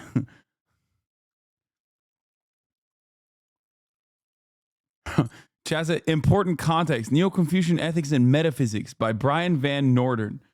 Yeah, let's watch this for an hour. Chaebols at this point could hoist all of South Korean society along with them. Worse yet, consider Korea's problem with age. Remember what I said in part 1 about how hierarchy is powerfully determined by your age? How you'll be asked how old you are to determine where you belong in the pecking order? Have you ever worked in a company where 3 managers are in charge of micromanaging 1 employee? Well, young Koreans don't just have to put up with that dynamic at work, they have to endure it in every facet of their lives. Korea has fewer and fewer young people, and an enormous elderly population that places massive expectations, often in conflicting ways, on young men and young women. Expectations that are impossible to meet given the current economic realities of South Korea and the governmental capture of the chaebols, endlessly siphoning the nation's wealth away from the populace and into exclusive, powerful chaebol families or corrupt politicians. And these young people must now also balance the cost of an aging society against their own limited avenues for opportunity or self-realization. Korean young people then have been thrust into an impossible situation. Their incredibly Confucianist society has been captured by the chaebols, an immortal emperor with roots that dig down very deep into each level of the hierarchy. Young people are fiercely competing with each other over ever-decreasing opportunity. They are becoming increasingly desperate, and the problems they face are incredibly difficult to even understand, never mind change, obfuscated as they are in that confusion. Turns out it's not even crazy that Ming Ming was working at a fucking coffee shop, dude. Like, at first I was like, come on, what kind of idol would work at a coffee shop? Turns out, vindicated, you know? 5 Hearts Under One Roof, vindicated once again. It's just a documentary about real Korean existence. They are miserable, and the misery in their lives seems completely outside of their control. With this general primer on the experiences of young people in South Korea, let us also now break down what life is like for each gender in this gender war, armed as we are now with the context necessary to understand just how serious and deeply rooted these problems truly are. It's hard to be a man in Korea, but doubly so to be a young man. Society places enormous expectations upon you, and if you fail to live up to them, you are treated not as a human being with dreams and aspirations and hopes, but as a disgrace, a black sheep, a monster.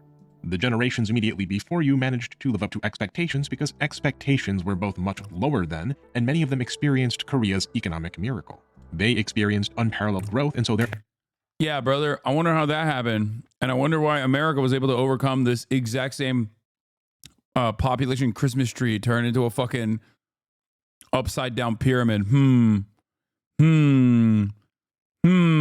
Perhaps the one group of people in the millions that we're fucking routinely shitting on have something to do with that. I don't know.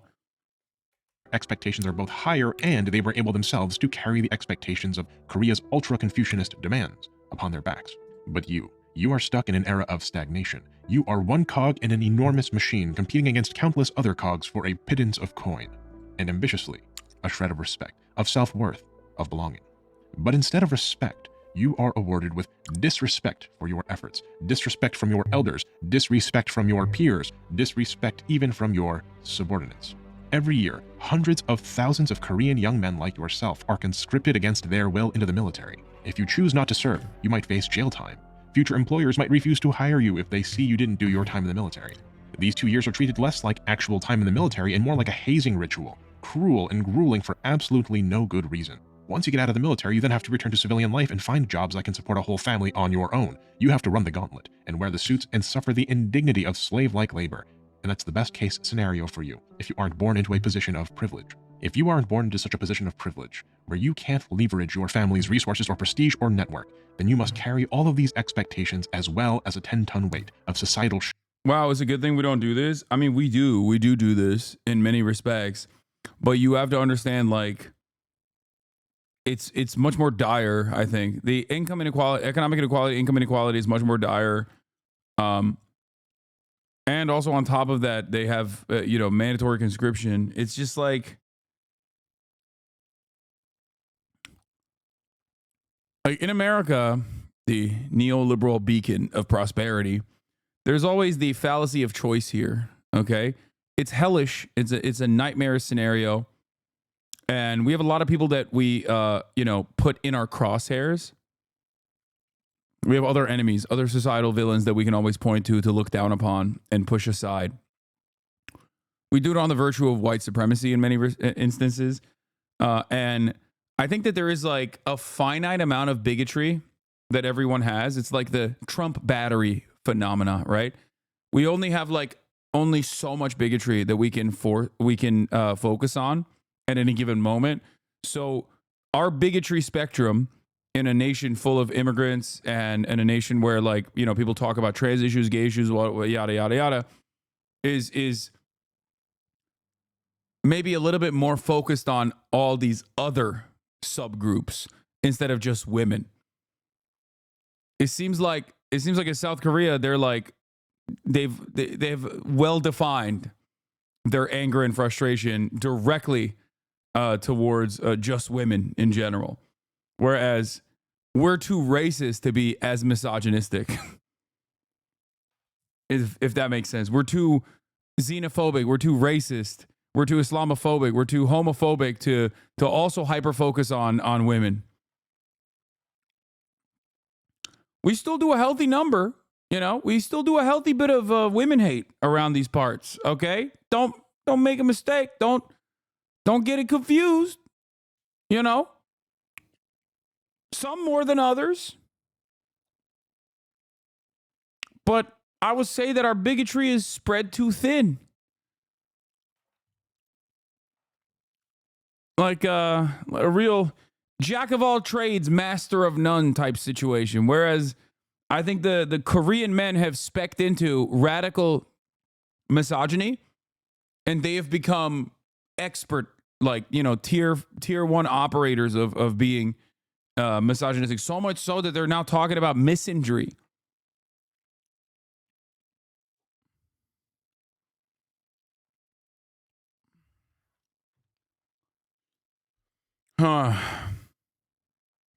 South Korea needs a Hasan to channel the hate of the incels and protect the women. Yeah. Saying that after America elected a rapist felon over a woman is crazy. Okay. See, that's a great fucking take. We elected a rapist felon over a woman, but why? He said he was going to mass deport 20 million immigrants. Okay? 20 million immigrants.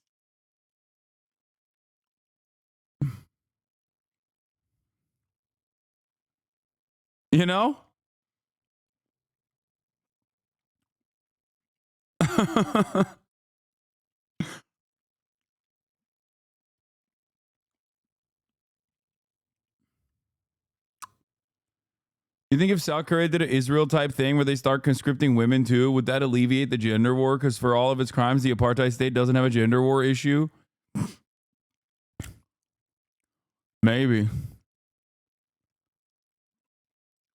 Probably not, though. Because I think the incels that also simultaneously want women to be conscripted, because I've heard that before, would probably be like, bitches can't fight, dude. These broads. They can't fucking fight.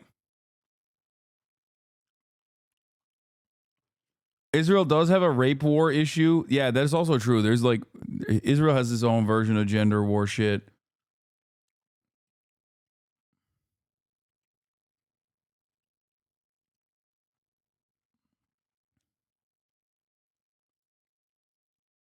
Shame at having not been able to succeed.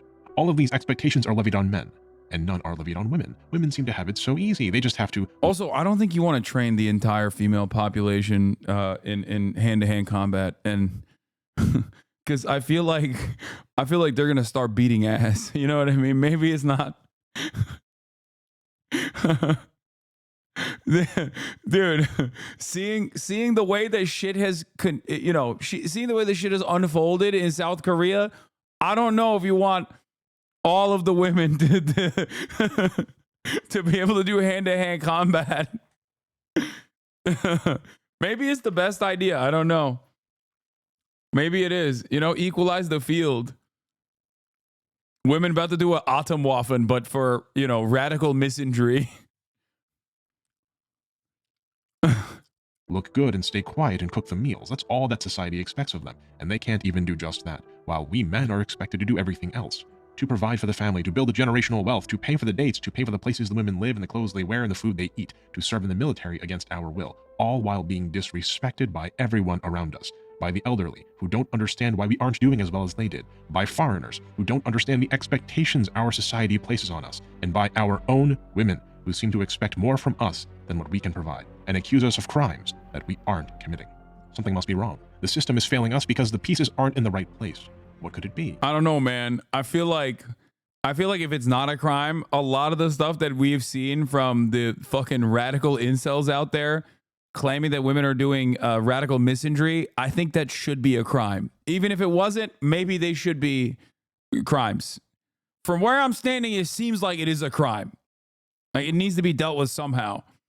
The people are subordinate to the government. The sons are subordinate to their... I know he's talking about the incel perspective. Fathers. The younger are... Also, there is validity to what they're saying, for the record. I like, all jokes aside, this is something that I was talking about as well, where, like, this is precisely what I was mentioning when I said, like, this kind of attitude doesn't just come out of nowhere, okay? People don't just, like, learn...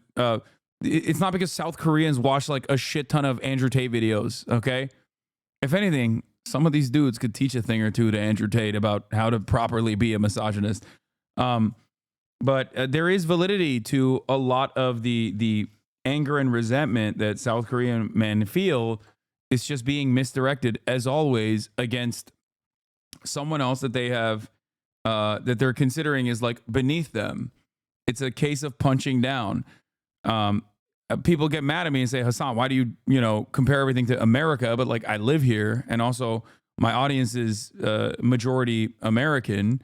So it's no different in thinking that, like, your Haitian immigrant neighbors are eating your cats and dogs and stealing your social safety nets and stealing your rent in fucking Springfield, Ohio, when your town is in a state of disrepair because there's no adequate job prospects for you. And there's no adequate housing for you.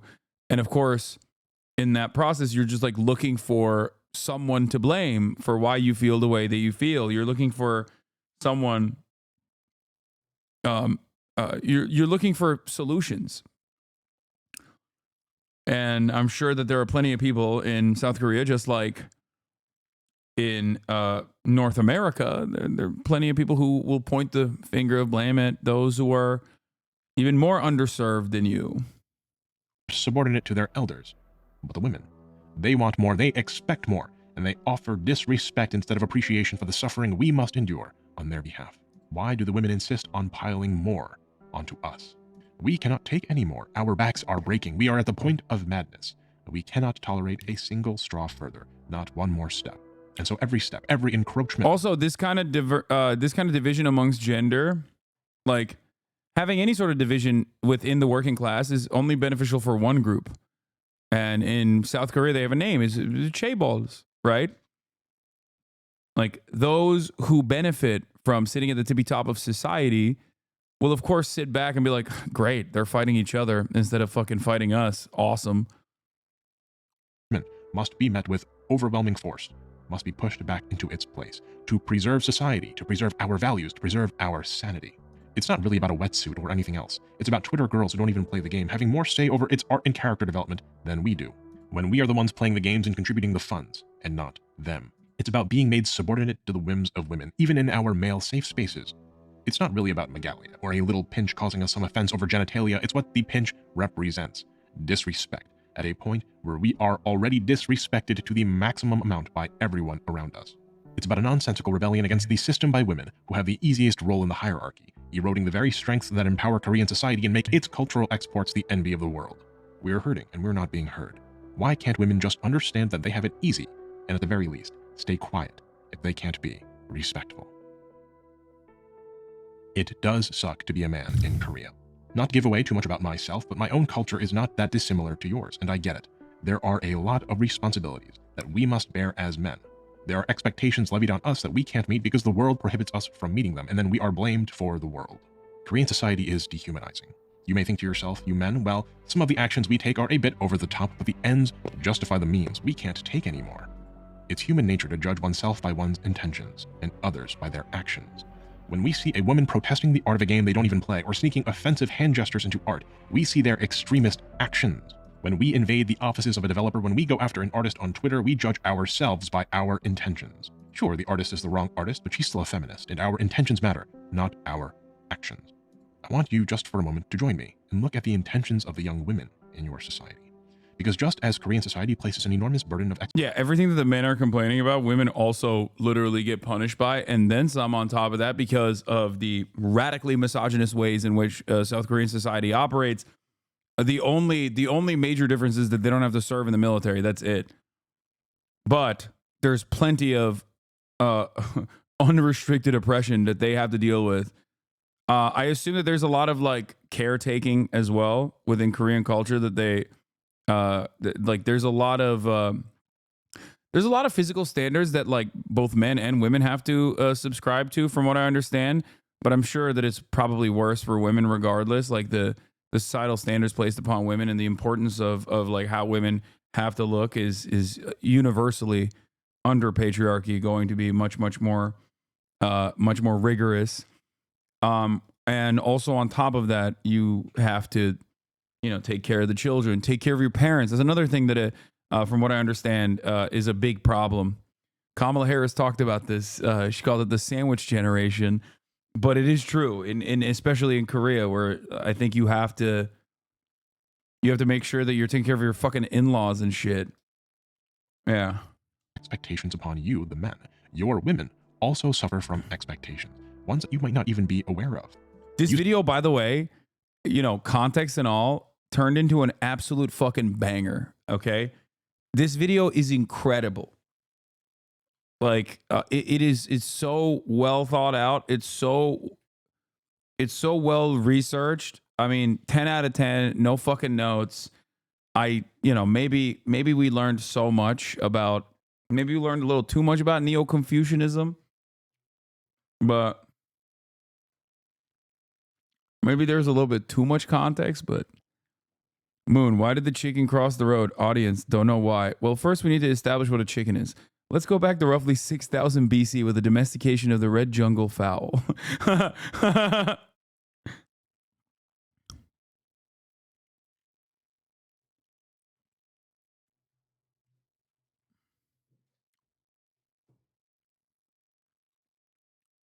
What is this? Have you ever seen anything about the new Bonhoeffer movie and the ADL ad they put in at the end? My parents roped me into going to it tonight. I've never seen a more hypocritical stunt in film. No, what? I have not.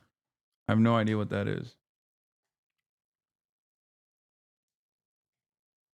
You say Korean girls have it easy because they don't have to make money, as that's the man's job. Well, they'd like to. But that itself is also a societal expectation that many of these women are trying to break free of. He's goated. In South Korea, labor force participation by women is nearly the lowest among OECD countries. But the gender pay gap in South Korea is not amongst the worst. It is the actual worst amongst all OECD countries. Duke University's Journal of Korean Studies reports that in Korea, in 2020, the median earnings of women working full-time was 32% lower than men's, which is a much larger gap than the OECD average of 12.5%. Women in Korea hold only 10% of managerial positions in the private sector, when the average for OECD countries is 30%. And perhaps most seriously of all, a disproportionately high number of women work in precarious jobs that pay low wages and provide few employee benefits, little job security, and limited labor rights, which you've seen firsthand as a result of your protests. When the women except for Gran, my goat, my queen, test your treatment of Velmori or Peso, they aren't protesting a swimsuit or a hand signal either. They want the opportunity to work and receive equal pay and work in jobs that aren't so-called precarious jobs with low wages and limited labor rights. They want to be artists and developers without fear. They want to be able to engage in the same free speech that you do without being fired or forcibly resigned or harassed. Actions and intentions. And ultimately, the end result is, if the women are allowed to work and have labor protections and have a better, fairer wage, your burden, your expectations become lighter because you no longer have to be the sole breadwinner. You don't have to be the one that always gets a high-paying job to cover the cost of two people, because now the women can also get a job, and you can have two medium-paying jobs, reducing the burden on everyone. But I know it's not that simple. That's not really a solution at all, is it? What good is having two jobs if everyone still suffers? There are greater, far more insidious, systematic problems, socio-economic problems, that are at the core of what South Korea is, built into the country from the moment of its inception. It won't be easy to solve these issues. There is no simple fix. and anyone who tells you otherwise is lying to your face. But if there is a way to solve these issues, if there is some way to overcome these problems, you will have to do it together. Both of you have the same intentions, to lower the burdens of expectation that society places on you and to reassert some control. Yeah, he's going to be like, you have to kill the old. South Korean men and women under a certain age have to get together and finally do the deed. Just like the suggestion in Japan.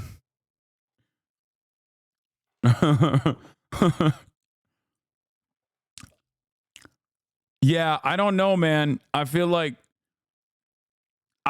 people are way more focused on the gender war dynamic than anything else. Like, I don't think they're gonna do a elderly pogrom, let alone the real revolutionary act that must occur. Is this why Gran dresses like she does? The lanyard is the only link that shows she's gainfully employed, so she has to display to demonstrate her worth in a hyper-capitalistic society. Is this why she holds the lanyard so close to her heart? Yeah. She's like, I'm a manager and I need you to know that. And she's actually in that, it's a revolutionary act where she's actually taking advantage of the misogynistic tendencies of men to make them hyper-focus on her bodacious boobs, but only in an effort to reinforce her class position.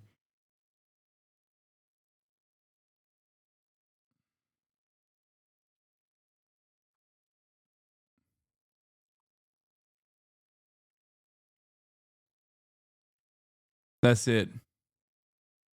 Over your lives, to have the liberty to be people with meaningful relationships and economic security and families, instead of being cogs in a machine that produces for others that which you cannot have for yourselves. In a survey conducted by Pew Research in 2016, it was found that about 7% of American women have received cosmetic surgery. The percentage of American women who have had cosmetic surgery between the ages of 18 and 29 was only 3%. In a similar survey conducted by Gallup Korea in 2015, it was found that 1 in 3 Korean women between the ages of 19 and 29 have had cosmetic surgery. Why is this the case? Korean women are very naturally beautiful. You Korean men, more than anyone, know this to be true. You, the men, didn't ask this of the women, just as they didn't ask you to take the responsibility of being the sole breadwinners. You don't even want them to get cosmetic surgery or have to wear makeup. You think they're lovely just as they are. And they'd love to just be themselves and thereby be able to also lower their standards and reduce the... Bro, that shit is crazy, dude. Those percentages are wild. It's a common practice to give double eyelid surgery to women when they turn 18 is crazy. To be fair, it's a lot cheaper in Korea than in America. Dude, it's not just... Chatter, you think the only fucking hurdle to clear is finances? Like, what are you, crazy? There's obviously it's a lot more normalized, dude. What the fuck? The pressure of being perfectly beautiful for everyone. There is so much that the so-called male chauvinists and so-called radical feminists agree on. For example, there's been a big deal made in Korea about illegal cameras being placed in bathrooms. Women are angry that it happened and they want to hold the men accountable, and the men are angry that all of them are being painted as perverts, that some of them have received retaliatory bathroom recordings, and are thus being subjected to the scorn of angry women for the actions of a few deviants. Every reasonable person agrees that this behavior is wrong. It's wrong for women to do to men, it's wrong for men to do to women, and in a reasonable society, the solution should be to work towards the elimination of all illegal bathroom cameras instead of making it about gender conflict. Likewise for our gacha drama. Even the Chinese and Japanese gacha communities scratch their heads at the behavior of Koreans when they get angry at swimsuit skins or little pinches appearing in art. And they, like you perhaps, ask themselves, why is this behavior so irrational? As we've seen, South Korea is a society that is both deeply hierarchical and socially dysfunctional. One is taught that they have power over those below them. Oh, we're back, bro. We're back. Give me the fucking Confucianism right now, dude. Context time. The hierarchy, and that if society has disharmony, they should look beneath them in the hierarchy and try to correct the problem. The captain chastises the first officer who chastises the GI on the ground. The chaeballs squeeze the government squeezes the middle class working dad beats his son, and the son beats his girlfriend. The angry girlfriend may even go one layer lower and lash out against the LGBT community. Each layer protests the... Oh my god, is that why the 4B movement is like, they're fucking transphobic? So who does the gay Korean shit on? You know, who does a trans Korean person shit on?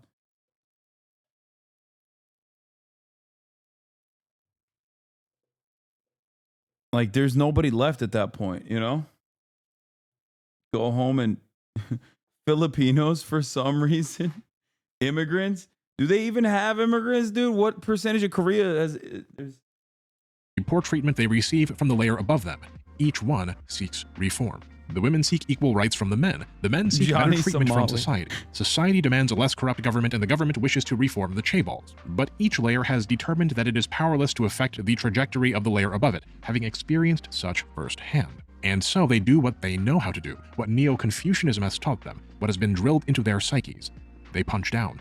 This is the crux of the Korean gender war. This is the sad truth around which the entire edifice of this conflict is built. The chaebols rule Korea, and Korean livelihood depends on the continued existence and empowerment of the chaebols. They can control whomsoever they want, even government reformers, through bribes, corruption, or other manipulation. The experience for regular Korean people, and especially young people, is increasingly bitter. The young people, having lost hope in meaningful reform, desperately wish to escape Hell Joseon. Those who cannot physically escape will seek out other ways to mentally escape. They'll get super into movies or anime or books.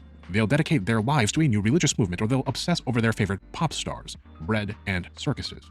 Or maybe, just maybe, if they're young men, they'll escape by playing gacha games. Games where the women are beautiful and fawn over them, where they can be powerful heroes and make a meaningful difference in a cruel, unfathomably hostile world. They can receive a glimpse, a taste of what society promises them, what they never seem to receive. I'd even argue that this is partially why Korean games are so grindy. In a society where it seems impossible to find self-worth, where young men are spent like fuel for the chaebol furnace, it feels nice to grind for something that takes effort and yields a reward, even if that reward is small and the effort is substantial.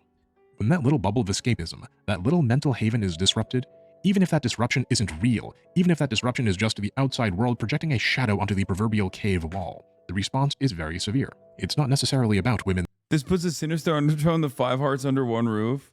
Excuse me. This is why 5 hearts under one roof is the solution, okay? Rights or skins or pinches, but about reasserting control over the very limited things these men actually feel they have control over. And the more control Korean society cedes to these angry men in this gacha gender war, the more control they crave. These young men, having lived their lives with so little control, so little agency, so little power, have both now a vent for their frustrations and an apparent enemy to blame for their suffering. This all seems like a bit of a stretch, Mooney, I can hear you say. Aren't you reaching a bit? Isn't it reductive to take all of the gender war issues going on and reduce the fault to just the insecurities of men and the hopeless state of South Korean society? That's not what I'm saying. The insecurity of men does play a major role, yes, but that insecurity has been very purposefully manipulated, very cynically directed. A house divided against itself cannot stand. A people divided against themselves cannot revolt. Let us finish our discussion of history then, and complete our understanding of the Korean gender war by giving you a glimpse into modern Korean politics. The president that came after Roh Moo-hyun, you will recall, was the former CEO of Hyundai Engineering and Construction, which nowadays has been absorbed by Hyundai Motor Group, the core of the many spin-off companies that together compose the complex web which constitutes the Hyundai chaebol. Lee Myung-bak was no political newcomer. He had served as the mayor of Seoul in 2002, and given Roh Moo-hyun's unpopularity at the time and the ongoing investigations into alleged corruption, Lee Myung-bak was able to take the presidency in a landslide. His platform was simple. He promised to reform and reinvigorate the economy, to strengthen relations with the United States, and to deal with North Korea. Almost immediately after taking power, though, Lee proceeded to negotiate a controversial free trade agreement with the United States and pushed for privatization of public companies. Like his predecessors, he conceded ground to the chaebols and to the United States and built his power off of economic legitimacy. But Lee was no reformer at heart. He was of the chaebols and by the chaebols and for the chaebols. He was their man in the chair. Now look, I know I've simplified Korean politics to an extraordinary extent. These leaders are more than just walking corruption scandals. There's a ton of political nuance that I'm not touching upon because they're outside of the scope of this video. But as you will see, corruption runs very deep in the South Korean government and continues to do so to this very day. Lee's presidency came and went, and though allegations of corruption emerged, they never went anywhere. It wasn't until 2018, in the wake of another corruption scandal, which we'll soon get to, that Lee Myung-bak was investigated and eventually arrested and sentenced to 15 years imprisonment on charges of corruption. Reuters reported at the time that the Seoul Central District Court found Lee guilty of embezzlement of about 24.6 billion Korean won, about $21.77 million, from a private auto parts maker headed by his brother. And he also accepted bribes from Korea's largest chaebol, Samsung, and from other capital interests as well. But Lee's corruption pales in comparison to that of his successor, the first female president of South Korea and the first female head of state in East Asia, Park Geun-hye. Damn, dog. They put a woman in charge, and look at what she did. Let her do some girl bossing. Let her do some girl bossing, okay?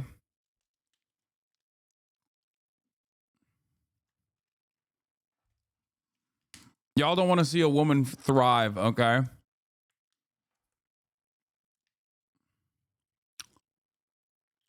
She said, if men can do it, I can do it too. South Korea has woken up to its first female president-elect. And some people here on the streets of Seoul think that she may be able to do a lot to try and help the lives of women. Now, Park was already a well-known politician in South Korea prior to her becoming president. She was defeated by Lee Myung-bak, the former president, in their party's last primaries, and so her name was already very well established amongst the voting public, and particularly in the conservative GMP party. If you don't recognize the name Park Geun-hye... Oh, color me surprised. It was a conservative woman. This is why I said before, chat, if America ever has a fucking female leadership, it's most likely going to be a conservative, okay? And I don't mean like a Hillary Clinton style conservative in the Democratic Party. It's going to be like a fucking right-wing reactionary from the Republican Party.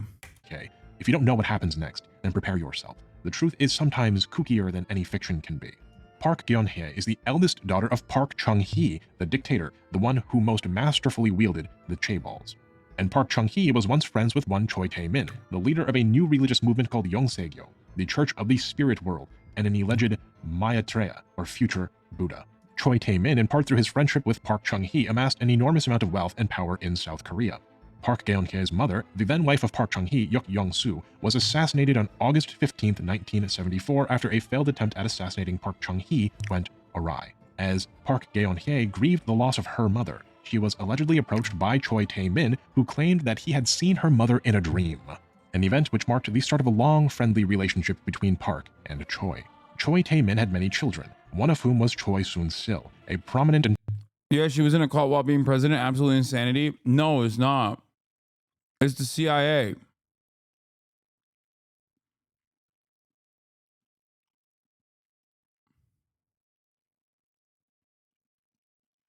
Dude.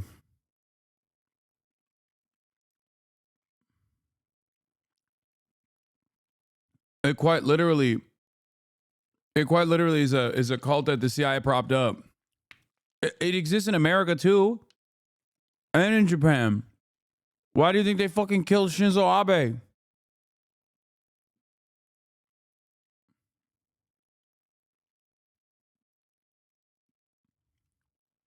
Someone in the chat said, do you mean the CIA or the KCIA?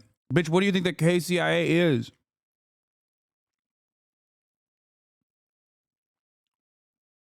Wait, isn't this the same cult? I thought the Moonies were an offshoot of this cult.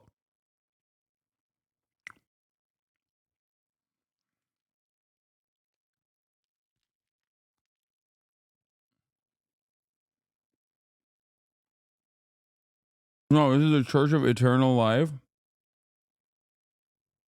Wait, I might be wrong.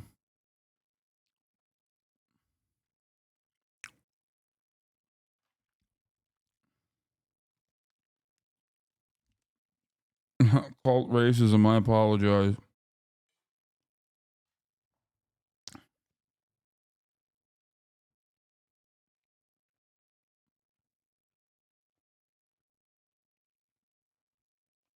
and powerful businesswoman who served as Park Geun-hye's right-hand woman.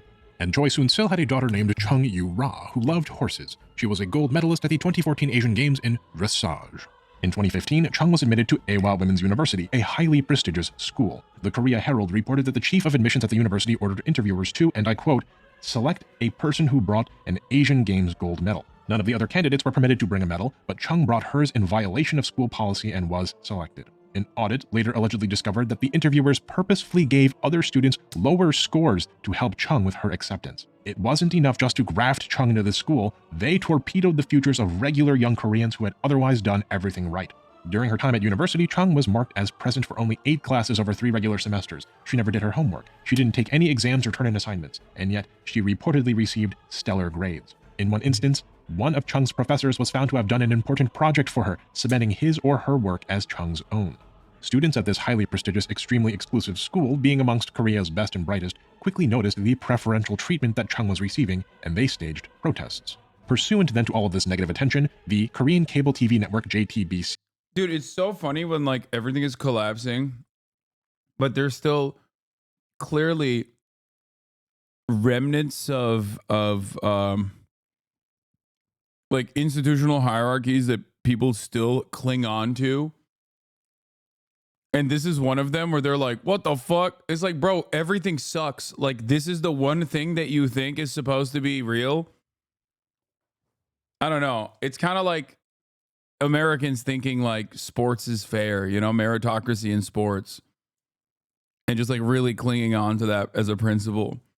Because literally everything is unfair and everything is fundamentally busted.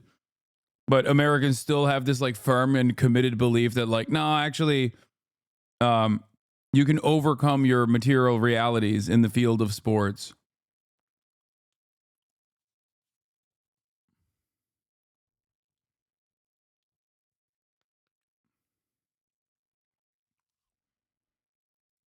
Opened investigations into both Chun and her mother Choi Soon-sil. By sheer luck, JTBC obtained a discarded tablet once owned by Choi Soon-sil, and on this tablet, JTBC discovered drafts of 44 different speeches and other statements that President Park had made. Choi received many of these speeches days or even hours prior to their delivery, and certain passages in those speeches were marked in red. This powerful businesswoman, this daughter of a cult leader, had access to extremely privileged information and was editing the speeches and directing the policy of the president. This also, Chaeble's like, they get away with doing horrific shit. Like, both structurally, but also directly, like physical violence. Which is always shocking. Like, what was it? There was that famous story of the one of the Chaebles that like demanding the plane fucking land or some shit. I'm misremembering, but it's like, it's basically like you're God's chosen son.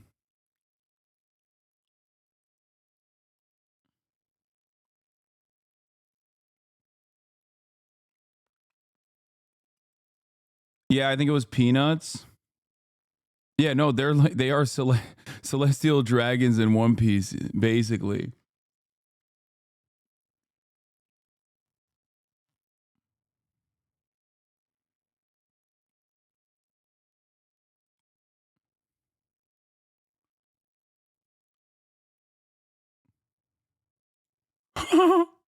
The nut rage incident, referred to as Nutgate, Tangkong Hohang, was an air rage incident that occurred on December 5th in John F. Kennedy International Airport. On Korean Air Flight 086, Korean Air Vice President Heather Cho, Korean name Cho Hun Hyuna, later changed to Cho Sung Yong, dissatisfied with the way the flight attendants served nuts on the plane, ordered the aircraft to return to gate before takeoff. Nutgate.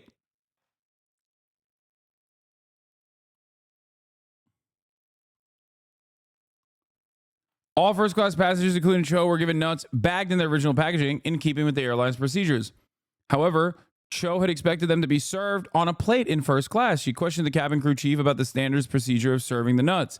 After a heated confrontation, Cho assaulted him. That's the part that is really funny. Like they throw hands, dude. When they get mad and they don't get their way, like they just fucking throw hands. And ordered him off the plane, requiring a return to the gate and delaying the flight for about 20 minutes. When the incident became public, Cho and Korean Air were heavily criticized. In the aftermath, Cho resigned from one of her several executive positions at Korean Air. She was subsequently found guilty in a South Korean court of obstructing aviation safety and given a 12-month prison sentence, of which she served 5 months.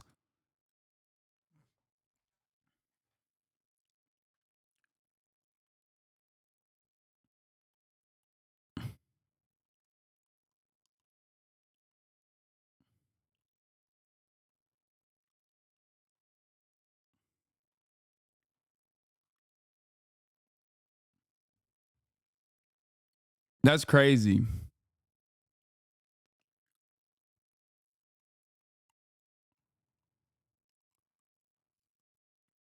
Austin showed if he had power. Also, she had several executive positions And it took 2 fucking years for the crew to get their job back. Discovery struck South Korea like a lightning bolt, and mass protests erupted, followed by investigations of both the president and her staff.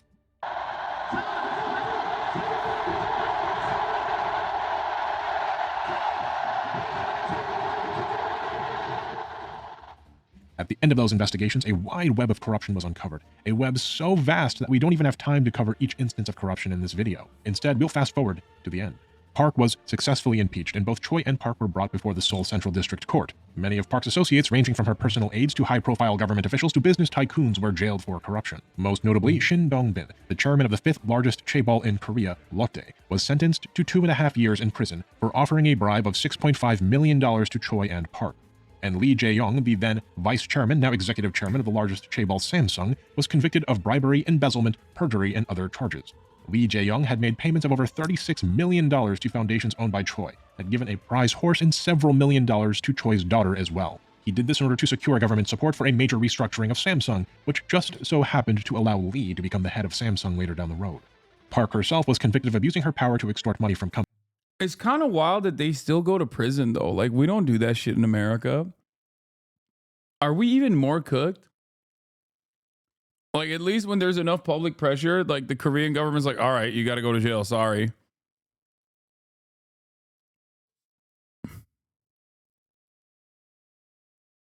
Like, who the fuck goes to jail in America, dude? Donald Trump wanted to make a pedophile the attorney general. What the fuck are we talking about?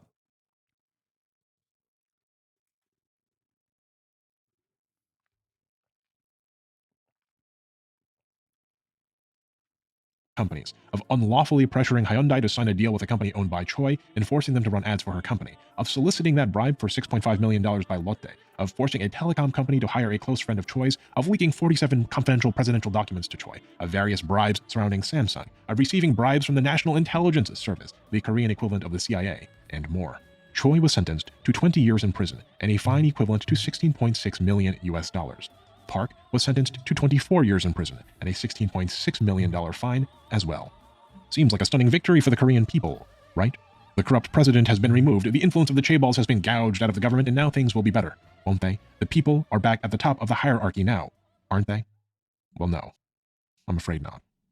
The next president was Moon Jae-in.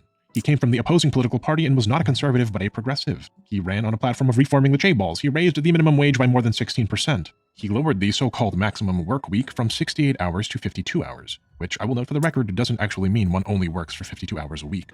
He was also in power when COVID-19 struck Korea, and his leadership is credited with substantially reducing the impact of the virus on Korea. But despite his attempts at economic reform, the chaebols were far too powerful. Although Moon himself managed to avoid allegations of corruption, members of his government, including his direct appointees, were not so fortunate.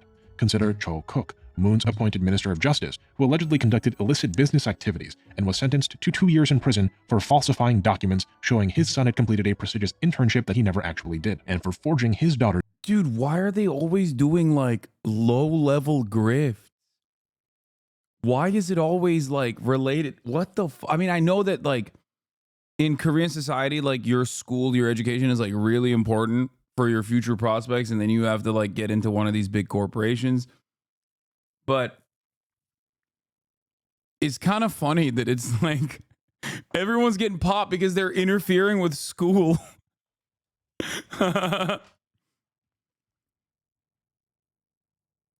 God damn, just fucking hire a better tutor. Like, what the fuck?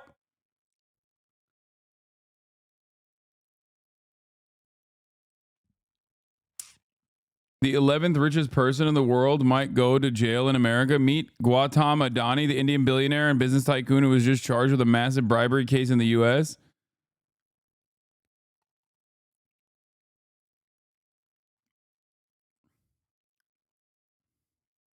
Remember when I said we don't do this to our guys? Your solution, your counter to that was, here, look at an Indian billionaire that we're going to prosecute and not actually throw in prison. Yeah, I'm sure Korea would be really fucking ruthless towards some Japanese rich person as well if they had the opportunity. You know what I mean? Like, What the fuck?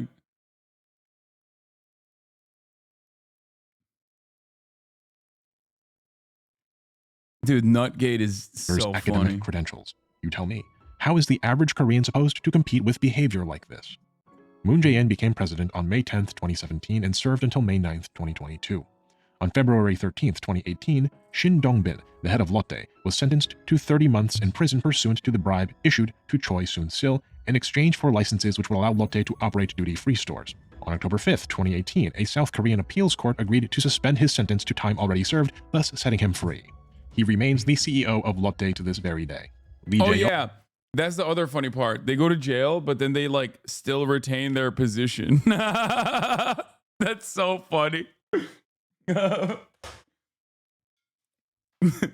Yeah, no, don't worry about it. Don't worry about it, big dog. You still got your job.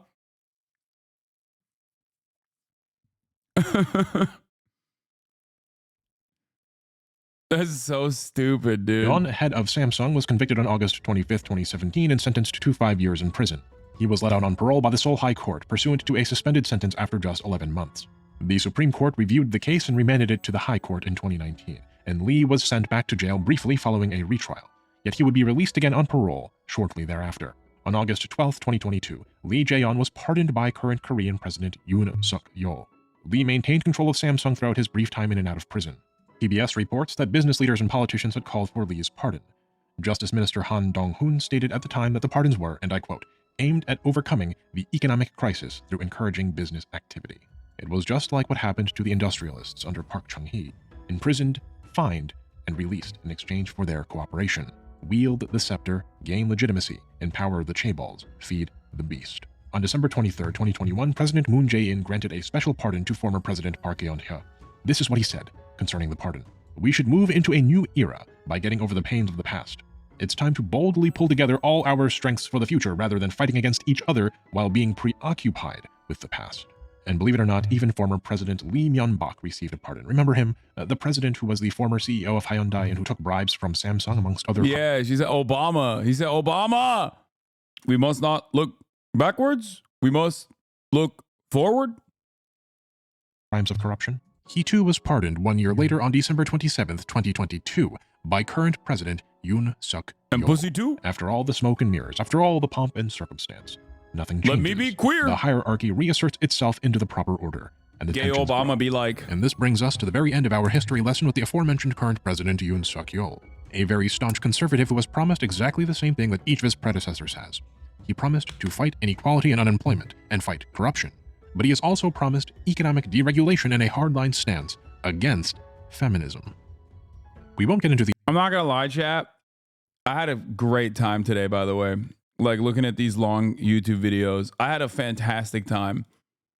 I don't care if some of you are like, man, why didn't you cover the news or whatever? But, like, this shit is peak. You know, I used to do this all the time.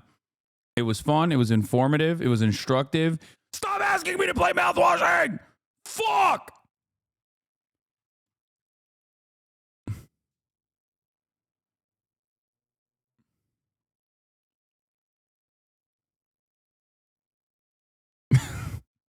Non-stop with this one. Non-stop.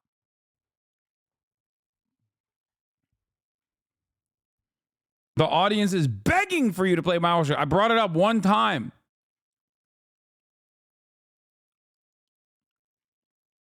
Anyway, I will also do more of this tomorrow. I fucking did 9 hours, dude. It like time just blew by. Didn't even pay attention. Didn't even realize what was going on. But I'll be back tomorrow with more fun shit. Okay. SNL Sundays. You already know what it is. We'll get some news as well. I'm gonna finish Arcane maybe tonight. Who knows?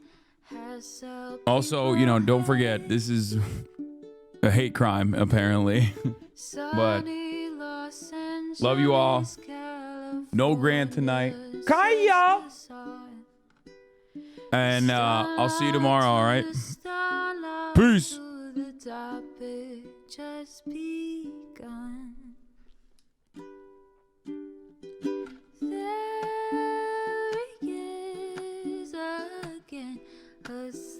is streaming. Her sun is streaming. There he is again. Her sun is streaming. Her sun is streaming. Reviewing the P.O. box, Uncle Uger's face. Sudden discord agitprop, great names take embrace. Tiny Bernie Sanders, LGBTQ Air Force. The whole left at your fingertips, Ane at your door. H3 crowded debate, the Young Turks online show. 3 full fucking years of this, plenty more to go. 90-day fiance talks of champagne bourgeoisie. A Trump rally live reaction, a mass riot at DC. There he is again, her sun is streaming. Her sun is streaming. There he is again, her sun is streaming. Her sun is streaming. Reading live stream fair comments, Austin show chat advice. And all the ways the right-wing pipeline can suck you in online. JCS react, Lord frame gets broken, cover blown. A full-blown mass pandemic monster streaming at your home. Total radicalization coming out to find. The system you were taught to trust in was broken the whole time.